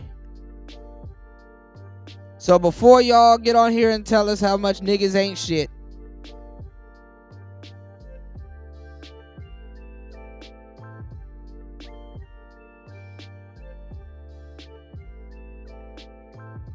please have a little bit of grace. Let's go. My Instagram following and people writing. And you're right, I have a particular lens, so people may come to me because of that. But what I will say is that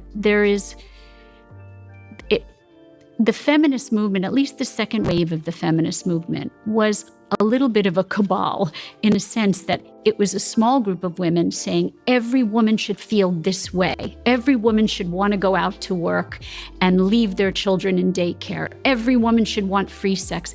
And the bottom line is a lot of it was not a small group of women. That's some bullshit. That's some bullshit. Women don't. A lot of women want the choice to be respected, to have intimate and loving and marital relationships and monogamy, and they want to be able to stay home with their children and have society say, you are amazing. That's cap. And admire them for it. And what I know is that there's a lot of young women and adult women who are feeling pressured to live a life that isn't making them happy, that is without No. You're getting to that age where where it's like, okay, I'm getting old. A bitch ain't trying to work no more. Fuck that. A bitch ain't trying to work no more. Where the good man at? She getting up there. She getting up there to that age where it's like, all right, I get it. Like, I don't understand why women think that, like, working is like the end all be all and shit like that. Like you really think it's a good idea to go work for a company that's gonna use you? Don't give a fuck about you. If you died right now, they'll replace you in less than a week. That's what you cursing men out. That's what's up. If you're working you're working for a goofy company that don't give a damn about you, and that will use you, and you gotta fight to get a raise. That's what you sold your family out for overtime. Goofy co-workers, you damn near gotta do their job. Oh yeah, that's power. Power, y'all. These jobs don't even be treating y'all well. They be using y'all up. You tired, you gotta get up and drive down there.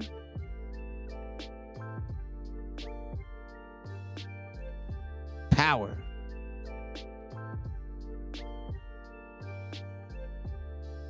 That's power, y'all. These jobs, you tired as hell, gotta drive to work and stuff like that and deal with these people and stuff like, man, half these people, listen. Y'all call that power, then shit. I don't know. Relationships that's without having one intimate partner. That is, freedom without any limits. If women feel bullied by freedom, I feel like they should try the alternative. And you know what's funny?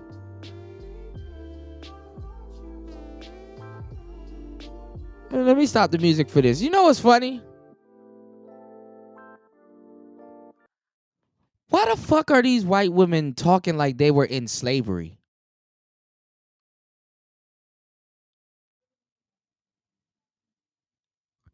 Why the hell are these hoes acting like they had to go pick cotton? And they were in slavery and they didn't have like a bunch of black people working for them.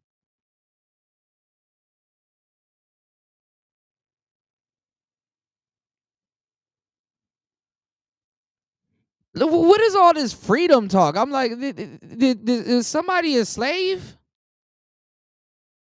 What's going on, Manuel? Welcome to the show. What is all this freedom talk? Thank you, girl. Sprinkle. Like they're talking about the concept of freedom like it's an idea. Like, well, was white women enslaved, y'all? Am I missing something? Or did they have slaves?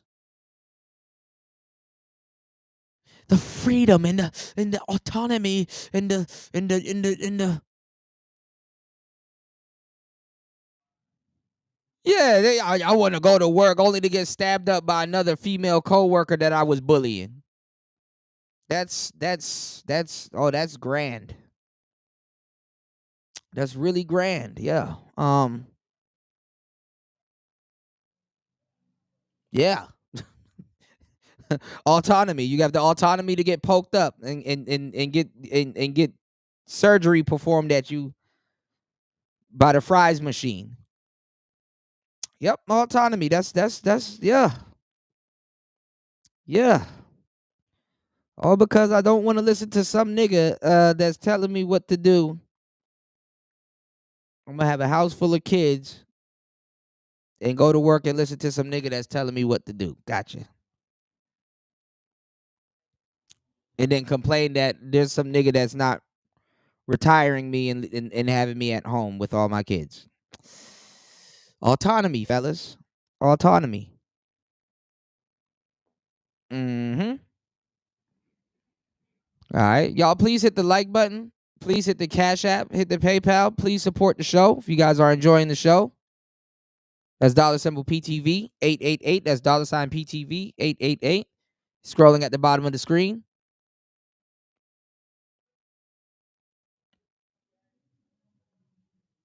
That's autonomy, y'all.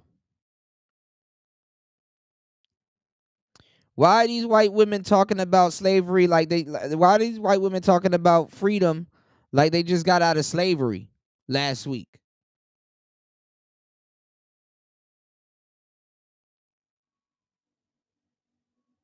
That's what I'm saying.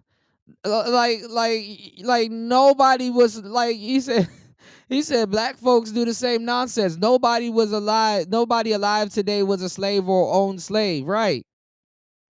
But these women, they talking about as if they never had no servants. See, white women play this damn game. This is why their men don't really listen to them. White men are replacing white women with Asian women. And if you listen to the Black Manosphere, I'm about to put y'all on to some real game. Please hit the like button and support the show, y'all. I'm about to put y'all on to some real game. Ain't that crazy how the white man is traveling the world looking for submission also?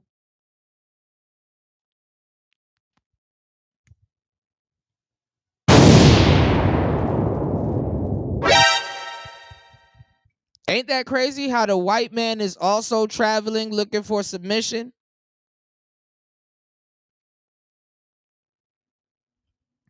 He not trying to deal with trans white women neither. He not trying to date women that look like Tony Hawk.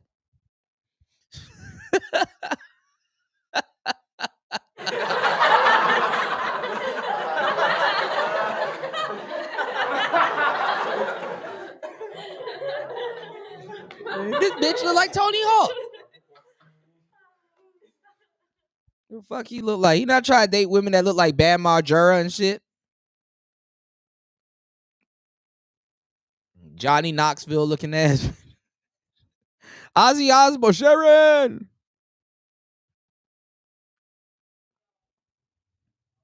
White man got tired of they shit too. You see the white man, but see the white women though. Whenever they're ready, they can, those feminists. They didn't do what the sisters did. They didn't go home to a house full of kids.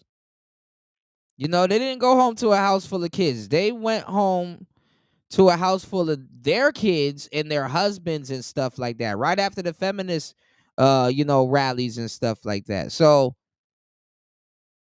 I'm trying to figure out where's all of this slavery talk? What freedom? Now, why is the black woman and the white man? I mean, why is the black man and the white woman in somewhat of a similar fiasco? Is because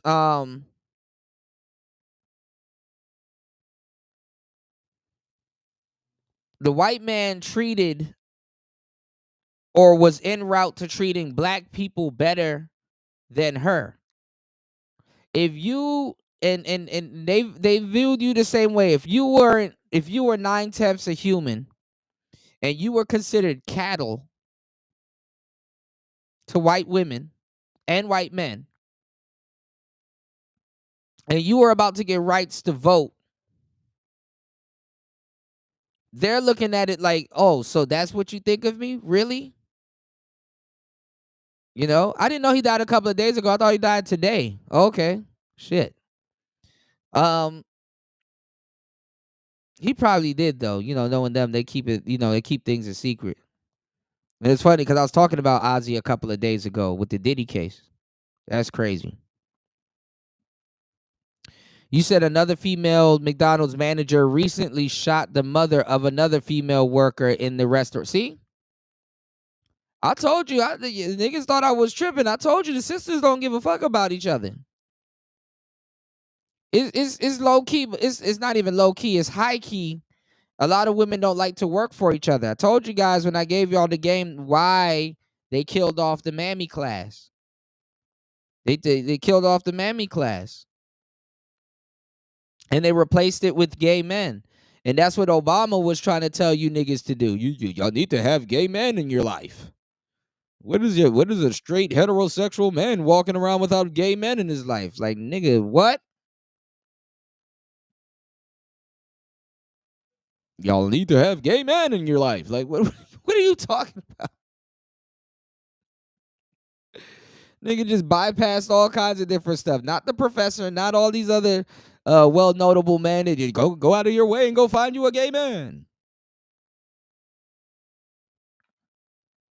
As if niggas don't have brothers and nephews and stuff like that. That's kind of on that side of the fence. Like, just get the fuck out of it. And he's talking to black men, by the way, too. By the way, you know, y'all please hit the like button, support the show, hit the Cash App. I'm trying to tell y'all, man, black men are under the scope, and it's only gonna get crazier from here on out. These women are up here acting like they're slaves, man.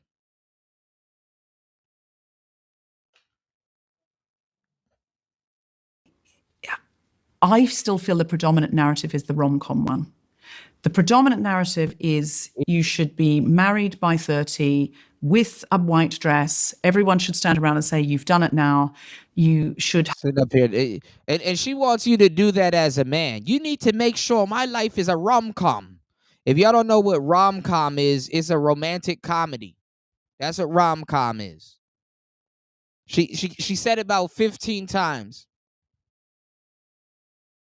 It is not your job to make sure this woman's life is a damn romantic comedy. Bitch, this ain't Will and Grace.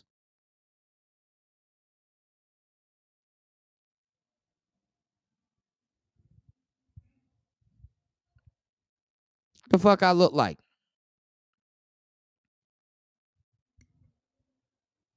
This ain't Will and Grace. And then rom-com, y'all, it's like a specific rom-com. Imagine the sister say, it's 2025. Imagine the sister saying, you need to provide a Family Matters household for me. Girl, it is 2025.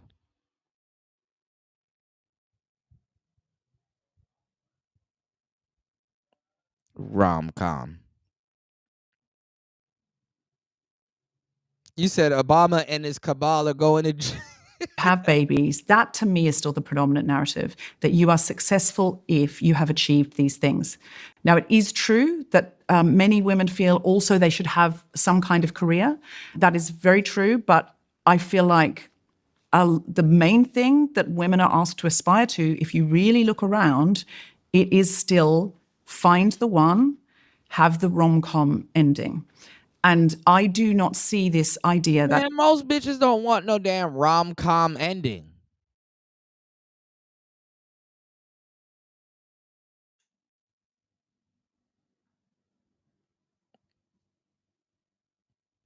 You said people can't even afford an Al Bundy, right? Love and marriage,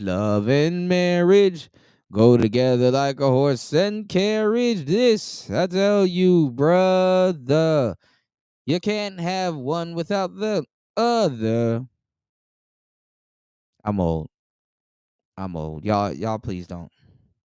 Hit the like button. Y'all support the show. It's Player Talk Radio. Let's go. Women are told the whole time we should be out on the town, sleeping with everyone in town. Far from it.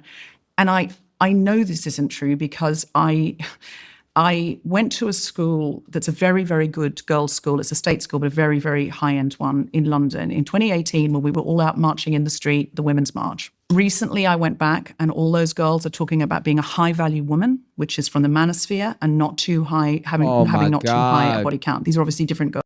First of all, every single woman believes that they're a high-value woman, even strippers, okay?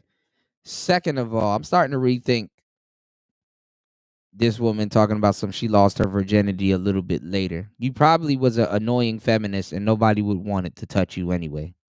Because they thought you were going to, they probably thought you were a man, but they probably thought you were going to accuse them of something that they didn't do.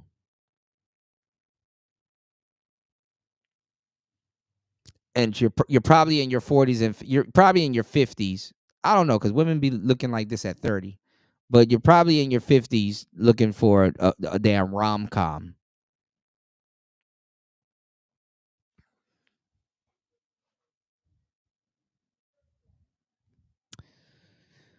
She talking about something that came from the manosphere. No, high value. That concept is not from the manosphere. Kevin Samuels remixed it. It actually came from pickup artists.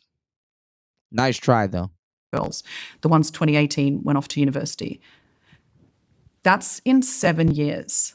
They were saying, you know, in 2018, 2019, around that time, they were saying no slut shaming, listen to your body. They weren't saying run around and have sex with everybody or I've got to have a lot of lovers. They were saying, I make my own decision. That's a lie and you're out of touch. What you're talking about did not happen in 2019. It happened in 2015. And not even 2015. It happened in 2010. It happened in 2010.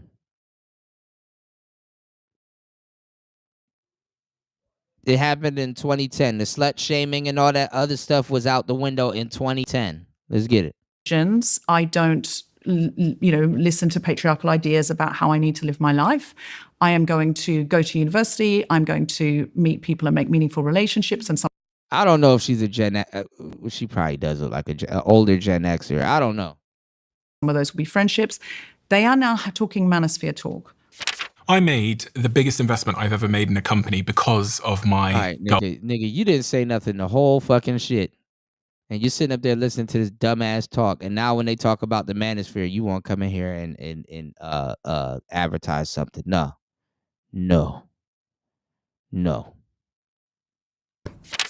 Manosphere talk. I found this graph as well, which just shows the sort of explosion in people searching trad wife, which means traditional Y'all please hit the like button. Please support the show. It's Player Talk Radio. Let's go. wife. Yeah. And it seems from 2024, there's been this real explosion in people searching for this trend. And you said something a second ago, Erica, about young boys in particular being more vulnerable, I think were your words, than the young girls that you're seeing. Yeah. So how do these ideas come together to and also link in and parlay into this word manosphere? Because this subject of manosphere has been at the very forefront of conversation. Everything's a little out of balance. Everything's a little out of whack. So it was out of whack in the 50s. And so we fixed it. And now it's out of whack in a different way. She said we fixed it. What did you fix?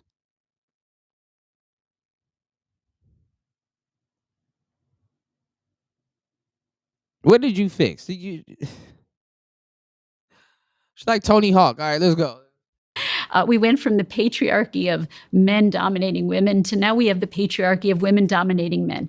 I mean, what we need to do is not go back, but come to the middle. We need to, it just makes common sense. How are we dominating men though? Why are you so giddy and happy? We need to come to the middle. Oh my goodness. 60% of college students are women and graduate students. That's not us dominating them. Yeah, and that's where the student loan debt is going. Well, let me finish. Young men are afraid of women and the power they have over them to accuse. No, it's true. It's called power. In universities, it's a real I wanted the power thing. I know because I have two. And see, and this is why a lot of feminist women don't like other women and other feminist women, because the thing is that they're not sticking to the lie. When one of them goes off script and don't stick to the narrative, they start to attack each other. You know, so it's like okay, you're not sticking to the lie. You're out of the group. You know, it kind of works like racism. You know, like what they did with Alex Jones and stuff like that. When he's not, you know, when he's not sticking to the lie. You know, they get mad. Oh, you're not sticking to the lie. You know what I'm saying? You son of a bitch. You piece of shit. You fucking goddamn fucker. Listen, fuckhead. You have fucking crossed the line. Get that through your goddamn fucking head. Stop pushing your shit. You son of a bitch. You piece of shit. You fucking goddamn fucker. Listen, fuckhead. You have fucking crossed the line. Get that through your goddamn fucking head. Stop pushing your shit. Stop pushing your shit. Shout outs to LT Man in the building. Yes, sir. Let's go. Shout outs to LT Man. Gave you a shout out earlier. Shout outs to LT Man. Let's go. Shout outs to LT Man. Greetings from Chicago. Chicago in the building. Shout outs to LT Man.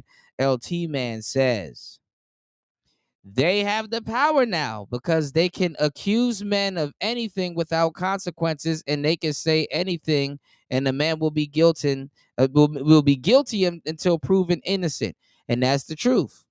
And then also too, you knew this stuff was going down. The pipeline. You knew this stuff was going down the pipeline when you have hoes, right, fellas? You have hoes. Brittany Renner. You have hoes turning into authors, making a lot of money. That's kind of really what it is. See, these new hoes, they don't really operate like that. And the funny part is that you have one old hoe and then you have one new hoe. Who are you talking about, Kuda? I'm talking about the women of today. For example, they don't have to do what women of yesteryear had to do. Okay? They don't have to do what women of yesteryear had to do. So this is what I'm talking about, right? I'm about to give you the game. All right? Please hit the like button, y'all. Please support the show. 8 hours and 42 minutes into the madness. I'm giving y'all some great game, all right? Check this out. Most people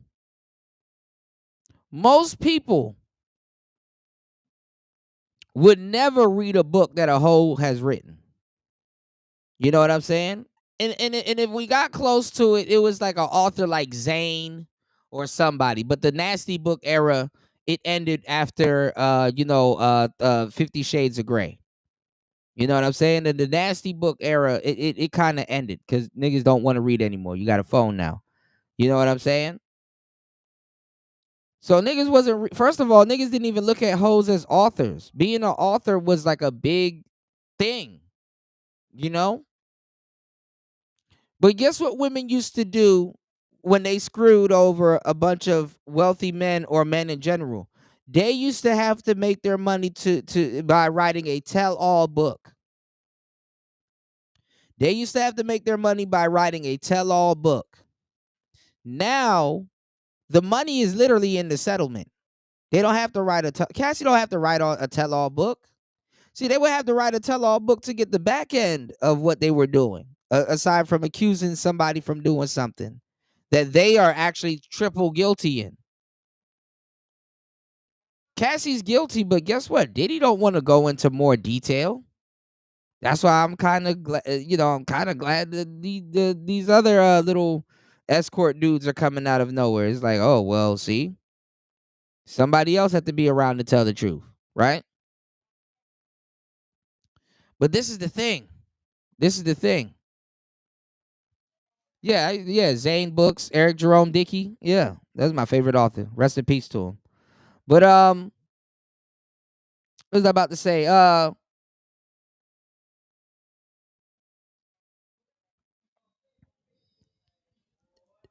Now they don't have to write no damn tell-all books.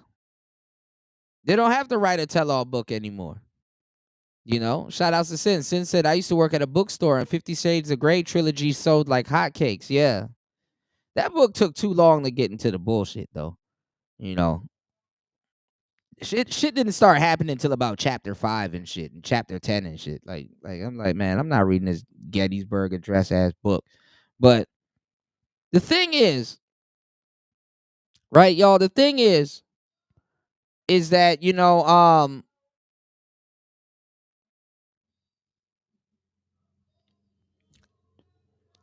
got this new girl with Shannon Sharp. She ain't finna write no book. Whatever she was gonna make off of her goofy ass book is in the damn settlement.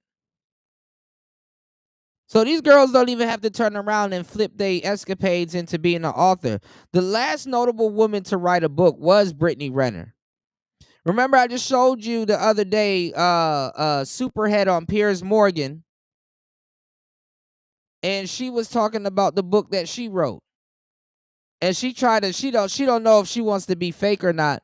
She don't know if later on she wants to turn around and say Diddy did something to her. So when he asked her that question, she tried to pretend like I don't know. Did he? I don't remember. Somehow I know everything, but somehow I caught amnesia. When the Fed snatched me, I felt I had no memory. Or whatever Gucci Man said. Let's go. Let's get back into it, man. It's horrible. Horrible.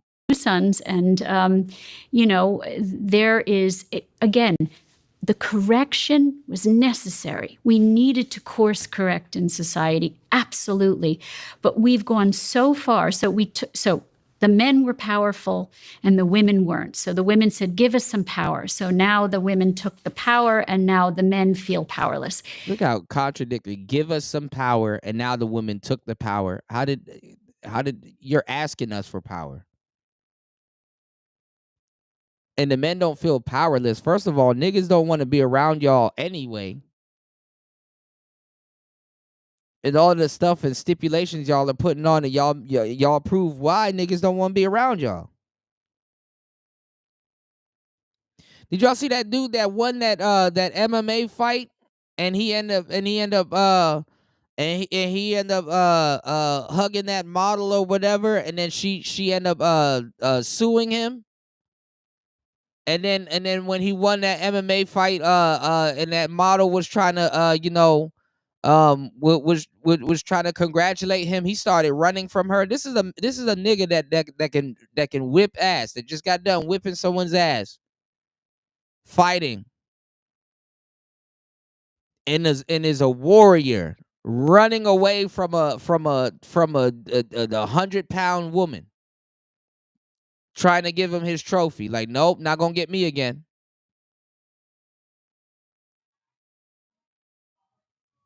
Fell for that shit last time.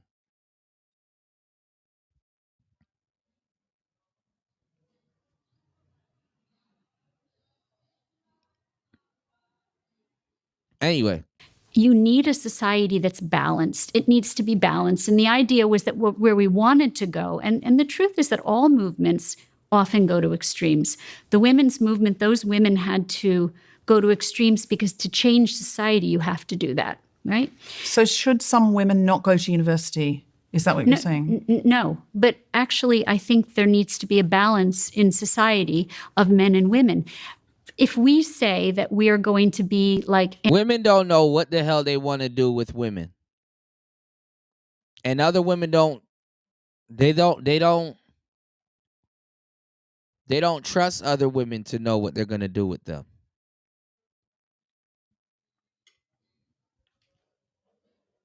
When women become collateral for other women, you're going to see their real nature. You can only have these damn conversations in a damn patriarchy.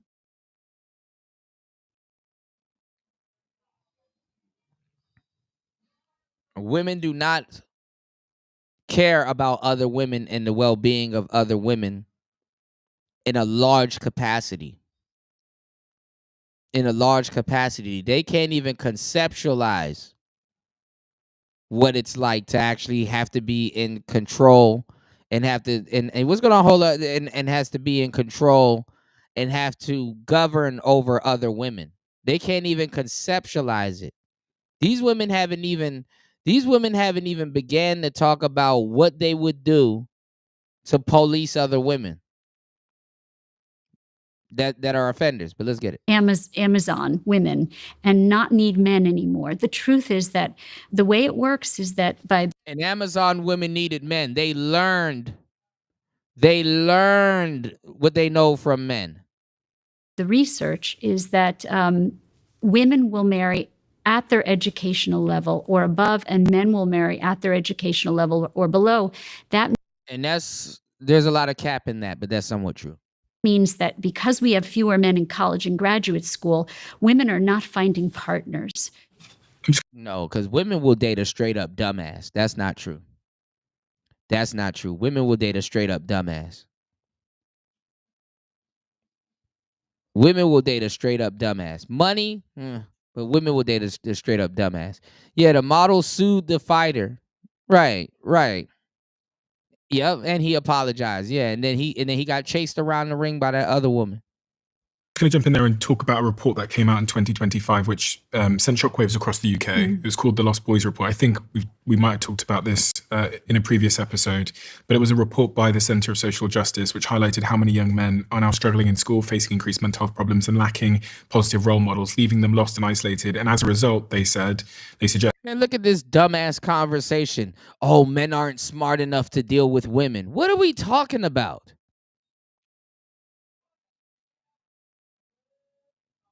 Like, look at the premise of this conversation. Women will date men that are smarter and that are their level of education and up. That's cap.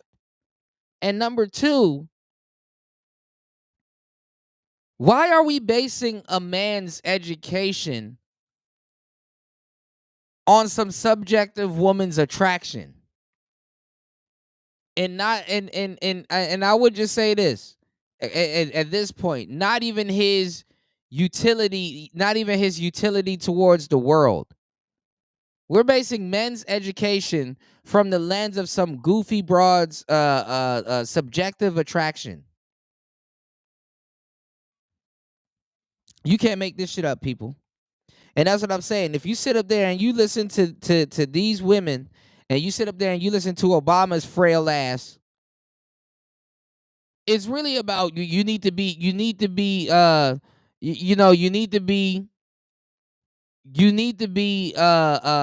men. You need to be better men for women. You need to be better men for women. How dare you're not better men for women? But let's go. Suggested that many of them are turning to manosphere. And to give a definition to the manosphere, because I didn't actually know what it was, the definition I have from Cambridge Dictionary is manosphere includes websites and discussion groups focused on men's rights, which often oppose feminism in some way. And just to give a you sort said of the model top never line sued? Oh, okay, my bad. You said she never look sued. at some of Okay. the stats around this. By age 5, 25% of I boys. know he got hazed. I know he got hazed for it because someone I heard that he lost a good chunk of his winnings or his earnings, but I don't know if he really got hazed for. I mean, I know he got hazed for it, but I don't know if he really lost a chunk of his in earnings. the UK are falling behind in language communication skills compared to just 14% of women. Yeah. At GCSE level, boys' results are on average half a grade lower than girls. The same applies for mental health and wellbeing. Obviously, we know about the suicide rates in young men, with nearly 3.5 times higher than those of young women. Eating disorders have risen as well in young men. And from And I don't know, like with this whole gender war BS, because there is no such thing as a gender war. You cannot fight who you're trying to fuck or who eventually you will fuck. I will say this. Why the hell are we comparing women to men? As if we're in the same class. Do we coexist with each other? Absolutely. But okay, if a young man is not doing well in school, well, guess what? He could be a janitor. He can go play football. He can go do something else. He can go be an electrician.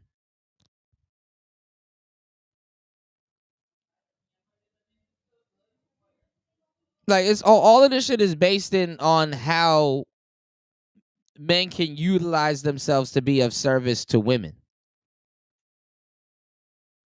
Not his damn an self. employment So let's go. perspective, as of late 2024, 15.1% of men aged 16 to 24 were not in education, compared to 11% of women, which equates in the UK to about 550,000 men.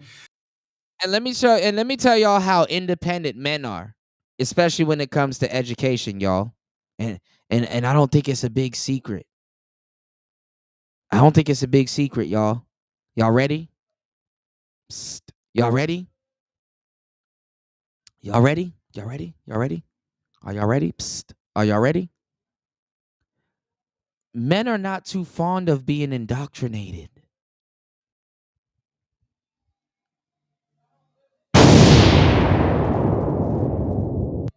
Men are not too fond of being indoctrinated. Men, a fucking rush to be indoctrinated. Men are not in a goddamn rush to go to school and say, hey, man, lie to me some more while I go into depth. Why you lie to me? I love being lied to. Men are not in a rush to go get indoctrinated and used up. Seems like one sex knows a hard day of work more than another sex. Niggas ain't in a rush to be like, hey, man, you know what? You know what I like? I like somebody to lie to me. And then when I get out of school, all the jobs that was previously told to me that was gonna be available is not available. Yeah, just lie to me some more. I just, I'm in a rush to get lied to.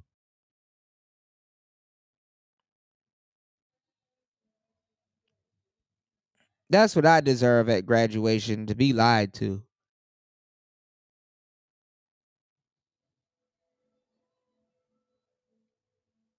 That's what's up. And lastly, young women are between the age of 16 and 24 now earn nearly 10% more than their male peers, reversing the traditional gender pay gap in this age group.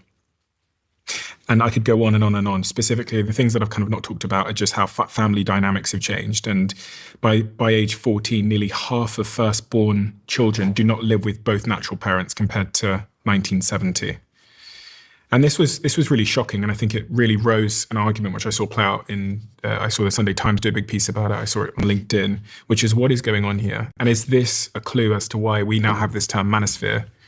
It's a reaction. Manosphere is a reaction to the pendulum swinging too far. The pendulum needed to swing, for sure. I slightly disagree. So no, manosphere is the reaction of y'all doing too much. Look at this bitch's shirt. Like, y'all are doing too much. And it's not a reaction. Women emancipated themselves from men, and it's like, okay. But they haven't left. They're still crying about certain things. Oh, men aren't taking me out on dates.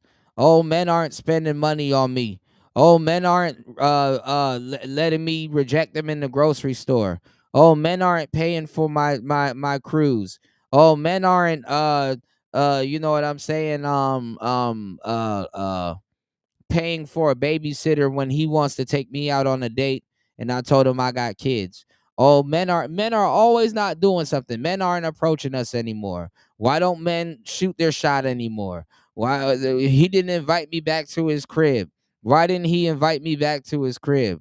Oh, it's always something men ain't doing.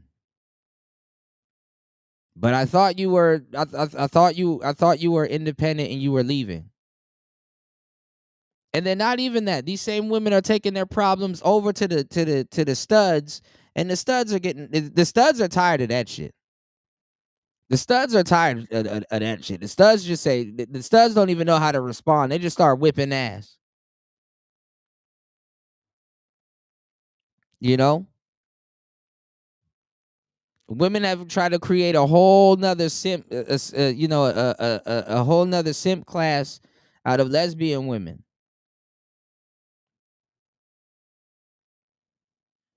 Ola said, "Pale Posh is making a comeback. She need a black man." I'm just saying, hell no. Hell no, that's their problem right there. A good piece of white feminism is so they can smash black men. A good piece of white feminism is so they can smash black men.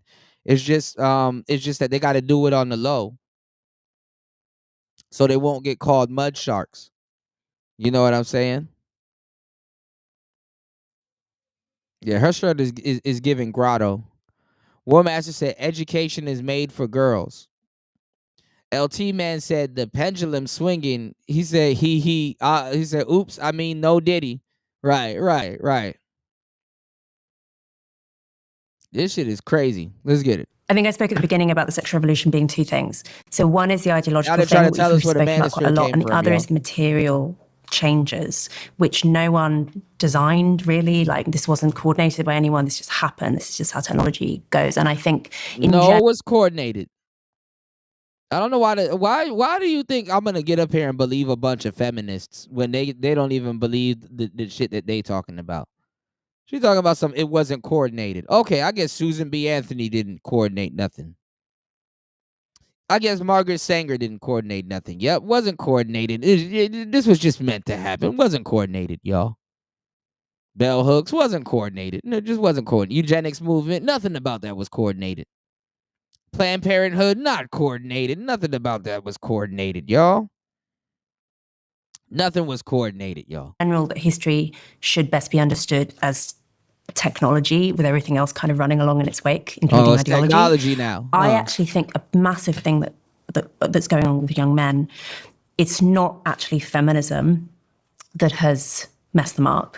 It's actually technology and economics. So it's that one of the... She said technology and economics has messed up men, not feminism. Bro, FOS, full of shit. The most consequential things of the 20th century and before, this is really Industrial Revolution onwards, is male strength. Like just I'm not gonna lie, I need to get that sound clip from Andrew. I need to get that sound clip from Andrew when he because that girl, remember that girl that was supposed to be suing Brian or the whatever podcast. I remember he looked at her and he said some real shit. He said, "You know, you're just just an intellectually dishonest woman. You're just an intellectually dishonest woman. These women are dishonest at a trifling level." They just had a whole conversation about feminism and all of this coordination and how it made women feel and what it did to men and the patriarchy. And all of a sudden, it gets to, okay, something got to take responsibility for the manosphere and all kinds of stuff. And this bitch talking about some economics and technology. Get the fuck out of here. It became less important economically. Blue collar work is less valuable than it used to be. It's less available than it used to be. It turns out, America was saying that girls predominate at universities. Girls actually tend to be better suited to a lot of work which has flourished in this era. So, say service sector work or working in education and things like that. There's basically been a boom in areas of life which are better suited to women professionally, and the opposite has happened with men.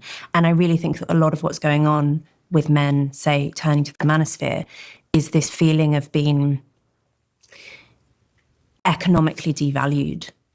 And there are feminists who cheer that on, but that's not basically, that pretty much has actually nothing to do with ideology. It's actually to do with just much bigger changes in the world. And we should expect, by the way, I mean, if AI continues apace, we should expect to see the same sort of social effects happening. That this Shout outs to LT man. Shout outs to LT man.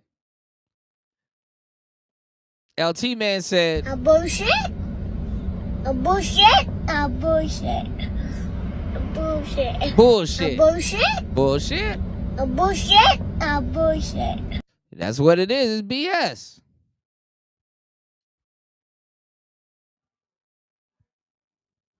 I'm not gonna lie too, and the reason why I say this is crazy, because even other women, and I'm glad this other woman is kind of here, because feminists, they lie. They're just women that sit around and lie to each other all day, and then like they get catty with each other, and when they can't necessarily get on the same page, and they know that they're lying, which is the elephant in the room.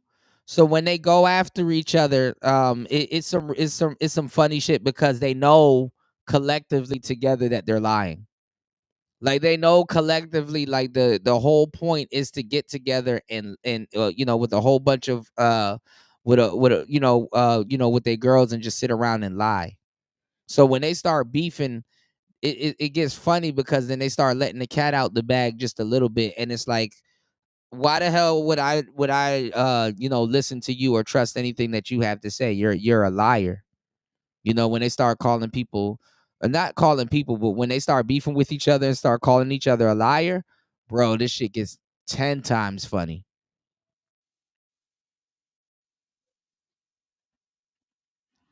And the reason why they gotta have this conversation is because the quote unquote white version of pygmies are considered trad wives, but we call them the original the one of the names that we call them are trad cons. You know what I'm saying? And not necessarily traditional conservatives. We call them they're usually women that pretend to be for men, and then they usually flip. You know what I'm saying? So they pretend to be traditional, but they usually flip. And sometimes it is it's we they how it's posed is like they're doing it for survival. Give me 1 second, y'all.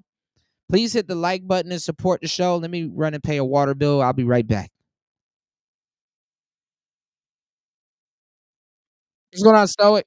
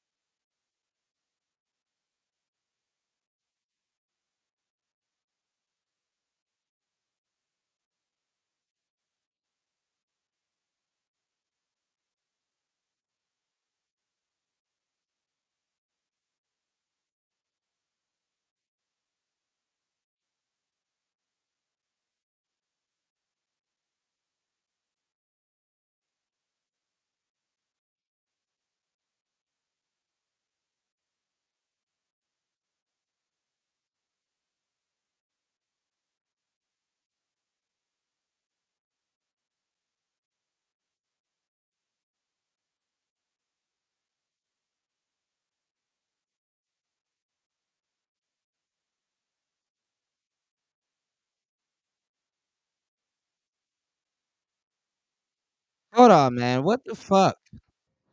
Hold on, y'all. My bad. I accidentally hit you. Hold up. Hold on.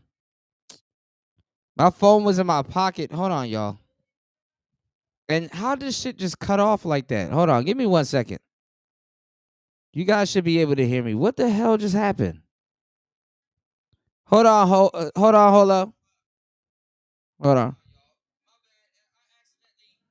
And the video was playing. I don't know why it stopped. Hold on. Jesus Christ. The opposite has happened with men. And I really think that a lot of what's going on with men, say, turning to the manosphere, is this feeling of being economically devalued.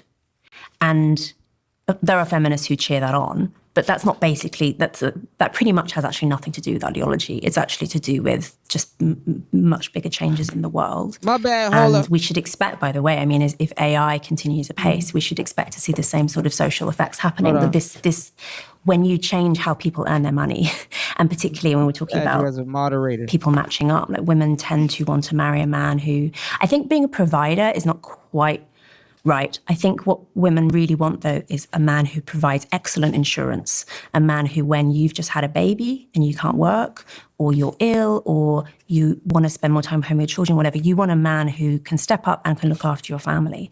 And unfortunately, the nature of the economy means that there actually aren't that many of those men. And that makes men feel really bad, and it makes women feel resentful, and it creates a lot of dysfunction, and it's not really anyone's fault. It's just what's happened. I want a partner. I want someone that when things are going badly for them, I'm there. When things are going badly for me, they're there for me. Mind you, these are older white women still lusting over what the hell they believe that they want from a man.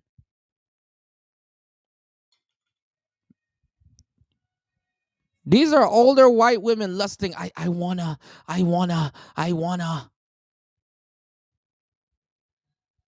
Build-A-Bear ass women.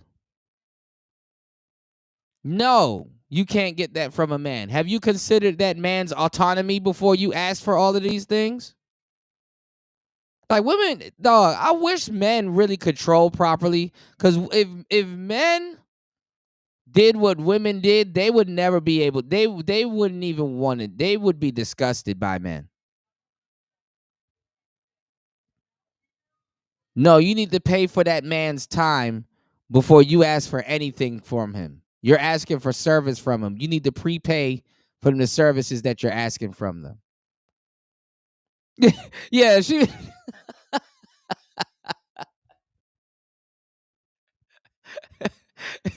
LT man said she really meant excellent life insurance. Yeah, I want a term policy. She basically described a term policy, you know. Shit.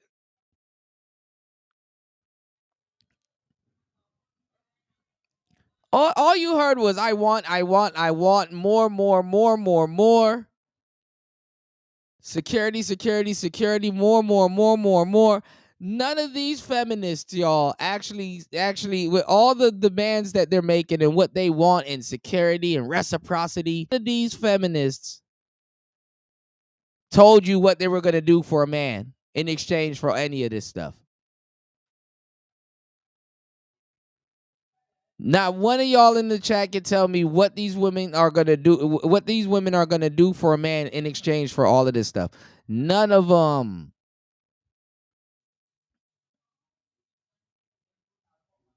Shit, we could have watched Fresh and Fit for all of this. At least you would hear from someone that's like from women that's at least decent looking. They all say the same shit. Like, I want a partner. I want. Nothing. I'm not gonna give nothing. Look. Y'all want to hear some more? I want more. I don't want this You don't want biological something, essentialism of he's got to step up and be the provider and the protector. I don't want that. Okay, what are you gonna give him? But can I ask to that point then on that partnership? as a man, I still kind of assume that a woman is more likely to choose me if I have more money than her and I can pay the bills and I take care of her. And so I looked into some of the research around that, and there's still an expectation amongst women that their male partner will earn much more than them. And when they did this big Yeah. Stop this goofy shit. This train of lies she been sitting here and telling all the time. Bitches think they can wear red and all of a sudden it tells the truth. No. I think it's about 70%. I'll put the right stat on the screen. When they did this big analysis of dating behavior, where they looked at 1.8 million online dating profiles across 20 different countries, if you earned more, so if you had higher income, you are 255% more likely to get an indication of interest on these applications. And so I would love to live in a world where that wasn't the case, but it seems that women are still choosing men that earn much more money, and that expectation of therefore being the provider is so inherent in reproductive success as a man. There's a reason for that, though. So what we haven't talked about, can we talk about children now? Sure, we can talk about whatever you like. Look, she want to change the subject. If you want to raise children and be the primary attachment figure for your children, and it's usually the mother, sometimes it's the father now, but it's still usually the mother. Children need a primary attachment figure as present as possible in the first 3 years if they are going to be mentally healthy in the future. All of the research shows that. If you're going to be as physically present as possible, unless you've saved a lot of money as a woman, you need to depend on your partner, on your team member. My husband and I were a team. Before we had children, we both earned a lot and worked really hard and spent our money equally, but then we decided it was a strategy. We were Girl, if you don't get in there and bake that chicken, talk about some team. You're my team member. Go in there and bake that damn chicken. I'm trying to get my mind right. You up here talking about some teams and shit like that. Teams? Nigga, what the fuck is this? Crash Bandicoot team racing? Like this? The team? Oh, I'm not looking for a husband. I'm looking for a partner. Shut up, please. Fellas, if your woman says anything like this to you, hurry up before she do and go down there and divorce her. Divorce. Ain't no damn team member. Team? We're going to have children, and I was going to work as little as possible. She lose respect for you. How about you team up on this rent? Okay, I thought so. Okay, I thought so. So I could be there for them. And he did the bulk of the earning. And now the joke is... Okay, so if he did the bulk of the earning, that means you're not a team. He just made you feel somewhat included. Because he probably was annoying him. He did the bulk of the earning. That's not a team. I'm out in the world and I'm going to be taking over and he's going to be sitting by the pool, and I'd be fine with that. But that's what teamwork is. But we don't know if that's true because he did the bulk of the work. You can sit here and lie to us and say you would be fine if he was sitting by the pool while you sat there and did the bulk of the work. But no, that's not true. That's not true. I mean, you're a feminist. You already got an underlying hatred for men. You wouldn't accept that. That's not true. Just lying all damn day. Let's go. Idea that I could lean on my husband financially in those years and not have to earn money and be able to be present for my children. There is a very good reason why that is critical for children. And we don't talk about children. I do listen very well. You just don't hear what the hell she's talking about. She just said that we're a team and my husband did the bulk of the work. I listen very well. I have a very keen ear on listening. What's going on, D Chicago? Tell me what I missed. Tell me what she didn't. Tell me what she said that I missed. I heard exactly what she said, and I heard exactly what she didn't say. She said that he did the bulk of the earning. I heard her when she said they both worked.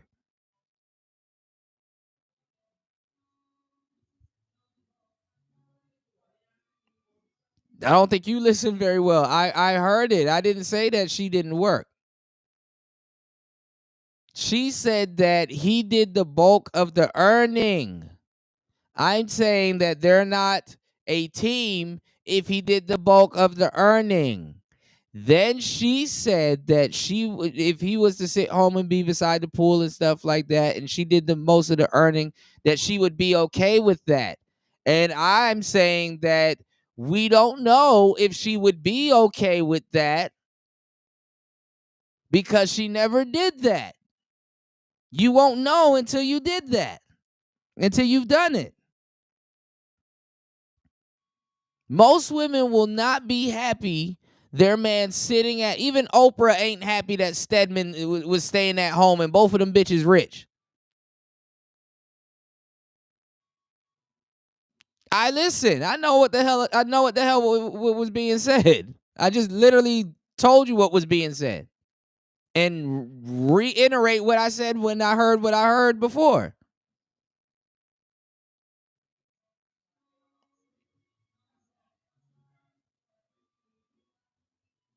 That is not a...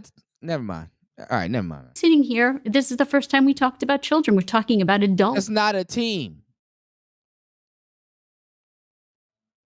Taking care of your kids that came out your coochie is not a damn team. That's your responsibility. That's not no damn team.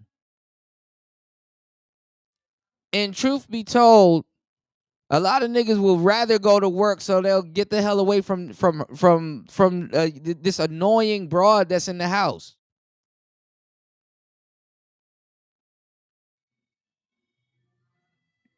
That's not a team. Taking care of your kids, that's not a team. That's not a team. See, this is why society fucked up right now. That's not a goddamn team.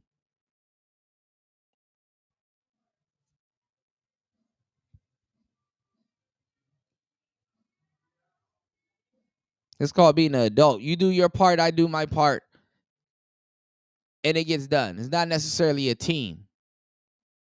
I shouldn't have to form the damn Power Rangers for us to fucking function right. He actually gave her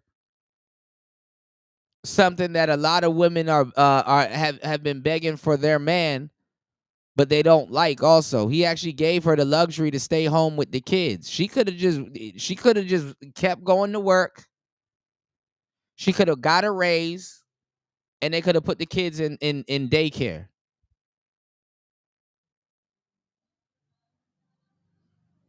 I shouldn't have to fucking form I should have to form Voltron for you to act right and take care of your damn kids. But let's go.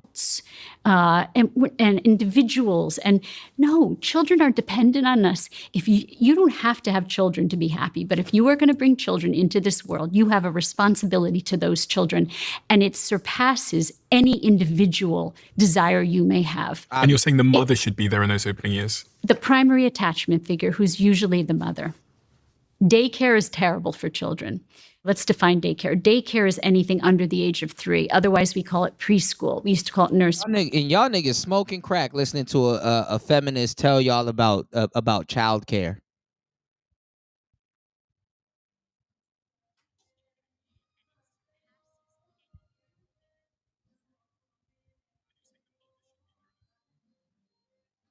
Y'all smoking crack if you think you're gonna listen to a feminist tell y'all about childcare. When feminists actually advocate to be deadbeats, they don't care about children. It's not about children. Feminism has, never mind. School 3 to 5 before kindergarten. Okay. So anything under the age of 3 where you put your child in group care is daycare.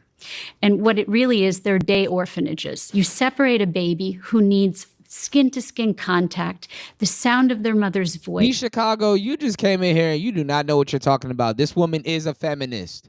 He says she's not a feminist. Bro, just listen to please, you specifically, listen to what's being said. She is a feminist. You just got here. This is the problem. This is the problem. You're telling me I'm not listening. I'm telling you I am listening. I've been here the whole time. I'm the one playing it. She's a feminist. She said she was a feminist. These are 3 feminists talking about feminism.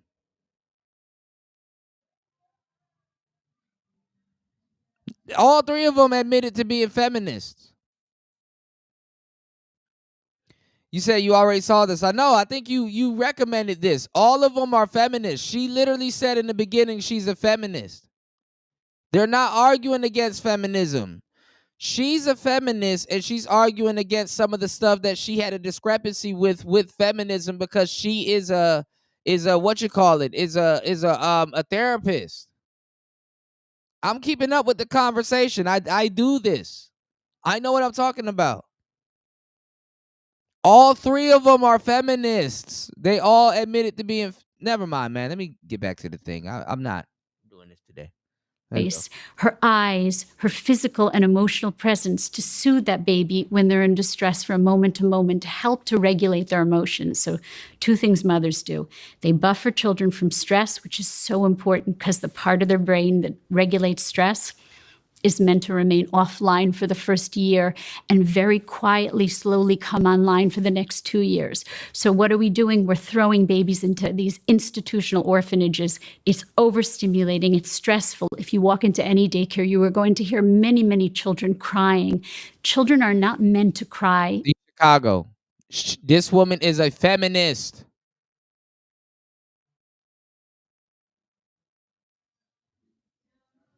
She's a feminist. Here you go. Here, I'll help you out. Here you go. Look. Look. Look. Let's start with some introductions. Louise, what is your professional background, and what do I need to understand and know about your experiences that feed into your perspective on this subject? So my professional background, I'm a journalist. I write about ideas for a living. I don't have like a political agenda. I just write and say things that I think are true. In terms of how I arrived at some of my views on what we're going to talk about today, sexual revolution, I think I was raised with a lot of the assumptions around the sexual revolution, which are sort of like the water that we swim in now culturally. Yeah. I'm a psychoanalyst in private practice. I'm an author. I write books about parenting, and the book I'm probably most well known for is my book, Being There, and it's basically about the neuroscience of attachment, or the importance of mothers in the first 3 years of a child's life to create emotional security, which lays down the foundation for mental health in the future. And so from my perspective, I guess the conversation we're going to have, I should say right off the bat, I consider myself a feminist. Okay. All right. Do you hear that? Do you hear that? Did she say, I consider myself a feminist? Do you want me to play it back again? Did you hear that? I gotta stop the class. I gotta stop the class to replay what we all heard. Did you hear that? Am I tripping? Huh? Life to create emotional security, which lays down the foundation for mental health in the future.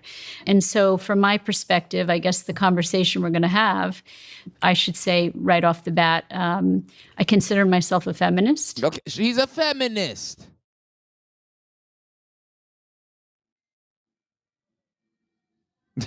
She's a feminist. The woman in the red's a feminist, and the other woman, she's a feminist also. All of them are feminists. I've been keeping up with the conversation the whole time. This shit is a headache. I don't need an extra headache on top of the one I already got. Let's go. Overstimulating. It's stressful. If you walk into any daycare, you are going to hear many, many children crying. Children are not meant to cry much in the first year. They're meant to be held by their mothers and held against their mothers' bodies. So they buffer children from stress and they regulate their emotions. D Chicago, I literally just said that. I said she's a feminist. She's a different type of feminist. You said that she wasn't a feminist. I just said that she was a feminist. And then you said that she wasn't. I rewind it back. She said she was a feminist. Now you're saying she believes in different levels of feminism. And I told you, I've been listening to this whole thing. I heard it, all of it, in its entirety. I'm a great listener. That's the first thing I do is listen. And if I'm not clear on something, I get clarity on it. I literally have to stop the class to prove what I just told you. Let's go, man. She's a feminist. emotions. So what we're seeing as a mental health crisis is a crisis of emotional regulation issues in children, adolescents, and adults. Depression, anxiety, ADHD, these are all emotional regulation issues. That means people cannot regulate their emotions. And so we're just giving them pills. We're not saying, where does emotional regulation come from? What's the origin of it? And the origin of it is in the very early days of your life. If you had a mother who soothed you when you were in distress from moment to moment, it regulates your emotions. She's talking about abandonment issues and stuff that kids go through normally. Okay, kids have what's called abandonment issues. When the parent leaves the room, the baby cries and stuff like that. And the reason why the baby cries is because in a lot of cases the baby believes that it's their fault while the parent is gone. The baby believes that it's its fault while the parent is gone. Okay? So it's only after 3, 85% of the right brain is developed by 3. It's only after 3 that you start to internalize the ability to regulate your own emotions or to deal with stress and adversity in the future. So does that mean that if I'm not home as a mother for those early 3 years, you think there's possible chances that my child might grow up to be somewhat traumatized or have some kind of... It is not what nature intended for us. And so we have made social changes that are about narcissism and self-orientation and me, and don't involve an understanding of children's irreducible developmental needs. And if we did, then maybe more women wouldn't have children, and that would be fine. I have no problem. I'm not a pronatalist. You don't have to have children to be happy. You can, build businesses, build houses, have loving, intimate relationships, not have children. But if you're going to have children, you need to know that dropping and running. All right, D Chicago, you're late, bro. I've been covering this topic for more than a couple of hours now, bro. You think I don't know that there's different levels to feminism? I've been keeping up with this conversation. I know what type of feminist she is versus the other ones. I know the complete difference, okay? This is not my first rodeo. I've been doing this for a long fucking time. I know what feminism is, and I know the different versions of it. It's gonna be okay, man. I trust me, I know. It's cool. Putting them in daycare, or now, let's talk about very poor women, because this is always going to come back at me. What about very poor women? There are so many solutions for very poor women that do not involve daycare. And I hate when people say poor women have to rely on daycare. Why should they have to rely on daycare when rich women don't have to rely on daycare? And the truth is there are other solutions. Poor women can live together and support one another and form communities. They can share care of a caregiver. It's far better to have a single surrogate attachment figure, a babysitter who is a full-time babysitter, than putting a child in daycare. So if you can't be there and you're poor and you have to work, then it's far better to have. Well, that's cool. Opinions. That's your opinion. Poor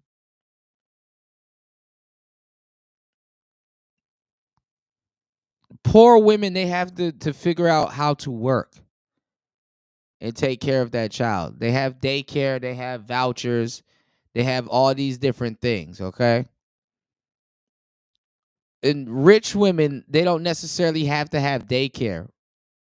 She's not being all the way truthful with that. Rich women, the maid usually raises the kid. Okay. I see how rich people parent and stuff like that. Rich people, the maid usually raises the kid. And then the parents kind of come back in when the child turns like 16, 13 and stuff like that, and teaches them a little bit about, the family business and stuff like that. And then has them take over and teaches them about money and finances and stuff like that. They usually have a Filipino or a Mexican or, a different,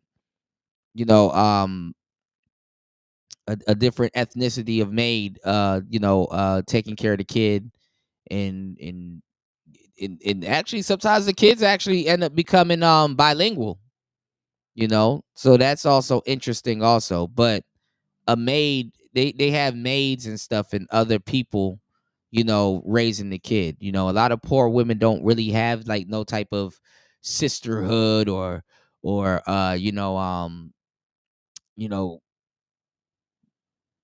what's the word I'm looking for?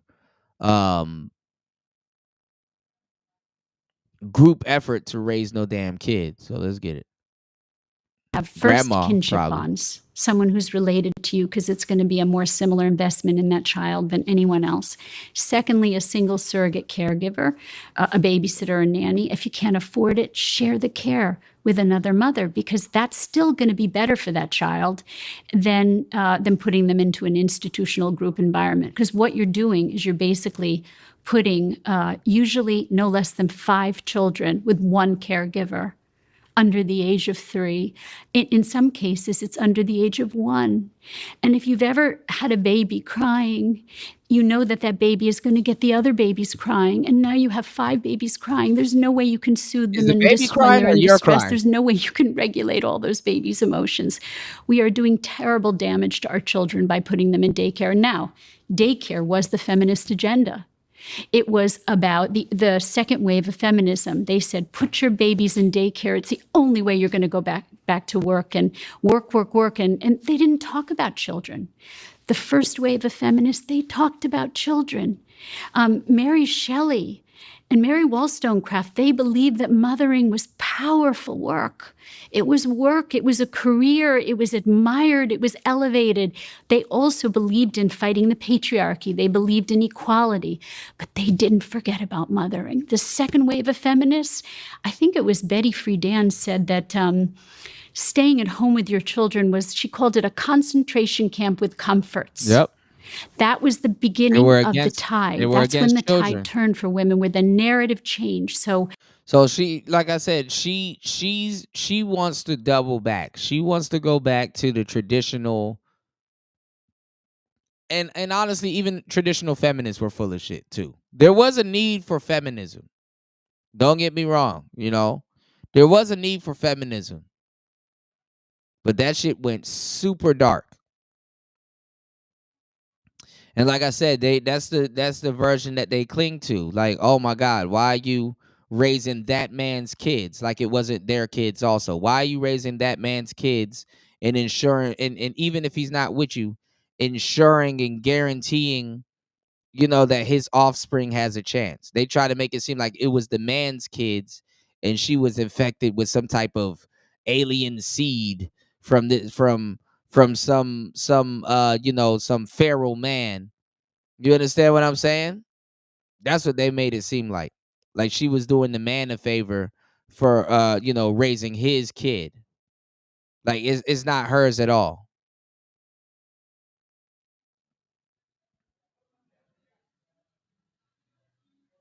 She's still you know doing the man's duty and stuff like that. And the reason why they said that is because they needed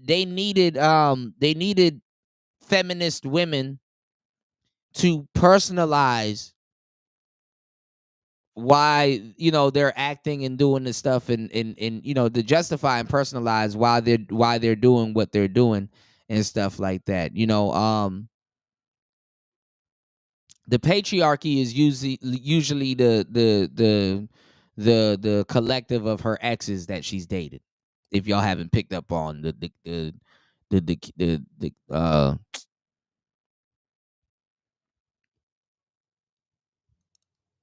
buzzword of the quote unquote patriarchy. The patriarchy is all the goofy niggas that she chose in the past to procreate with.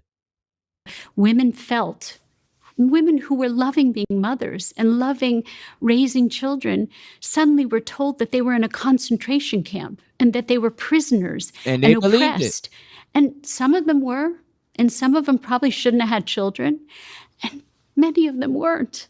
And even today, people write me believed every it. day and say, thank you for saying what you say, because society's narrative is so much about we have no value unless we go out into the workforce. So can I ask you, genuinely want to know, baby boomers tended to be raised by stay-at-home mothers because financial world was totally different then. Like, you know, when you talk about very poor women, I have university educated friends who. And let me tell y'all something. They're in England or in the UK somewhere.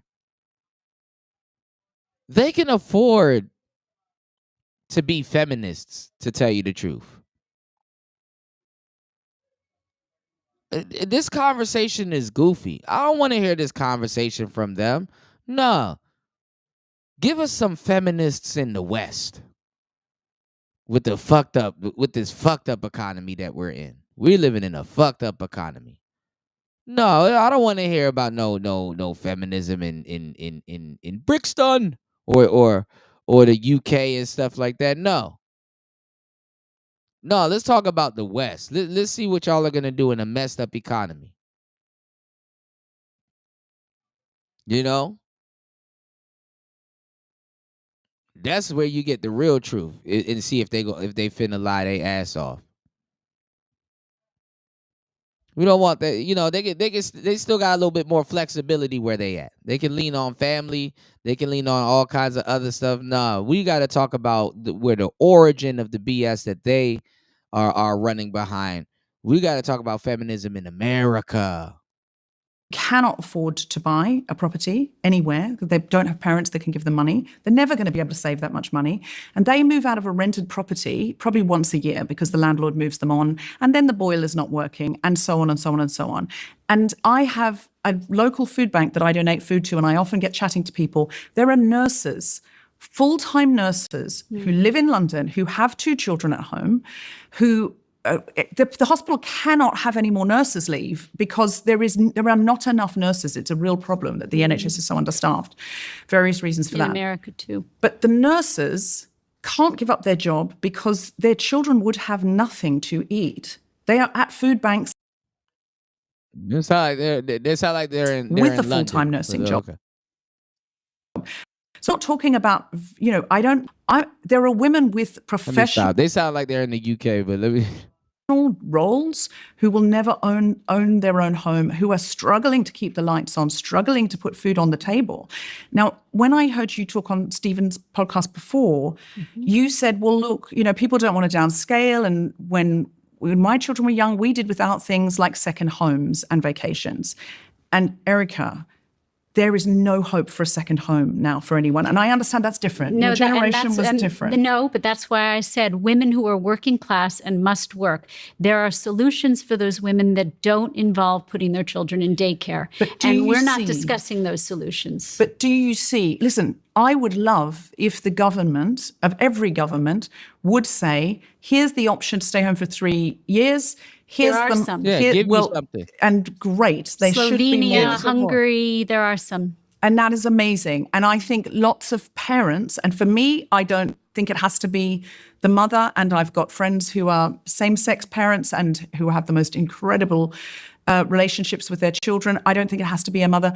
But I feel like there's lots and lots of parents who would love to stay home for 3 years with their children and be able to afford that, and to be able to afford to get, and that corporations would then go, you know, there's a lot of evidence that if you take 3 years off to raise your child, when you come back, you've got a whole new skill set. There's books written about it. Oh my God, you go back into the financial district, you've negotiated with a toddler for 3 years. That's Step inside. Absolutely. And yet often that is not. Man, them people are humoring you. I'm not gonna lie. You sit home and talk to kids all fucking day, bro. You sound crazy. Going outside.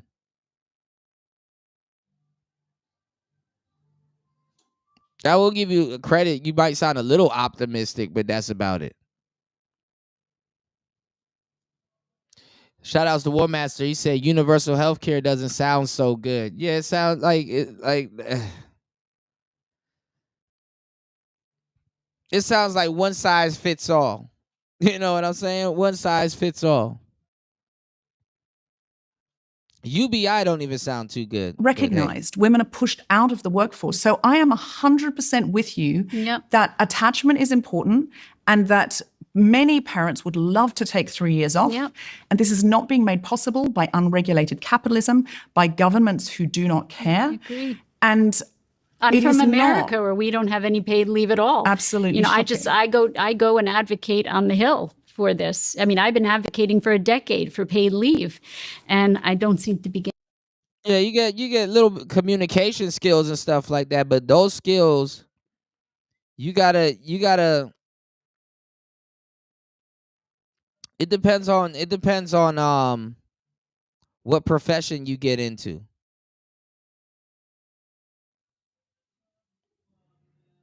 It depends on what profession that you get into. You know. You said this goes back to what I've been saying. Men don't make enough money. That's the real issue. It's not that men don't make enough money. Some men don't make enough money, but some women ain't gonna stick around with a man, even if it's to help their future. You know, some people don't need certain things, and when the man says no, we're not gonna get that, she's like, oh well, that's not gonna cut it. I want certain things and stuff like that. And the man is like, is that in our budget? Do we need that? And she feels that that's controlling him. And it don't even matter if a man is, it doesn't even matter if a man is making enough money. Yeah, like I don't. Why do y'all think y'all understand women like this? Like you do know if you make enough money and you control shit, women will turn around and say, oh, he doesn't he makes enough money, but he doesn't want to do this and he doesn't want to do that, which he has the right. If he wants to do something or don't want to do something, they will try to say that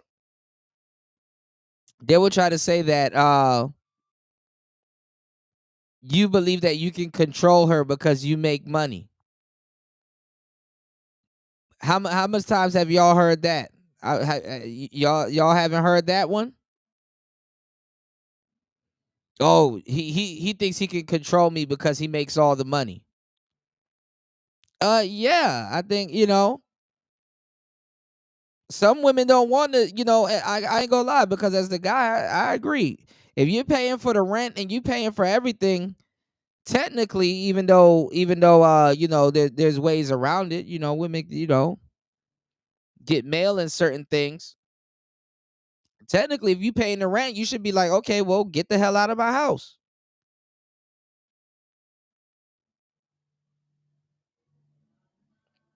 Fuck out of my crib. Get out. They don't like that. They don't want you to have all that power.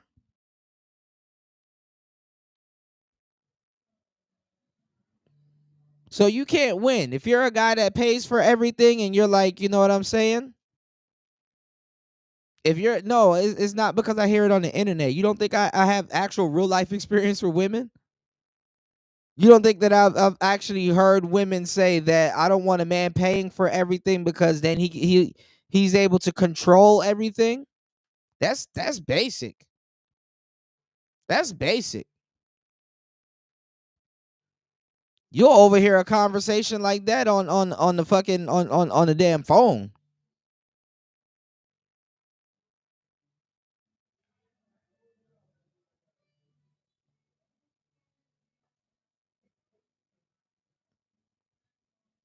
Y'all don't think we have brothers and sisters? I think that goes over a lot of people's head. Y'all don't think we have brothers and sisters? You don't think I have a brother or a sister? And I don't know how women talk and what they do and what they talk about. I just popped up out of nowhere, huh?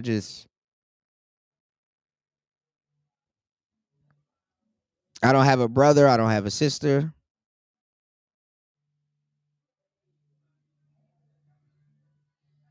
I didn't say you said pay for everything, and I didn't say men don't make enough money. I said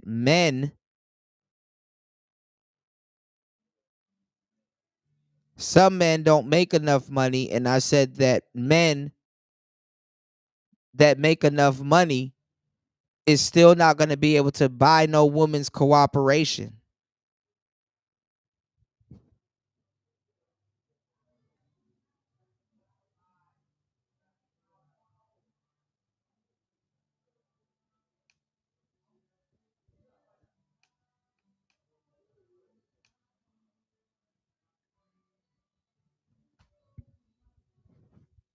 I think the Chicago. He said, "Cootie, you ain't got no bitches." That's hilarious. What's going on, Larry?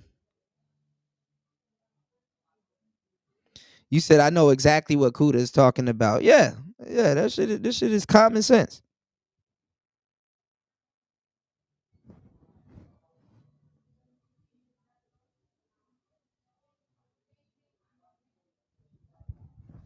The whole point is to not follow men.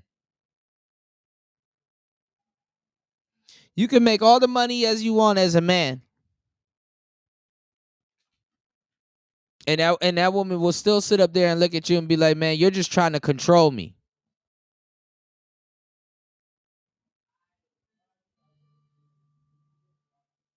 You just want to control me.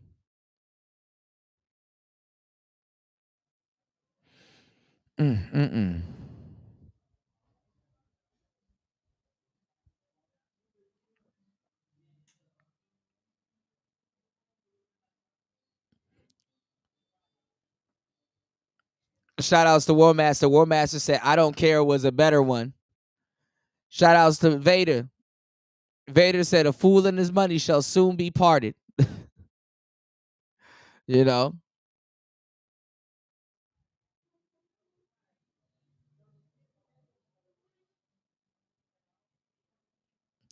Shout outs to War Master. War Master said, "I used to tell chicks, if you don't like it, you can leave. Never gonna give you up.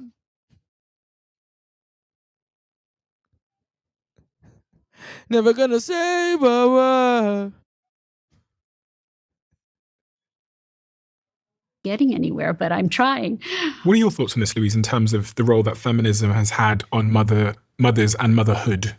And someone in the trenches. Yeah. So I should say, I partly as a consequence of reading Erica's work and also having you on my podcast, we have moved heaven and earth to not put our children in daycare, which has involved quite a lot of like creative thinking. Yay. And we are poorer than we would otherwise have been, you know. And people look at us like we're crazy sometimes and think, why have you made your life so complicated? And it's because me and my husband both have this really strong feeling that we don't want to put them in institutional childcare, and that is weird. And one of the things that I really don't like. Listen to that, y'all. Y'all don't even know when women are speaking in codes. Y'all don't even know when women are speaking in codes.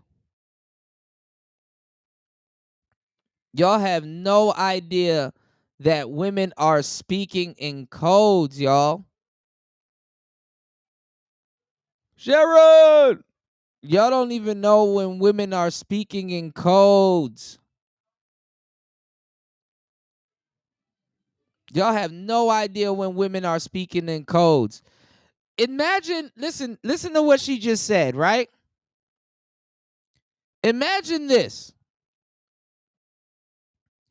Imagine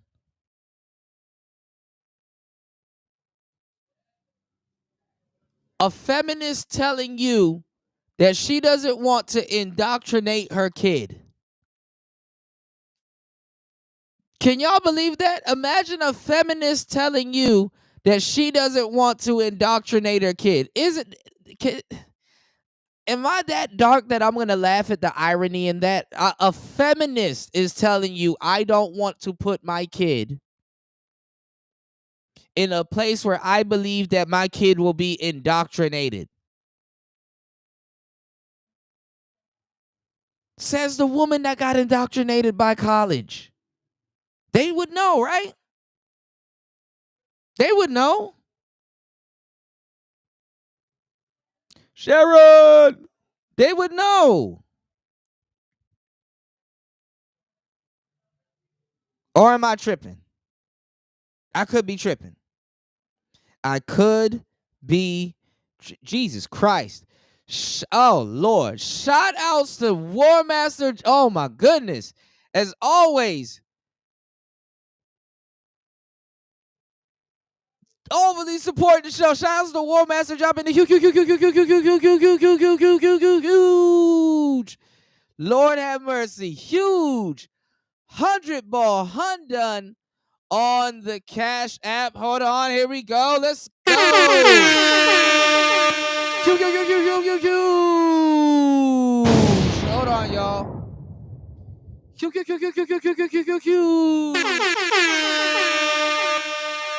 Girl, thank you, girl. Sprinkle, sprinkle. Huge.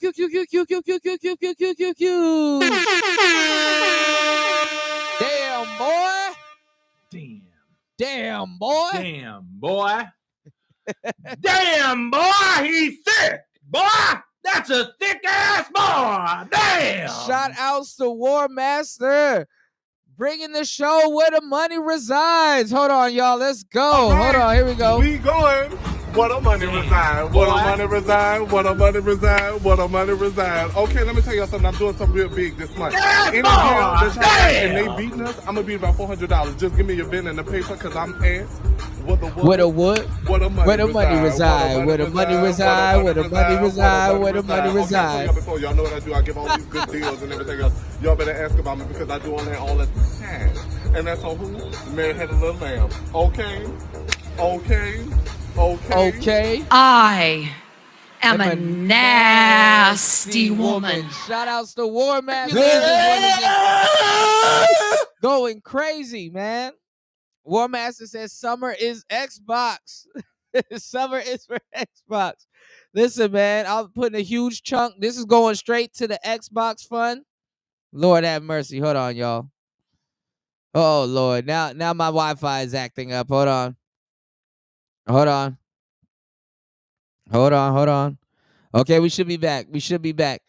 Yes, I am putting a huge chunk over into the Xbox fund. Shout outs to War Master as always. Hold on. You're now listening to Player Talk Radio. Shout outs to War Master. You said him going to help. Shout outs to Chris G. Shout outs to everybody here. Yeah, shout outs to War Master. Where the money reside, War Master. Yes, sir. You said that shows who cares what they say, it's what they do. No. What it shows is listen, y'all, and I want y'all to pay attention. What it shows is if a feminist woman is sitting up here saying, I don't want my kid to be indoctrinated, there is something wrong with that. There's a lot wrong with that. Because she knows that kids are out here being indoctrinated. You dig? What's going on, Aunt T? Welcome to the show, man. As always, thank you again. Also, Aunt T on the last show dropping the huge $5 on the Cash App. Hold on. Yes, sirski. And the panel is open. Everything is open now. God damn. Shout outs to War Master as always. Let's go.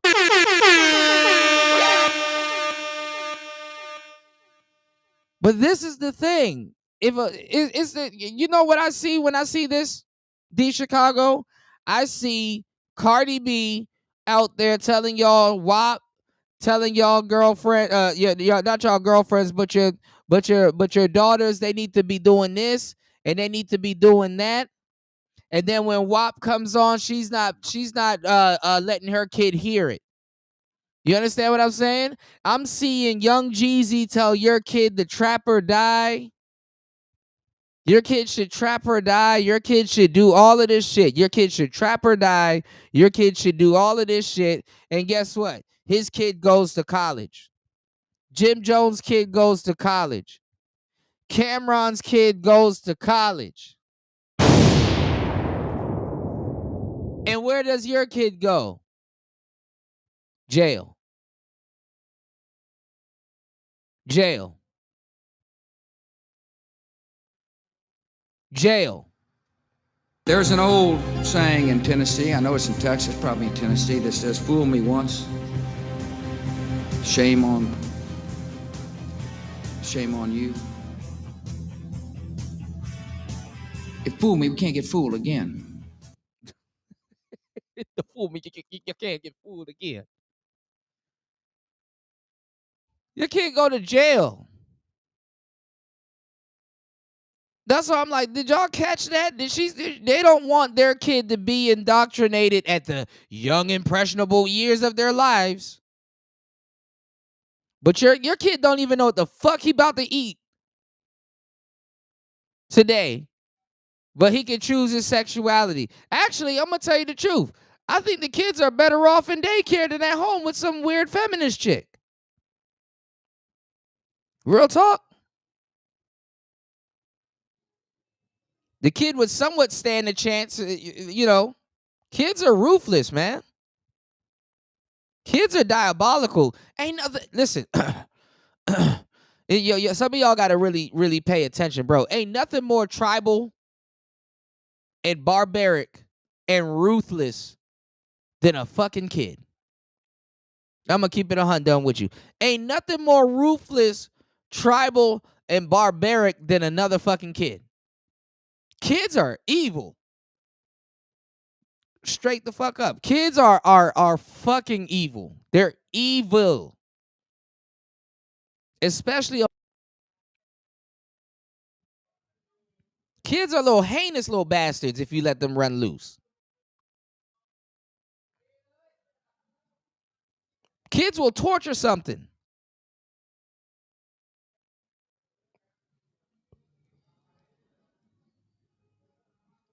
Real talk.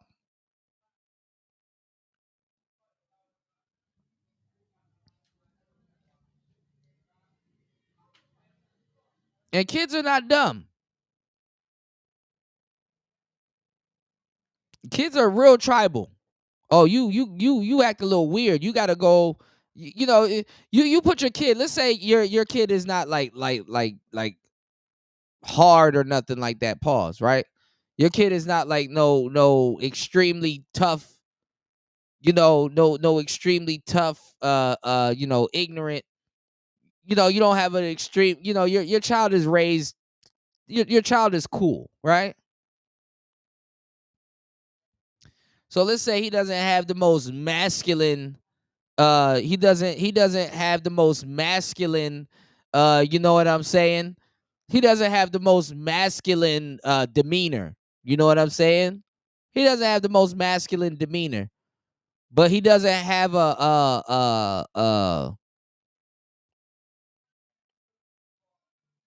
let's say your kid has a feminine demeanor. They'll have your kid that's not even gay go hang over there with gay ass Eddie because Eddie is just straight up gay. Eddie give it up. Eddie gay as hell. Your kid not gay, but he has to hang out with Eddie because he has a little. He got he got a feminine demeanor. And your kid not gay. But now he might be questioning because he hanging out with gay ass Eddie. I'm just saying. Shout outs to the kids, but now your kid is questioning now.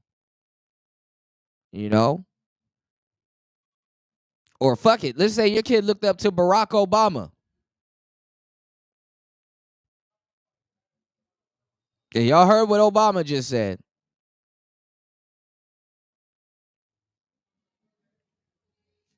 Try to shame niggas into being gay and shit. You know what I'm saying? Yeah, GAE, gay ass Eddie. One master said, kids are horrible when they don't receive the right hand of justice. Yeah, the left foot of correction. Shit. Kids be judging like a motherfucker. They'll compartmentalize, Your kid may have feminine manners. Now he hanging out with gay ass Eddie. Now your kid coming home switching and shit like that and trying on high heels and shit. And you don't know what's going on. Where is he getting this behavior from? Because there used to be a time where the parents would ask their kids like, yo, what did you learn in school today? How to be gay? Well, damn. They're like, you know what they're doing? And parents don't know about it until the kids say something. Or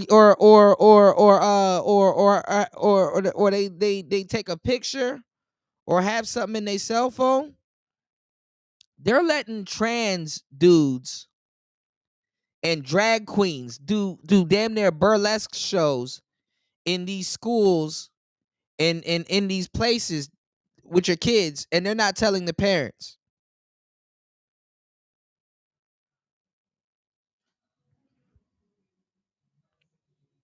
They're letting trans people in there because they want to teach the kids. They took the clowns out of school. They took the clowns out of school and they put in the trans dudes. So you got a nigga in the dress trying to tell your kid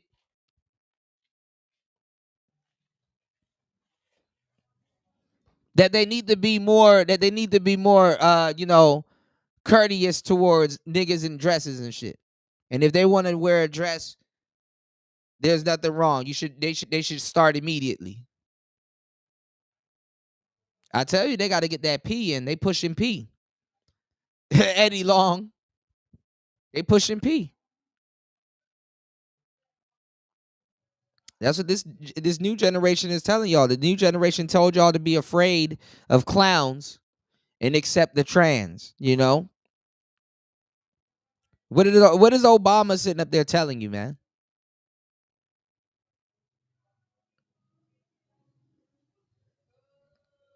Nigga threw black men on the back burner for his friends and stuff like that. That check cleared. That's what happened. That check cleared.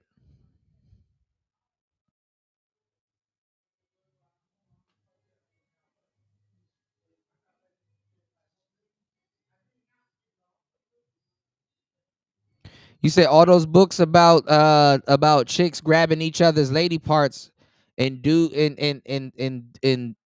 suck it. Yeah. I really want to. I don't remember the name of the magazine, but I remember seeing it. They had magazines back in the days for little girls, but these were advanced topics and books and stuff they were telling women to read and stuff like that. And these books were talking about, these magazines were openly talking about sex on the covers and how to get a boyfriend. And who would you date from Saved by the Bell? Would you date Slater or would you date the, you know?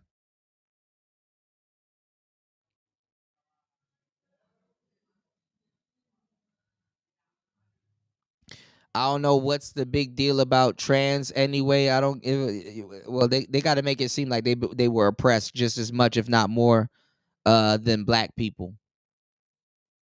And it goes back to what War Master said before, because in reality, a lot of those people weren't even slaves. They never lived through no type of slavery.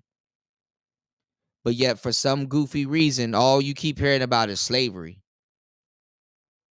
These white women here were acting like they're slaves and been through so much oppression. Yeah, no problem, Holder. I accidentally hid you, and I'm like, damn. Hold on, let me give you a wrench to protect you from myself. All right, let's go. Let's go. Shout outs to everybody here. It's Player Talk Radio. Let's get back into it. Let's get it.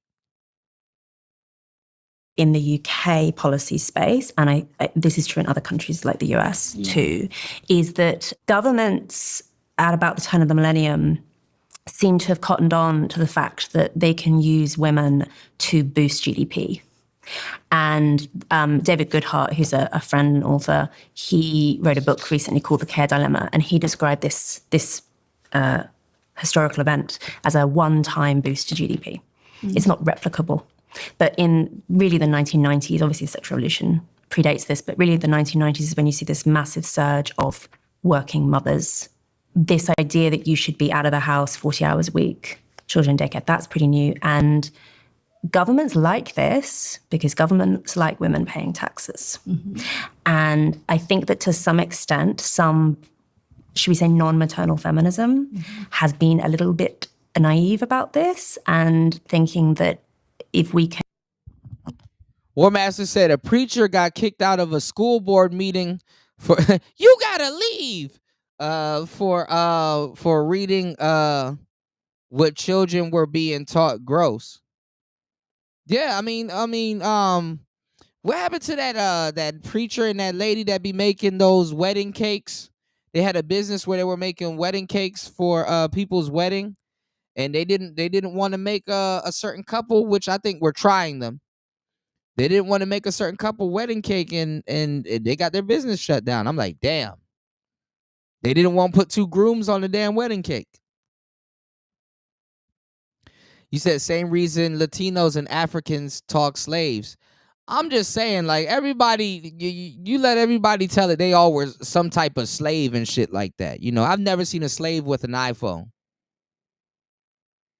You know, these new cats, they always try to hide behind slavery. I've never seen a fucking slave with an iPhone. Well, there's a lot of slaves with an iPhone, the irony of that statement. But yeah. Oh man, damn. You're working so hard. You're at work playing Candy Crush. Oh, slavery is just so bad. You're being subjugated at work playing Candy Crush. You're playing Candy Crush at work.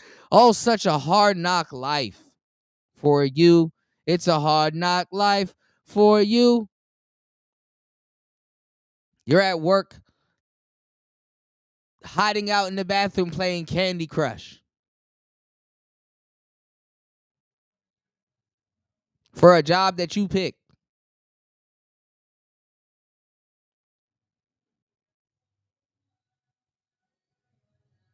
And then, you know, what's the crazy part? These women sat up here. A lot of people didn't pick up on it. These women sat up here and talked about a million ways how to abandon a job. Such a feminist conversation. We should have a million ways on how to abandon a job. Should halfway through working, we are tired of work and we find ourselves a husband and he wants to get us pregnant so we can just leave our job and get paid. And it's such a feminist conversation. Think about that. Job abandonment.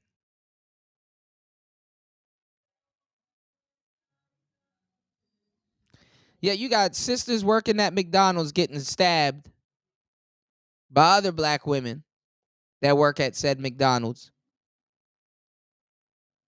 And she got 6 kids. 6. Can get the government to support daycare-based initiatives that's good for women. There's so much research on this showing that actually most women find it really, really hard, and it's a very common thing in mums groups and on social media and so on. Women. And you got social media asking, "Where's the dad? Where's the dad?"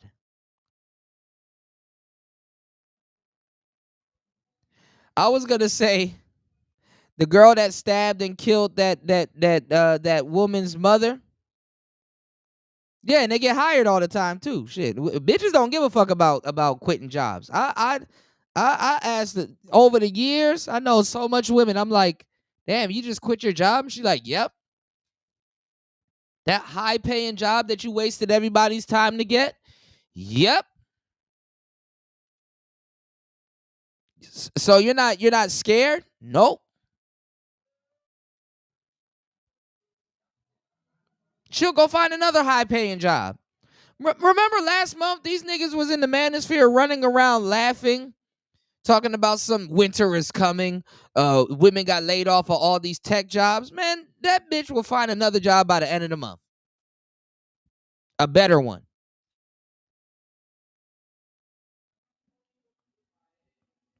A way better tech job. Tech professionals are in demand, you know. Tech professionals are in demand. Like I don't know what dudes are talking about, man. I didn't know, you know, studs, dykes, they run the damn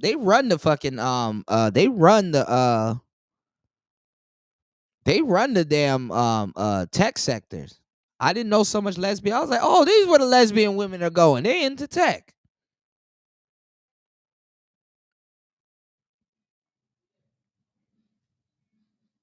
Yeah, you gotta get a good job to deal with them hoes, man. I know these lesbians. That's why they go home and beat the shit out of they they femme women and shit like that. I'm like, oh, it all makes sense now.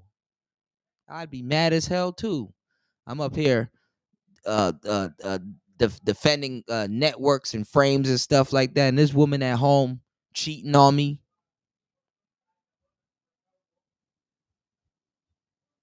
And don't nobody get cheated on no more or do more cheating than a stud. Women be cheating on each other. Y'all dudes be relationship this woman done got with been into. Hell no. She's some of the women that y'all date, they're used to cheating. I hate to say it like that, but it's true. I gotta give women their credit. Y'all motherfuckers gonna handle cheating like shit. But it's cause they be cheating too. You just got caught first. You know? Stay woke. Look at this woman's shirt. There's a bigger problem at play here, y'all. I'm thinking, I do not want to leave my 66% of women in the UK want to stay home if they were given right, the or option. want to work, stay home more. Yeah. And what I object to is the current arrangement that we have in the UK and elsewhere, where the government does nothing for you if you're a stay-at-home mother. The government actually punishes families in the tax system. If you're a single earner family, you will pay more tax than if you earn the same amount but across 2 incomes.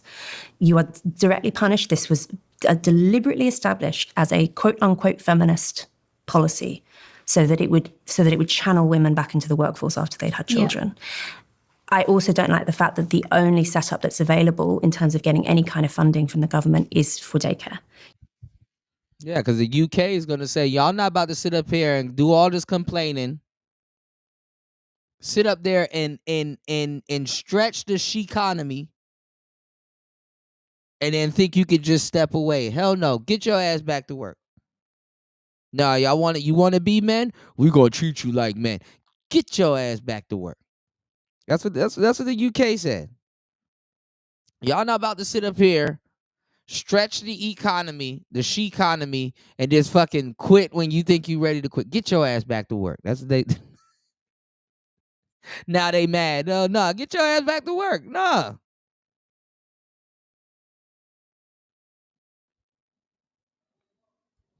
You can't put money towards a nanny. You can't put money towards having a grandparent or an aunt or something. You have no choice. Yeah, the only way that you can get any kind of subsidy is through daycare.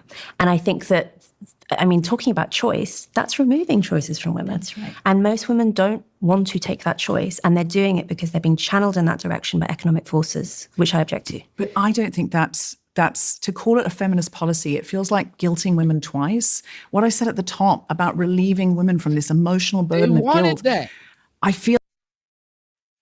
Listen, the feminist was like, okay, we're gonna be bumping coochies and licking carpets. So this is a frame that's set up so y'all don't run back to men. You think a lesbian woman that feels that she's not gonna have a kid anyway is thinking about daycare? Bless your soul. Bless your soul. Bless your soul. Them your sisters. Don't complain now. That's an unregulated capitalist policy. That is not a feminist policy. I think what if I heard her correctly, she said that they were using feminism. In a way, they used it as a banner, but it's actually the government wanting the GDP. That's what I heard. I don't know. Well, and also it's a policy. The thing is that women disagree on stuff, right? So, including, present company included. Yeah. Some women, this is kind of the whole story of the second wave. There are some women who, for temperamental or life circumstance reasons, have benefited from this. For instance, pushing daycare as one example. I could list loads. There are some women who are more temperamentally inclined to work full time, who don't like being stay-at-home mums, who find it boring, frustrating, whatever it is. Can I ask you a question, Stephen? Go ahead. Would you take a 3-year career break? Would you be able to do that? Would I be able to take a 3-year? Emotionally, mentally? So it's possible, but would that be my choice? No. It's obviously possible because I have the means to. So I'm a different person. I'm a slightly more privileged person to ask.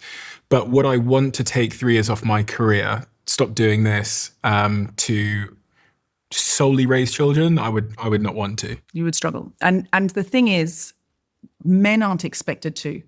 So we have different nurturing hormones. We have a biology that's really different. I think we just need to take into account that no one is judging Stephen for saying that. But if I said, just couldn't do it, people would be like,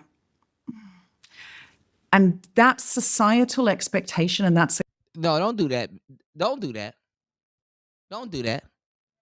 Don't do that. Let's just tell the truth. No one cares. No one cares. You're trying to rub off your gripe to Stephen. No one cares.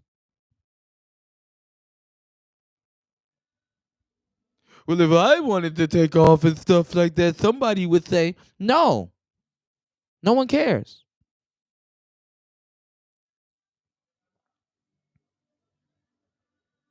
Fellas, and to a certain degree, have y'all worked with certain women? They be wanting you to do their job at the job. Oh my God, I can't lift that.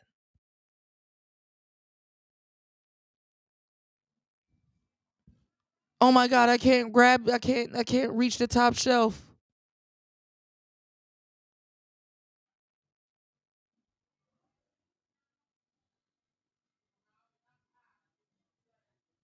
Gonna be to the point where dudes can't even help women at work. That's harassment.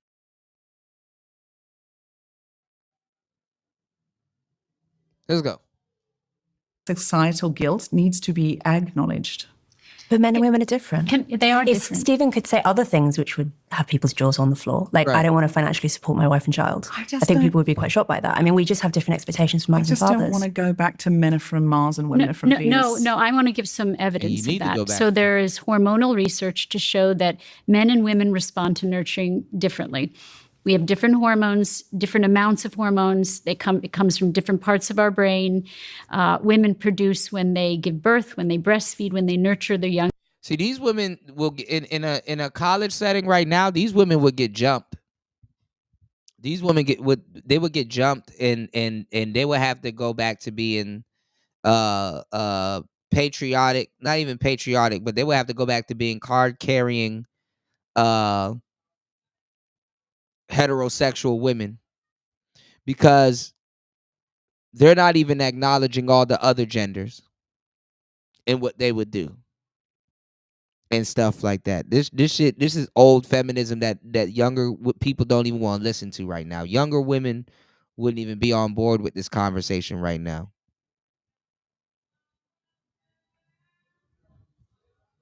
You dig?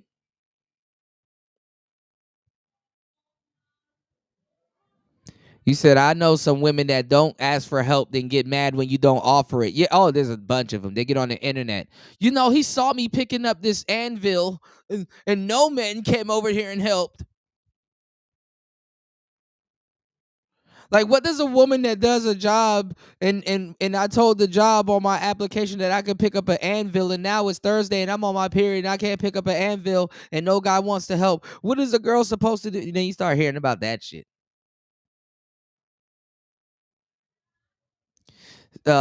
Chris G said, got a bitch at my job doing that stupid shit, trying to make me do that shit. Yeah, they try to make you do their job.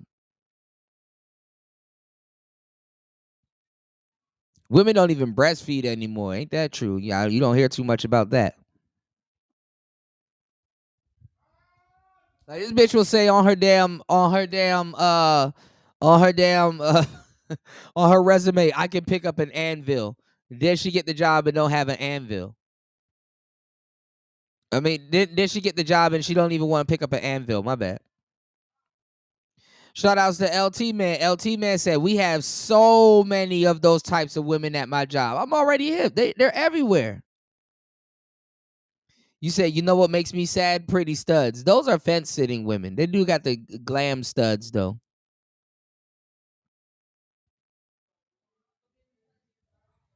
But hell yeah.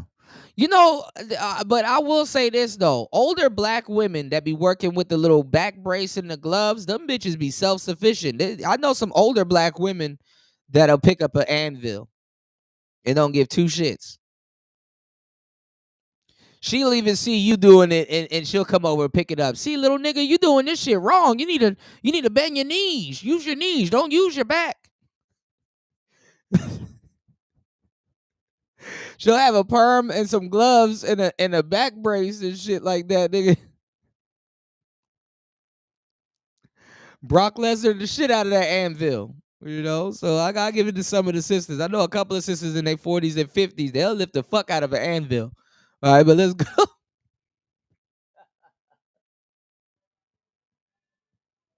They produce a ton of oxytocin if they're healthy. Oxytocin helps you to attach to your baby, and it also is inversely connected to cortisol. So it lowers the baby's stress, it lowers your stress, and it raises the well-being of the baby and the well-being in you.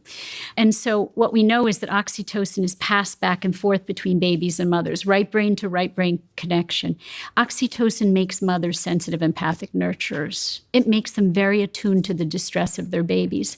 When fathers produce oxytocin, when they stay home, it comes from a different part of their brain, and it makes them more playful, tactile stimulators of babies. They tickle the babies, they throw them up in the air, they chase them around, they encourage risk-taking, they encourage exploration.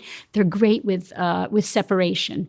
But in terms of who wants to hear this conversation from the women that openly discussed about throwing this away? And these women sat back and listened to all of that shit and didn't say a fucking thing. But niggas want to wait till they turn 40 and all them other women that are not around and shit like that talking about how much harm it done. It's too late now.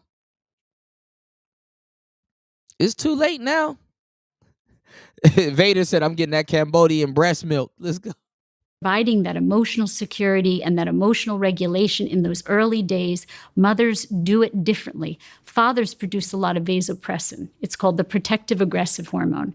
There was a study that was done where fathers and mothers lay in bed together. It was done in the UK. And when the baby cried, almost nearly every time the mother woke up in the middle of the night to the baby's cries, and the father slept through it.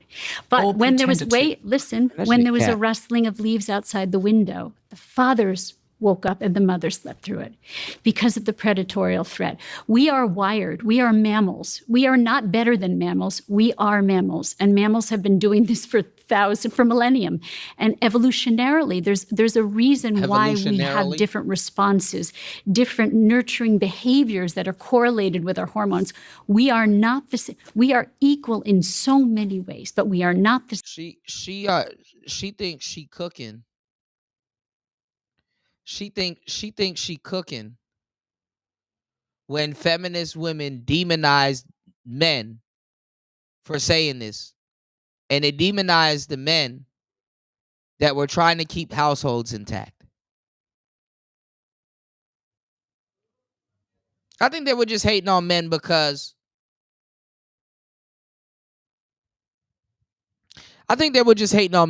they wanted to be the ones to say it. Women are like that, you know. That's one of the strategies I've also learned as a player, that you got to make women feel like it was their idea for doing certain shit. You know what I'm saying? Like it's like if you know your woman wants to go to Taco Bell, you got to set the dominoes up and let them knock it down and shit like that. You got to be on some shit like that and stuff and make it seem like, see, you're so smart. Man, I'm so glad I got a team, a partner like you, right? You got to be like, damn, baby, I'm so hungry.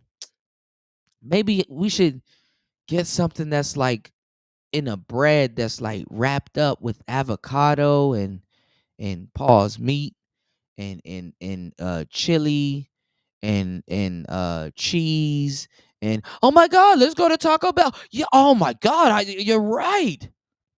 Taco Bell. Man, maybe we should eat something that, starts with a C and ends with an A. And then it may have the word Lou in it. And a chalupa. Oh my God, you're right. A chalupa.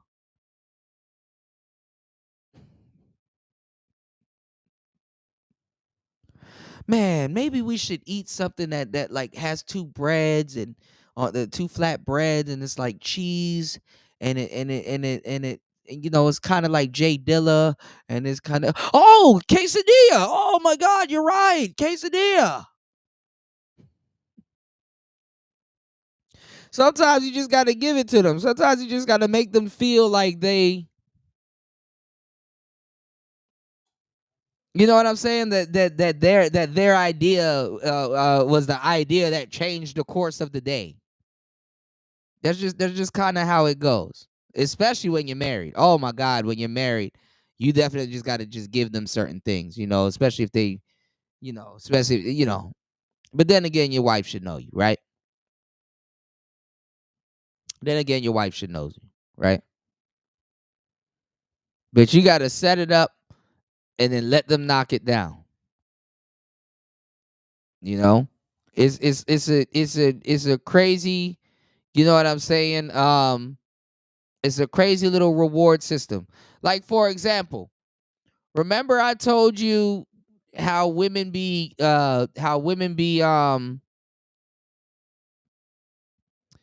they be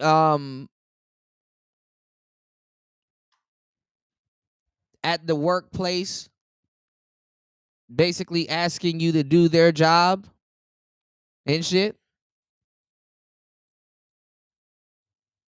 And you don't get no extra pay or nothing like that. Let's say you reach something off the top shelf and bring it to her. You get like this goofy little reward, like you're needed. Like, oh my God, you know, thank you. What? Oh dear, what would I ever had done if some man at my job didn't come over and get a ladder and grab something off the top shelf for me? Such a man. And they be looking at their other homegirls like, I just want him to get that shit off the shelf for me. You know? It's a privilege. Oh my God, you opened up the pickle jar. What would I have ever done if you didn't open up the pickle jar? I would have starved. Or you could have got a knife and put it up under the lid and break the seal. You could have did that. So women got little reward factors and stuff for men too, you know. Some niggas are running around here. They've been getting rewarded with the same coochie since forever. Oh, look, coochie again. Ooh, Christmas is coming up. You gonna get a big gift. What are you gonna get from your girlfriend this Christmas? Oh, coochie. Again. You know, she know you like trains and planes and automobiles, but what did she give you? Coochie. You supposed to give her Birkin bags and all kinds of shit, but what is it? What did you get? Coochie. And you should be happy. It's like, tuna casserole. Yeah, it's a tool. I mean, you're disposable. As men, to a lot of people, not just women, even yourself, you're disposable. You're disposable. You said nothing like a woman that smelled like a bakery. That's true. That's true.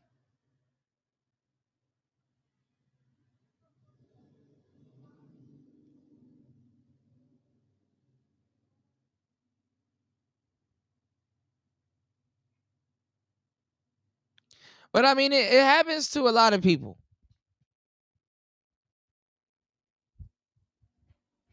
I told y'all years ago, if I was dating a white woman, she probably would hate my guts because I would demand Rice Krispie treats every day. A tray. Every day. Every day a tray.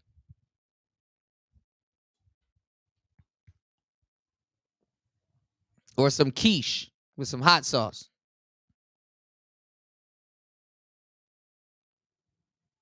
She would have to she would have to just get a system where she pre-makes them shits. You know? But nowadays, fellas, why ask your woman for anything? They'll get back on the internet and tell the world, oh, he doesn't do anything and it's slavery. You know? Hey, yo, War Master, you gotta chill, bro. He said, oh, man, get the Brute cologne, not Brute.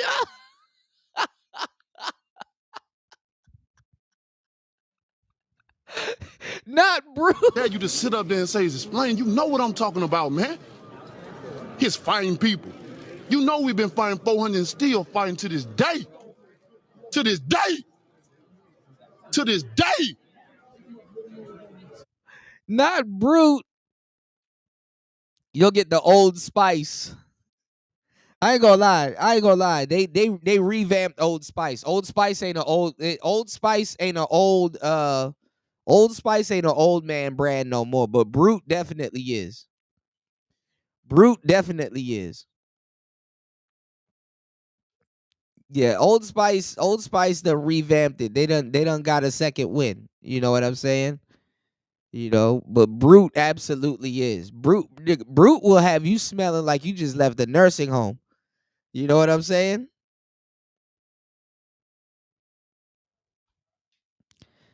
It's smelling like a 60-year-old man that know what the hell he talking about. You know, Brute will have you smelling like you just got out your Buick.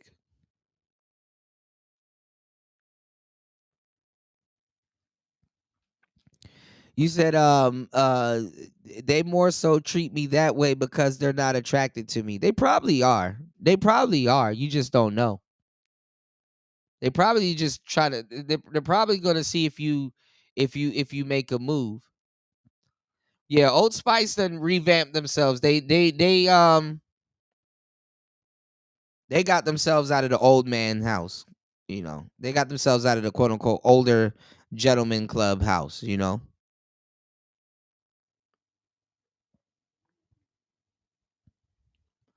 Shit, you wear some Brute, you gonna be smelling like Smokey Robinson, selling that dope, drinking that wine, wasting your time.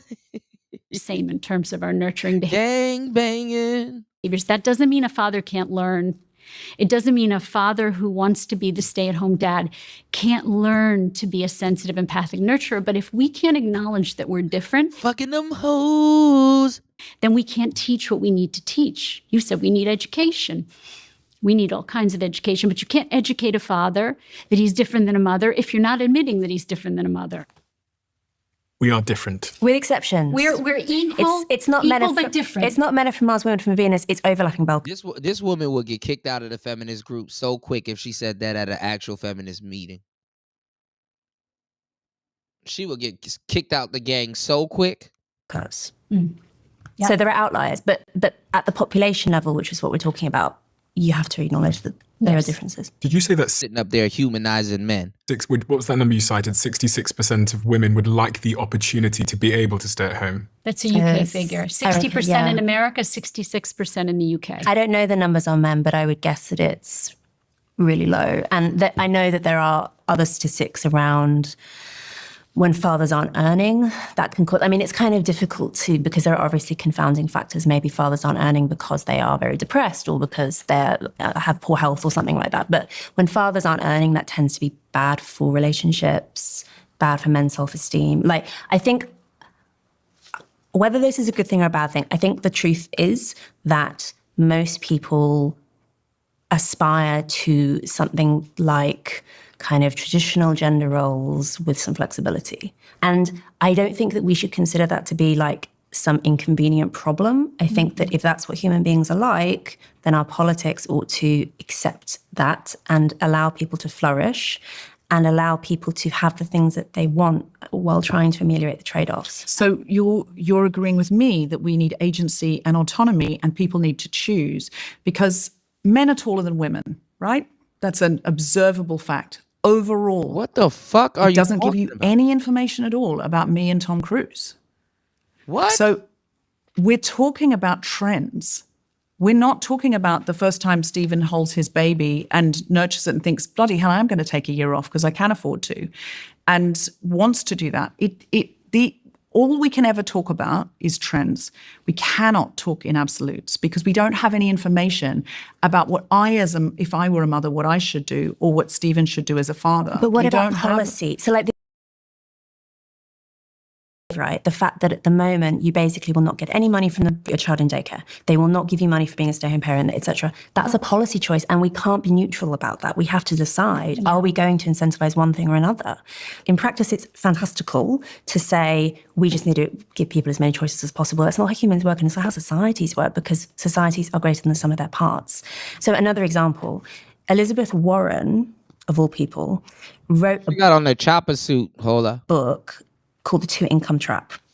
I forget when, the 90s, I think. This was before she became a really prominent American politician, where she argued that one of the really important things in boosting house prices in America, and this is true elsewhere, there are other factors too, like mortgage interest rates and stuff, but one of the reasons why house prices have rocketed and have made it more difficult to be a single earner family or to be a nurse and feed your children, you know, as we were talking about. Not Tom Brady. Is because banks started giving mortgages based on two incomes. And it became possible to, this crucial legal change in Britain happened in the 1990s, similar elsewhere. Basically, instead of just borrowing against the father's income, you're borrowing against both incomes. And then all of a sudden, house prices go up because people have more money to spend. And it becomes disastrous for a family who are paying their mortgage based on, and of course rent, because rent is all just downstream of property prices. Not M. Bison. Paying their mortgage on the expectation that they have two incomes. This is a really good example of why you can't just think at the individual level. It would be No. Another reason why the housing market is fucked was because during COVID-19, you had a lot of companies that would have bought like malls and bigger properties and buildings and stuff like that. They turned around and bought houses, like the whole street.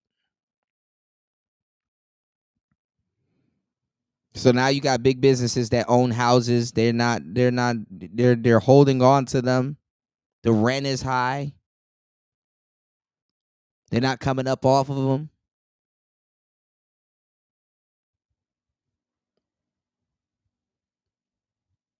And the housing market is just fucked.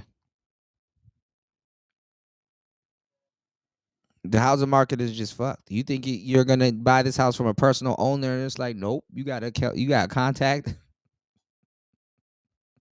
They're not trying to sell it to you.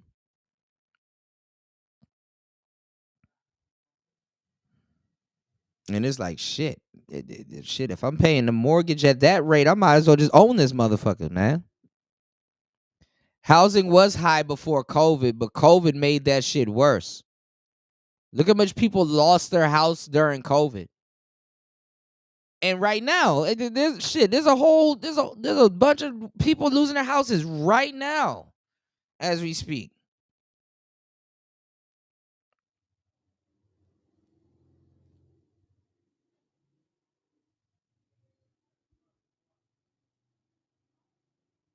So you got people benefiting and you got people losing right now, which is sad. Niggas up here signing a 30-year mortgage, and they don't even know if they're gonna be alive in the next 30 years. Mortgage. Let's get it. really easy to say, well, just give women choices, they do what they want, fine.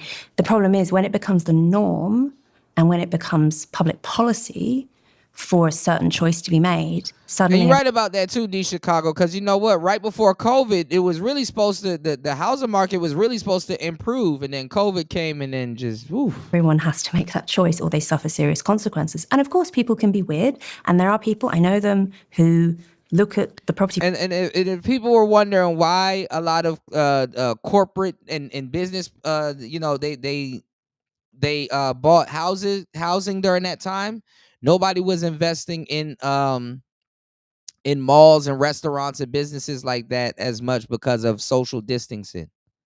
That's what happened. Social distancing. It didn't make no sense to invest in places where people were leaving from at the time. So price problem and say, no, I want to be a stay-at-home mother. I'm going to move house. I'm going to take up some cottage industry job at home. You can do it, but you have to be agentic. But also, can you live on an Etsy shop and to have a slightly smaller house? That's not what I know. People are really struggling, guys. We need these governments to step up I agree. and allow this. And we need corporations to say, you can have a 3-year break and come back if this is the ideal thing. What I would also say, This bitch said the government need to step up and give them something and tell them that you can have a 3-year break. Bitch, if you take 3 years off of your job, that is not your job no more. Some white woman that looked like you is going to have that job. You ain't about to take 3 years off no damn job. What are you talking about? 2019, around that time, they were saying no slut shaming. That ain't your job no more. Okay, let's speed up this process. Hold on, y'all.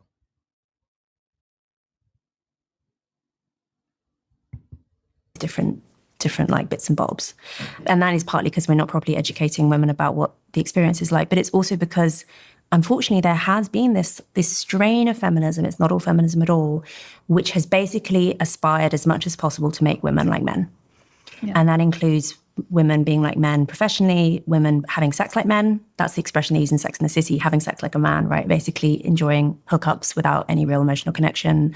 And I think that's a real trap for feminism, is to assume that women should want to be as much like men as possible. Even women's bodies. Even if you look at teenage girls' bodies, they all aspire to be like adolescent boys. They don't want breasts, they don't want hips, they want to be, right? So it's almost as if we elevated, in a funny way, feminists were trying to reject patriarchy, but they ended up idolizing it and wanting to be it, and then rejecting everything feminine. And that's a problem. And it's certainly a problem for motherhood. And I think what maternal feminism says is, actually, maybe women are all right, and maybe actually this feminine stuff is good, and maybe motherhood is actually just as valuable as your professional life. Yeah. And we should aspire to feminist ideas, policy, education, whatever, which prizes that.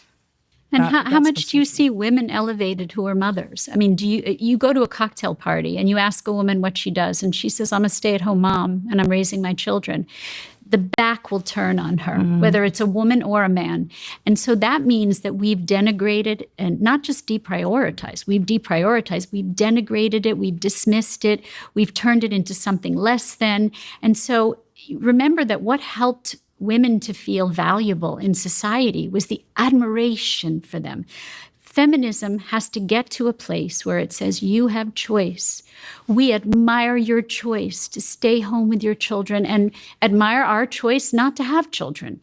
But the idea that the second wave of feminism, it was about, it's all drudgery and it's disgusting and boring, and it made it into this. And now you have these websites, which are frightening to me, the scary mommy websites, where you have women saying, I hate breastfeeding and I hate pregnancy and I hate my children. Y'all wanted. And it's so disturbing to me, because what have we done to those women? What have we done to society that we have those websites?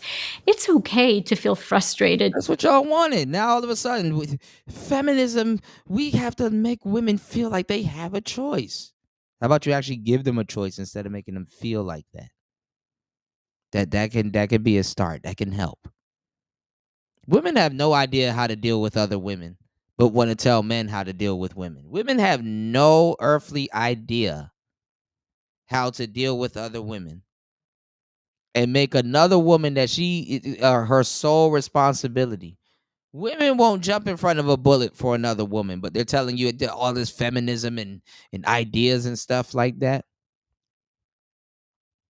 Larry said housing is actually trending downward, but interest rates are high as fuck. Yeah. And apartments and condos. I mean, I ain't gonna lie. You kind of better off with a condo these days, y'all. But, they high as fuck too. You said the left been trying to destroy the economy for decades. COVID was the latest tactic. Trump was a major setback for them. Yeah, and then you know what? A lot of people lied to War Master about how they would have handled COVID. Yeah, it's easy to say that in hindsight. But going through it, shit. To feel bored, to have many feelings about mothering, but the hostility towards mothering, the hostility towards children, the hostility towards raising children. If we don't admire mothers again, there will be no mothers in the future. Erica, I feel totally the opposite of that. It's so interesting because I'm not a mother. I had a Guilty Feminist podcast episode where Susan we know you're not a mother. You like Beetlejuice. We know. Kalman, who's a comedian, came on and we said, what do you want to talk about? And she said, I want to talk about the fact that I've never wanted to be a mother. I said, I've tried to have children, couldn't, but I have lots of nurturing relationships, love children. I have never had more fury in my inbox. Like, we were monsters because we weren't mothers. So what you're saying is true, that sometimes someone will be like, oh, you're a stay-at-home mum, and I despise it. Being a stay-at-home parent is a job of work, and I want women to be celebrated for staying home with their children. I want men to be celebrated. Men tend to be celebrated more if they do that work. I want women to be celebrated. I want all parents of any gender to be celebrated for that. We agree on that. Have we got a, you said something there which links to the next thing I wanted to talk about, which is if we don't correct this in some way, we're not going to have mothers. And when we look at the birth rates and the fertility rates, 50% of young women don't want to have children. So, you know, again, I'm all for choice, and I think women have to come together. So in a way, the feminism movement didn't unite women, it split women. In many ways, the second wave of feminism. Women were historically, for millennium, the caretakers of a community, the community leaders. They would check on the elderly. They would feed the poor. They would take care of the children, right? So what happened is that we took them out of their caretaking roles, and it was like taking a keystone species out of the environment. Much of the environment degraded and shriveled up. That's why we're seeing 50%. That's why we're seeing, in my opinion, that's why we're seeing such a rise in mental illness. Women aren't going to check on their neighbors anymore. They're not feeding the poor at their local church. They're really preoccupied with making money and materialism and the GDP and a world in which they are no longer caretakers. Now, not everybody's meant to be a caretaker, but the point is, once we lose that linchpin, the society degrades. The ecosystem. It degrades. Is it our job to be down at the soup kitchen and checking on the elderly neighbour? Surely that's the community's job. We should... See? Lazy Jiminy Cricket looking biatch. Is it our job? Why is it our job to be women? A big piece of feminism. That's why she looked at her and copped the plea. A big piece of feminism is abandoning your post as a woman. Let's get it. Raise our sons and daughters to do right, War Master. I remember that. All children should be raised to check on. It's not women's job. I work in a writer's room at the moment, and I love it. And I am not less good in the room than any man. I get so much joy from it. It's so exciting. If we say, oh, feminism took away my key linchpin role where I have to like go to a soup kitchen and then check on a neighbor and check on the graphic, while men still get to go into the writer's room and create an animated feature film like it was in the 50s or the 60s or even the 70s or the 80s or the damn 90s, let's be honest. I don't get to do that. The film gets to be more male. It tells the story to the next generation, and the boys get to make that film, and the stories go on and on and on. That my role is checking on the elderly neighbor, and the man's role is to go and write the exciting movie and create the story. Hang on, that's not the counterpart. Men do pro-social things too. They don't just write TV shows.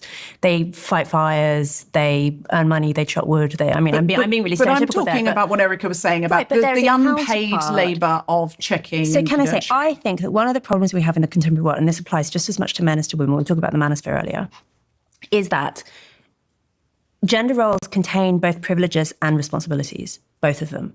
So men do other pro-social things, right?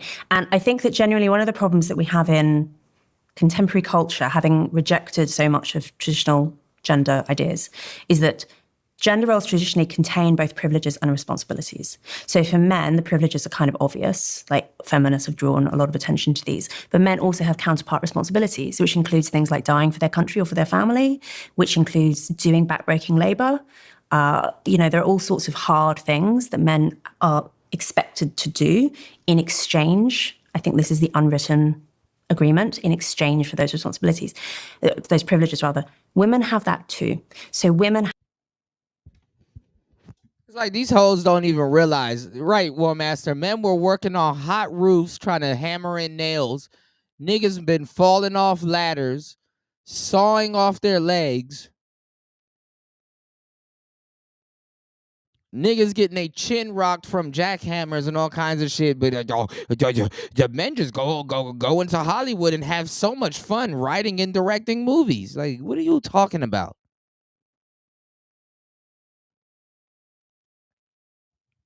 And she low-key let the rabbit out the bag. She mad she ain't got no kids. And thank God. What about the children? Because I wouldn't want to sit around as a kid and listen to that shit neither. I'm pretty sure she got a pet. I be feeling sorry for some of these pets and shit like that. Like these dogs and these cats be having to listen to this shit.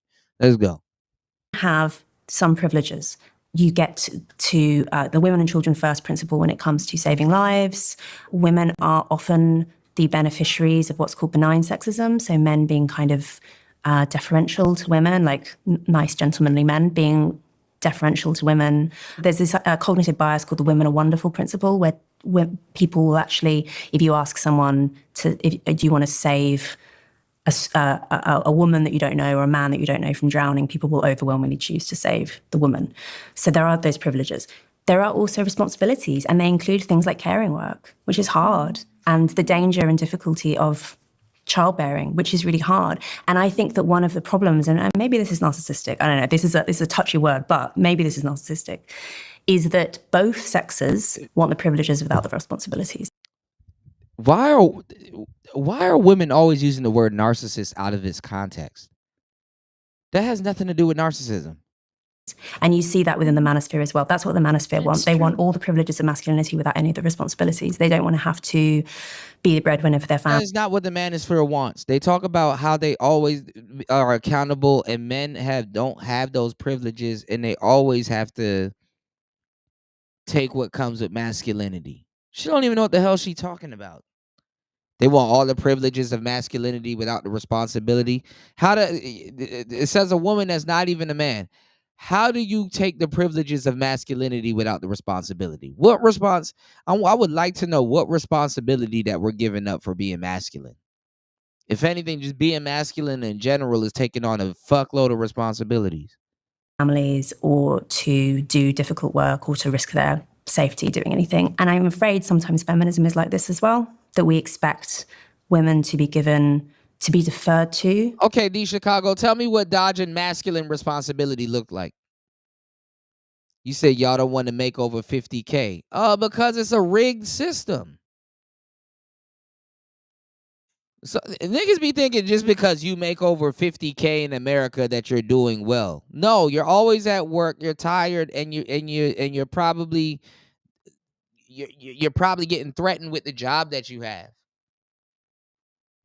You got to be locked in America. Don't nobody give a fuck about making all of that goddamn money and shit like that. They hold that shit over your head because they know how much you're making. Some of these people, I remember there was a couple of dudes in the manosphere, and they're like, I'm a 6-figure earner. And I'm like, so why are you here and why are you so damn mad? Because you want to know why? It was getting held over their head. It was getting held over their head. Where in reality, and I talked to a lot of the brothers here in this space, and it's like, bro, the nigga would be like, I would rather go down to a nice little 30K job, have a little peace of mind and shit like that, and you know what I'm saying? Okay, I got you, Auntie. Yeah, I would rather downgrade a little bit and have a little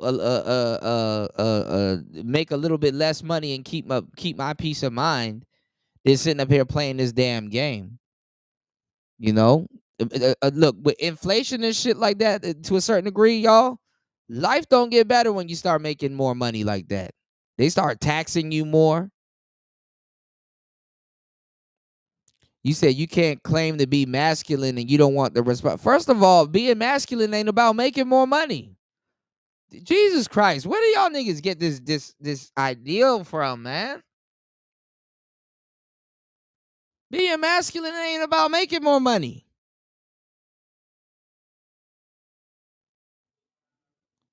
Bro, you can make a lot of money and not know how to spend it. And it's like you didn't make a dime.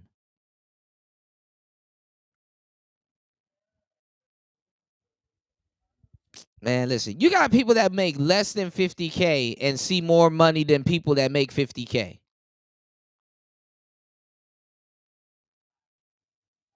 Never mind. Never mind, man. Taking care of your family, your family. I will put that up there. But everybody wants to do that. Even women want to take care of their family. Doesn't necessarily require money, but okay.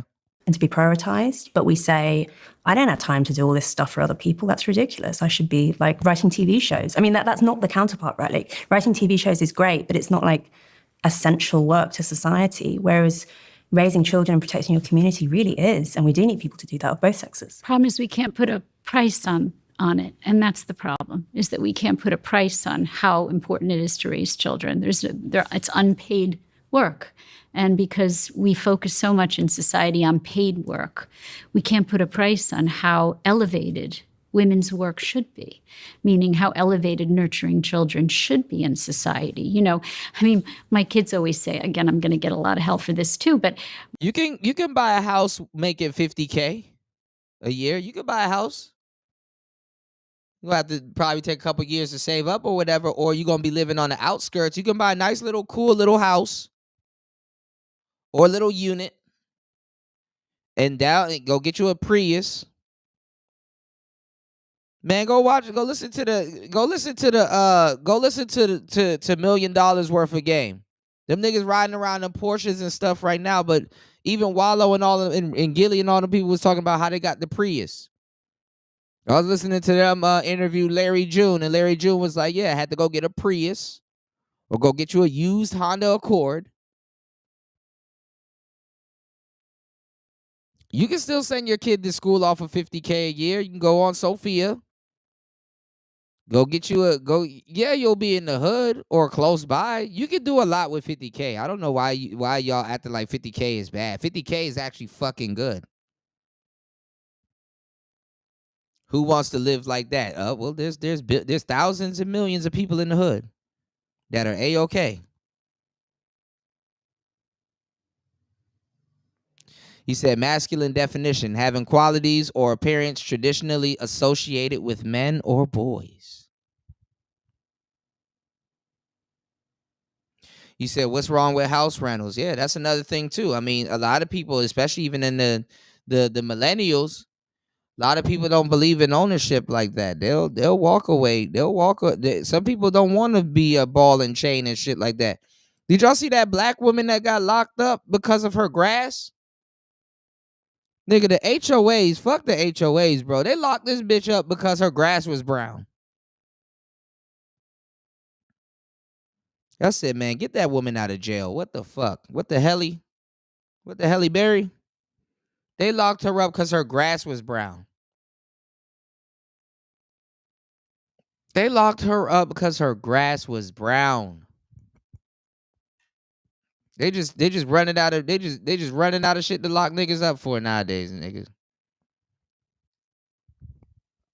They don't want her grass the same color as her skin, y'all.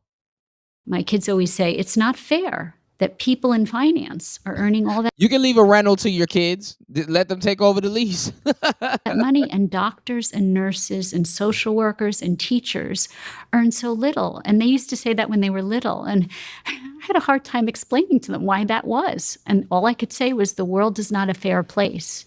But that's not a very good response. And so, you know, I think the idea that we have shifted this narrative towards working out in the world and paid labor and accomplishments out in the world and achievements out in the world. Shout outs to Aunt T. Aunt T, I'm gonna let you cook, man. Jump in, bro. Nah, you got it. You got it. Nah, bro, I've been kind of like in and out because I've been you know, working and stuff. But I heard what you said about the money and stuff like that. And it's like, I know what it is to bring in like just under 100K. But then on paper, for tax purposes, you end up having to write off like 70% of your damn. Hell yeah. You know what I'm saying? So that way you don't end up, like, it really depends on how you make your money. If you independently contracted, you working commission based and all of that other stuff. And nowadays people got multiple side hustles. Like just Right. multiple side hustles. People that have a job in corporate America. You even got women too. I'm talking about nurse practitioners, traveling Absolutely. nurses, the real estate agents, CPAs, notaries, shit like that. And then they got some website as a company where they're baking cakes or making candles or some shit like that, bro. So, on paper they might be making a certain amount, and then you know what I'm saying, their LLC or whatever brings in more than that, sometimes a little bit to supplement it, bro. Like everybody got so many damn hustles, so you're Right. never really gonna know what somebody making these days. You really shouldn't. Right. And then also You too, shouldn't. some of that money go right back into that hustle, and it's like, damn, I'm clocking 100K, but I'm only seeing 30K of it.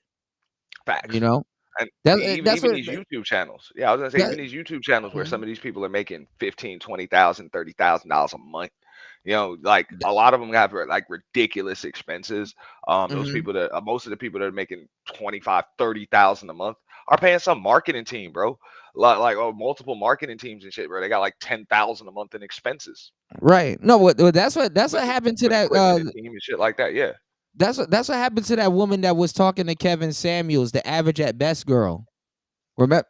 Remember she was telling him that she owned a pet grooming business, and she was making over 100K, and people was like, that don't sound right, and I'm like, no, that sounds about right. But the thing is that for her to run that pet grooming business, which is actually doing good, if she's making over 100K, she's not getting paid that much.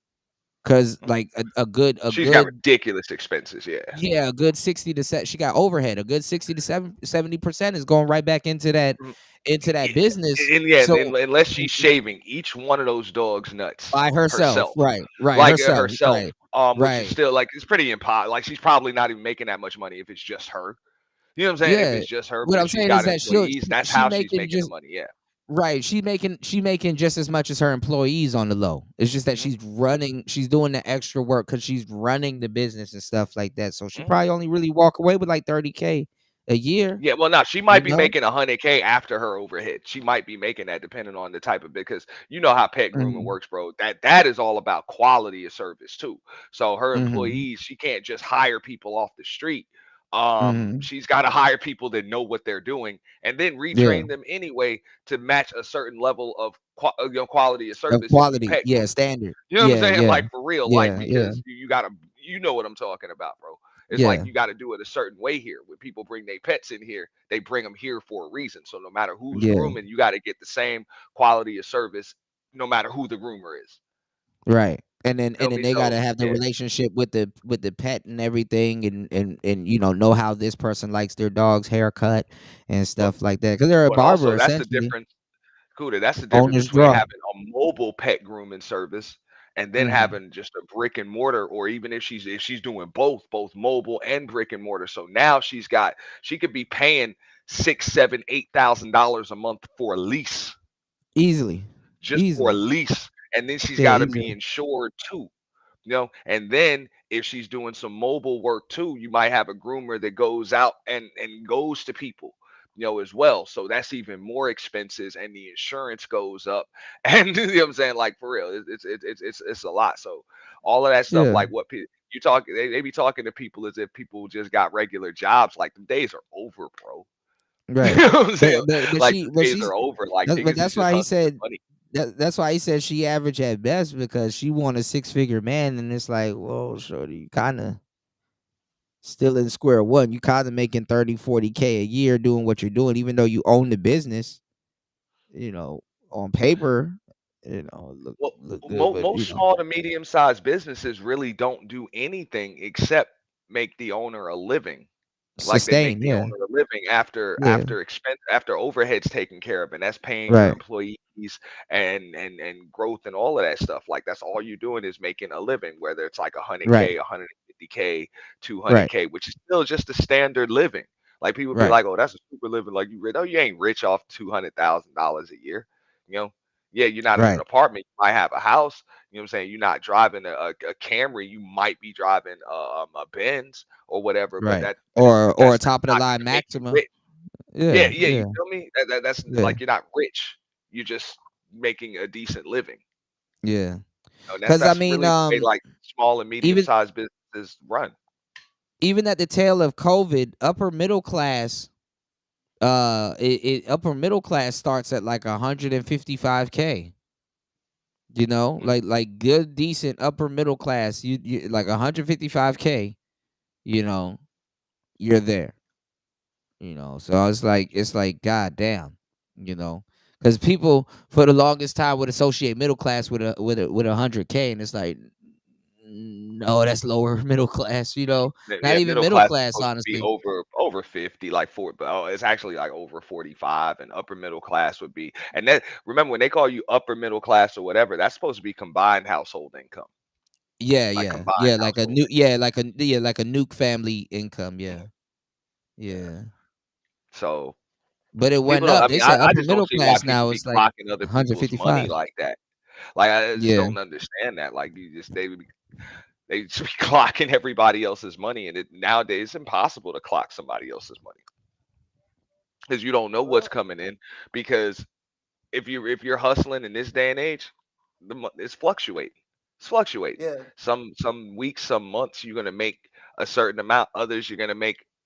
You know what I'm saying? You're gonna make other amounts. Like it just kind of is what it is. I mean, if all you have is just a job or what, and this is just about every damn profession, whether you're a CPA, whether you're a lawyer, you're a real estate agent, even nurse practitioners, traveling right. nurses, and stuff like that. Like for real, if all you getting is a salary, chances are you ain't getting much of anything, bro, unless you working for Google, unless you I mean, working you for got one of them companies. you got a lot of weird number crunchers out here, so it's like it gets into weird territory. I'm just saying it's You gonna know, with fluctuate the because it's based on absolute, absolutely, companies ain't stupid. Like they understand. Like this is the easiest way for companies to fall under is giving people salaries, and it's not based on what the damn company is bringing in. That's why a lot of companies were going under because yeah, overhead was set, and then when profits drop, either because of automation or advancements in technology, all of these new companies coming up, the internet and all of that stuff, your overhead done stayed the same, but your profits done went in the toilet. right, So companies go under and everybody gets fired. right. When there's a bunch of layoffs. So nowadays they making sure that, what I'm saying, people got stake in the company they work in. Like for real, everything is pretty much production and commission based. You said side Unless you're hustles, talking about a billion but dollar kids conglomerate. Yeah. are Unless failing you're in working for like, schools. 100 million and $1 billion conglomerates. But for the most Mm, part, most companies are paying you, what I'm saying, based on what the hell they're, what I'm saying, what you're worth to them. right. That's why that degree shit was a joke. It was a scam. Yeah. It worked back in the day, but nowadays, nah, bro. You're only as good as the money you make, and your degree don't make your boss no damn money. I'm not even gonna lie. You gotta play psychology games on your resume. You know, your job hunting skills and how you show up is more important than a damn degree.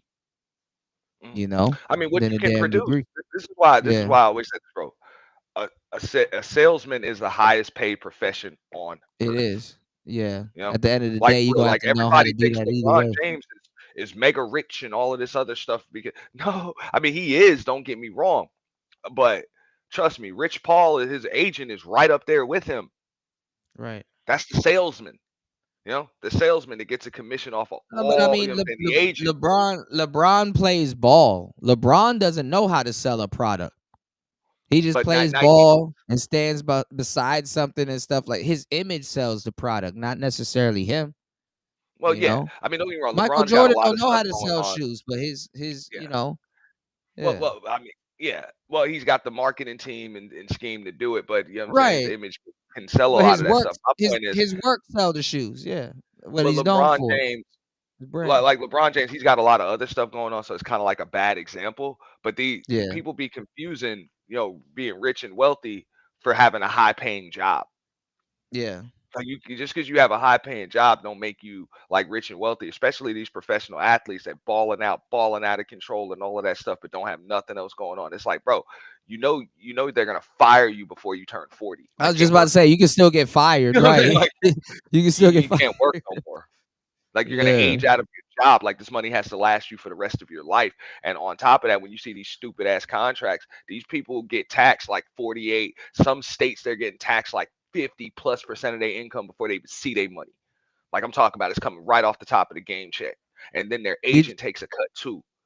Did you see You understand those what I'm saying? the WNBA players running around Yeah, with those I'll be shirts? doing Pay it. me what I'm worth. Yeah, which is crazy. And I don't even fuck with Myron Gaines, but he had a tweet that pretty much checked him like straight up, like you know what I'm What he saying, like say? the, What he well, say? he was like, yo, your company's operating at a negative $40 million, $53 million. It's like So y'all owe actually. Y'all so owe y'all need to actually. pay Yeah. what y'all owe if y'all because they talking about they want equal revenue sharing like the NBA has. It's like, nah, the NBA turns a profit. You guys don't. So y'all don't want revenue sharing. You don't. Right. Like, and remember, I called this out a long time ago. It's like, whatever. Trust me, I'm gonna bust it down because I've been, I try to make sure everything's straight, and I got a marketing, Right. just a Right. marketing series that I got planned. I'll be talking about some other things, like Grey Right. Goose. Their marketing plan was genius. That's just one. Mm-hmm. The company to Mm-hmm. set that up. Mm-hmm. And other companies too. I'll have a whole marketing series on that. But the WNBA has always been, I've been reporting on them for years, even before everybody else started doing it. And it's it's just hilarious. But nah, they don't understand what they're talking about. Like they're never gonna get paid. Well, at least not yet to play ball. They're not going to because their league don't turn a These girls profit. ain't You're even trying on to. Lisa Leslie. They're not even on Lisa Leslie level. Like It's Lisa not even Leslie about could skill have had. level. Yeah. Yeah. It's not Kuda, it's not even about skill level. This is about they're trying to give NBA level production, but they don't have the means to do it. You don't have the teams to do it. You don't Yeah. have the recognition. You can't charge what the NBA charges for a ticket. You don't have the recognizable Yeah. stars and faces. You only got 12 teams in the league. They The give season is away short. at WNBA tickets. Like people Real, ain't but paying for that shit. most Like of those they're like, WNBA games, yeah. yeah, most of those WNBA games, unless Yeah. Caitlin Clark Those is in seats the be building. empty. Yeah, unless Caitlin Clark is in the Yeah, those building. seats be empty. No, they're packed. But the reason why they're packed is because it's full of family members and friends of the players. Like they give those tickets away Yeah. to them. Like Yeah. half of it is with that. They giving it to, you know what I'm saying, little sports teams or you know what I'm saying, recreational teams and stuff like that, just to get a photo op, bro. Vince McMahon used to have to do that shit. You know what I'm saying? For Right. the WrestleMania But I ain't photo gonna op. lie, You the book women it. are carrying the Nah, you WWE fuck and the around and book AEW now. WrestleMania. Yeah, well, you fuck around and Mhm. book WrestleMania at the wrong city or something. You book that shit in Dayton, Ohio or something. You know what I'm saying? You don't Mhm. sell out. So what does he do? He has to give the damn tickets away. So you Away. got that Yeah. shot saying, look, we sold out. You got to have that photo shot Yeah. saying, yo, hey, Yeah. man, we got a packed crowd tonight. Well, No, no, but you don't. sometimes it gets through. They got a lot of camera people, but sometimes it gets through and you'll see like a full row of empty seats.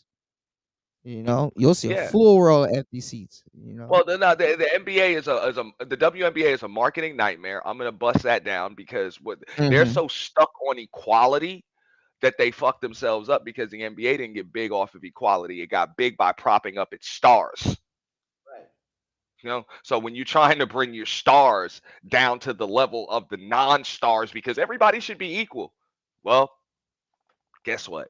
Now none of y'all making no damn money. You gotta Yeah, you gotta understand how that works. You know what I'm saying? The NBA is Mhm. able to do that because of what they do. So right now, when they talk about pay us what you owe us, they're asking for money from the wrong places. You know what I'm saying? Caitlin Clark, Angel Reese, those chicks made. I think Caitlin Clark. They said she made like $11 million last year or something like that. But Mhm. she made $100K playing basketball.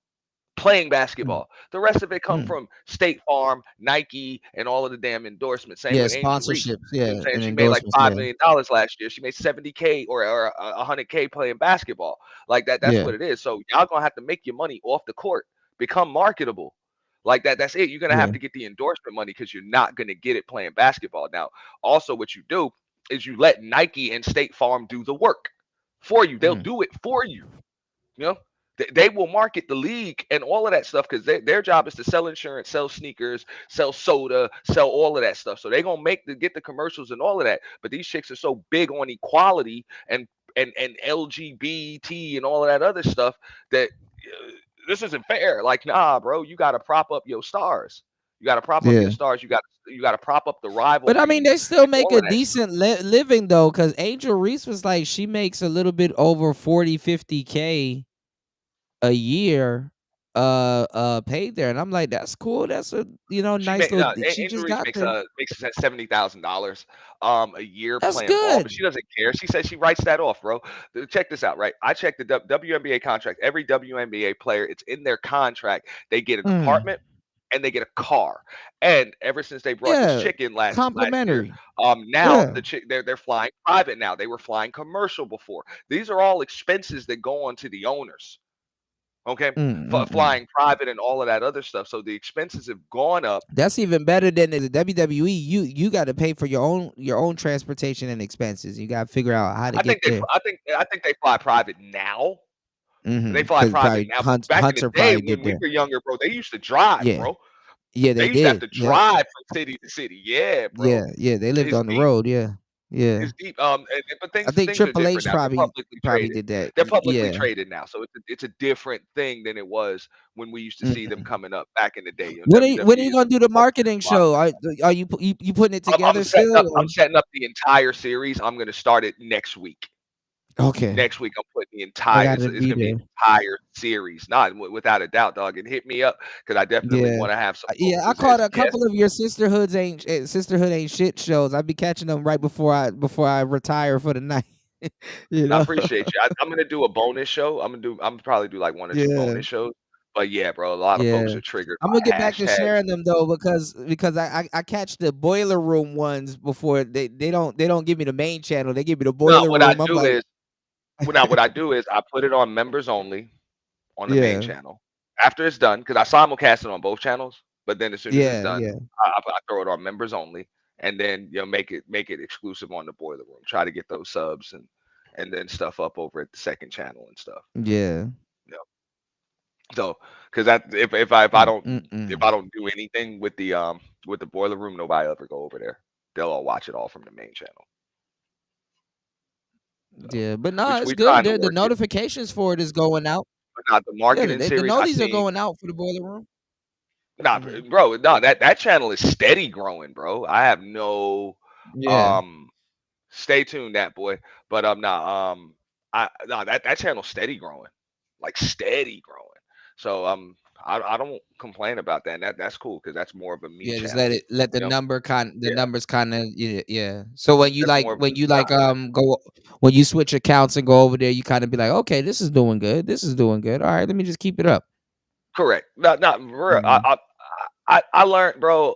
I don't even pay attention to the numbers really anymore. Like I look at them, I'm aware, but from time to time, like just like you said, like I'll actually open up that studio and look at the numbers. Like unless I'm uploading something or I got to do something, I don't even look at the numbers on either one of them because I just don't give a shit. Honestly, I really care they more about say the content. they say we need to delete the studio app and just throw stuff up and just not spray and pray, but it's like because one of the things we shouldn't do, one of the things you don't do once you upload a video, because and I fall for it too. You know how you try to upload a video to make sure, okay, is everything good, the audio good, and blah blah blah. It's like, nah, you just better just make sure it's like that before you upload it. Because if you go over to your video and you're one of the first people to see it and you don't watch it all the way through, oh boy, it confuses their dumbass AI that and it says, oh, okay, people aren't watching this to the end, and it's like, no, I'm checking if it's is good to go, but the AI is like, oh, the watch time, not the watch time, but the duration, is not they Bro, penalize you. bro. I stopped like I said when we were fighting for monetization and stuff like that, trying to get that done. Like I'm trying to get because now they got this whole partial monetization thing, as opposed to full monetization. With the shorts or Nah, just like the channel I'm talking about the whole channel, like my boiler room channel. That shit's partially monetized. split revenue. It's stupid. No, they won't give me a membership tab. Like I get super chats and all Oh of yeah, that they stuff. don't but do. it won't give Yeah, me they a won't do that membership with me tab. because they say I use Well, music. So the original intro that I had, right? Mhm. My homie did a track for me. Like it was Mhm. my track gave me permission to use it. For They my still original intro. copyright you That's why I for it. changed the intro, and the intro is pretty. It's ill now. But when he did that, he actually uploaded the damn track like he would DistroKid and all of that other On a stuff, and then it on a ended up in the DSP. damn it ended up Yeah. on in the creator studio.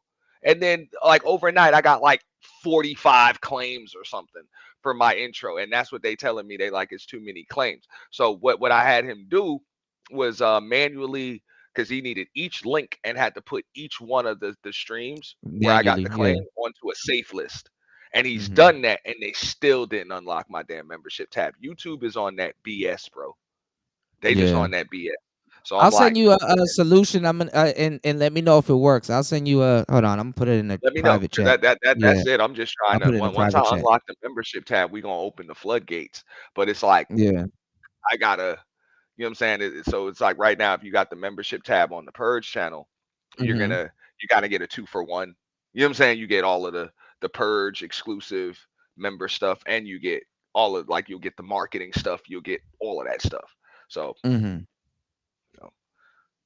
but that's one of the reasons why I know I've been kind of slacking on members content, but I'm You back. you got evidence of all of this stuff too. Still put aside, right? What do you mean? You say Like evidence? the copyright claims, and then Yeah. you can Yeah. prove all of that. Okay. No, because he got the alerts. He got the alerts. You know what I'm Mhm. saying? Because originally, what you know, we just had an agreement where I was just gonna give him like a small, like a really small, like just a small percentage. You know what I'm saying, of the Mhm. revenue that comes in, just to be able to use the track and you know what I'm saying, promote him and stuff like that, and make sure the link was there. You know what I'm saying, where we can promote his channel and everything else. So it was more Mhm. of just a collaboration. Like you help me out with the music and stuff like that, and I'll help you out with a little bit of promotion because he's also trying Right. to build up. You know what I'm saying, his brand Right. too. He didn't know that was gonna happen like that. And then when I got the Mhm. claims overnight, I ain't gonna put nobody's business out there, but man, kind of got jammed up. You know what I'm saying, for a couple of weeks, Yeah, I feel right you. around monetization time, he got I jammed feel up, you. so he could. You know what I'm saying? He couldn't do it. But nah, he did manually try to like, you know what I'm saying, remove it. But YouTube is just And they they just won't released it. unlock it. Yeah. So that's why you see some of these channels where they're monetized, Mhm. but you cannot join. There is no membership tab available. Yeah, they did You that know? with me. You know, Mhm. yeah. Check But they check say the still back give me the chat. rest of it, Anytime like, you I got you. anytime you need something, you do that, and that's how you can quickly get Oh, stuff done with your appreciate it, bro. channel. Don't you go through there. Anything you need done with your channels, go through there and just kick up some dust, and you can get a answer overnight, if not in a couple minutes, or change. You understand? Okay. And they look into it. Yeah, that's how you get anything done. Don't go through Bro, they're gonna have any to tab kick or off a resources. union. They're gonna have to kick off a union or something for streamers, bro. Um, Soon, I heard something was happening. I heard even Donald Trump was supposed to sign some streamers bill and stuff like that with this with certain things and stuff like that. But he was talking about it, but I don't know, he stopped talking about it. well, they're robbing us. So, like I said, with the Boiler Room, I just started uploading some shorts and stuff like that. Mhm. Those are doing pretty damn well. I didn't even realize how well shorts do until I started uploading them. They do pretty damn well. Yeah. But you So, gotta be a little I'm saying, careful with those because they can fuck up your channel. But if it yeah, yeah. yeah. Now you Yeah. right about that. You right. That's why I was like Yeah. always. I'm saying, you know what's up, Anything bro. you You need though, anything you need though, what I just showed you in the private, that's what you do. That's how you get a overnight, a quick response, you know? Mm. Because they'll string you along, and then you'll have to talk to like a whole bunch of niggas and be like, bro, I already had a team on that. Like y'all didn't, like, so because what you do is you're doing it in public, so they gotta help you. When you tag them in something, other people are seeing it. So, but only talk to them. Don't talk to other people too, because other people will be like, "Hey, I can help you," and it's like, no, just talk to Nah, them. I know what you're saying. Yeah, I know what you're yeah, saying. If they yeah, not exclusive, and also I try to, like I said, I talk to you about that stuff. I talk to certain people about it. And I yeah. usually I'll No, talk to my people members would try to before I say comment on. People will try to comment on your joint and be like, "Hey, reach out to me. I can help." No, don't. Just only talk to them. yeah, Yeah, they yeah. don't even need to know what's going on. Yeah, Now you ain't wrong. yeah. Let me know. You ain't Let me wrong. know what comes of it. You know what I'm saying? Let me know what comes of it, and then I got another option for you. I got you. No, that's what's up. But let me Yeah. just address this one comment real quick. As far as the event Mhm. and stuff like that, we got to be careful. Like even when we do promotion and shit like that with it, because you got some slimy folks out here that Hell yeah. bro, people. I don't even hardly even do content on that channel like that that's even related to that damn event. But motherfuckers is still tagging it, trying to put Mhm. the shit in their thumbnails and shit like that, hashtagging it, dog, just to get views. Like it's just Mhm. pathetic shit, man. So if we announce it too early, stuff it just ends up messed up. So Mhm. you got a lot of saboteurs on here, and I don't know why. Like these people don't even know how to clout chase proper, bro. They'll burn candles on you and do all kinds of stupid shit, and it's like, it's like, dog. Old boy is still tagging me and shit, and I'm like, bro, why are you tagging me and shit? Like that shit makes no sense. Just the stuff that I'm getting tagged, and I'm like, why are you tagging me? It's like I black people, Bro. man. It's black people. Nah, It's it's just is it's is just bro. 100% I black just feel like people. bro, you ain't really built for this, bro. So I'm like, just dip, Right. dog. Just dip. Go get a job, bro. A Go get weird a job. fan. For Yeah, it's real. like Just go get a niggas are job, weird bro. fan. Yeah. If you don't like what I'm doing, just do what you do better. It's cool. Right. Like just do what you doing better, bro. I ain't mad at nobody, bro. You know what I'm saying? But everybody Mhm. want to kind of critique what you doing.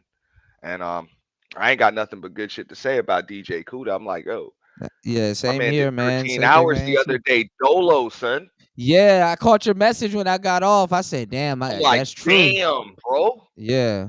Yeah. But see, they don't I'm like, these understand that shit though. The good, people look son. at it bad, but I'm trying to tell people there's no such thing as time. There's no such thing as time on the internet. And then listen to this. If I was to stop, Auntie, both of us actually a piece. If we was to stop creating content today, we can always repackage our old content, remix it, chop it up, do a whole new channel, pay somebody to comb through it and do a whole new channel and just drop pre-records. Yeah.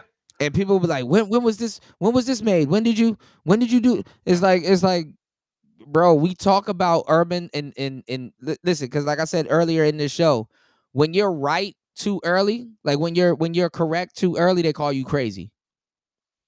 And you're not crazy, you're just correct too early.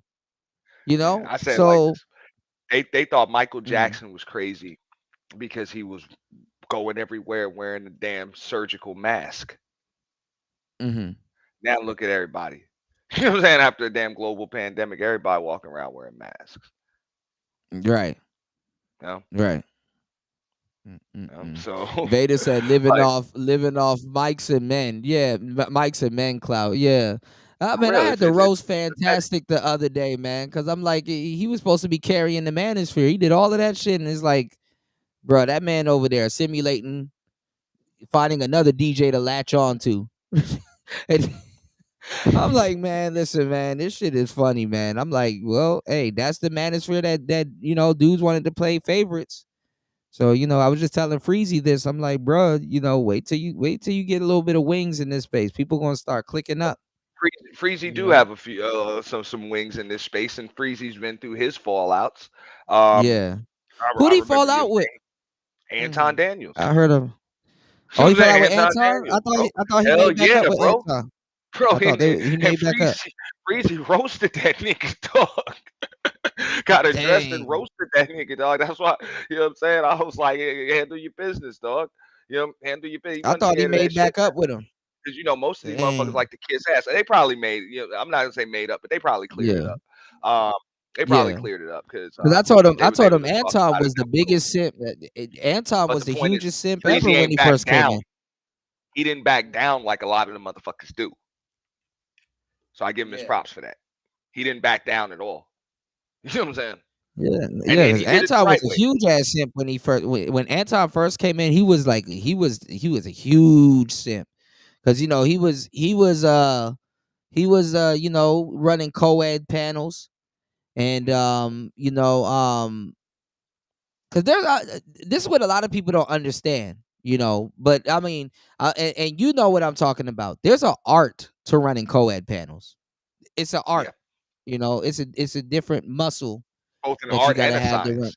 Both, Yeah, yeah, without a doubt. yeah, Yeah. yeah. So, But now you right about it. You know, it's an yeah. art, it's a science. And you have to be prepared. You have to Especially kind if of you're know where talking the about minds are. relationships. Right, right, right. Yeah. And I mean, and especially if you're talking about relationships, you know. I mean, it's kind of like the battle of the sex played out, you know, right there and then, you know. And there's only certain women. There's, you know, you got to have a certain material of women to run co-ed panels with in these spaces, you know, successfully at least, you know. I mean, and it also depends on the perspective that you want to kind of get out there. Because if you're trying to get a Right. balanced perspective and multiple, you know what I'm saying, just opinions and perspectives on there, you got to be ready for the pushback. You got to be ready for the fallout. If you're going to be having open panels, you got to be ready for the trolls. You got to be ready for the trolls, And and the word also simping. You gotta be ready for that word simping too. I'm sick of If them, you agree. getting on folks. Yeah, I'm sick of them getting on folks for evolving. Like they're calling it flip flopping and backtracking. I'm like, oh, people are allowed to evolve. Once you talk to people and you grow a little older in life, you your perspective is probably going to pivot and change a little bit. You're not going to Yeah. think the same way when you're 45 as you did when you were 25. Right. You know what Yeah, I'm saying? Like that is what with it new is. information, you know, you're you know, you can, you know, you grow a little bit, you know, so you have wiggle But room. you're not allowed to grow in these spaces. You have to be on this. Like, if you get shamed for growing as a human being, like I'm like, that's crazy. It's crazy. Yeah, that's true. You know? I It's mean, I like didn't even change. now you've evolved too, Kuda. You've evolved. No, I have. I refined it stuff, but I haven't changed. Like I still hold the same perspective and stuff like that. You know, I mean, I made you know a damn choice as a man, and I stuck to the same choice. I just refined what I already had. You know, so And I mean, you're I allowed to do definitely that. got I a little know. bit older and a little bit more mature. Huh? Yeah. I mean, I've gotten more mature too, and just like you said, like co-ed panels and all of that stuff. I would more so prefer to have control panels, bro, when it comes to certain Yeah. conversations, most of these conversations, because most of these folks aren't mature enough to have them with you. Yeah. It just is what it is. That's the audience that we have with these live streaming sectors. You know, like And then even if you most of the do people just start off with co-ed panels though, you got to still learn you got to be, even as a guy, you got to prepare to run the channel by yourself, because people don't show up, people be flaking, people get sick, you know. So you got to learn how to run that shit by yourself. I can easily do a show now. I'm on elite level. I can easily do a show and hold a classroom full of people for, like, you know, for hours, you know, swap in and swap out. So and people take it for granted. Like when you drop a link or something, people take that shit for granted, bro. yeah, And they think, you know what I'm saying, you're just gonna yeah, drop a link every damn show. And it's like, nah, like I don't have to do that. You know what I'm saying? Like I don't have to do that. Like people need to appreciate that, you know, yeah, because I'm like, you know what I'm saying, cool. When you like third shift, that was that kind of changed the game, you know, in these yeah, spaces, man. That's why I was like, yeah, I saw what you were doing last weekend. I'm like, word, bro. So if Kuda bringing third shift back, let's see what's going on. But people think that they can just come up and use any open panel as a war yeah, zone. You yeah. know? I try. My thing is though, and I know it sounds crazy, but it's the truth. Like, and I said this too, and you were here before when I said it, Auntie's like, you know, we could start a live and like literally do a show. If anybody want to elevate their channel, and I hate to say it like this, but literally you can start a live and do a show and literally have no chat. Yeah. And get a lot of engagement and even comments after the show. Like literally, you don't have to even have a chat present. Like you could just go up there and just like literally, if you want to do it that way, you can literally do a live and record it, kind of like you're doing a pre-record, and no chat, no nothing. And most people will sit there and watch and support too. You know, they'll hit the super things and stuff like that. And I don't know why it's like that, but like you got people here when they get to a certain level, they don't even acknowledge Kevin. What Kevin just said. Kevin just stop acknowledging niggas. He's like, you know what? Just. He said, man, shit. If it ain't a certain amount, he ain't even gonna read it. He don't even acknowledge it. I'm like, dang, that must be Man, nice. them same people that want to, because he just mentioned purge panels. Them same people that will come up and try to jack a topic if the topic is, if my topic is marketing or I'm reviewing some body camera footage or something like that. They just want to jack the damn topic and come up there and turn it into something else. But if I actually do the purge, them same people ain't nowhere to be found, and that makes no sense. Yeah. You know? You don't have a problem coming up and cussing out my damn panelists or cussing me out or coming into my chat. I don't know why people got all this rage. When I actually allow you to do it, now you don't want to come through. You give them a blowout valve to get all that rage out, and people just still have rage. You know, because it's not real rage. Yeah. Not real All right, rage. we'll go for like another 10, 12 minutes because you know they're gonna kind of cut it off, and I kind of want to keep you know this part on. But yeah, but no, you're right. Yeah, it isn't real rage. Like it's like, you know, people just want to yell at somebody. You know, that's attention, and a lot of them can't get it, you know, on their own platforms and stuff like that. So, like, it's cool. It's cool. I ain't mad at them. So whoever they were stalking like for the year and stuff like that, they're like, okay, here's where I can catch them. They want to derail whatever it is that you're doing. You know? It makes them feel better about themselves. Oh, black people. Oh, black people. They about to turn on Tariq Nasheed on this whole tether thing. I told people it was coming. So y'all stay tuned. There's shit coming. I knew they were gonna turn on that, man. Look at that. I was checking out the Chaotic Truth live the other day, and I'm like, I don't even know, you know, why people. I'm not gonna say why they support that, but why even participate in that? They're like these race baiting topics and all of this other shit. Like I'm not gonna participate in that shit, bro. Like I'm just. I mean, people want to feel like they're revolutionary people, and they're just reacting and responding to goofy shit. People want to feel like they did some type of community work. Yeah, I'm just saying I'm not gonna participate in somebody's shit when the goal is really just to come up here and say that black people, you think that most black people are stupid, like, or bro, lazy. I'm not gonna help. I'm not gonna help you to do that. Like, for real, I'm not gonna help you. You can do it. I mean, this is YouTube, so you can talk about and do whatever you want. I ain't mad at you, but you got to do that one on your own. And I see a lot of people that go for that. So that's just kind of what it is. You know, people are, you know, addicted to fuckery. You know, that's what they want. They want fuckery. They want drama. They want chaos. So, and anything else, they're uncomfortable in that shit. You know, structure, or just like you said, a structure, order, you know what I'm saying, a panel, a real conversation, whatever. Nah, this ain't enough. That ain't enough. You know? Yeah. That ain't enough. We gotta fuck something up. So I'm like, it's cool. But you I mean, they want to see a train wreck. Their shit up. They got a problem. You know? Well, I mean, he got to be careful because some white troll is gonna eventually get chaotic up out of here. They already, you know, it's step one, and it already been demonetized and shit like that. So you know what the next step is. You out the door. See. Okay, see, I'm out the loop. I didn't even know a lot of these folks about to be done with that shit. I've been saying that. All these motherfuckers that think they did some YouTube shit because they were able to wear MAGA hats and put a big Trump banner in their damn backdrop and shit. Y'all are done. They're done.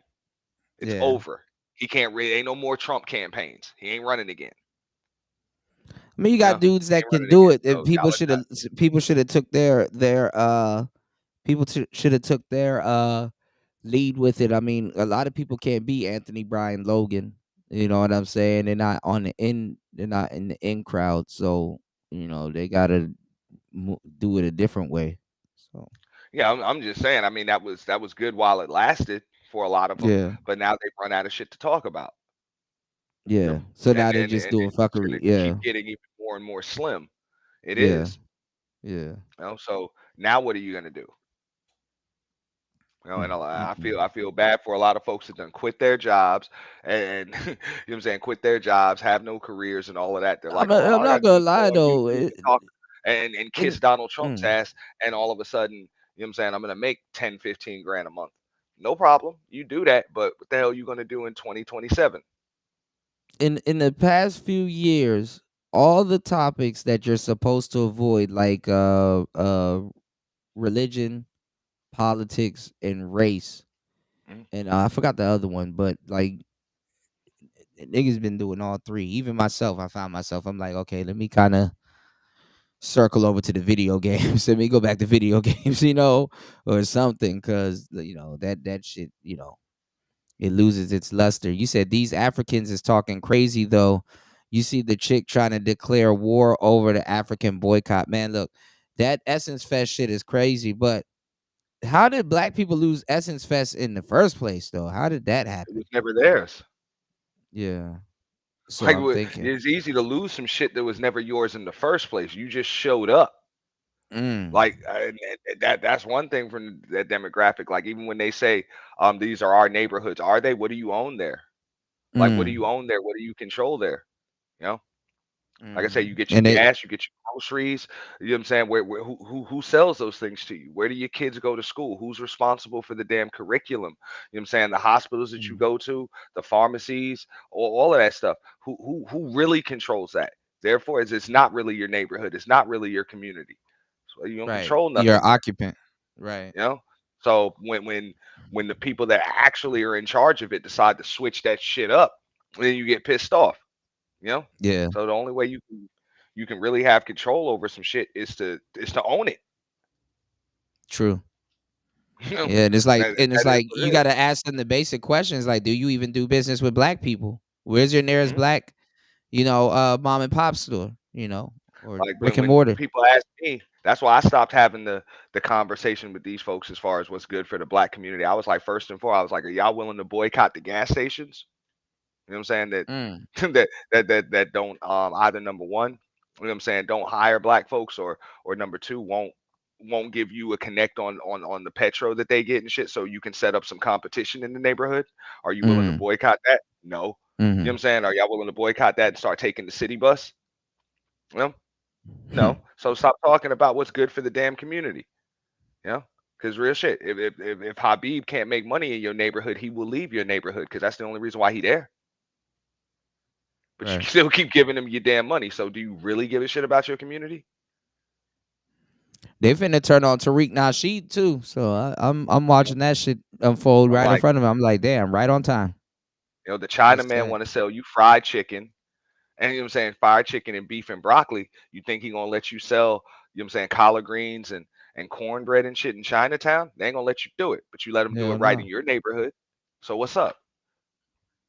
So I got it when everybody's outraged and stuff. They're like, oh, the Mexicans are Mhm. mad because we ain't fighting for them. I'm like, and they have every right to be, man. They're But being look treated at fairly. look at I'm what's sorry, they're going being on treated though. unfairly. Well, they But look are at what's because mhm. mm, No, but look at what's going on. Like niggas took all day before they realized that. They're like, oh, we're treated unfair. And it's like y'all are just waking up right now and man, them people ain't about to listen to that shit. no, but they're saying they're being treated unfairly by black folks, and they're right because you Mm. don't let every other demographic get rich and come up off of your ass. Why not them too? Why Well not them see too? You well done see what fought for happens. everybody else's cause. Mhm. Why not No, but theirs see what too? But see what happened in the hood is like it's a dual income because like if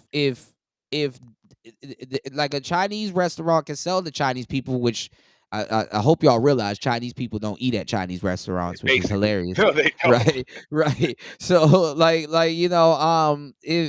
if whoever they sell to don't buy, it's called a dual income. Like if black people don't buy, another group will, or if their people aren't buying, black people will make up for, their people not doing business that month or something like that. So it's basically guaranteed. A certain income level is basically guaranteed. So I'm just like, man, just keep it consistent. I was like, if you got a problem yeah. with the Mexicans and them expecting you to fight for their cause, and you like, nah, we don't owe you nothing. Say that to the other Mhm. demographics that's been eating off you for decades. Say it to them too. Mhm. 'Cause I'm all for that. Because everybody else is eating, but you got a problem with them. Well, I mean, I've been seeing for years, man. Like I knew this guy that opened up a carry out, and it was close to another carry out, and he was black, and black people went out of their way to eat at the actual Chinese carry out than his carry out. And I said, that's fucked up. That is fucked up, Bro, I mean, I see it even in my neighborhood. I got a homie I went to high school with, you know what I'm saying, and his pops had a liquor store, and you know what I'm saying, his pops passed away probably about 10 years Mm. ago or so. And now he's running things, and he can't afford to sell the liquor at the same prices. You know what I'm saying? The Yeah, Indians, like he getting the priced. Indians He getting priced got out. the liquor stores and stuff. Yeah, because they Yeah. pool their money together, and they got a warehouse full of stuff. You know what I'm saying? So they Yeah. get it at a better price, so they can His sell it for supplier. less. Yeah. So I gotta Yeah. drive all the way across town to pay a little extra. Now when I go over there, he don't charge me tax. That's it. But I'm like, yo, I don't want a discount. Like, I come over here to make sure that you get the business. That's Right. it. I understand. It's not that I want to pay a higher price. Is that I understand why you can't charge me the same price they do, because you don't get it at the Right. same price they get it for. You know what I'm saying? They usually get their shit on Front Street from each other. You know. So in Yeah. order for me to support your business, I'll do that. But black folks want to say what's good for the black community and all of this other stuff, but they'll still do business with Habib just because they save $2-3 on a bottle of Henny. Well, I mean, the FBA people don't do business with other FBAs like that. They're not even Yeah, checking. that's what I'm But this is saying. this is the thing, though.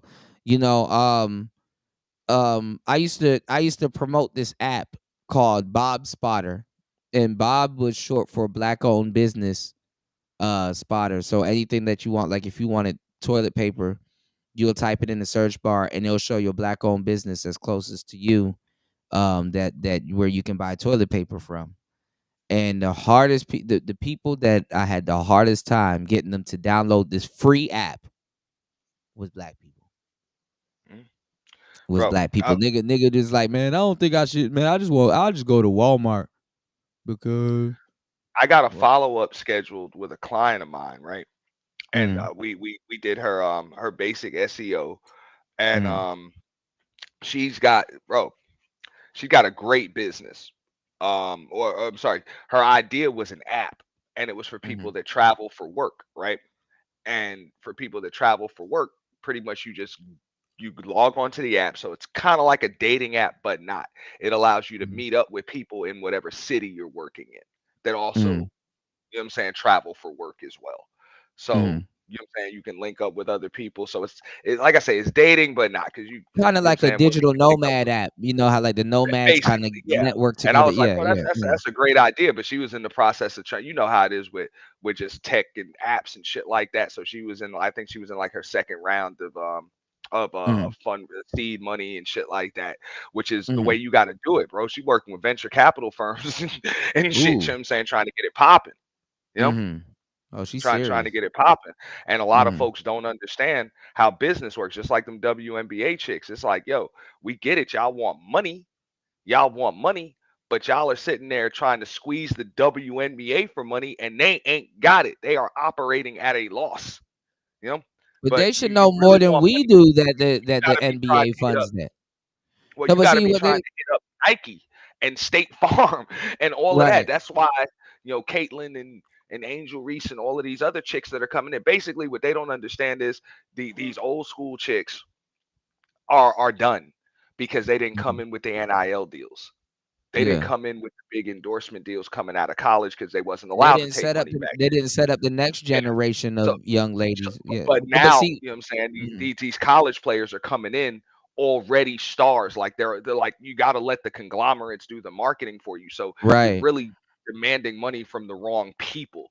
You're supposed to Right. be trying to get up with, like I said, Nike, State Farm, Wilson. Aside You know, aside from in their playing, case, aside from playing yeah, ball too, they're supposed to be playing ball too. It's like you got to play ball too, and let these people know. Like, and then you demand that shit. You can't be shooting bricks and getting but your own you got to get rebounds, because that's the thing with y'all Angel got to Reese. get your faces on commercials. You got to become Yeah. you need some household names like that. That's what it is. Like, y'all are not in the business of basketball. You're in the business of entertainment.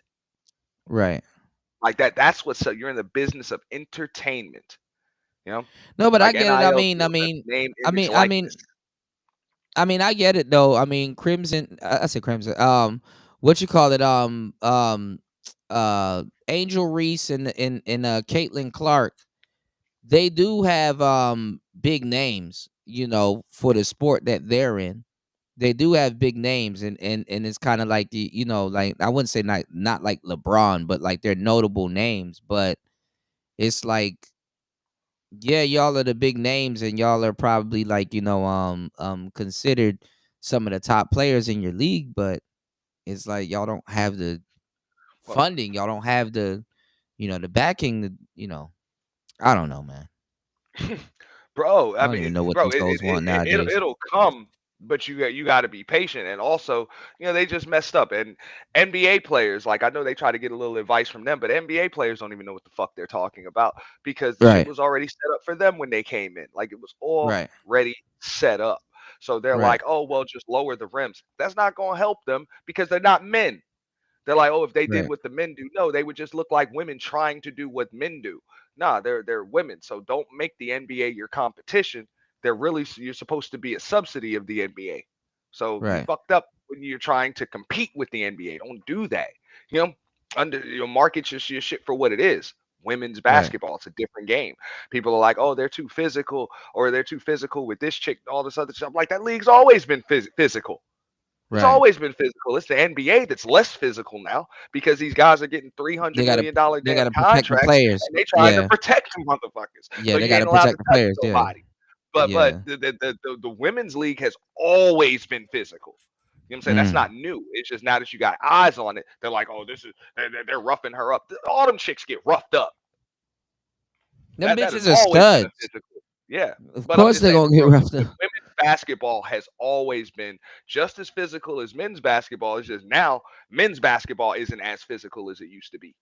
Yeah. That's the only thing about it, you know. Yeah. But when women's Niggas basketball used has to have to always wear been face masks and stuff in you got to men's keep in mind, bro. basketball. They play below the rim. Yeah. So what do you think they doing, bro? That ain't nobody jumping over nobody. They going through motherfuckers. They've Yeah. always been playing like that, you know. Yeah. So to make it seem like it's something new or somebody being treated unfairly because they getting roughed up, man, all them chicks go through that shit, man. And that Yeah, always it's a has. It's gauntlet. always been physical. So I'm like, that's one thing I don't like when they're like, oh, they're not treating, you know what I'm saying? This is your golden goose and all of that other shit. It's like, man, don't tell them chicks they can't compete. That ain't right. No, that ain't right. They should be able to compete with her just like they compete with each other. They shouldn't Shaq have was to handle saying her with kid gloves. Shaq was saying that she should easily get like 10 million or something like that. I'm like, man, get the fuck out of here, bro. 10 What? million to because you know he's like I think Shaq's like one of her mentors, Angel Well, Reese. I mean, is he gonna give it to her? Like, where's it gonna Right. come from? Like, Right. you saying that people need to what's this money supposed to just come out the sky? Like, you gotta 10 sell mil. tickets. You gotta sell tickets. You gotta sell jerseys. You gotta sell shoes. Like, and on top of this is women's basketball, and women don't even watch it. You got basketball heads like me that watch Right. that I was shit. just about to say these feminists here definitely ain't gonna be at the basketball game, but they act like they advocate for women so goddamn much. Yeah. You know? They're like, oh, pay us what you owe. I don't owe you shit. You owe the NBA. They You actually owe owe the NBA. And yeah, shout outs to Vader. Vader said earlier that they were down 40 million this year. I said, yeah, damn. 40 million. And that's what I'm saying, bro. They brought, I mean, and don't get me wrong, bro, they brought in some of their biggest revenue ever. 200 million. They brought in 200 million, but it cost them 240 million, which is Damn, understandable. that's one of them niggas. That's one niggas standard checking business. That's one niggas checking the NBA. Well, yeah, for the most part, some people got like 5-year contracts that are that Yeah, big. true. Yeah, true. But at the same time, it's like, believe it or not, that's standard. Most businesses do operate at a loss before they're Yeah. able to turn a profit. That's one of them damn businesses. So even though it's on an upward trajectory, y'all are supposed to be like working on getting your slice of or maximizing future earnings instead of trying to get a piece of what the hell done already came in. Because this is why you got like that team that was in Houston. You talk about they won the first 4 titles and the team don't even exist no more. Don't even exist no more. The equivalent of the Boston Celtics just disappearing next year. Like that's never gonna happen. You know what I'm saying? Like your league's first dynasty don't even exist no more. You got teams that have won championships that don't even exist no more, can't even sustain. Like, you know what I'm saying? At some point, you're gonna have to promote this. You know, the NBA wasn't what the NBA was. The NBA had existed for probably about 40 years before Bird and Magic came. Remember, you had to watch games on tape delay. I know I'm a little old, but I remember that, bro. They didn't have them television Well, they paved the contracts. way. They paved the way. They paved the way Yeah, for the. CBS was showing that shit on tape delay. You know what I'm saying? You actually needed a market for live shows and everything else. So you want NBA level production, but y'all are not bringing in NBA level revenue, and it sucks. It sucks. You can't have them playing in damn rec league gyms and stuff like that. You know, you can't do that, but you're just gonna have to accept that you're gonna operate at a damn loss. But also, you can't have Caitlin Clark walking through damn airports and shit because she's gonna get mobbed and never get to her damn plane. So now everybody flying private all of a sudden. This expense Yeah. goes on to the owners. You know what I'm saying? Yeah. Like for real, what owner has a team as a tax write-off? Because that's all it is. It's like philanthropy. It's a charity case. Yeah. It's a Yeah, charity it's case. like So y'all need to- it's like another college league, but they not, shit. They need to start. They should have started paying those college, but then again, there's no more college video games. But they should have I started mean, paying those college. I don't like a lot of stuff though. Everything has got to be, oh, it's because we're women. Oh, it's because we're black. Oh, it's because she's white. Oh, it's because of this. I'm like, bro, that too. Yeah, this that is part too. stupid. Yeah. And they're like, well, Larry Bird ain't never get hit with that. Yeah, Larry Bird did get hit with that, and then he started cooking the motherfuckers, bro. You know what I'm Right. saying? Like, this shit can play. She's good. She's good. I got to bring the race in. This is sports, man. Keep all that garbage out of sports. People don't want to see that in Yeah. sports. Like, they polled people and all of that stuff. They did all the focus groups. People don't want politics in their sports. They don't. This is true. It All doesn't. right. You know what I'm saying? All you're going to do is alienate folks. You're All going right, to have but to make some of these chicks household names. before we get up out of here, who you got winning? Clarissa Shields or Layla Ali? Really? That was another one. That was another one. Poor Layla, man. Poor Layla. She older now, I mean, but all right. I'll do one. All right, Layla Ali, Clarissa Shields today, but Layla in her prime. Clarissa I mean, I still Shields got to today. go with Clarissa. Still got to go. Yeah, I know. Go Yeah, I with know. Clarissa. She's Yeah, just same here. a little too seasoned. That's a real champion. Layla Ali has always been a Yeah. novelty, bro. She's always just She been, has. you know what I'm saying, just kind of just a novelty, bro. She's like a Harlem Globetrotter of women's boxing. Dog. Yeah, That's all she ever was. She yeah. was a name. And royal blood too. I'll give her royal. Yeah, blood. exactly. But that's pretty much what it is. But Clarissa Shields is a actual champion, dude. So Yeah. I mean, Yeah, she's a champ. I don't- Yeah, real it's champ's not champ. really. Yeah. Yeah, and no disrespect to Layla Ali, because she Same. had skills and stuff, but it's like now you Same. damn near Yeah. 60. You damn near 60. Yeah, Man. It's like and she didn't jump all of them divisions and rack up all them belts too. And then plus, I think Clarissa Shields was exposed to a better regimen and better tools than Layla. But you know what it's about, and that's what people don't want to talk about. In boxing, that's just all about that purse. Layla Ali Yeah. want that damn purse. You know what I'm Yeah. saying? Get that damn money. And I ain't mad Well, at she you. could have got she did say it was gonna be like more than like 10, 12 mil, but she could have got a purse, but at the time the boxing companies were unified, so Mhm. it's not like she had her own. Clarissa Shields got her own independent, company. Like all of them, Javante and everybody. Like Clarissa Shields is she's great, but it's gonna take a minute for the for just women's boxing to kind of catch up to Clarissa Shields. That's To what they're what gonna she say. she Like in actually did. hindsight, Yeah. you're gonna look Yeah. at it and be like, Yeah. look, Shorty was ahead of her time. I agree with And that. you're Yeah, gonna I agree see with that. more of her more women like her coming in. But as of Yeah. right now, she's just head and shoulders above everybody. Yeah. I agree. Kind of just what it is. Yeah. I agree. Yeah. Yeah. I think there's a lot of great women are gonna come in and they're gonna set the record high, but she's still gonna be at the top. Like she's still gonna be like, dang, she really did that. And it's like, dang, I like this new chick that's here, but dang, she can't beat, Carissa's record. So I mean,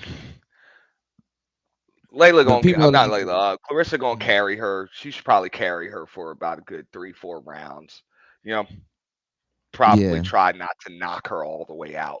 She gonna I try think not Layla to would. knock her all the way Layla out. would get. I think Layla would get gassed though. Clarissa don't be knocking. I don't think Clarissa don't got knockout power, but she can knock somebody down. Yeah. She gonna knock out a damn near 60-year-old chick, bro. Well, yeah. She probably will knock Layla out. Yeah, If she really wants to, but I don't think she's gonna want to. She's gonna try to put some entertainment in there, and she's gonna carry her for a few rounds. Which I mean, male fighters do the same thing, bro. yeah. They'll carry you for damn a few well. rounds and Damn stay ahead well. in the scorecard and shit like that. Yeah. If she fights Clarissa, damn well at the end of that bout she's gonna cry. Like that's gonna be a crying moment. That's like be. But yeah, you're gonna get carried a few rounds because they understand they in the entertainment business too. And it's like I can't just come out here and just tear you up, and I can't just Tyson you in the first round. Yeah, I just that's not about to good say for the shock value and the entertainment value. So she's gonna carry her for at least 3-4 rounds, at least. I heard Anderson Silva trying to fight again too. I'm like, bro, it's over, dog. It's over, bro. Hang it up. And them people want that damn money, man. For Yeah. real. Yeah, you said wake me up when Remy step into the man. Remy gonna have a gun tucked in her. I was about to say Remy gonna pull out that heater. right. Remy gonna cook Clarissa Shields, man. Yeah, have a gun tucked in her shorts, man. Man, Remy hating, man. Hating. That's what happened when the man upgrade, man. You gonna hate on this. Yeah, I ain't gonna lie. Papoose do need to hold on to Clarissa. She looking at Like I got a chick that got her own boyfriend. money and she'll whoop my ex's ass. Can't hey, whatever, bro. Yeah, I ain't gonna lie. Papoose actually winning with that one. Yeah. And I guess he got a cool down to earth chick too. But she got her own. She got her own. So I'm assuming they like each other. They got something going on. They able to combine brands and work together and stuff. I like seeing stuff like that. Yeah. I like seeing stuff like that. No girl Remy is just. It looks like she's just a little mad because she on the outside trying to get in. Yeah. Chaos, what's going on, man? Jump in, man. Hey, what's good, man? What's good? Hey, what's going on? Damn. Y'all talking about that fight? I thought, Leia, what's she like in her late 40s now, man? Why she want to get back in the ring just this one fighter? These ain't for $15 million damn dollars, bro. Yeah, hell yeah. I get back in too. Shit. Fuck. I'll take a punch from Clarissa Shields for like 15 mil. I'll take a few of them. Yeah. She could Chuck Liddell me for stick that jab a little bit. Yeah. She's 47. Okay, so she's almost 50. Yeah. Oh, she's still young. Yeah. Still so young. they say. I don't believe in this stuff when they be lying about their age, but that's what it says here. She says she's 47. Damn, she's still young.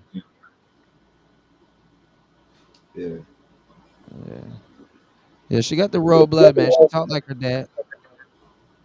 Yeah, she talked like her dad, so Yeah,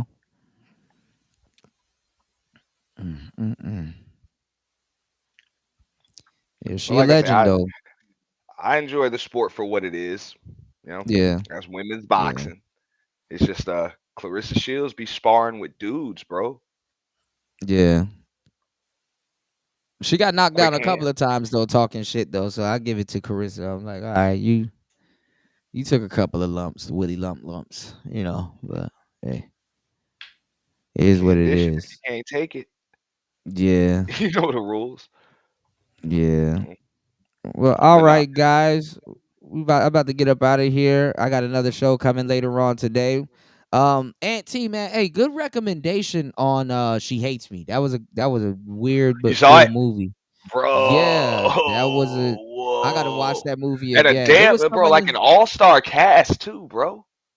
yeah, there was so many storylines going on in that movie, but it was very interesting.